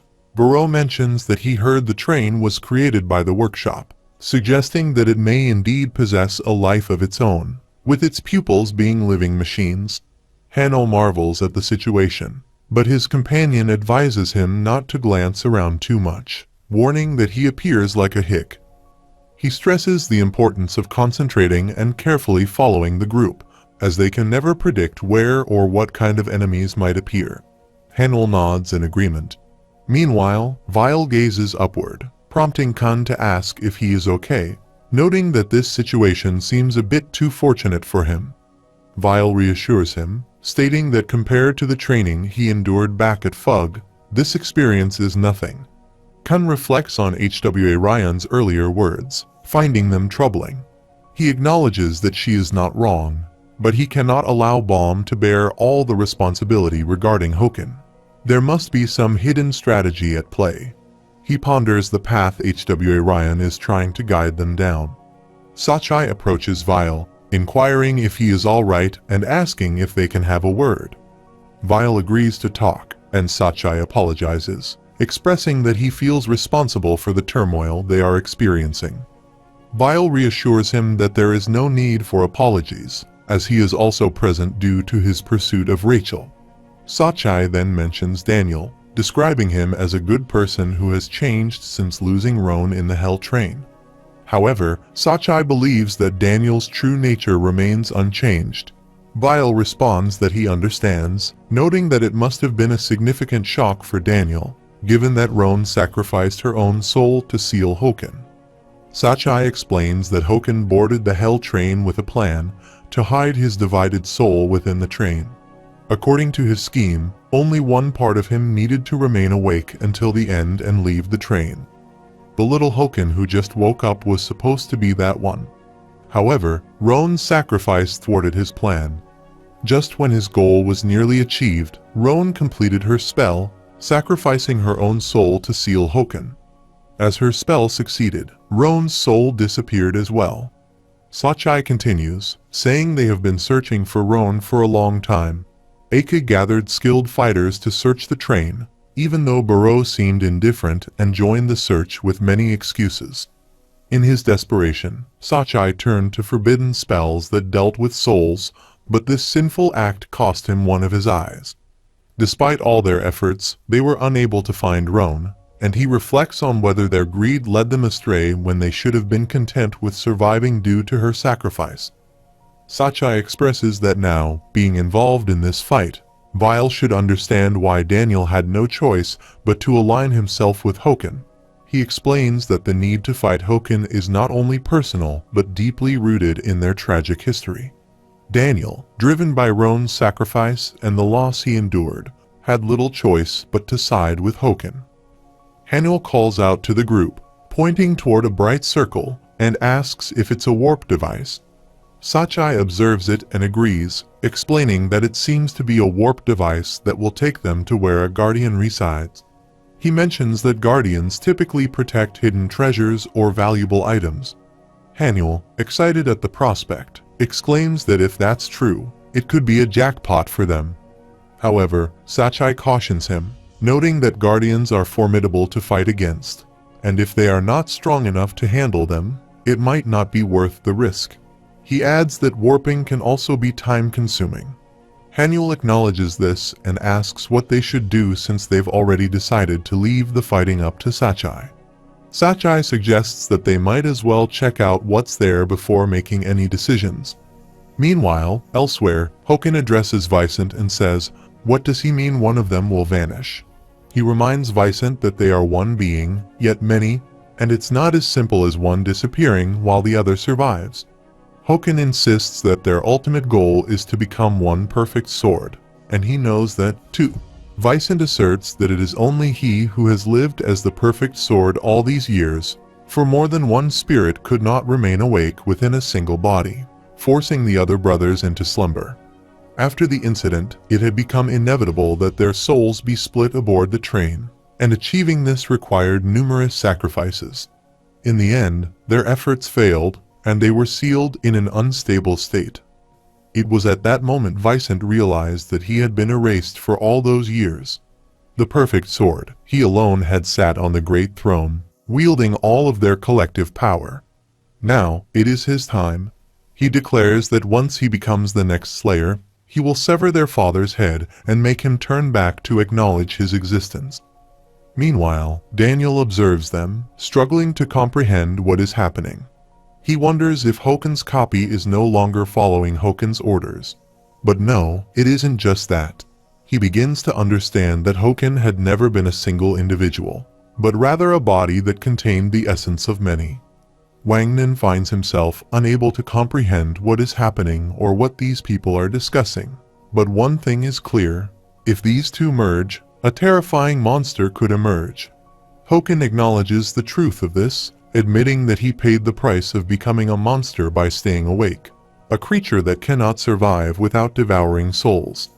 When asked if, by desiring to be the one who awakens, he means to consume him, they clash, launching attacks at each other. Hoken dismisses the question, ordering Daniel to handle the small fry, while Rak wonders if it's time to fight. Barreau, amidst the confusion, wonders what chaos has erupted, and which side they should align with. Simultaneously, Mad Dog strikes Tachai, slicing him in two.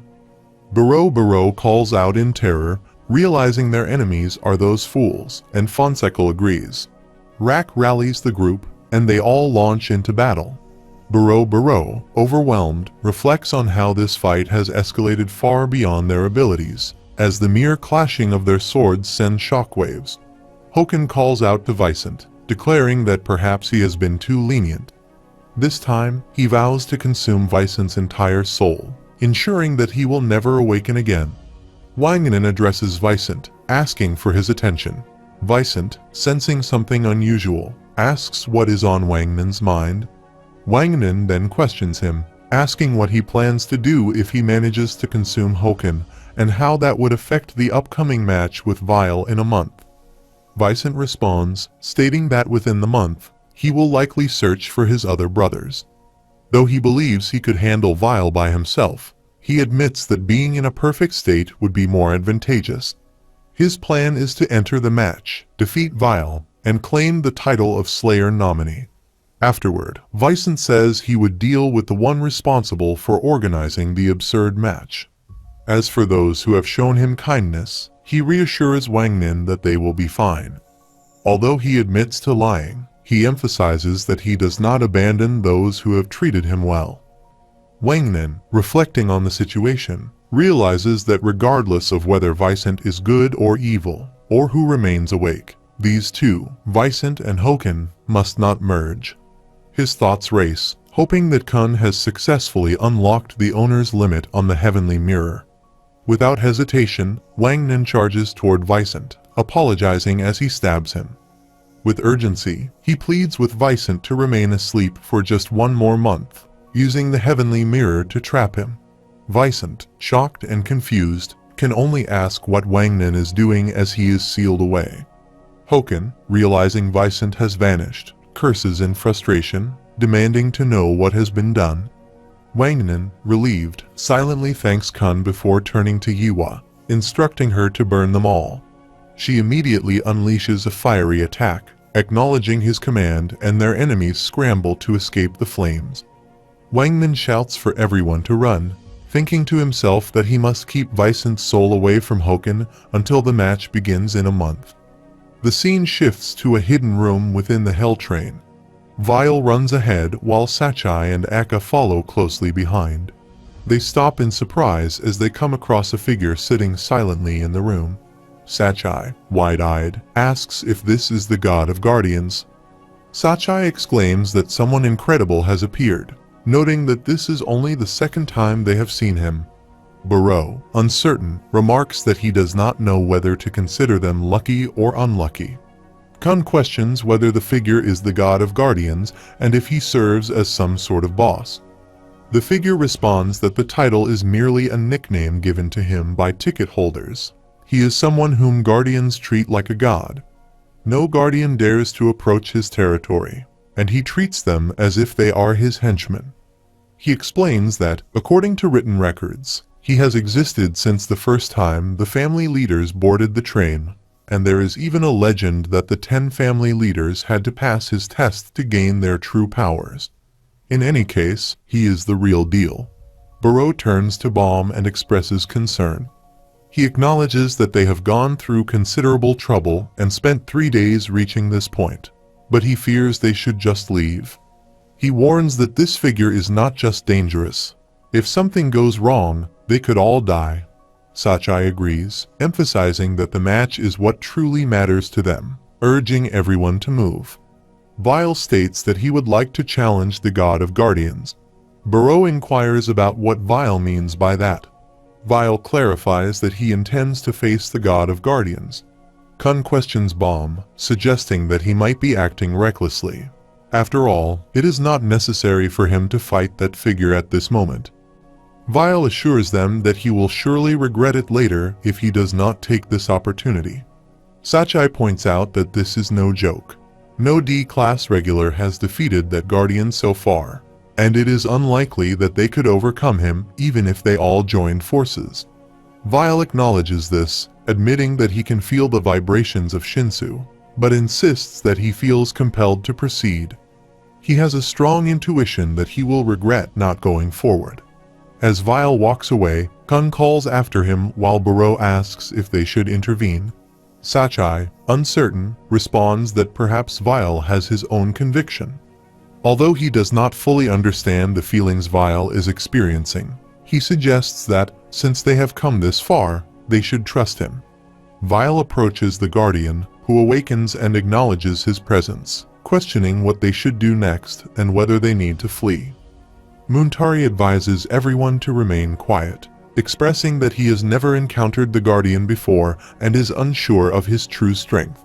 Akka, having seen the Guardian only once, recalls an incident where a ticketer mistakenly awakened him. He witnessed the aftermath of that encounter, noting that none of the ticketers in the vicinity survived. As Vile contemplates the Guardian's power, he feels a resemblance to Urek, although he acknowledges that Urek's strength is far greater. The Guardian asks what Vile wants, and just as he attempts to respond, Baro expresses concern about their imminent demise.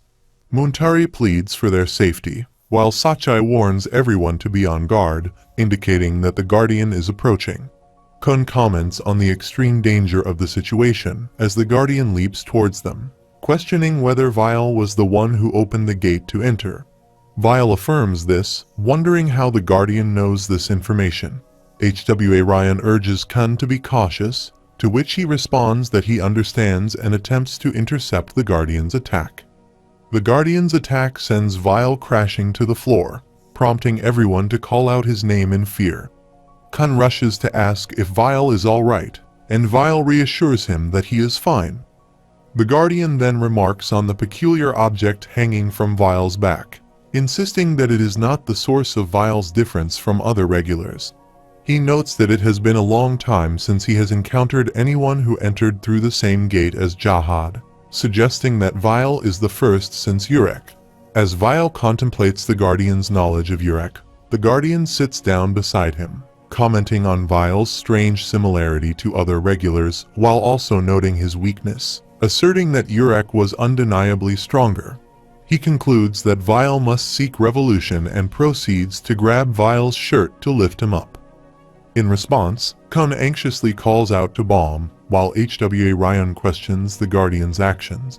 Vile, however, reassures them both that he is okay and instructs them not to worry. The Guardian jumps back, causing Kun, HWA Ryan, and Bomb to grow worried for his safety. The Guardian then transports Bomb to a different location, where Bomb inquires about their surroundings. The Guardian explains that this place was once used by a master of the workshop to train the 10 family leaders and refers to it as the rice pot. Bomb expresses confusion, asking if he truly said rice pot, to which the Guardian confirms that the Jahad children also underwent their revolutions here. He elaborates that the train and its guardians were all created for their training, which is why the master named this place Revolution Road. Curious, Bomb asks what the Guardian means by revolution. The Guardian explains that revolution refers to the journey of discovering one's true self, free from societal influences, external opinions, or ideologies. He asserts that this rice pot, along with his own existence, serves that purpose, and it is in this place that he uncovered truths about himself that he could not see while being surrounded by false beliefs and constraints. He emphasizes that the fate and power he carries are part of the process for those who have opened the gate, guiding them toward the realization of their true selves rather than the false identities they may have adopted. The scene shifts to 3 days before Bomb enters the rice pot at Wangnin's party, where Wangnin and his teammates feel exhausted from their relentless running. Wangnin expresses his belief that they would have died if the path hadn't changed suddenly, remarking that they surely would have been killed by Hoken. Rak, confused and frustrated, demands to know what is happening and who the mysterious white turtles are.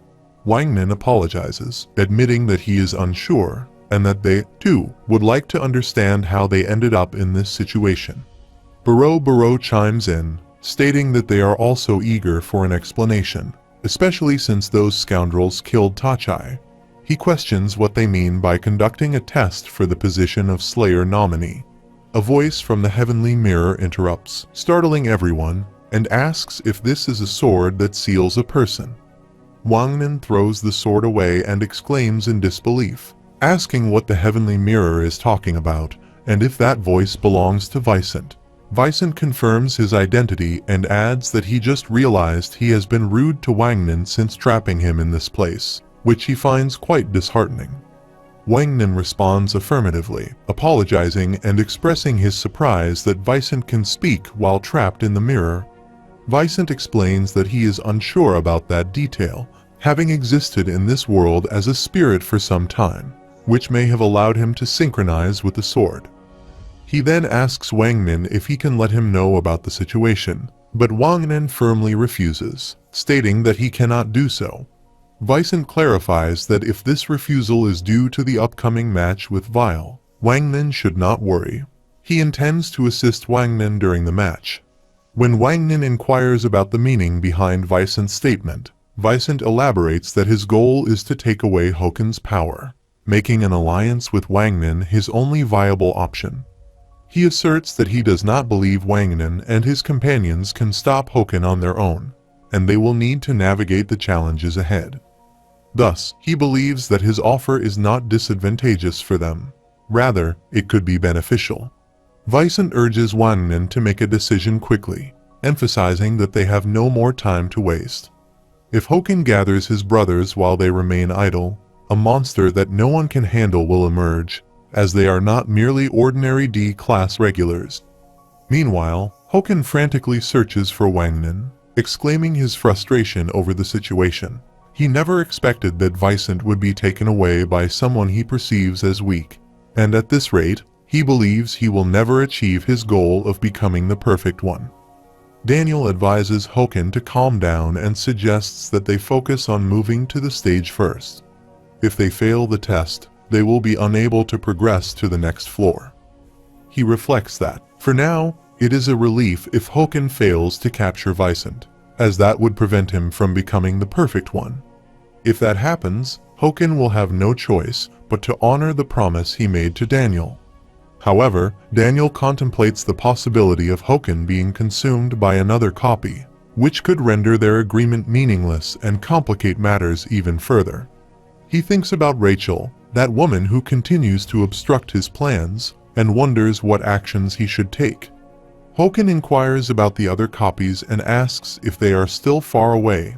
She confirms that Emily knows where the copies were sealed, but somehow they all seem to have escaped and are now moving around.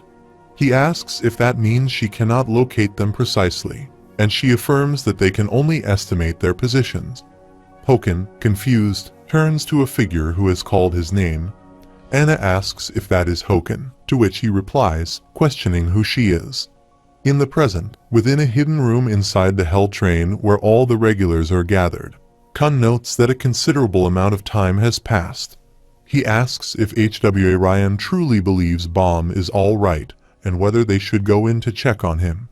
HWA Ryan responds that the god did not seem to have any intention of killing Baum. If that had been the case, he would have done so already. Even if they entered, they would not be able to provide any assistance. Sachai asserts that Baum has chosen to confront the god, so they should wait for now while he takes this gamble. He expresses hope that some kind of miracle will occur before the match. Meanwhile, in one of the passages of the Hell train, Yuri Jahad arrives with Evan and expresses her frustration at the confusing layout of the area, noting how it keeps changing, making it difficult to discern the correct paths. She mentions that she boarded the train at the moment of the warp, as her sister instructed her, but she wonders how she can locate Baum on such a vast train. She reflects that if this were not the regulars' area, she could have just smashed everything to find him. Yuri admonishes Evan, stating that if he cannot perform his job effectively, she is not paying him to merely wander around. She demands to know why he cannot locate Baum's position. Evan replies that he has already informed her there is something in this area that cannot be read. Yuri then proposes that they should go ask the one in the highest position for assistance. Even as Evan feels an ominous sensation creeping in once again, Baum asks what the Guardian means by finding his true self. The Guardian explains that it involves discovering one's essence rather than how one is perceived by others or measured against external standards. Bomb expresses his confusion, asking what his true self actually is. He asserts that the only thing he needs right now is the power to win the upcoming match. He believes that if he can succeed in the match and save his friends, it won't matter whether he discovers his true self or not. The Guardian replies that someone who does not know their true self cannot truly save others. Without change, one will always be a burden. He insists that in order to find his true self, Bomb must experience complete solitude, suggesting that it wouldn't be so bad to die once to achieve this. He emphasizes that facing death alone, without anyone to save him or respond to him, is the moment when he will finally see his true self. With that, the Guardian attacks Bomb. The scene shifts to 10 days after Bomb entered the rice pot. Burrow comments that it has been 10 days since Bomb went into that place, and he questions whether they should go in, noting that if they remain here for a few more days, they might barely make it to the stage on time. Sachai suggests waiting a bit longer, explaining that the Guardian is still inside, so it won't be dangerous, and it seems that the others share the same sentiment. HWA Ryan expresses her surprise at Burrow's calmness, remarking that he would typically be making a fuss about saving Vile by now. Kun replies that he believes Bomb would not have chosen a path that would endanger himself. He explains that's why he is simply waiting, noting that if it had been Crocodile, he would have jumped into that room immediately. However, he acknowledges the concern that if something were to happen to Bomb during this incident, it would be disastrous. He reflects that he will probably never be able to forgive himself for foolishly believing in someone who is merely a guide for Fug. He resolves that if things truly turn out this way, he will do everything in his power to bring Bomb back to life, no matter the cost, even if it means siding with the devil, similar to that Daniel guy. Meanwhile, Bomb attempts to find his true self while practicing his Shinsu. He struggles to remember how long he has been in this place, feeling as though he is losing his sense of time, as if time has stopped in his mind. He questions whether time has ever existed at all, worrying about the upcoming match and the fate of his comrades who are waiting for him. He contemplates the true self that the Guardian spoke of and where he might find it. Gradually, he starts to think that perhaps everything has been just a dream, that the reality is he remains locked in that cave, and that Rachel was the only one who ever entered the tower that night. He wonders if everyone who smiled and cried for him, along with all the events that transpired in the tower, were simply figments of his imagination. If that were the case, he would have questioned what he should do next. Meanwhile, a monster appears before him, announcing its presence and inquiring if it is indeed a monster. The creature remarks that it has been a while and expresses surprise that Bomb has come here on his own. Vile asks if it is the one who has been communicating with him in his mind, to which the monster confirms, revealing that it is the source of power. The monster had not expected Bomb to approach it alone, suggesting that something must have happened outside. It continues, stating that Bomb's arrival here implies that he seeks the true power it possesses. Bomb contemplates whether this true power means the monster is his true self. The monster acknowledges that it is a bit early, but decides it can now fully release Bomb into the outside world. It instructs Bomb to take its hand, promising to transform him into a living being who stands at the top of the tower.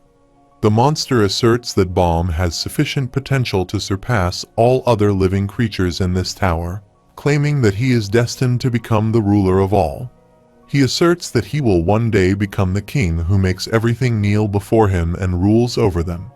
Bomb, once again, stands before the Guardian, who observes him and reflects on how Bomb is being tempted by the immense power he holds. The Guardian recognizes that he will have to confront this power countless times, but perhaps arriving here is Bomb's destiny.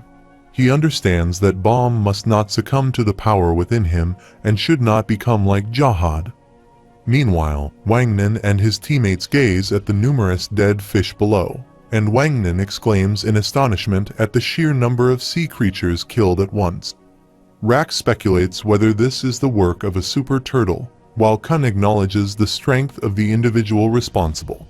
Vicent declares that it is done, asking if they see the results and reminding them that he promised to repay them for releasing him. Wang Nin expresses his gratitude, thinking that allying with Vicent seems to have been a good idea, though he finds it a bit too righteous. He notes, however, that the problem remains: they have not yet found any of Vicent's copies. He questions where they could possibly be, recalling that Vicent mentioned there are 5 in total.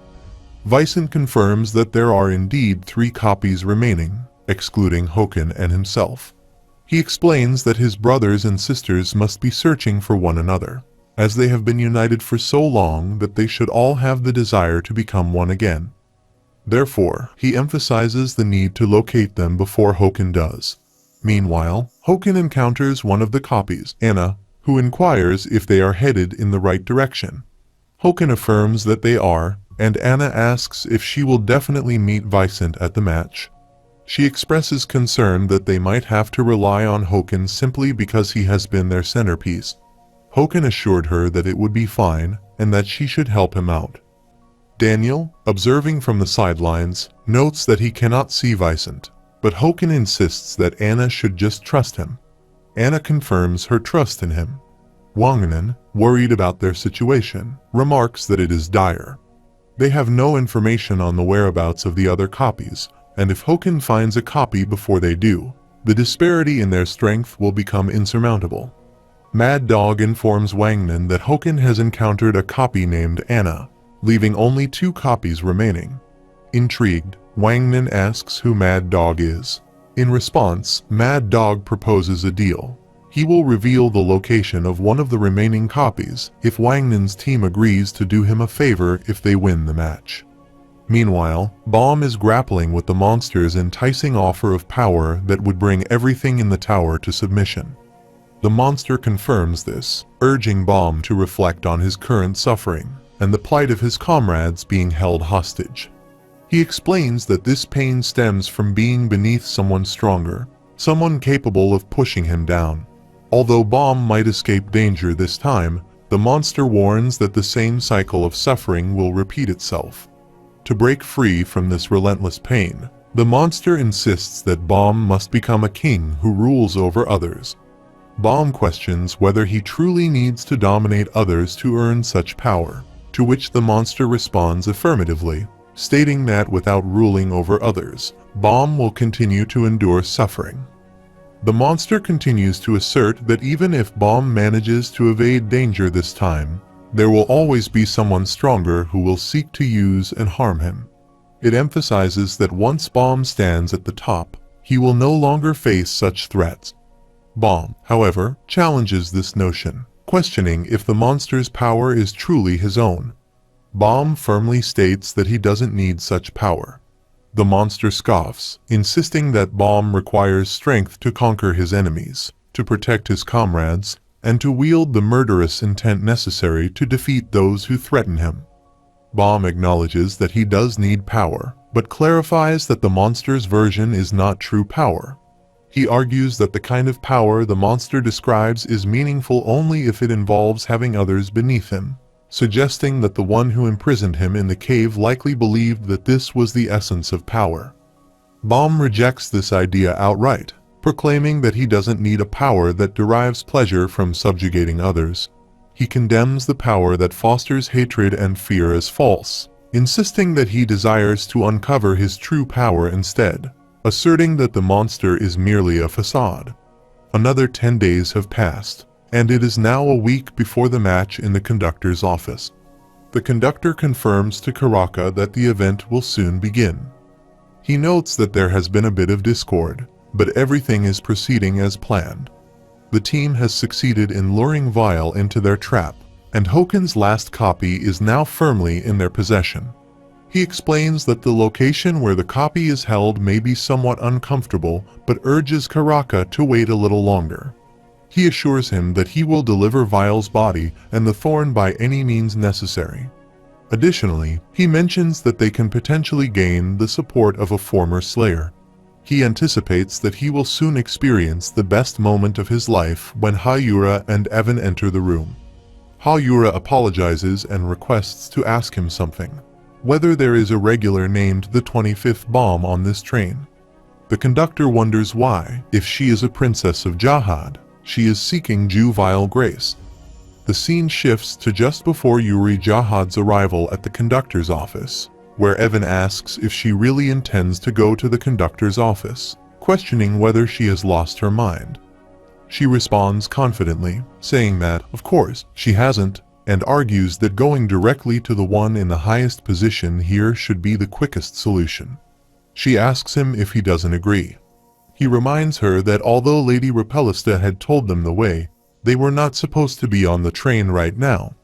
He questions whether she truly believes the conductor will respond favorably if they approach him, warning that he will likely kick them off the train the moment he sees them. Yuri assures him not to worry, revealing that she has come up with a brilliant plan. She intends to use her father's name, claiming that the Jahad family is searching for the missing regular and that discovering whether Bomb is still alive is their ultimate goal anyway. She states that if she tells the conductor her father secretly ordered her, he won't dare to expel them so easily. The conductor, slightly puzzled, asks if she is truly searching for a regular. She admits the situation is awkward but points out that, despite it being a command from the king of the tower, the train is restricted to regulars only. He remarks that regardless of how she managed to board the train, interfering in regulars' affairs is against the tower's rules. Evan clarifies that they have no intention of disrupting the train's operations, assuring him they simply wish to verify whether the regular is alive before leaving. He adds that this regular poses a potential threat to the Jahad family's safety. The conductor, still perplexed, asks if that is really the case as he considers the unexpected complexity of the situation. He never could have anticipated that a princess of Jahad would be searching for juvenile grace. Hayuri then asks if they might check the list of regular passengers. The conductor responds, explaining that he doesn't typically handle such details. He inwardly reflects that while the Jahad family likely believes the regular is already dead, expelling her from the train wouldn't be an issue under his authority, unless, of course, she is genuinely here on orders from Jahad. He reflects that a rash decision could lead to the worst possible outcome, so for now, he has no choice but to incorporate this unexpected situation into his plan. He informs her that there is one way to proceed. She asks if he truly means it, and he confirms. In a week, a test will be held in which all the regulars on the train will participate. The conductor explains that by watching the match, she might be able to find the regular she is seeking. He thinks to himself that, though this would be highly risky, she will, of course, be unable to interfere in the match. Yuri, visibly excited, asks if he is serious. She enthusiastically agrees, assuring him that she won't interfere, and adds that this arrangement suits her perfectly. She exclaims that he is speaking her language now. She then requests permission to stay on the train for a week, and the conductor agrees. He reassures himself that they hold the advantage, and there is no reason to panic. They will achieve their objective. He offers to prepare a place for her to stay while Evan grows suspicious, sensing something off about the situation. Meanwhile, the conductor silently hopes that in addition to their main goal, they will be able to manage the other unpredictable element, the princess of Jahad herself. Meanwhile, the guardian looks at Baum and asks if he is awake, wondering how his meeting with himself went and whether he was able to find his true self. Baum replies that he is not sure about that, prompting the guardian to ask what he means. Baum explains that he did encounter something, but he is uncertain what it was. He adds that when things become clearer later on, he believes he will be able to understand what it was. He remarks that, regardless, it was a good experience. The guardian, sensing the atmosphere, notes that something about Baum's revelation feels different from those of the 10 family leaders or Jahad. He wonders what kind of self Baum encountered. Baum then asks how long he has been inside. The guardian estimates that, in terms of the outer world's time, it has been about 3 weeks.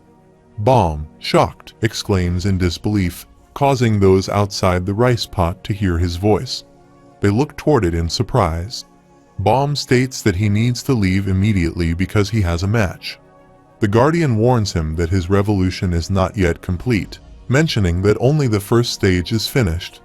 Bomb insists that he doesn't have time. His comrades are in danger. He promises to return later.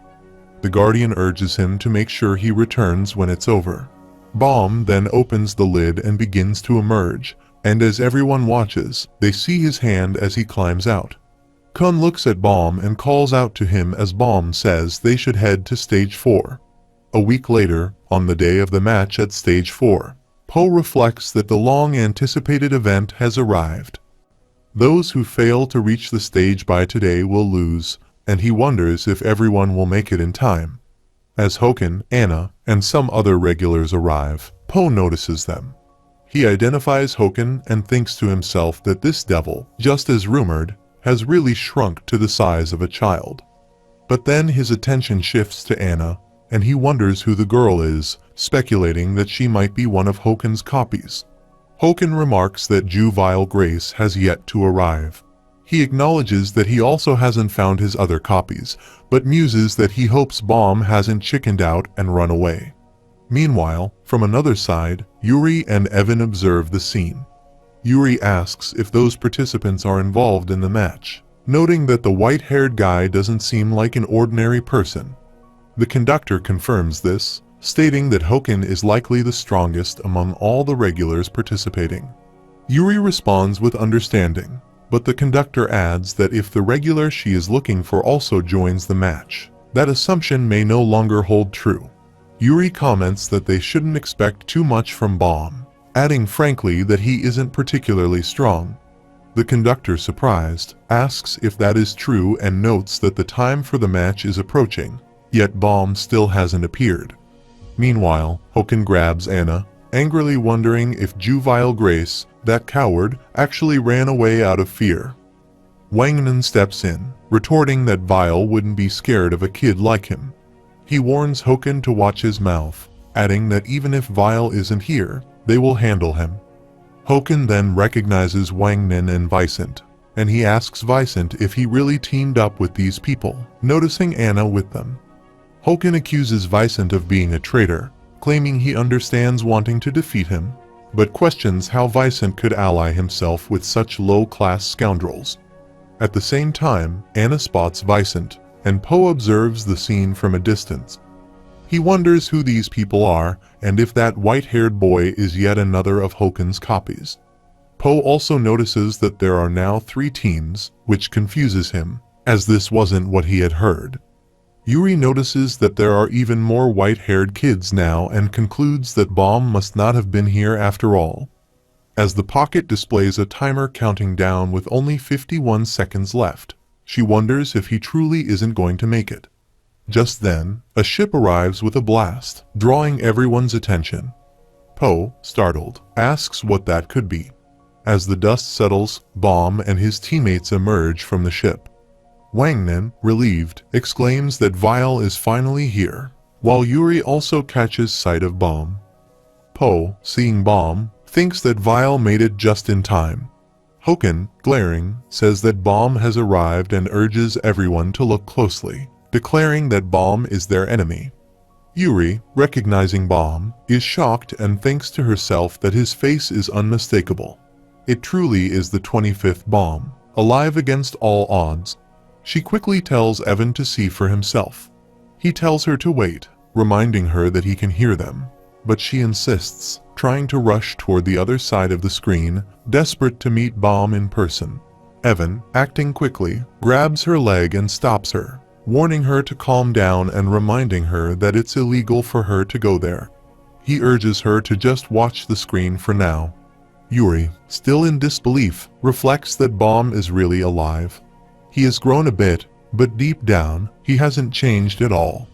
She thinks about how she had heard he was dead, unable to comprehend how it could be possible for him to survive. Yuri reflects on the doubt she felt when she heard from Princess Repelista. But seeing Bomb alive now is truly unbelievable. He had been known to have died on the floor of the tests. She struggles to comprehend the reality of witnessing him alive. She wonders what on earth that boy has experienced all this time. Turning to Evan, she asks if he thinks Bomb can hear her if she shouts from here. He replies that this is merely a screen. The conductor then interjects, stating that the boy on screen appears to be the regular she is searching for, Princess. He adds that it seems she already knows the boy, suggesting that he might be her acquaintance. Yuri laughs, responding that this is not the case. She explains that she has seen his picture so many times that it almost feels like she knows him personally. She laughs again, emphasizing that there is no way she could know that regular. The conductor, hearing her response, expresses relief that Bomb is not an acquaintance of hers, noting that the boy is not just an ordinary regular. Yuri asks the conductor what he means by that, and he explains that they must have just arrived from above rather than through the designated path. He criticizes their reckless behavior, remarking on the loud entrance of Juvenile Grace. Hoken, relieved that Bomb did not chicken out and run away, expresses his gladness at Bomb's arrival.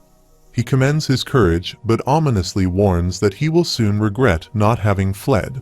Meanwhile, Kun wonders about the girl next to Hoken, speculating that she might be one of the copies Sachai had mentioned to them. Wangnan calls out loudly to Bomb, greeting him with a cheerful time no see. Bomb responds that they are safe and sound. Rak then chimes in, stating that he has something to say to them. He scolds Bomb for not taking him along, questioning how he could dare to leave his leader behind, and kicks Wangnan out of frustration. Vicent watches Bomb closely, pondering if he is indeed Juvenile Grace. Kun observes the white-haired guy next to Wangnan and wonders if he might be another copy of Hoken. He questions why this individual is with Wangnan and whether they are siding with each other. Regardless of the situation, Kun feels relieved that Hoken has not yet reached his full power. He is uncertain about how much stronger Bomb has become at this point, but a quick glance reveals that Bomb doesn't appear to have changed much. Kun realizes that they must prevent Hoken from becoming a complete piece by all means. Meanwhile, Vile thinks about whether Akraptor and the others are present when Poe announces that all the participating regulars have gathered, signaling the start of the match. Kun recognizes Poe as the guy they encountered in Train City. Poe explains that this is Hell Train Stage 4, a match to determine the Slayer nominee. It will be a death match in which each participant's life and position as Slayer nominee are at stake. The test on Stage 4 will be the Dollar Show. Kun inquires about what the Dollar Show is, and Poe explains that it may not be familiar to most of the regulars. He elaborates that the Dollar Show game has a long history, with delegates from the 10 families risking their lives to participate. Poe recounts that this game was played to divide the rights after climbing the tower, emphasizing that it involves players competing against each other using points known as dollars. He adds that the match on Stage 4 will be divided into 3 rounds.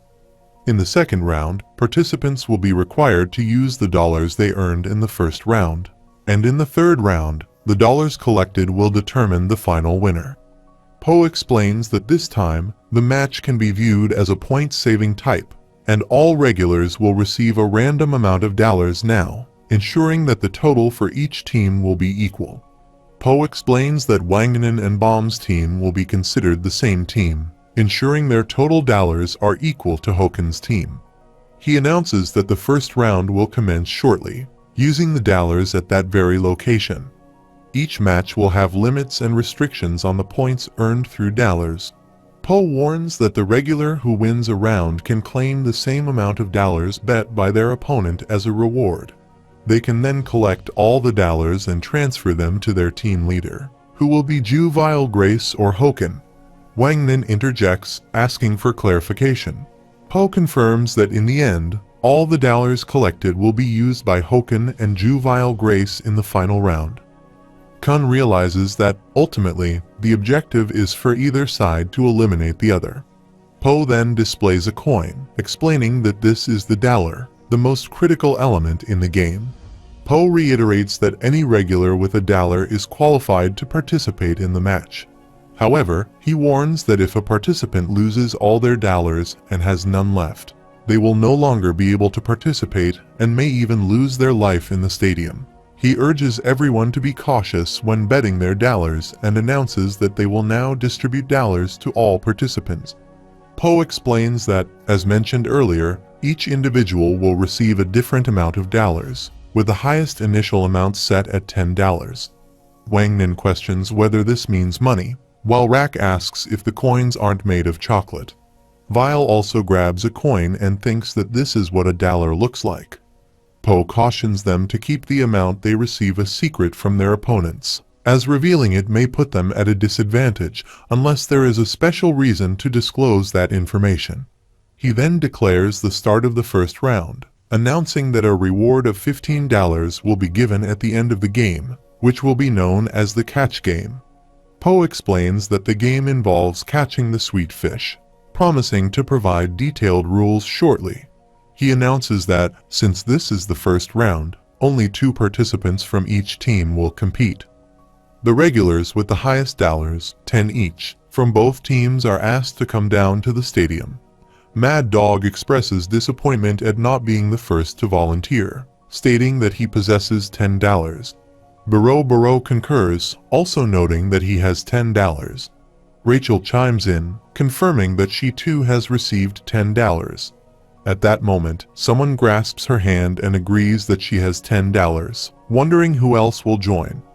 Baro points out that those 2 appear to have $10 each, while Vile notices Rachel's presence. Sachai inquires about the other participant from their side, and Hanel states that he also has $10. Kun confirms that he possesses $10 and assures them he will return shortly. Meanwhile, Yuri expresses her confusion, questioning the nature of their discussion. She demands to know what they mean by a death match with each other's lives on the line, bewildered by the notion that the match will determine who will be the Slayer nominee. The conductor informs her that he forgot to mention an important detail. This match is not merely a simple contest on the Hell Train. When she inquires about what he means, he explains that the match involves various critical factors. It is a battle in which the lives of Vile, Hoken, and their comrades are at stake. Additionally, it concerns the position of Slayer nominee of Fug, which holds even greater significance because the boy she has been searching for is one of the next Slayer nominees of Fug.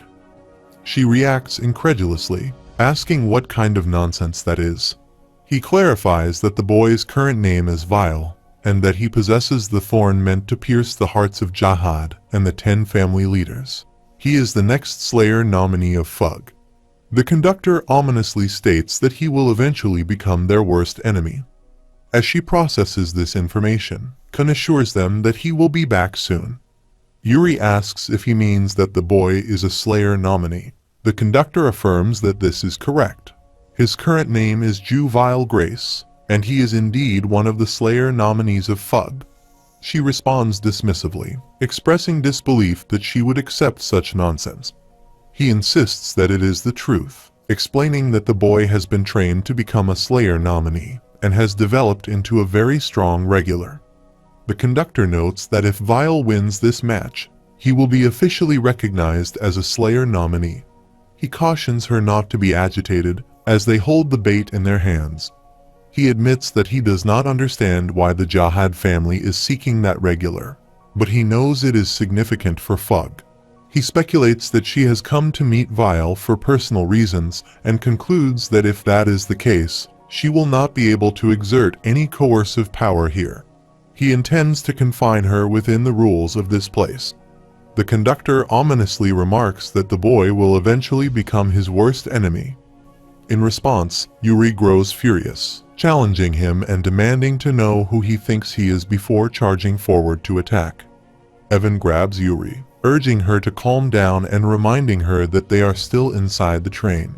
He adds that the conductor surely has something he is relying on. Yuri asks what this something could be.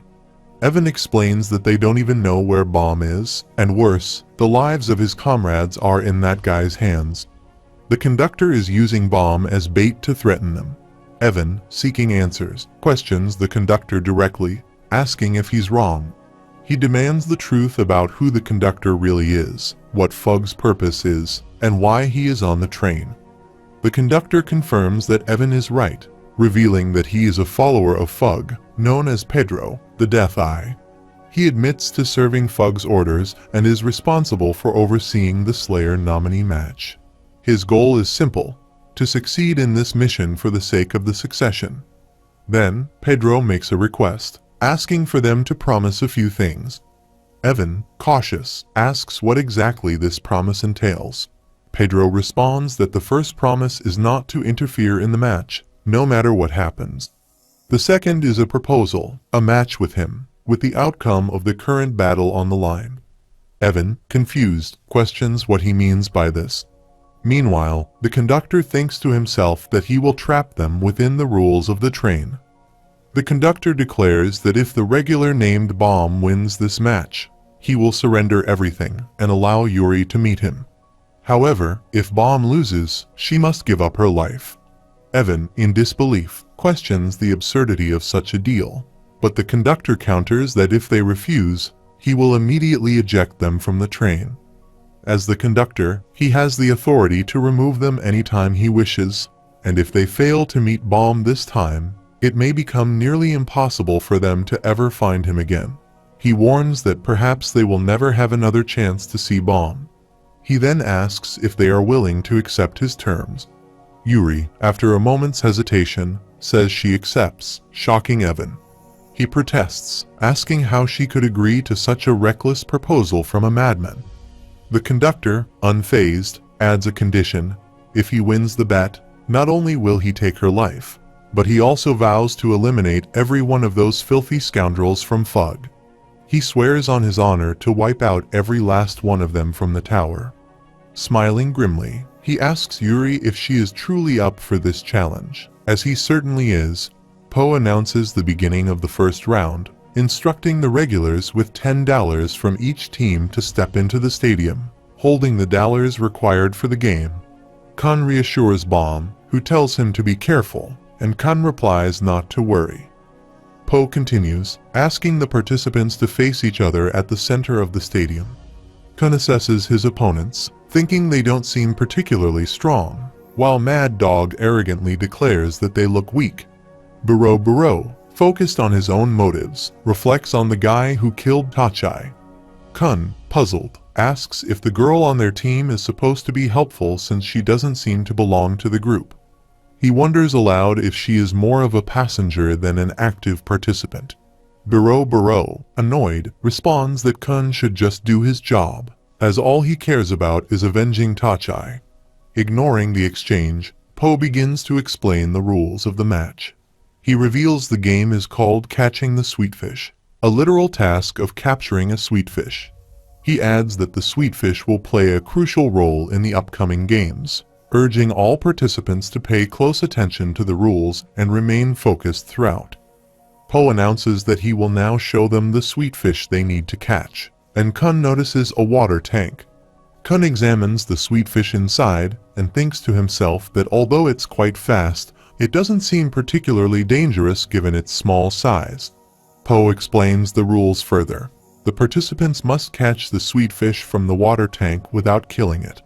If the fish is killed, the participant will lose instantly, and the opposing team will be rewarded with $15. He adds that the competitors can attempt to catch the fish by any means necessary, even if killing their opponents is allowed, and the winner of this game will gain $15, while the loser will lose the same amount. Frustration brews among the participants, and Buro glares at Mad Dog, declaring that she will kill him. Poe signals the beginning of the first round, catching the sweetfish, and Mad Dog questions her, asking why she isn't going for the fish.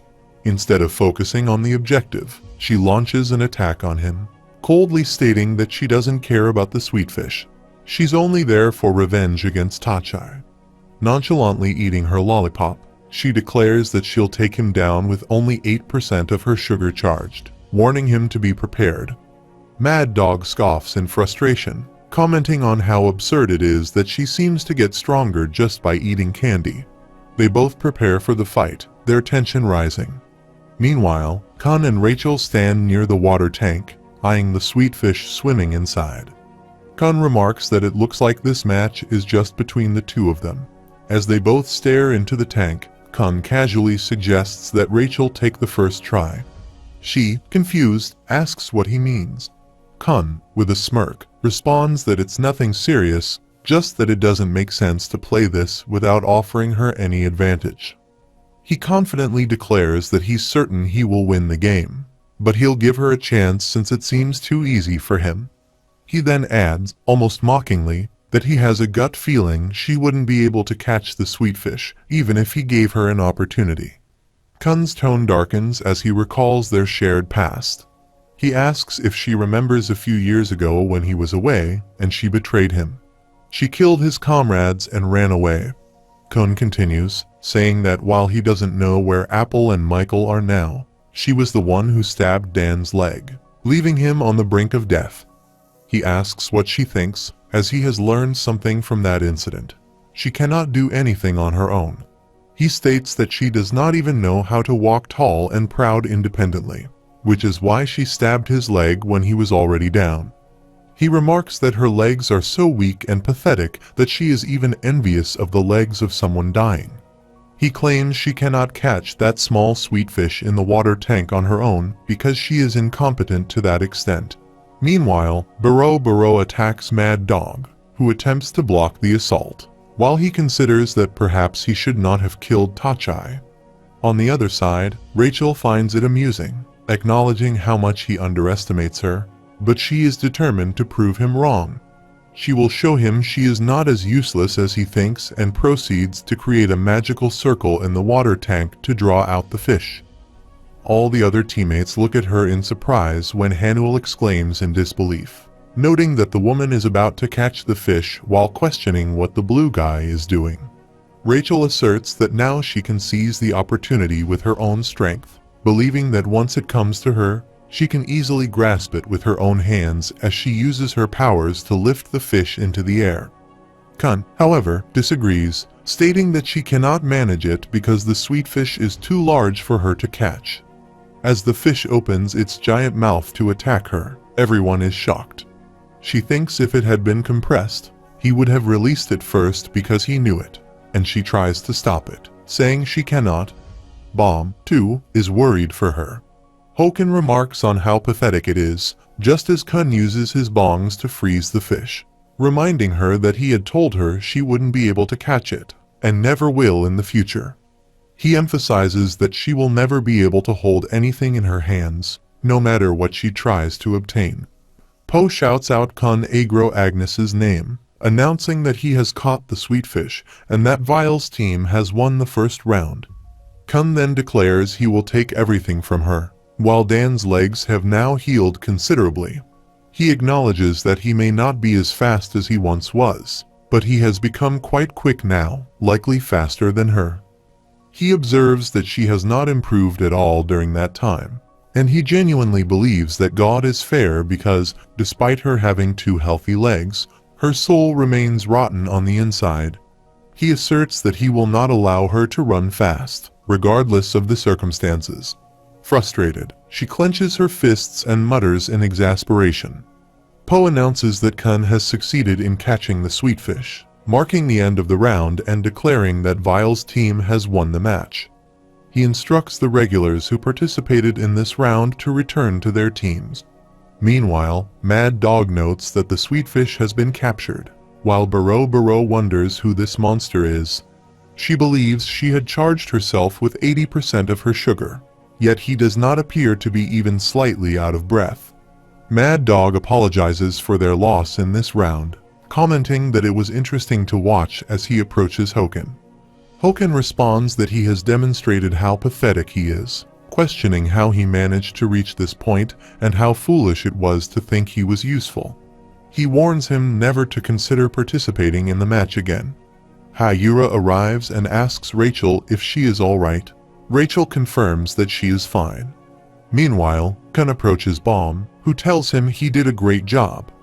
Kun modestly replies that it wasn't much and remarks that he ended up with something weird stuck to him.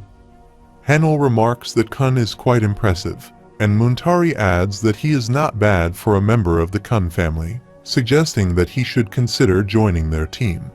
Kun questions whether they genuinely believe he is weak, pointing out that if it weren't for them, he would not have been able to stop the sweetfish. He warns that if he encounters Rachel again, he cannot guarantee her safety. Poe announces that the first round of the dollar show has concluded. Since Vile's team won this round, they will be rewarded $15. He explains that the reward will be provided by the opposing team, and how they collect the dollars within their team is up to them. However, he cautions that any participant left with $0 will be disqualified. Poe announces a 20-minute break before moving on to the next location for round 2, instructing the participants to remain in place during the break. Biro collapses and exclaims that she needs sugar, prompting Wangnin to ask if she is all right. The scene shifts to Yuri and Evan, where Yuri comments that Kun is not bad, but notes that he doesn't have much time left. The conductor interjects, stating that only the first round has finished, and encourages everyone to continue watching. Rak declares to Vile that he will teach him a lesson when they meet later, questioning how he could dare to overlook his own leader. Kun reflects that they have passed the first round, feeling relieved as he had worried they might face unfair rules, but that has not occurred yet. He ponders the situation further, wondering what could have caused Hokun's copy to appear on Wangnin's side, and if there might have been some conflict between the copies. He suspects these individuals are definitely hiding something and contemplates what kind of secret they could be concealing. Meanwhile, in the prison, the prince expresses his frustration, exclaiming that they need to be saved as they have been locked up for a month. He complains that it is driving him crazy, and Miseng tells him to get a grip. He replies that they should set them free, expressing a desire for some time of his own and questioning where the human rights are for a boy going through puberty. She asks what he plans to do, noting that he seems to have lost his mind, while Akraptor advises her to leave him alone. The prince then inquires about what is happening with Vile and the others, sensing that something has just moved.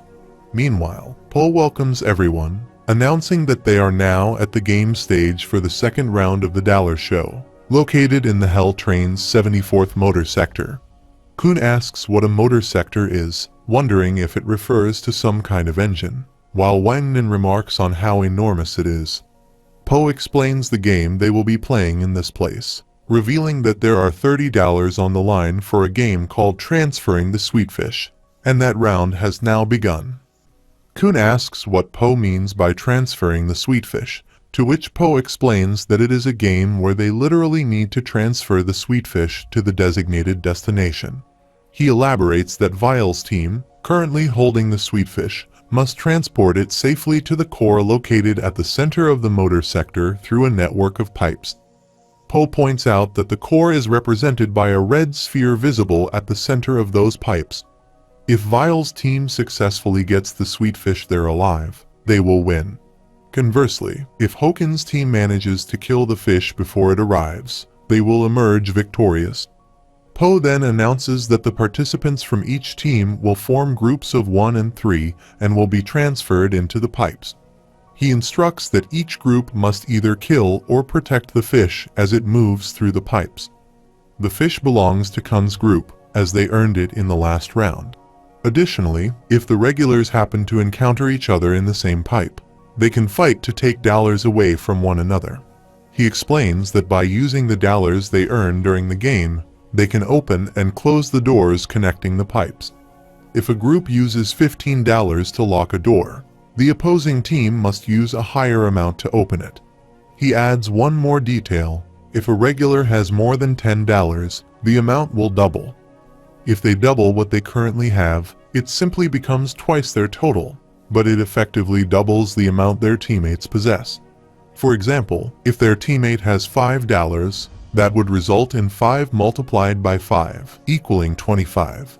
He clarifies that $20 will triple the amount, while $30 will quadruple it. However, he warns that it will be dangerous if they are left alone, so they should use the rules wisely. Poe announces that they will now divide the participants into groups and send them into the pipes.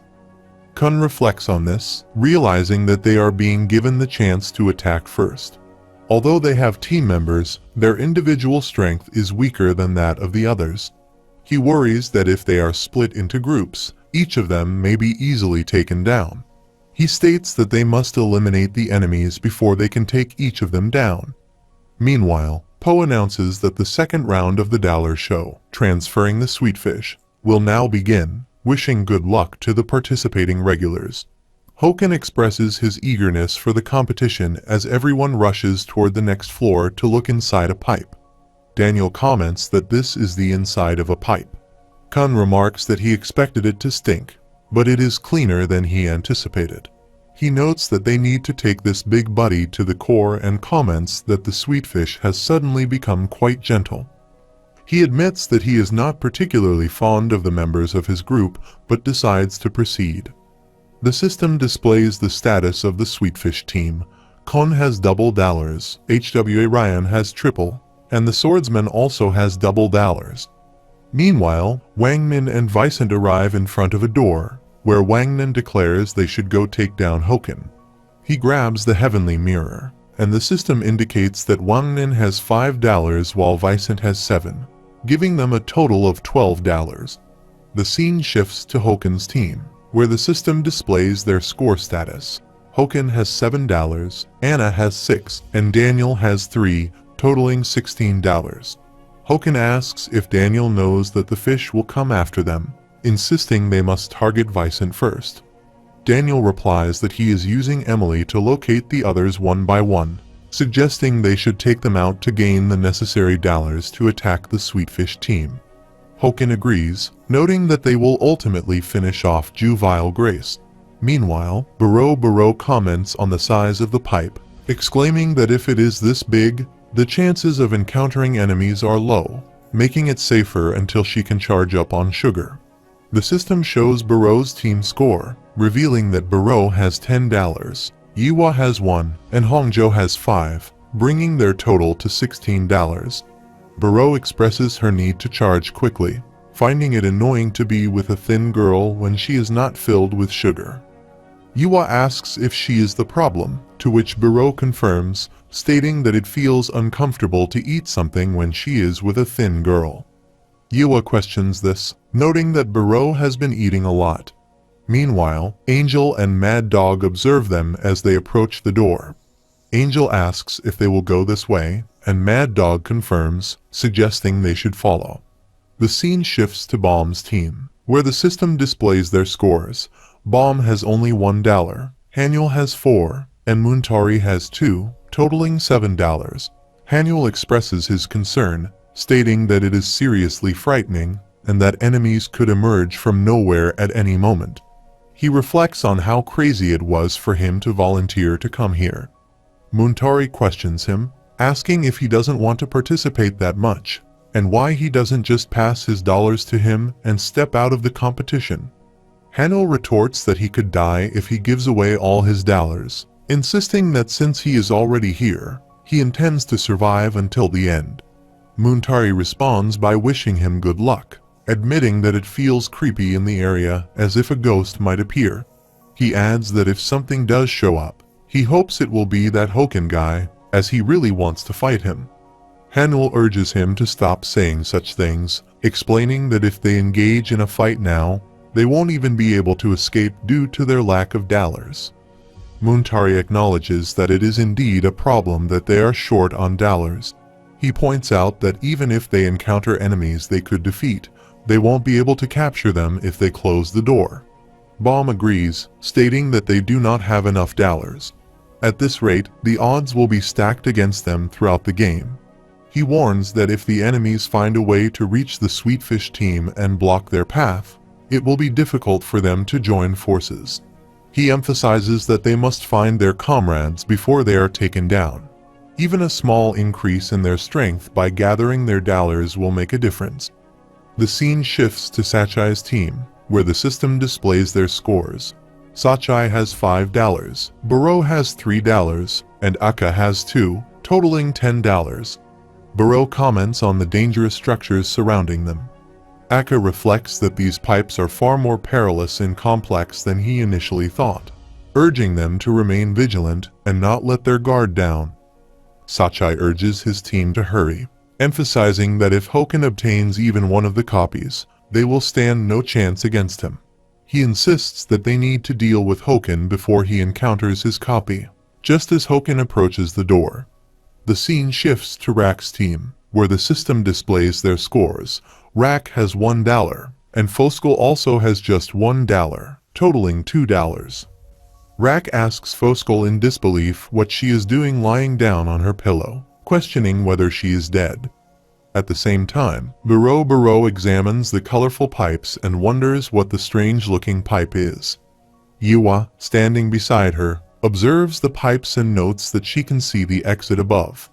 However, she expresses concern about whether they are expected to reach it by jumping across those pipes. She doubts they can make it, given the distance between them. Hongjo then offers to help, asking if she wants him to lift her up since he has wings and can carry her. Yiwo responds that it would indeed be nice if Hongjo could carry her, but she expresses concern about Buro's situation. Hongjo explained that he could not carry Buro because she was too heavy. Buro retorts that they should forget about it and find another way, pointing out that this is not the only path upwards. She questions what is wrong with being heavy, and Hongjo suggests that perhaps just the two of them should go up. At that moment, Mad Dog arrives and inquires about the strange-looking pipe, causing Buro to become irritated at his presence. The system then displays the scores of Bulsar's team. Mad Dog has $3, Angel has $9, bringing their total to $12. Buro shouts that he is the guy who killed Tachai, which draws Yiwa's attention to them. Buro thinks about what they should do, realizing that she currently lacks enough sugar. Meanwhile, Mad Dog laughs, claiming he is fortunate to have found her so quickly. He states that he can now reclaim the dollars he lost and prepares to attack her, asserting that this will not happen without a fight. Hongjo comments that he almost turned into fried chicken, implying the intensity of the situation. Yuwa urges everyone to run, but Buro protests that she cannot run up there because she is too big for it. She takes off with Hongjo toward Yuwa, who responds by telling her to shut up. Hongjo admires Buro, recognizing her as a member of one of the 10 families and noting her impressive stature as they jump onto a pipe. However, Buro loses her balance and falls, colliding with another pipe just as an explosion occurs. She exclaims in confusion, trying to escape the blast. Mad Dog remarks that the explosion was intense, while Buro struggles to comprehend the chaos around her. She feels disoriented as they all bounce around. Mad Dog, equally confused, asks what is happening. Yiwa nearly loses her footing when Angel swiftly thrusts her spear forward, expressing her confusion but thanking Yiwa for the meal. At that moment, Hongjo intervenes, blocking Angel's spear and seizing it. Hongjo demands to know what Angel thinks she is doing to a noble lady from the 10 families, questioning her manners. He insists that one with wings should be fighting another with wings, suggesting that it is only fair. Angel, bewildered, asks who this chicken head is. Hongjo attempts to flutter his wings and take off, but quickly realizes he cannot fly, muttering that he forgot he was unable to. Yiwa inquires about what he is saying, to which he reassures her not to worry, as he will protect her. When she asks what he is looking at, she inadvertently falls onto another pipe. Angel laughs, pleased to see Yiwa finally down, feeling her heart break at the sight of everyone in disarray. After all, she is a noble lady from the Yon family. She tells Yiwa that, in truth, she has never liked her, pointing out that a girl from the 10 families should not act all nice and polite, especially when she is already pretty. Angel then launches an attack on Yiwa, who contemplates her next move. Yiwa realizes that ordinary flame attacks will not inflict any damage on Angel and wonders what she should do as she attempts to evade the assault. Memories of Sachai flood her mind as he asks what he can teach her about controlling fire and questions its absurdity. He queries why, if she is indeed from the Yon family, she would request her to teach her how to control fire. He tells her to stop joking around, asserting that the Yon family has been burning itself since birth and that no one can teach her how to control fire. As he speaks, she forms a flame circle and launches an attack at him. She reflects that while they say she embodies flame from the moment of her birth, he has no idea that's not what she needed to hear. She strikes again, and he cries out, asking to be saved, saying it's too hot. Two figures approach from behind. One of them remarks on how amazing her display was, while the other congratulates her, leaving her staring at them. One comment on the strength of her flames, calling her the treasure of the Yon family. Yua thinks to herself that they know nothing about what it truly means to be flame itself. In the present, Angel uses her flame power to strike at Yua, who acknowledges the strength of the attack. Angel notes that it is quite hot and continues to channel her flame power as her wings extend and transform into long, radiant forms. Yua notices that Angel's wings have grown larger. Angel remarks that it's good, as it wouldn't be fun if Yua were too weak. She adds that it's been a while since she fully spread her wings and suggests that they should have some fun, addressing Yua as the Fire Lady before launching another attack. Mad Dog contemplates which target he should focus on first and decides to take down Barreau, thinking she is worth $10. Meanwhile, Barreau slips from a pipe, shouting for help. Bomb and his teammates arrive at the scene, with Hanel questioning why the door is open and wondering if someone is inside. Overhearing them, Mad Dog stares at Bomb, realizing that he has already encountered Juvenile Grace. Meanwhile, Yuri and Evan observe the situation on the screen. Yuri wonders aloud if Bomb will be alright, now that he has encountered the enemy. Mad Dog, feeling fortunate, comments on how lucky he is to face the leader of their opponents and realizes he has gained $10 as a sign. Angel continues her relentless assault on Yua, with the fierce flames lighting up the area. Bomb notices the bright light and remarks that it's a flame attack. Yua, trying to evade Angel's onslaught, struggles against the intense pressure. Mad Dog calls out to Angel, questioning why she is attacking with such force, and notes that the lady seems to be in real danger. He adds that when Angel gets like this, she goes all the way, and there might not even be a trace of Yua's body, or the dollars left behind. Muntari, noticing Mad Dog's dismissive attitude, remarks that Mad Dog keeps talking as if he's not even present. Mad Dog turns around, locking eyes with Muntari, and asks if he was there as well. Muntari responds by asking if Mad Dog truly has a death wish, throwing an insult and adding that dying wouldn't be so bad if Mad Dog is actually capable of granting that wish. Muntari, with a sharp edge in his voice, scoffs at the idea of death being so bad and accuses Mad Dog of arrogance. Alright then, he declares he will kill him for sure and commands everyone to stay back, vowing to teach Mad Dog a lesson. Mad Dog, unfazed, taunts him to try, and as Muntari charges at him, Mad Dog skillfully blocks the attack and counters, recognizing his technique. Reverse flow control, Mad Dog remarks, impressed that Muntari is capable of using it. Bomb is concerned, steps forward, and is offering to help. But Muntari quickly shuts him down, telling Bomb to stay put and conserve his energy. He reminds Bomb that he has a bigger fight ahead against Hoken. As Bomb begins to protest, Muntari cuts him off, his tone firm. He explains that he hasn't had a single moment of rest for an entire month due to training, and there's no way he's going to let Bomb handle these weaklings as well.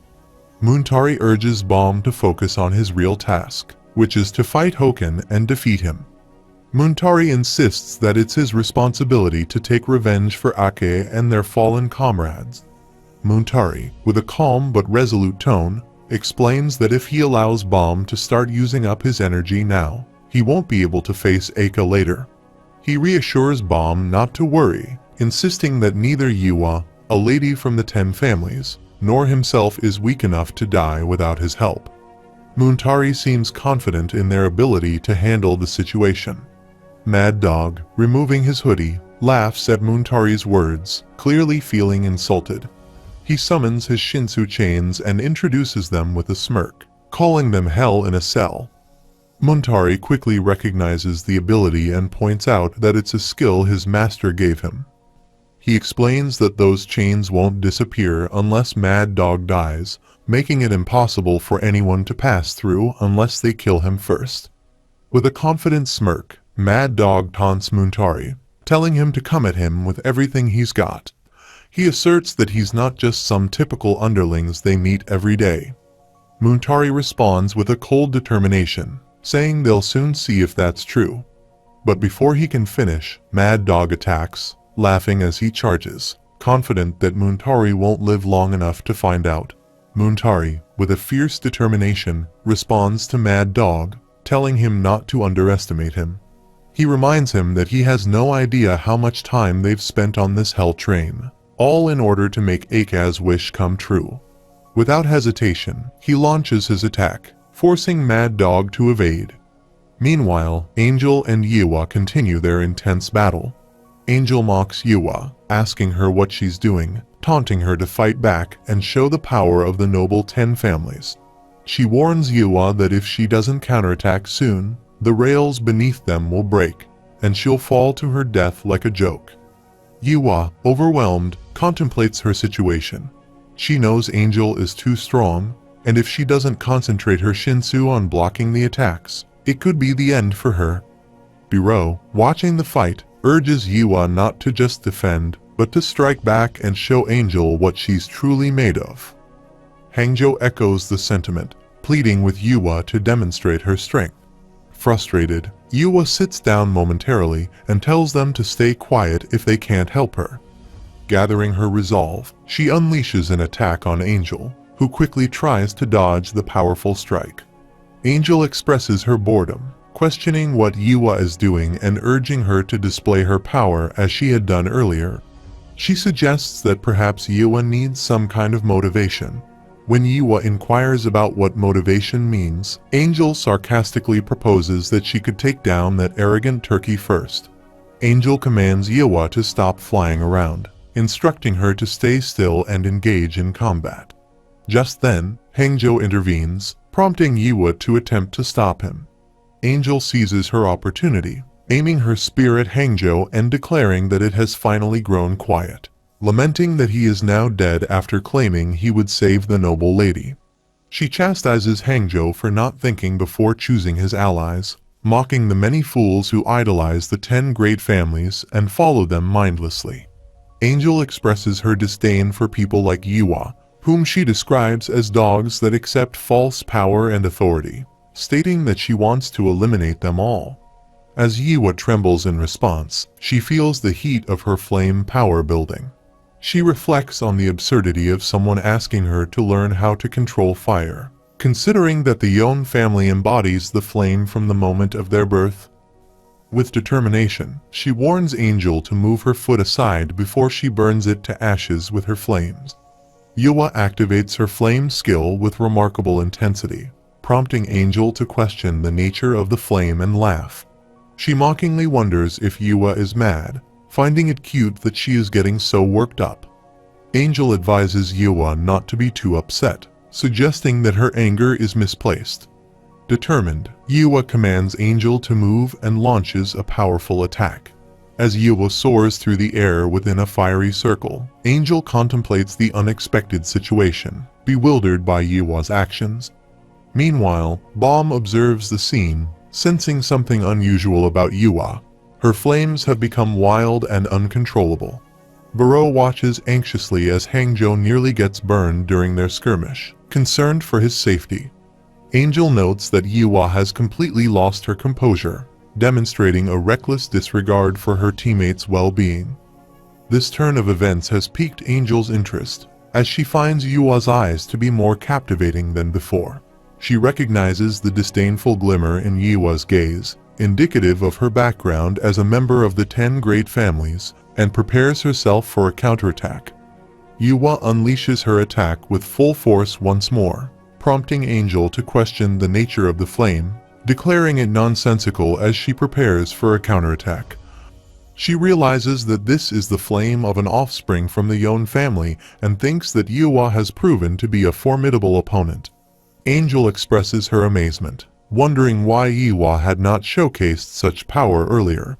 The flame resembles a lava rage, leaving Angel astonished at Iwa's transformation. She had previously appeared to be a delicate girl. Laughing, Angel revels in the situation, noting that Iwa's true nature has now been exposed. Iwa's eyes convey disdain, similar to her mother's, and Angel recalls a painful memory. She remembers her mother's foolishness in falling for a ranker from the 10 great families, who seduced her with empty promises of love, only to leave her pregnant and alone. As a child, she had entered her mother's room, where her mother sat at her vanity. Hungry, she attempted to fend for herself. In the end, she was abandoned by the man who should have been there for her, becoming nothing but a burden. Her mother, in turn, had told her to take care of herself, lamenting that even her father had deserted her. Angel reflects on how her mother had looked at her as if she were nothing more than garbage on the streets. She then returns to the present, preparing to attack Iwa while summoning her metal fish. Angel notes that Iwa's eyes convey a disdain that seems unable to tolerate her very existence, as if she had been made and cast aside. Angel acknowledges the foolishness that led her mother to abandon her, which only fueled her desire to wander the streets, attempting to seduce men from the 10 great families. She finds it ironic that the one she truly needed to love was always nearby. As Iwa launches her attack, Angel screams in response to the impact. Angel taunts Iwa, asking if it does not infuriate her to see Angel thriving. She comments that it must be repulsive to look at someone like her, who seeks validation for all her accomplishments, yet feels disgusted by the filthy origins she cannot escape. Angel expresses a desire to rid herself of the rubbish that comes from her past. Angel once more finds herself engulfed in a flashback. Her mother tells her that she will be staying with the men, explaining that they have purchased her for a good price, citing her innate talent. Her mother expresses satisfaction, declaring that she is a child of the 10 great families and has inherited such abilities. She emphasizes that Iwa is a blessed human being, possessing gifts that few can claim, and insists that Iwa should be grateful for everything she has endured in her pursuit of greatness. Returning to the present, Angel screams in frustration, questioning the concept of blessing. She asserts that her mother knows nothing about true talent and gestures toward Iwa, declaring her to be the one who is genuinely blessed just as Iwa prepares to attack again. Baum observes the escalating confrontation, sensing that Iwa has pushed herself beyond her limits. He realizes that if she continues down this path, she will be in grave danger. Apologizing to Muntari, he rushes forward to intervene just as Muntari launches another series of attacks against Mad Dog, who struggles to block their relentless onslaught. Mad Dog expresses his disbelief that someone like him has dared to act so arrogantly on the train for the first time, especially given that he is merely a thug. Just then, Eika arrives, surveying the scene and noting that Mad Dog is neither from the 10 families nor possesses any special talent. He questions how Mad Dog can so fearlessly enter the train and challenge him, suggesting that he must be out of his mind. Nevertheless, he concedes that Mad Dog might still prove useful if he trains properly. As Baum assists Muntari in attacking Mad Dog, the latter taunts them, questioning their energy levels and asking Ake why he remains on the Hell train. Eika replies that he has lingering matters to address. Barreau inquires about what these lingering matters might be, and Ake responds that they are issues that can never be resolved. Yet perhaps he remains because he has them at his side now. Muntari asserts that it is time to free Ake from the train, but acknowledges that being full of energy is not sufficient. He glances at Baum, who is rushing toward him just as Mad Dog attacks, splitting Muntari in two. Baum gasps in shock, calling out to Muntari in horror. Mad Dog taunts Baum, asking where he thinks he is going and insisting that Baum cannot afford to look away. He expresses disbelief that someone who only excels at screaming could possibly be a D-class regular, deeming it ridiculous. He states that a weakling like Baum can be found in every dogfighting ring, and they are hardly even worthy of being considered food. Hanuel, witnessing the dead Muntari, calls out to him in shock. Bomb reflects on the dog-fighting analogy just as Mad Dog comments that the fight nearby is nearing its end. He notes that Angel has ended up burned despite her earlier eagerness to attack, suggesting that she has some mental issues. Mad Dog asserts that they find themselves in a similar predicament and that he needs to check on her, too, prompting him to speed up the fight. He introduces himself as Blulsar Elliot, one of Yama's mad dogs. He explains that he has come to support Hoken, following his master's orders, in order to test her and determine if she truly deserves to be a Slayer nominee. He acknowledges Hoken's monstrous reputation, and insists that he must demonstrate his own power to prove his worthiness for the position. In response, Bomb declares that Mad Dog will regret this encounter. Bomb unleashes his thorn, shattering Mad Dog's Shinsu chains with a single strike. Mad Dog is incredulous, questioning whether Bomb has truly broken the chains and wondering if he has gained strength in just a month. Meanwhile, Yuri and Evan watch Bomb on the screen, and Yuri is surprised by his newfound power. Mad Dog laughs, intrigued by his strength, remarking that he never anticipated such an improvement in just a month. He muses that Bomb seems determined to keep getting stronger. Mad Dog presses him for details about what transpired during that month, but Bomb remains silent. As Mad Dog contemplates Bomb's actions, Bomb challenges him, asking if he wishes to see his true power. Memories flood back to Bomb, recalling a time when a monster declared that it was unaware of what it was speaking about, asserting that the power it possesses is that of an emperor, its true nature.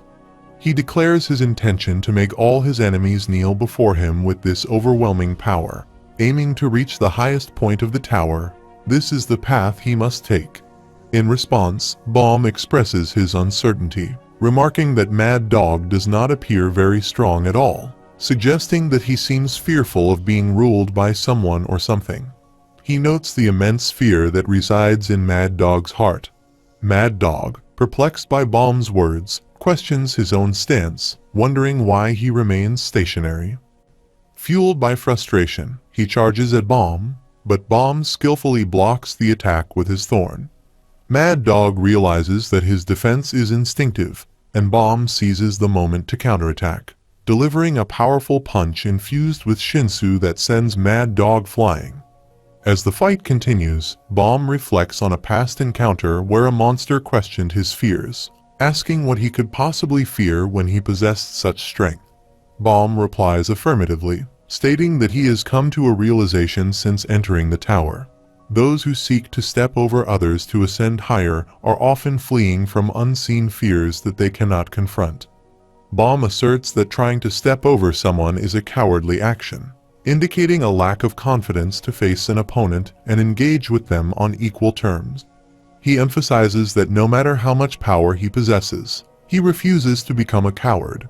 He vows to fight and endure pain to survive, standing alongside everyone else by harnessing the power that courses through him. The scene shifts back to the present, where Mad Dog launches a fire attack at Bomb.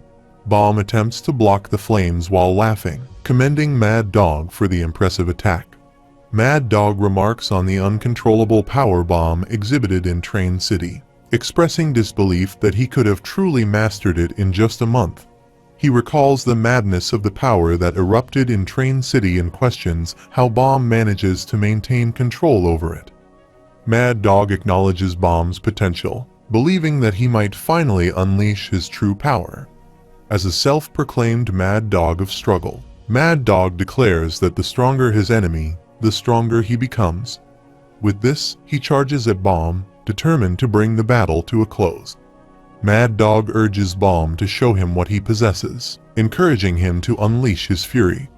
As Bomb channels his powers to block Mad Dog's attack, Mad Dog contemplates the source of this newfound strength. Meanwhile, Yua's assault engulfs Angel in flames, sending her plummeting to the ground. Angel laughs, reveling in the destruction she has caused, yet expresses dissatisfaction, declaring that she is truly one of a kind. She taunts Yua, suggesting that it is better to gaze upon her with disdain than to hide behind a facade, asserting that such disdain reflects the true nature of the 10 families. Yiwa charges forward again to attack, but Buro intercepts her, firmly reminding her to stop. Buro warns that if Yiwa continues on this reckless path, she risks losing herself entirely. She acknowledges Yiwa's beauty, complimenting her slender figure, striking hair, and incredible power, which mark her as worthy of the 10 families. However, Buro insists that she harbors no jealousy, recognizing the sacrifices Yiwa must make to maintain her appearance, including eating less to remain slim, which can attract unwanted attention from men. Buro asserts that if Yiwa is truly strong, she must accept the responsibilities that come with it and urges her to stop behaving foolishly. She questions how Yiwa can claim to be a member of the 10 families when she cannot even control her own power. Yiwa reflects on her mother's words, recalling a moment when her mother asked if she was afraid of using fire. Her mother had encouraged her, affirming that she was a strong child as long as she was not a coward. However, her mother had also cautioned her, stating that the greater the power one possesses, the more vigilant one must be about it. She warned Yiwa that neglecting her strength could result in harm to others, causing innocent people to suffer. Her mother had emphasized the importance of always being alert and aware of her power, explaining that this awareness was essential to becoming truly strong. Addressing Buro as her mother, Yiwa feels a sense of vulnerability.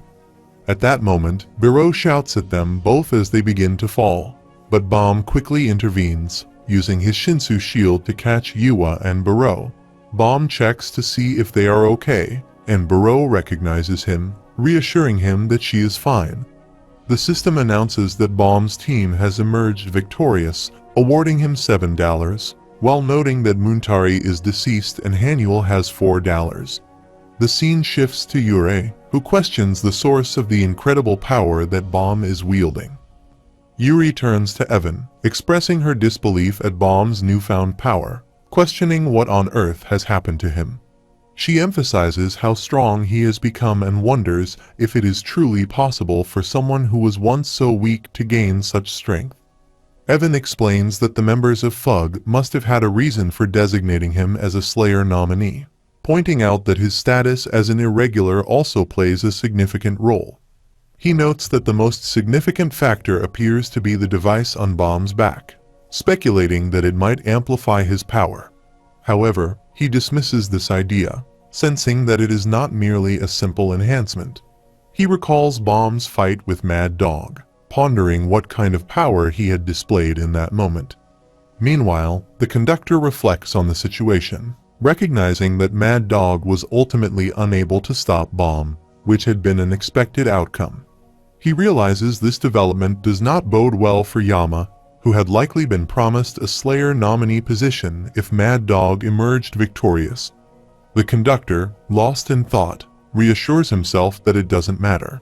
Everything has unfolded as planned from the beginning. Poe also observes and reflects on the situation. He notices that 2 members of Hoken's team are already out, but remains unconcerned, confident that the outcome of the game is predetermined. He believes that all the teams were manipulated from the start, with specific points and actions set to guide them into predetermined paths. He acknowledges that, currently, Vile's team and the Sweetfish team are positioned on opposite sides, and soon the Sweetfish team will be surrounded by enemies. His other teammates, he predicts, will eventually fall prey to Hoken, who is waiting to devour them. In Poe's mind, there is no possibility for Vile to rescue them, as he was deliberately placed far from them at the beginning of the game.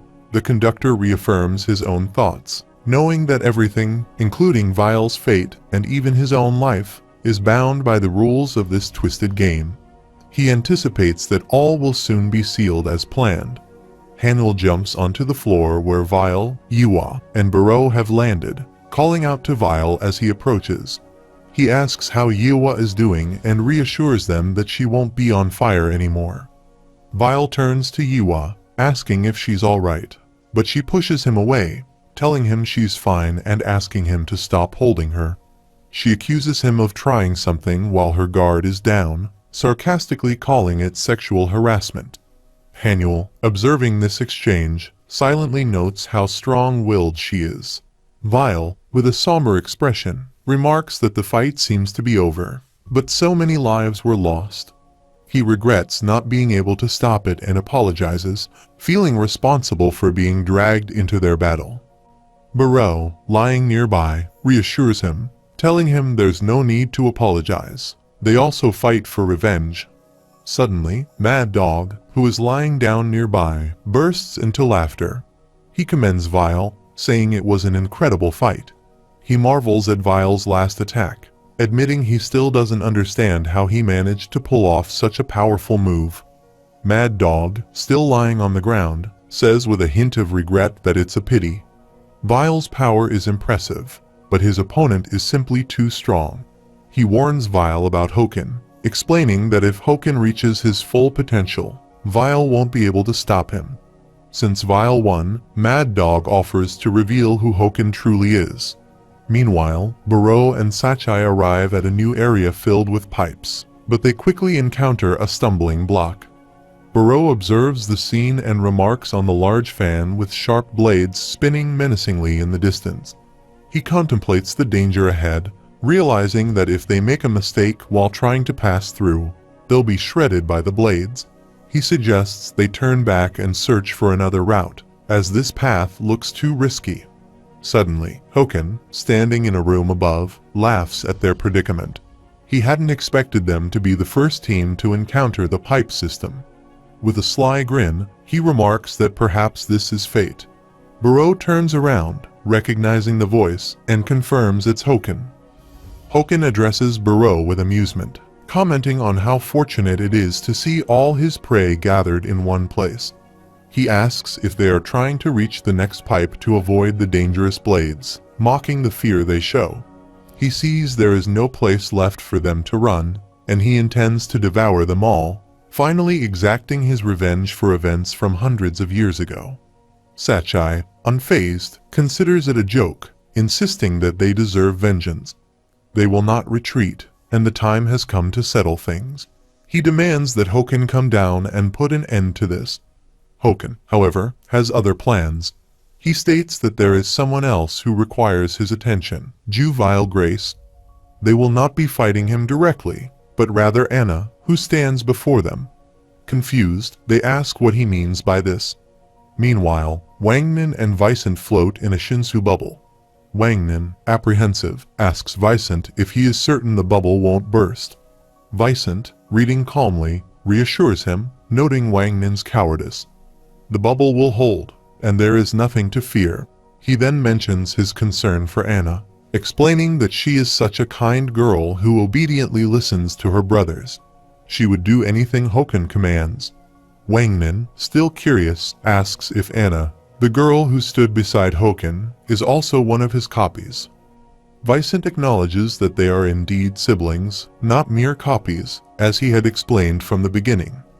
When asked why he and his siblings chose to merge with Hoken, especially since they do not seem particularly close, Vicent reflects. He looks up and explains that it was all in the pursuit of strength.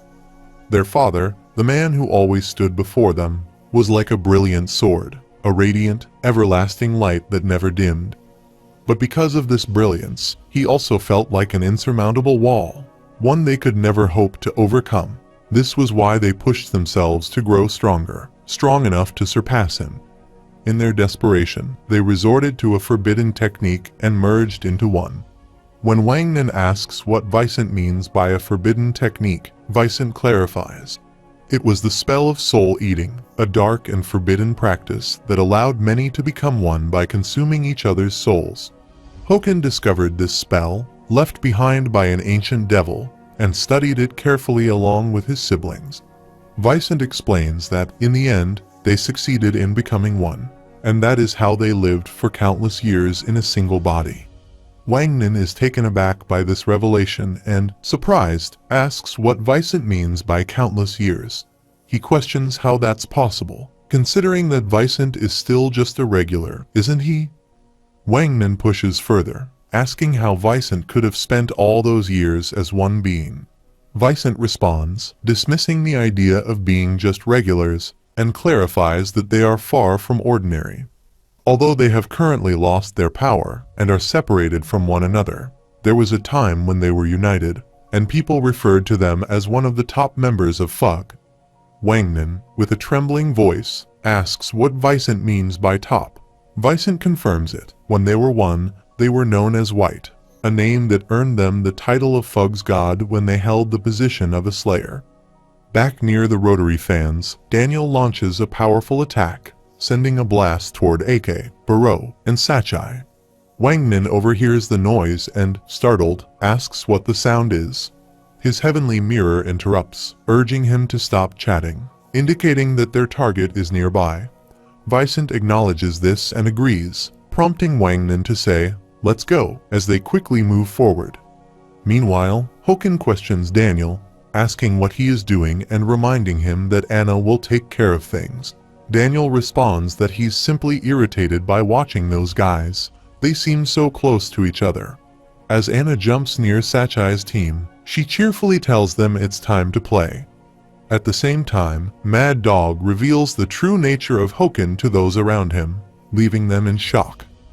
They ask in disbelief, trying to confirm what Mad Dog is saying.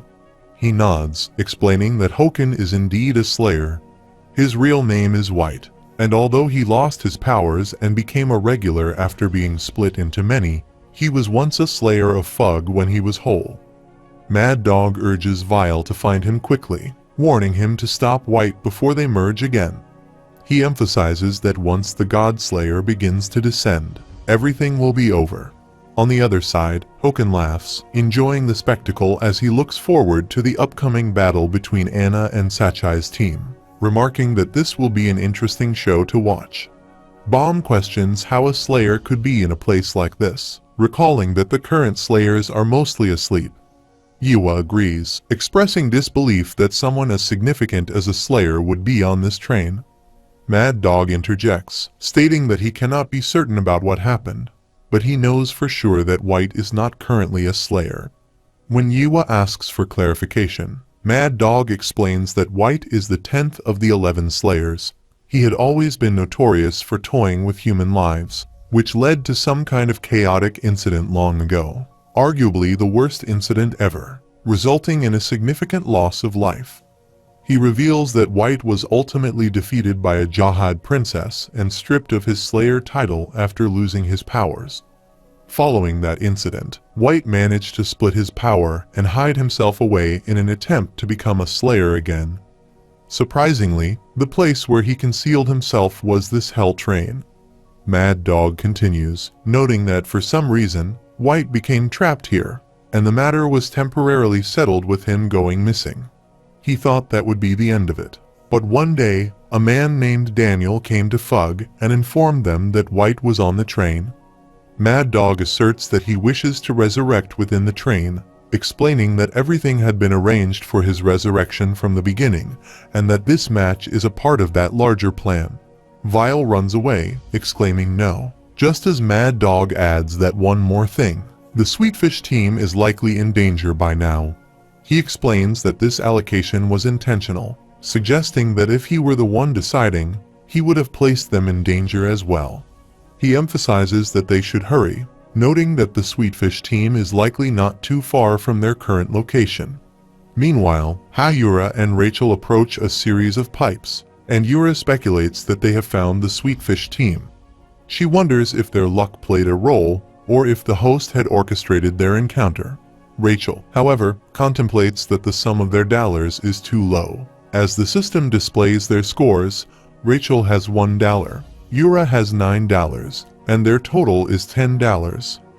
She acknowledges that even if they have the advantage of ambushing the Sweetfish team, they risk losing the game if the opponents manage to run to the exit and lock the door. The system indicates that the Sweetfish team has $125, so they must exercise patience. She asks Yura where Kasano is, and Yura replies that she believes he is nearby. She adds that Emily is incredible. She has already mapped out almost all the pipe structures. Yura expresses confidence that it won't take long for Kasano to arrive. When Rachel inquires whether he will be able to reach the exit on the opposite side within 10 minutes, Yura reassures her that he can, As he was sent through a roundabout route, Rachel proposes that they should attack at the exit, as that strategy offers them the best chance for success, suggesting they wait another 10 minutes. Meanwhile, Kun reflects that he will teach that arrogant man that there are circumstances in which he can be defeated as well. At the same time, Anna conjures a red jar filled with numerous floating eyes, prompting Barreau to ask what it is. Anna explains that it is a jar containing soul-melting juice, and she intends to turn them into delicious juice, which she plans to pour on them. Fear grips the others as they question what this soul-melting juice entails, exclaiming that they must run to escape the impending attack.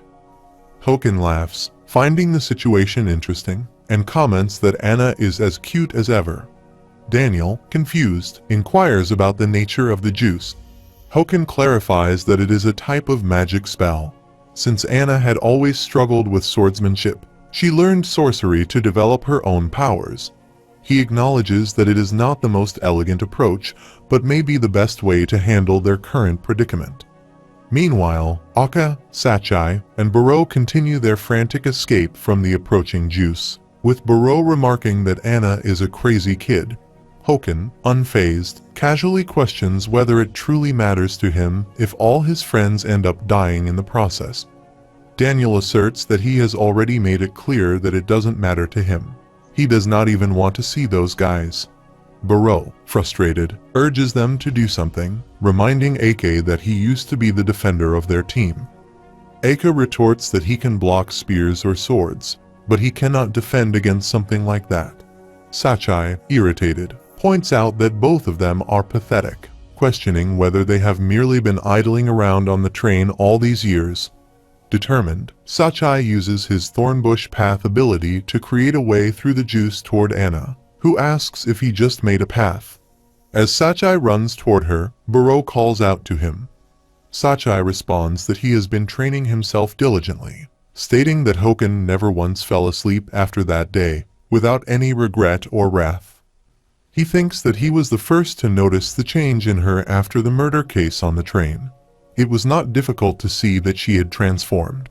He recalls a flashback with Roan and reflects on how the girl who had once been so bright had become so quiet, often spending long stretches of time in a daze. Anyone would have found her change strange.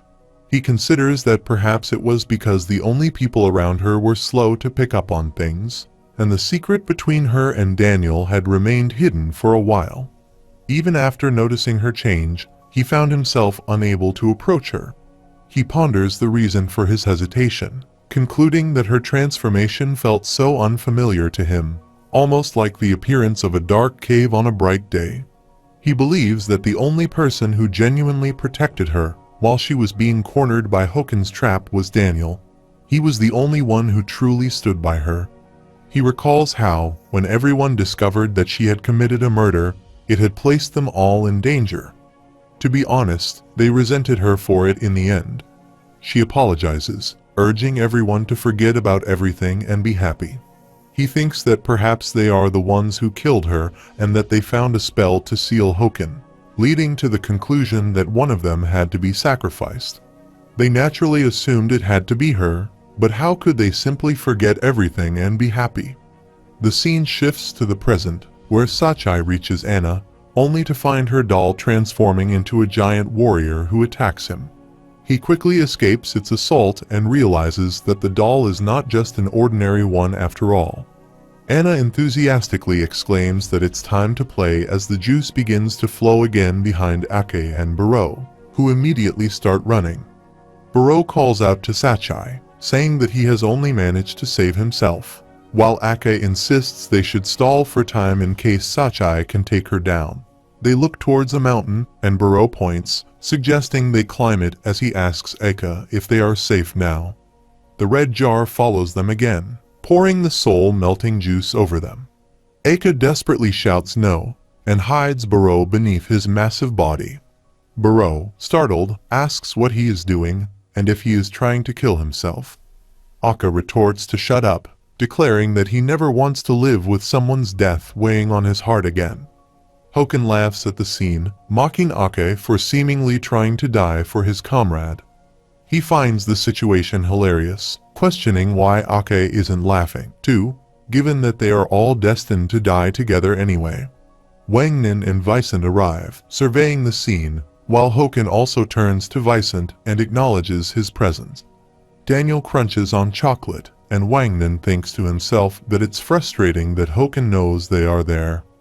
Vicent asserts that he came to put an end to this, revealing that after this fight, one of them will vanish for good. Hoken smirked, interpreting Vicent's declaration as a signal that he would soon become a god since he would be the one to disappear. He approaches Vicent, attempting to snatch his book, taunting him for knowing nothing. Hoken questions whether Vicent still resembles the weakling he once was before they became one, noting that they were just ordinary regulars from the 10 families before their transformation. He boasts about their ascension up the tower, growing stronger and becoming rankers, standing above the rest as one of Fug's gods. Everything he has achieved is a result of his efforts, and he relishes in the identity of White while using his Shinsu to vanish Vicent, who firmly states that his name is Vicent. Wang Nin witnesses this exchange and thinks to himself that Hoken is incredibly strong, cursing under his breath. Meanwhile, Hong Danhwa, Hwa Ryan, and Kun arrive. Danhwa remarks on the beauty of the pipe, noting that it almost makes him forget they are in the middle of a battle. However, he finds it strange that they haven't encountered any teams yet. He wonders if they are just lucky, to which Kun responds that he wouldn't say that just yet. While it would be nice to reach the core without any trouble, he isn't convinced. When Danhwa asks what Kun means, Hwa Ryan explains that she is referring to probability. Kun clarifies further, stating that some teams must be earning dollars through battles at this very moment. The longer they avoid encountering another team, the more likely it becomes that the opposing team will have accumulated more dollars, which would put them at a disadvantage, especially since they must protect the sweetfish. He further explains that, while the situation may be different for other teams, their best option is to keep running. It would be detrimental if they were to encounter a team with more dollars. He notes that Hoken seems more focused on his copies than on the game, which is fortunate for now. However, the concern arises if Hoken succeeds in merging with his copies. Should that happen, he may be able to gather more dollars than their team. The prospect of Hoken confronting them as one entity is something he would prefer to avoid. As Hoken and Vicent continue their duel, Wang Nin watches and thinks how overwhelmingly strong Hoken is. If Hoken is this powerful even now, Wang Nin wonders how much stronger the monster will become if they merge. He is convinced that they must never allow them to become one, though he questions whether he can truly handle someone of Hoken's strength. Hoken remarks that, as usual, Vicent excels only in defense. He has always been like that, more focused on defending than attacking. Although his sword is powerful, it has never been one to secure victory. Vicent acknowledges that his approach to the sword was different from Hoken's aggressive style, stating that his focus on defense was how he survived. However, survival was never something Hoken had to concern himself with. In Vicent's memory, Hoken had always been a genius. A flashback reveals the two practicing swordsmanship together, with Hoken frustratedly asking how long Vicent plans to only defend, urging him to attack and engage in a real fight. Just then, someone arrives, calling for both of them and announcing that their sparring session is over. Both of them stop and ask if it's already time. He informs them that it's a tie for the day and that the next match will take place in 3 days.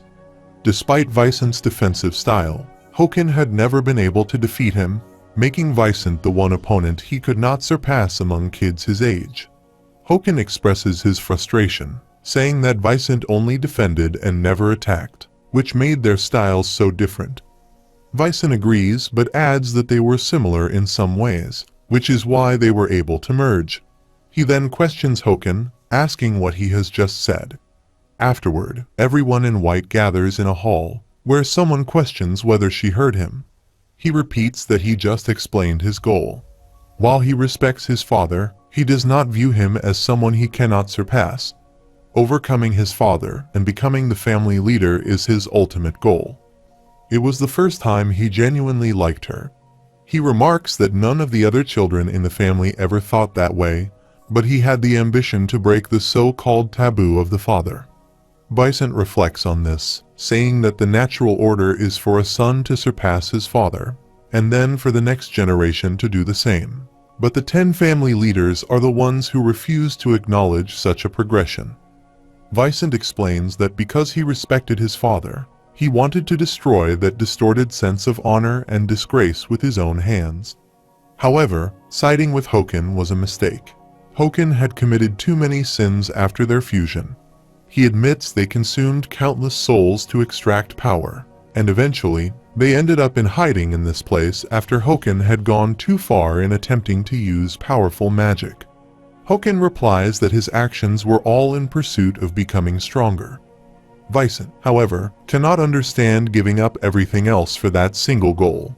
Meanwhile, Sachai Faker faces Anna's doll in battle and quickly realizes that, while the doll knows how to use a sword, its power is far too weak compared to Hoken's overwhelming strength. He finds it strange that although she is a copy, her level is so much lower than Hoken's. Hoken's power was overwhelming, but this doll felt more like an average skilled regular. Sachai wonders why this is the case, suspecting that something isn't right, as if this is not a copy of Hoken, but a completely different person. He questions whether someone is playing a trick on him as he prepares another attack. Frustrated, he reminds himself that this is no joke. He is one of the 3 strongest D-class regulars. Sachai even sold part of his soul and underwent rigorous training to achieve his strength. Using his magical staff, he binds the doll with magical strings and completely destroys it, declaring that it should shatter and crumble. He explains that these are bonds that won't release her until death claims her, calling the spell the Silence of Rose, a spell he trained for hundreds of years to master. He demands that the copy gets serious and tells Anna to do the same. Meanwhile, Aka shields Barreau, who angrily yells for him to move, questioning what he's doing. Barreau admits he knows Aka hates him and thinks he's a nut job for running away after Roan died. He asks why Aka is helping him now, to which Eka responds that it doesn't matter. He knew Barreau was a scumbag from the start. He's always been that way. But despite everything, Barreau still came back to the train. Eka says that even though Barreau pretended otherwise, the truth was he couldn't leave this place.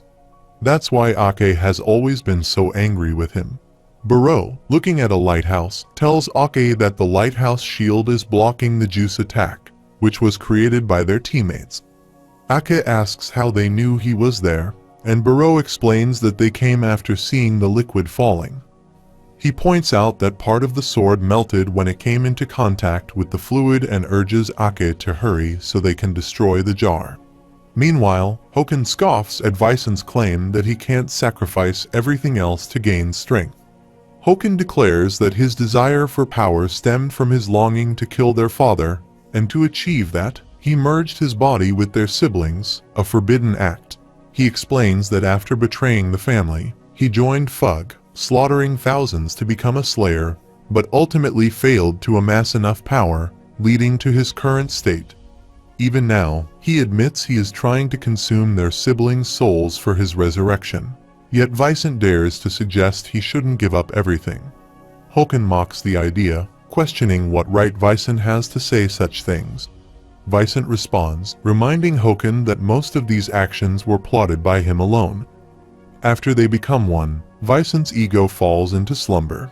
But now that they are no longer merged, he vows to stop Hoken and become the one at the center. Hoken dismisses Vicent's words, accusing him of trying to take everything away from him without making any efforts or sacrifices of his own.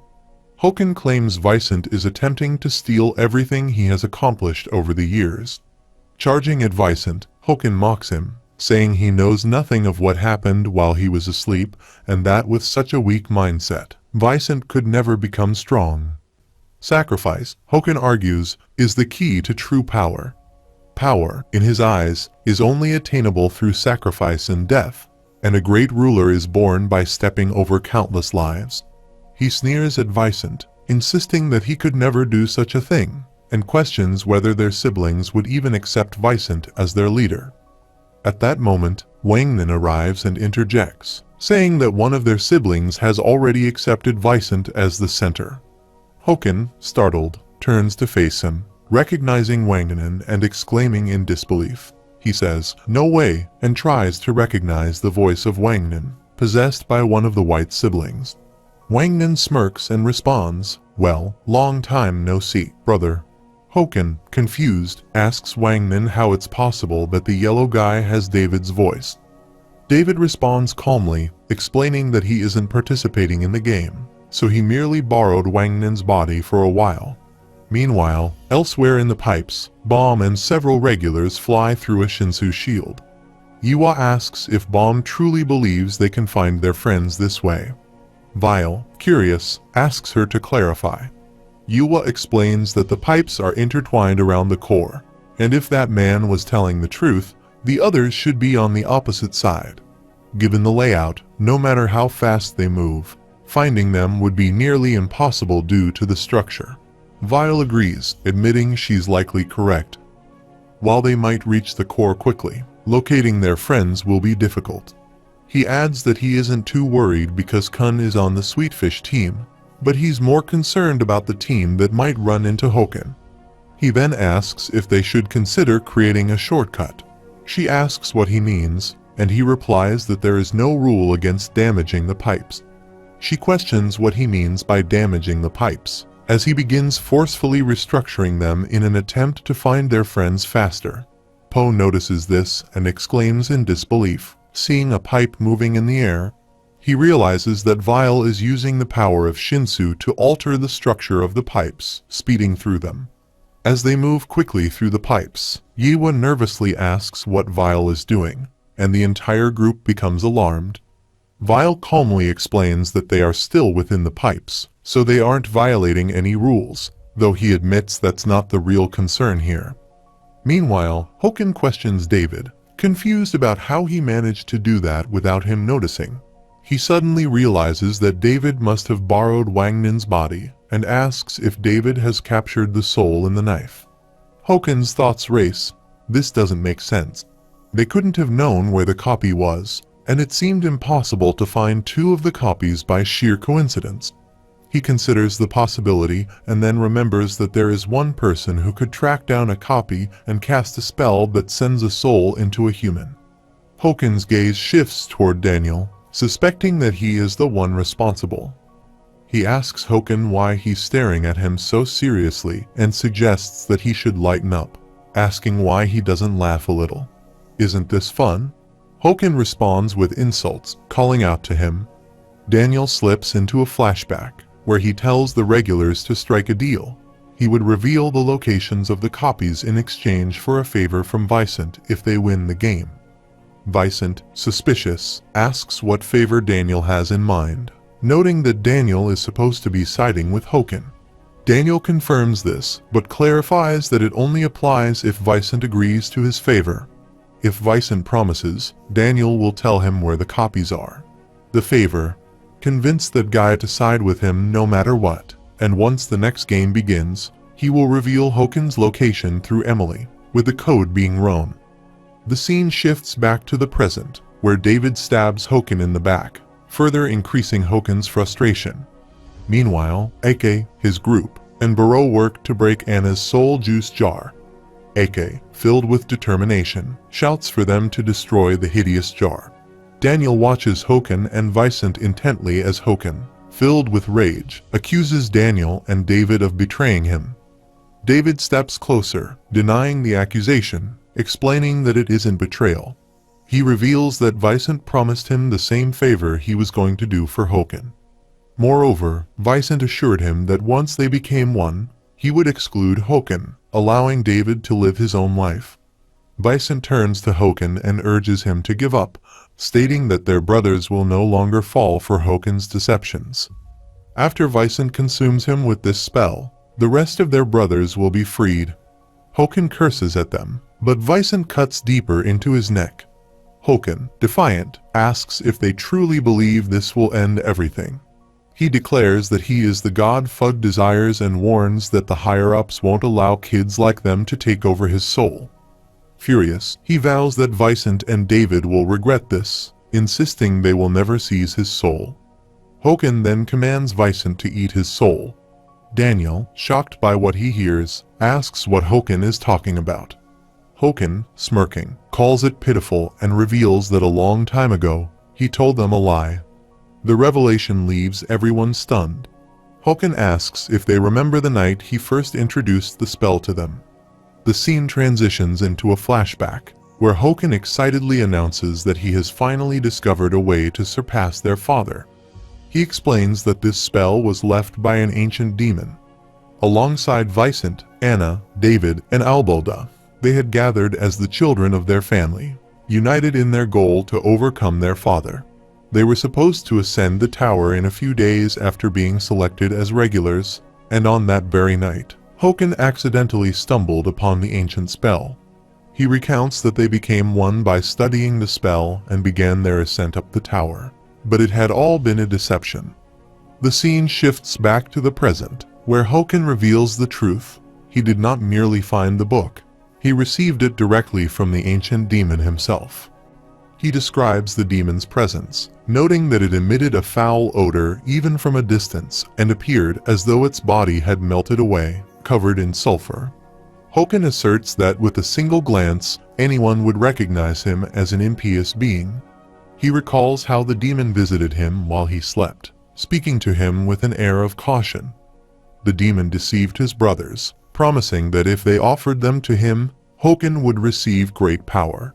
He remembers the demon's words, sweet as perfectly ripe fruit, and upon waking, he found the spell lying right in front of him. Enchanted, he began to read the spell, feeling as if he were bewitched, and he resolved to become a god of Fug alongside the demon. At that moment, he understood that this was the truth and that the demon remained asleep within him, waiting for White's resurrection. Hoken declares that they knew nothing. This spell was crafted from the very beginning to make him a slayer, for he was the only one who had struck a deal with the demon, marking him as a sinner. With that revelation, Hoken merges with Vicent and David, proclaiming that the center had been decided from the start and pleading for their forgiveness. He also merges with Anna, causing a bright light to emanate from her head. Sachai, bewildered, asks what is happening as Anna disappears, leaving everyone watching in confusion. The conductor looks at the smoke and asks what is happening, while Paul wonders if it is finally starting. As the smoke begins to clear, a taller Hoken emerges, standing victorious, and he taunts Daniel for his actions. Daniel, bewildered, thinks about what just occurred as Hoken grabs the heavenly mirror and Vicent's book, flipping through its pages before throwing it towards Vicent, who lies unconscious. Hoken expresses his disappointment, remarking that Daniel must have believed it was a good opportunity to kill him. He adds that it was somewhat entertaining, but now that he knows Daniel is a betrayer, he sees no reason to resurrect the girl, Roan. He concludes by saying that Daniel's efforts have been quite amusing. Meanwhile, Daniel curses under his breath, realizing that Hoken is almost complete now. As this unfolds, Vile and his team press forward, with Yiwa noticing a strange liquid flowing down. Vile observes the liquid and senses Shinsu emanating from it, concluding that something significant must be happening above. Yiwa considers whether she should call him Bomb instead, reflecting on Hoken. If that individual were truly a slayer in the past, he might be an enemy they cannot contend with, given their current powers. Although she recognizes Bomb's fearlessness, she feels an unusual sense of safety with him, a sensation that defies logic since he always appears so brave and pure. Emerging from her thoughts, she calls out to Bomb, asking if he feels afraid. He admits that he does, but insists that they must hurry to stop Hoken before he becomes one. He encourages the team to move quickly upward. Meanwhile, Evan and Yuri watch the unfolding events on a screen. Evan asks what just happened, noting a sudden sparkle above. Yuri responds with frustration, stating that it is irritating to be limited to watching only the scenes being transmitted. She demands an end to the irrelevant transmissions and insists that they show what truly matters, requesting scenes where Bomb is clearly visible, threatening to disrupt the place if her demands are not met. The conductor acknowledges that this was indeed her problem when she questions whether she should trust Bomb and simply wait for him. She admits that he appears quite strong now, and her body aches from watching for an extended period. Evan contemplates the earlier burst of energy, recognizing that it did not seem ordinary. While he understands Bomb's strength, he wonders why they would want Bomb to compete against another Slayer nominee. He questions what kind of individual could possibly be worthy of facing an irregular. Meanwhile, in the pipes, Hoken regards Daniel and inquires about the expression on his face, encouraging him to laugh a little, as this situation is quite entertaining. He then impales Daniel on his sword. Just then, Sachai, Baro, Ake, and their other allies appear together, with Ake asserting that he is fine and urging Sachai to assist him against the copy. Baro asks Sachai what has happened with the copy and where the kid has gone. Sachai replies that he fears something bad is about to unfold inside.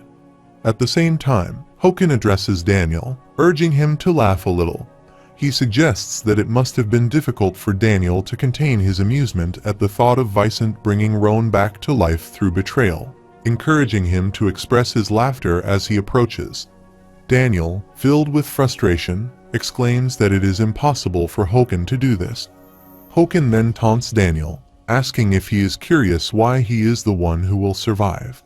He asserts that he is a precious being, which makes it evident that he should be the one to endure in the end. Hoken reveals that the powers of Vicent and the others represent only a fraction of his true strength, which he has concealed within the train. To reclaim that power, however, he needs the souls of all his siblings. He admits to having worried about their potential disappearance and states that only one sibling remains to be absorbed.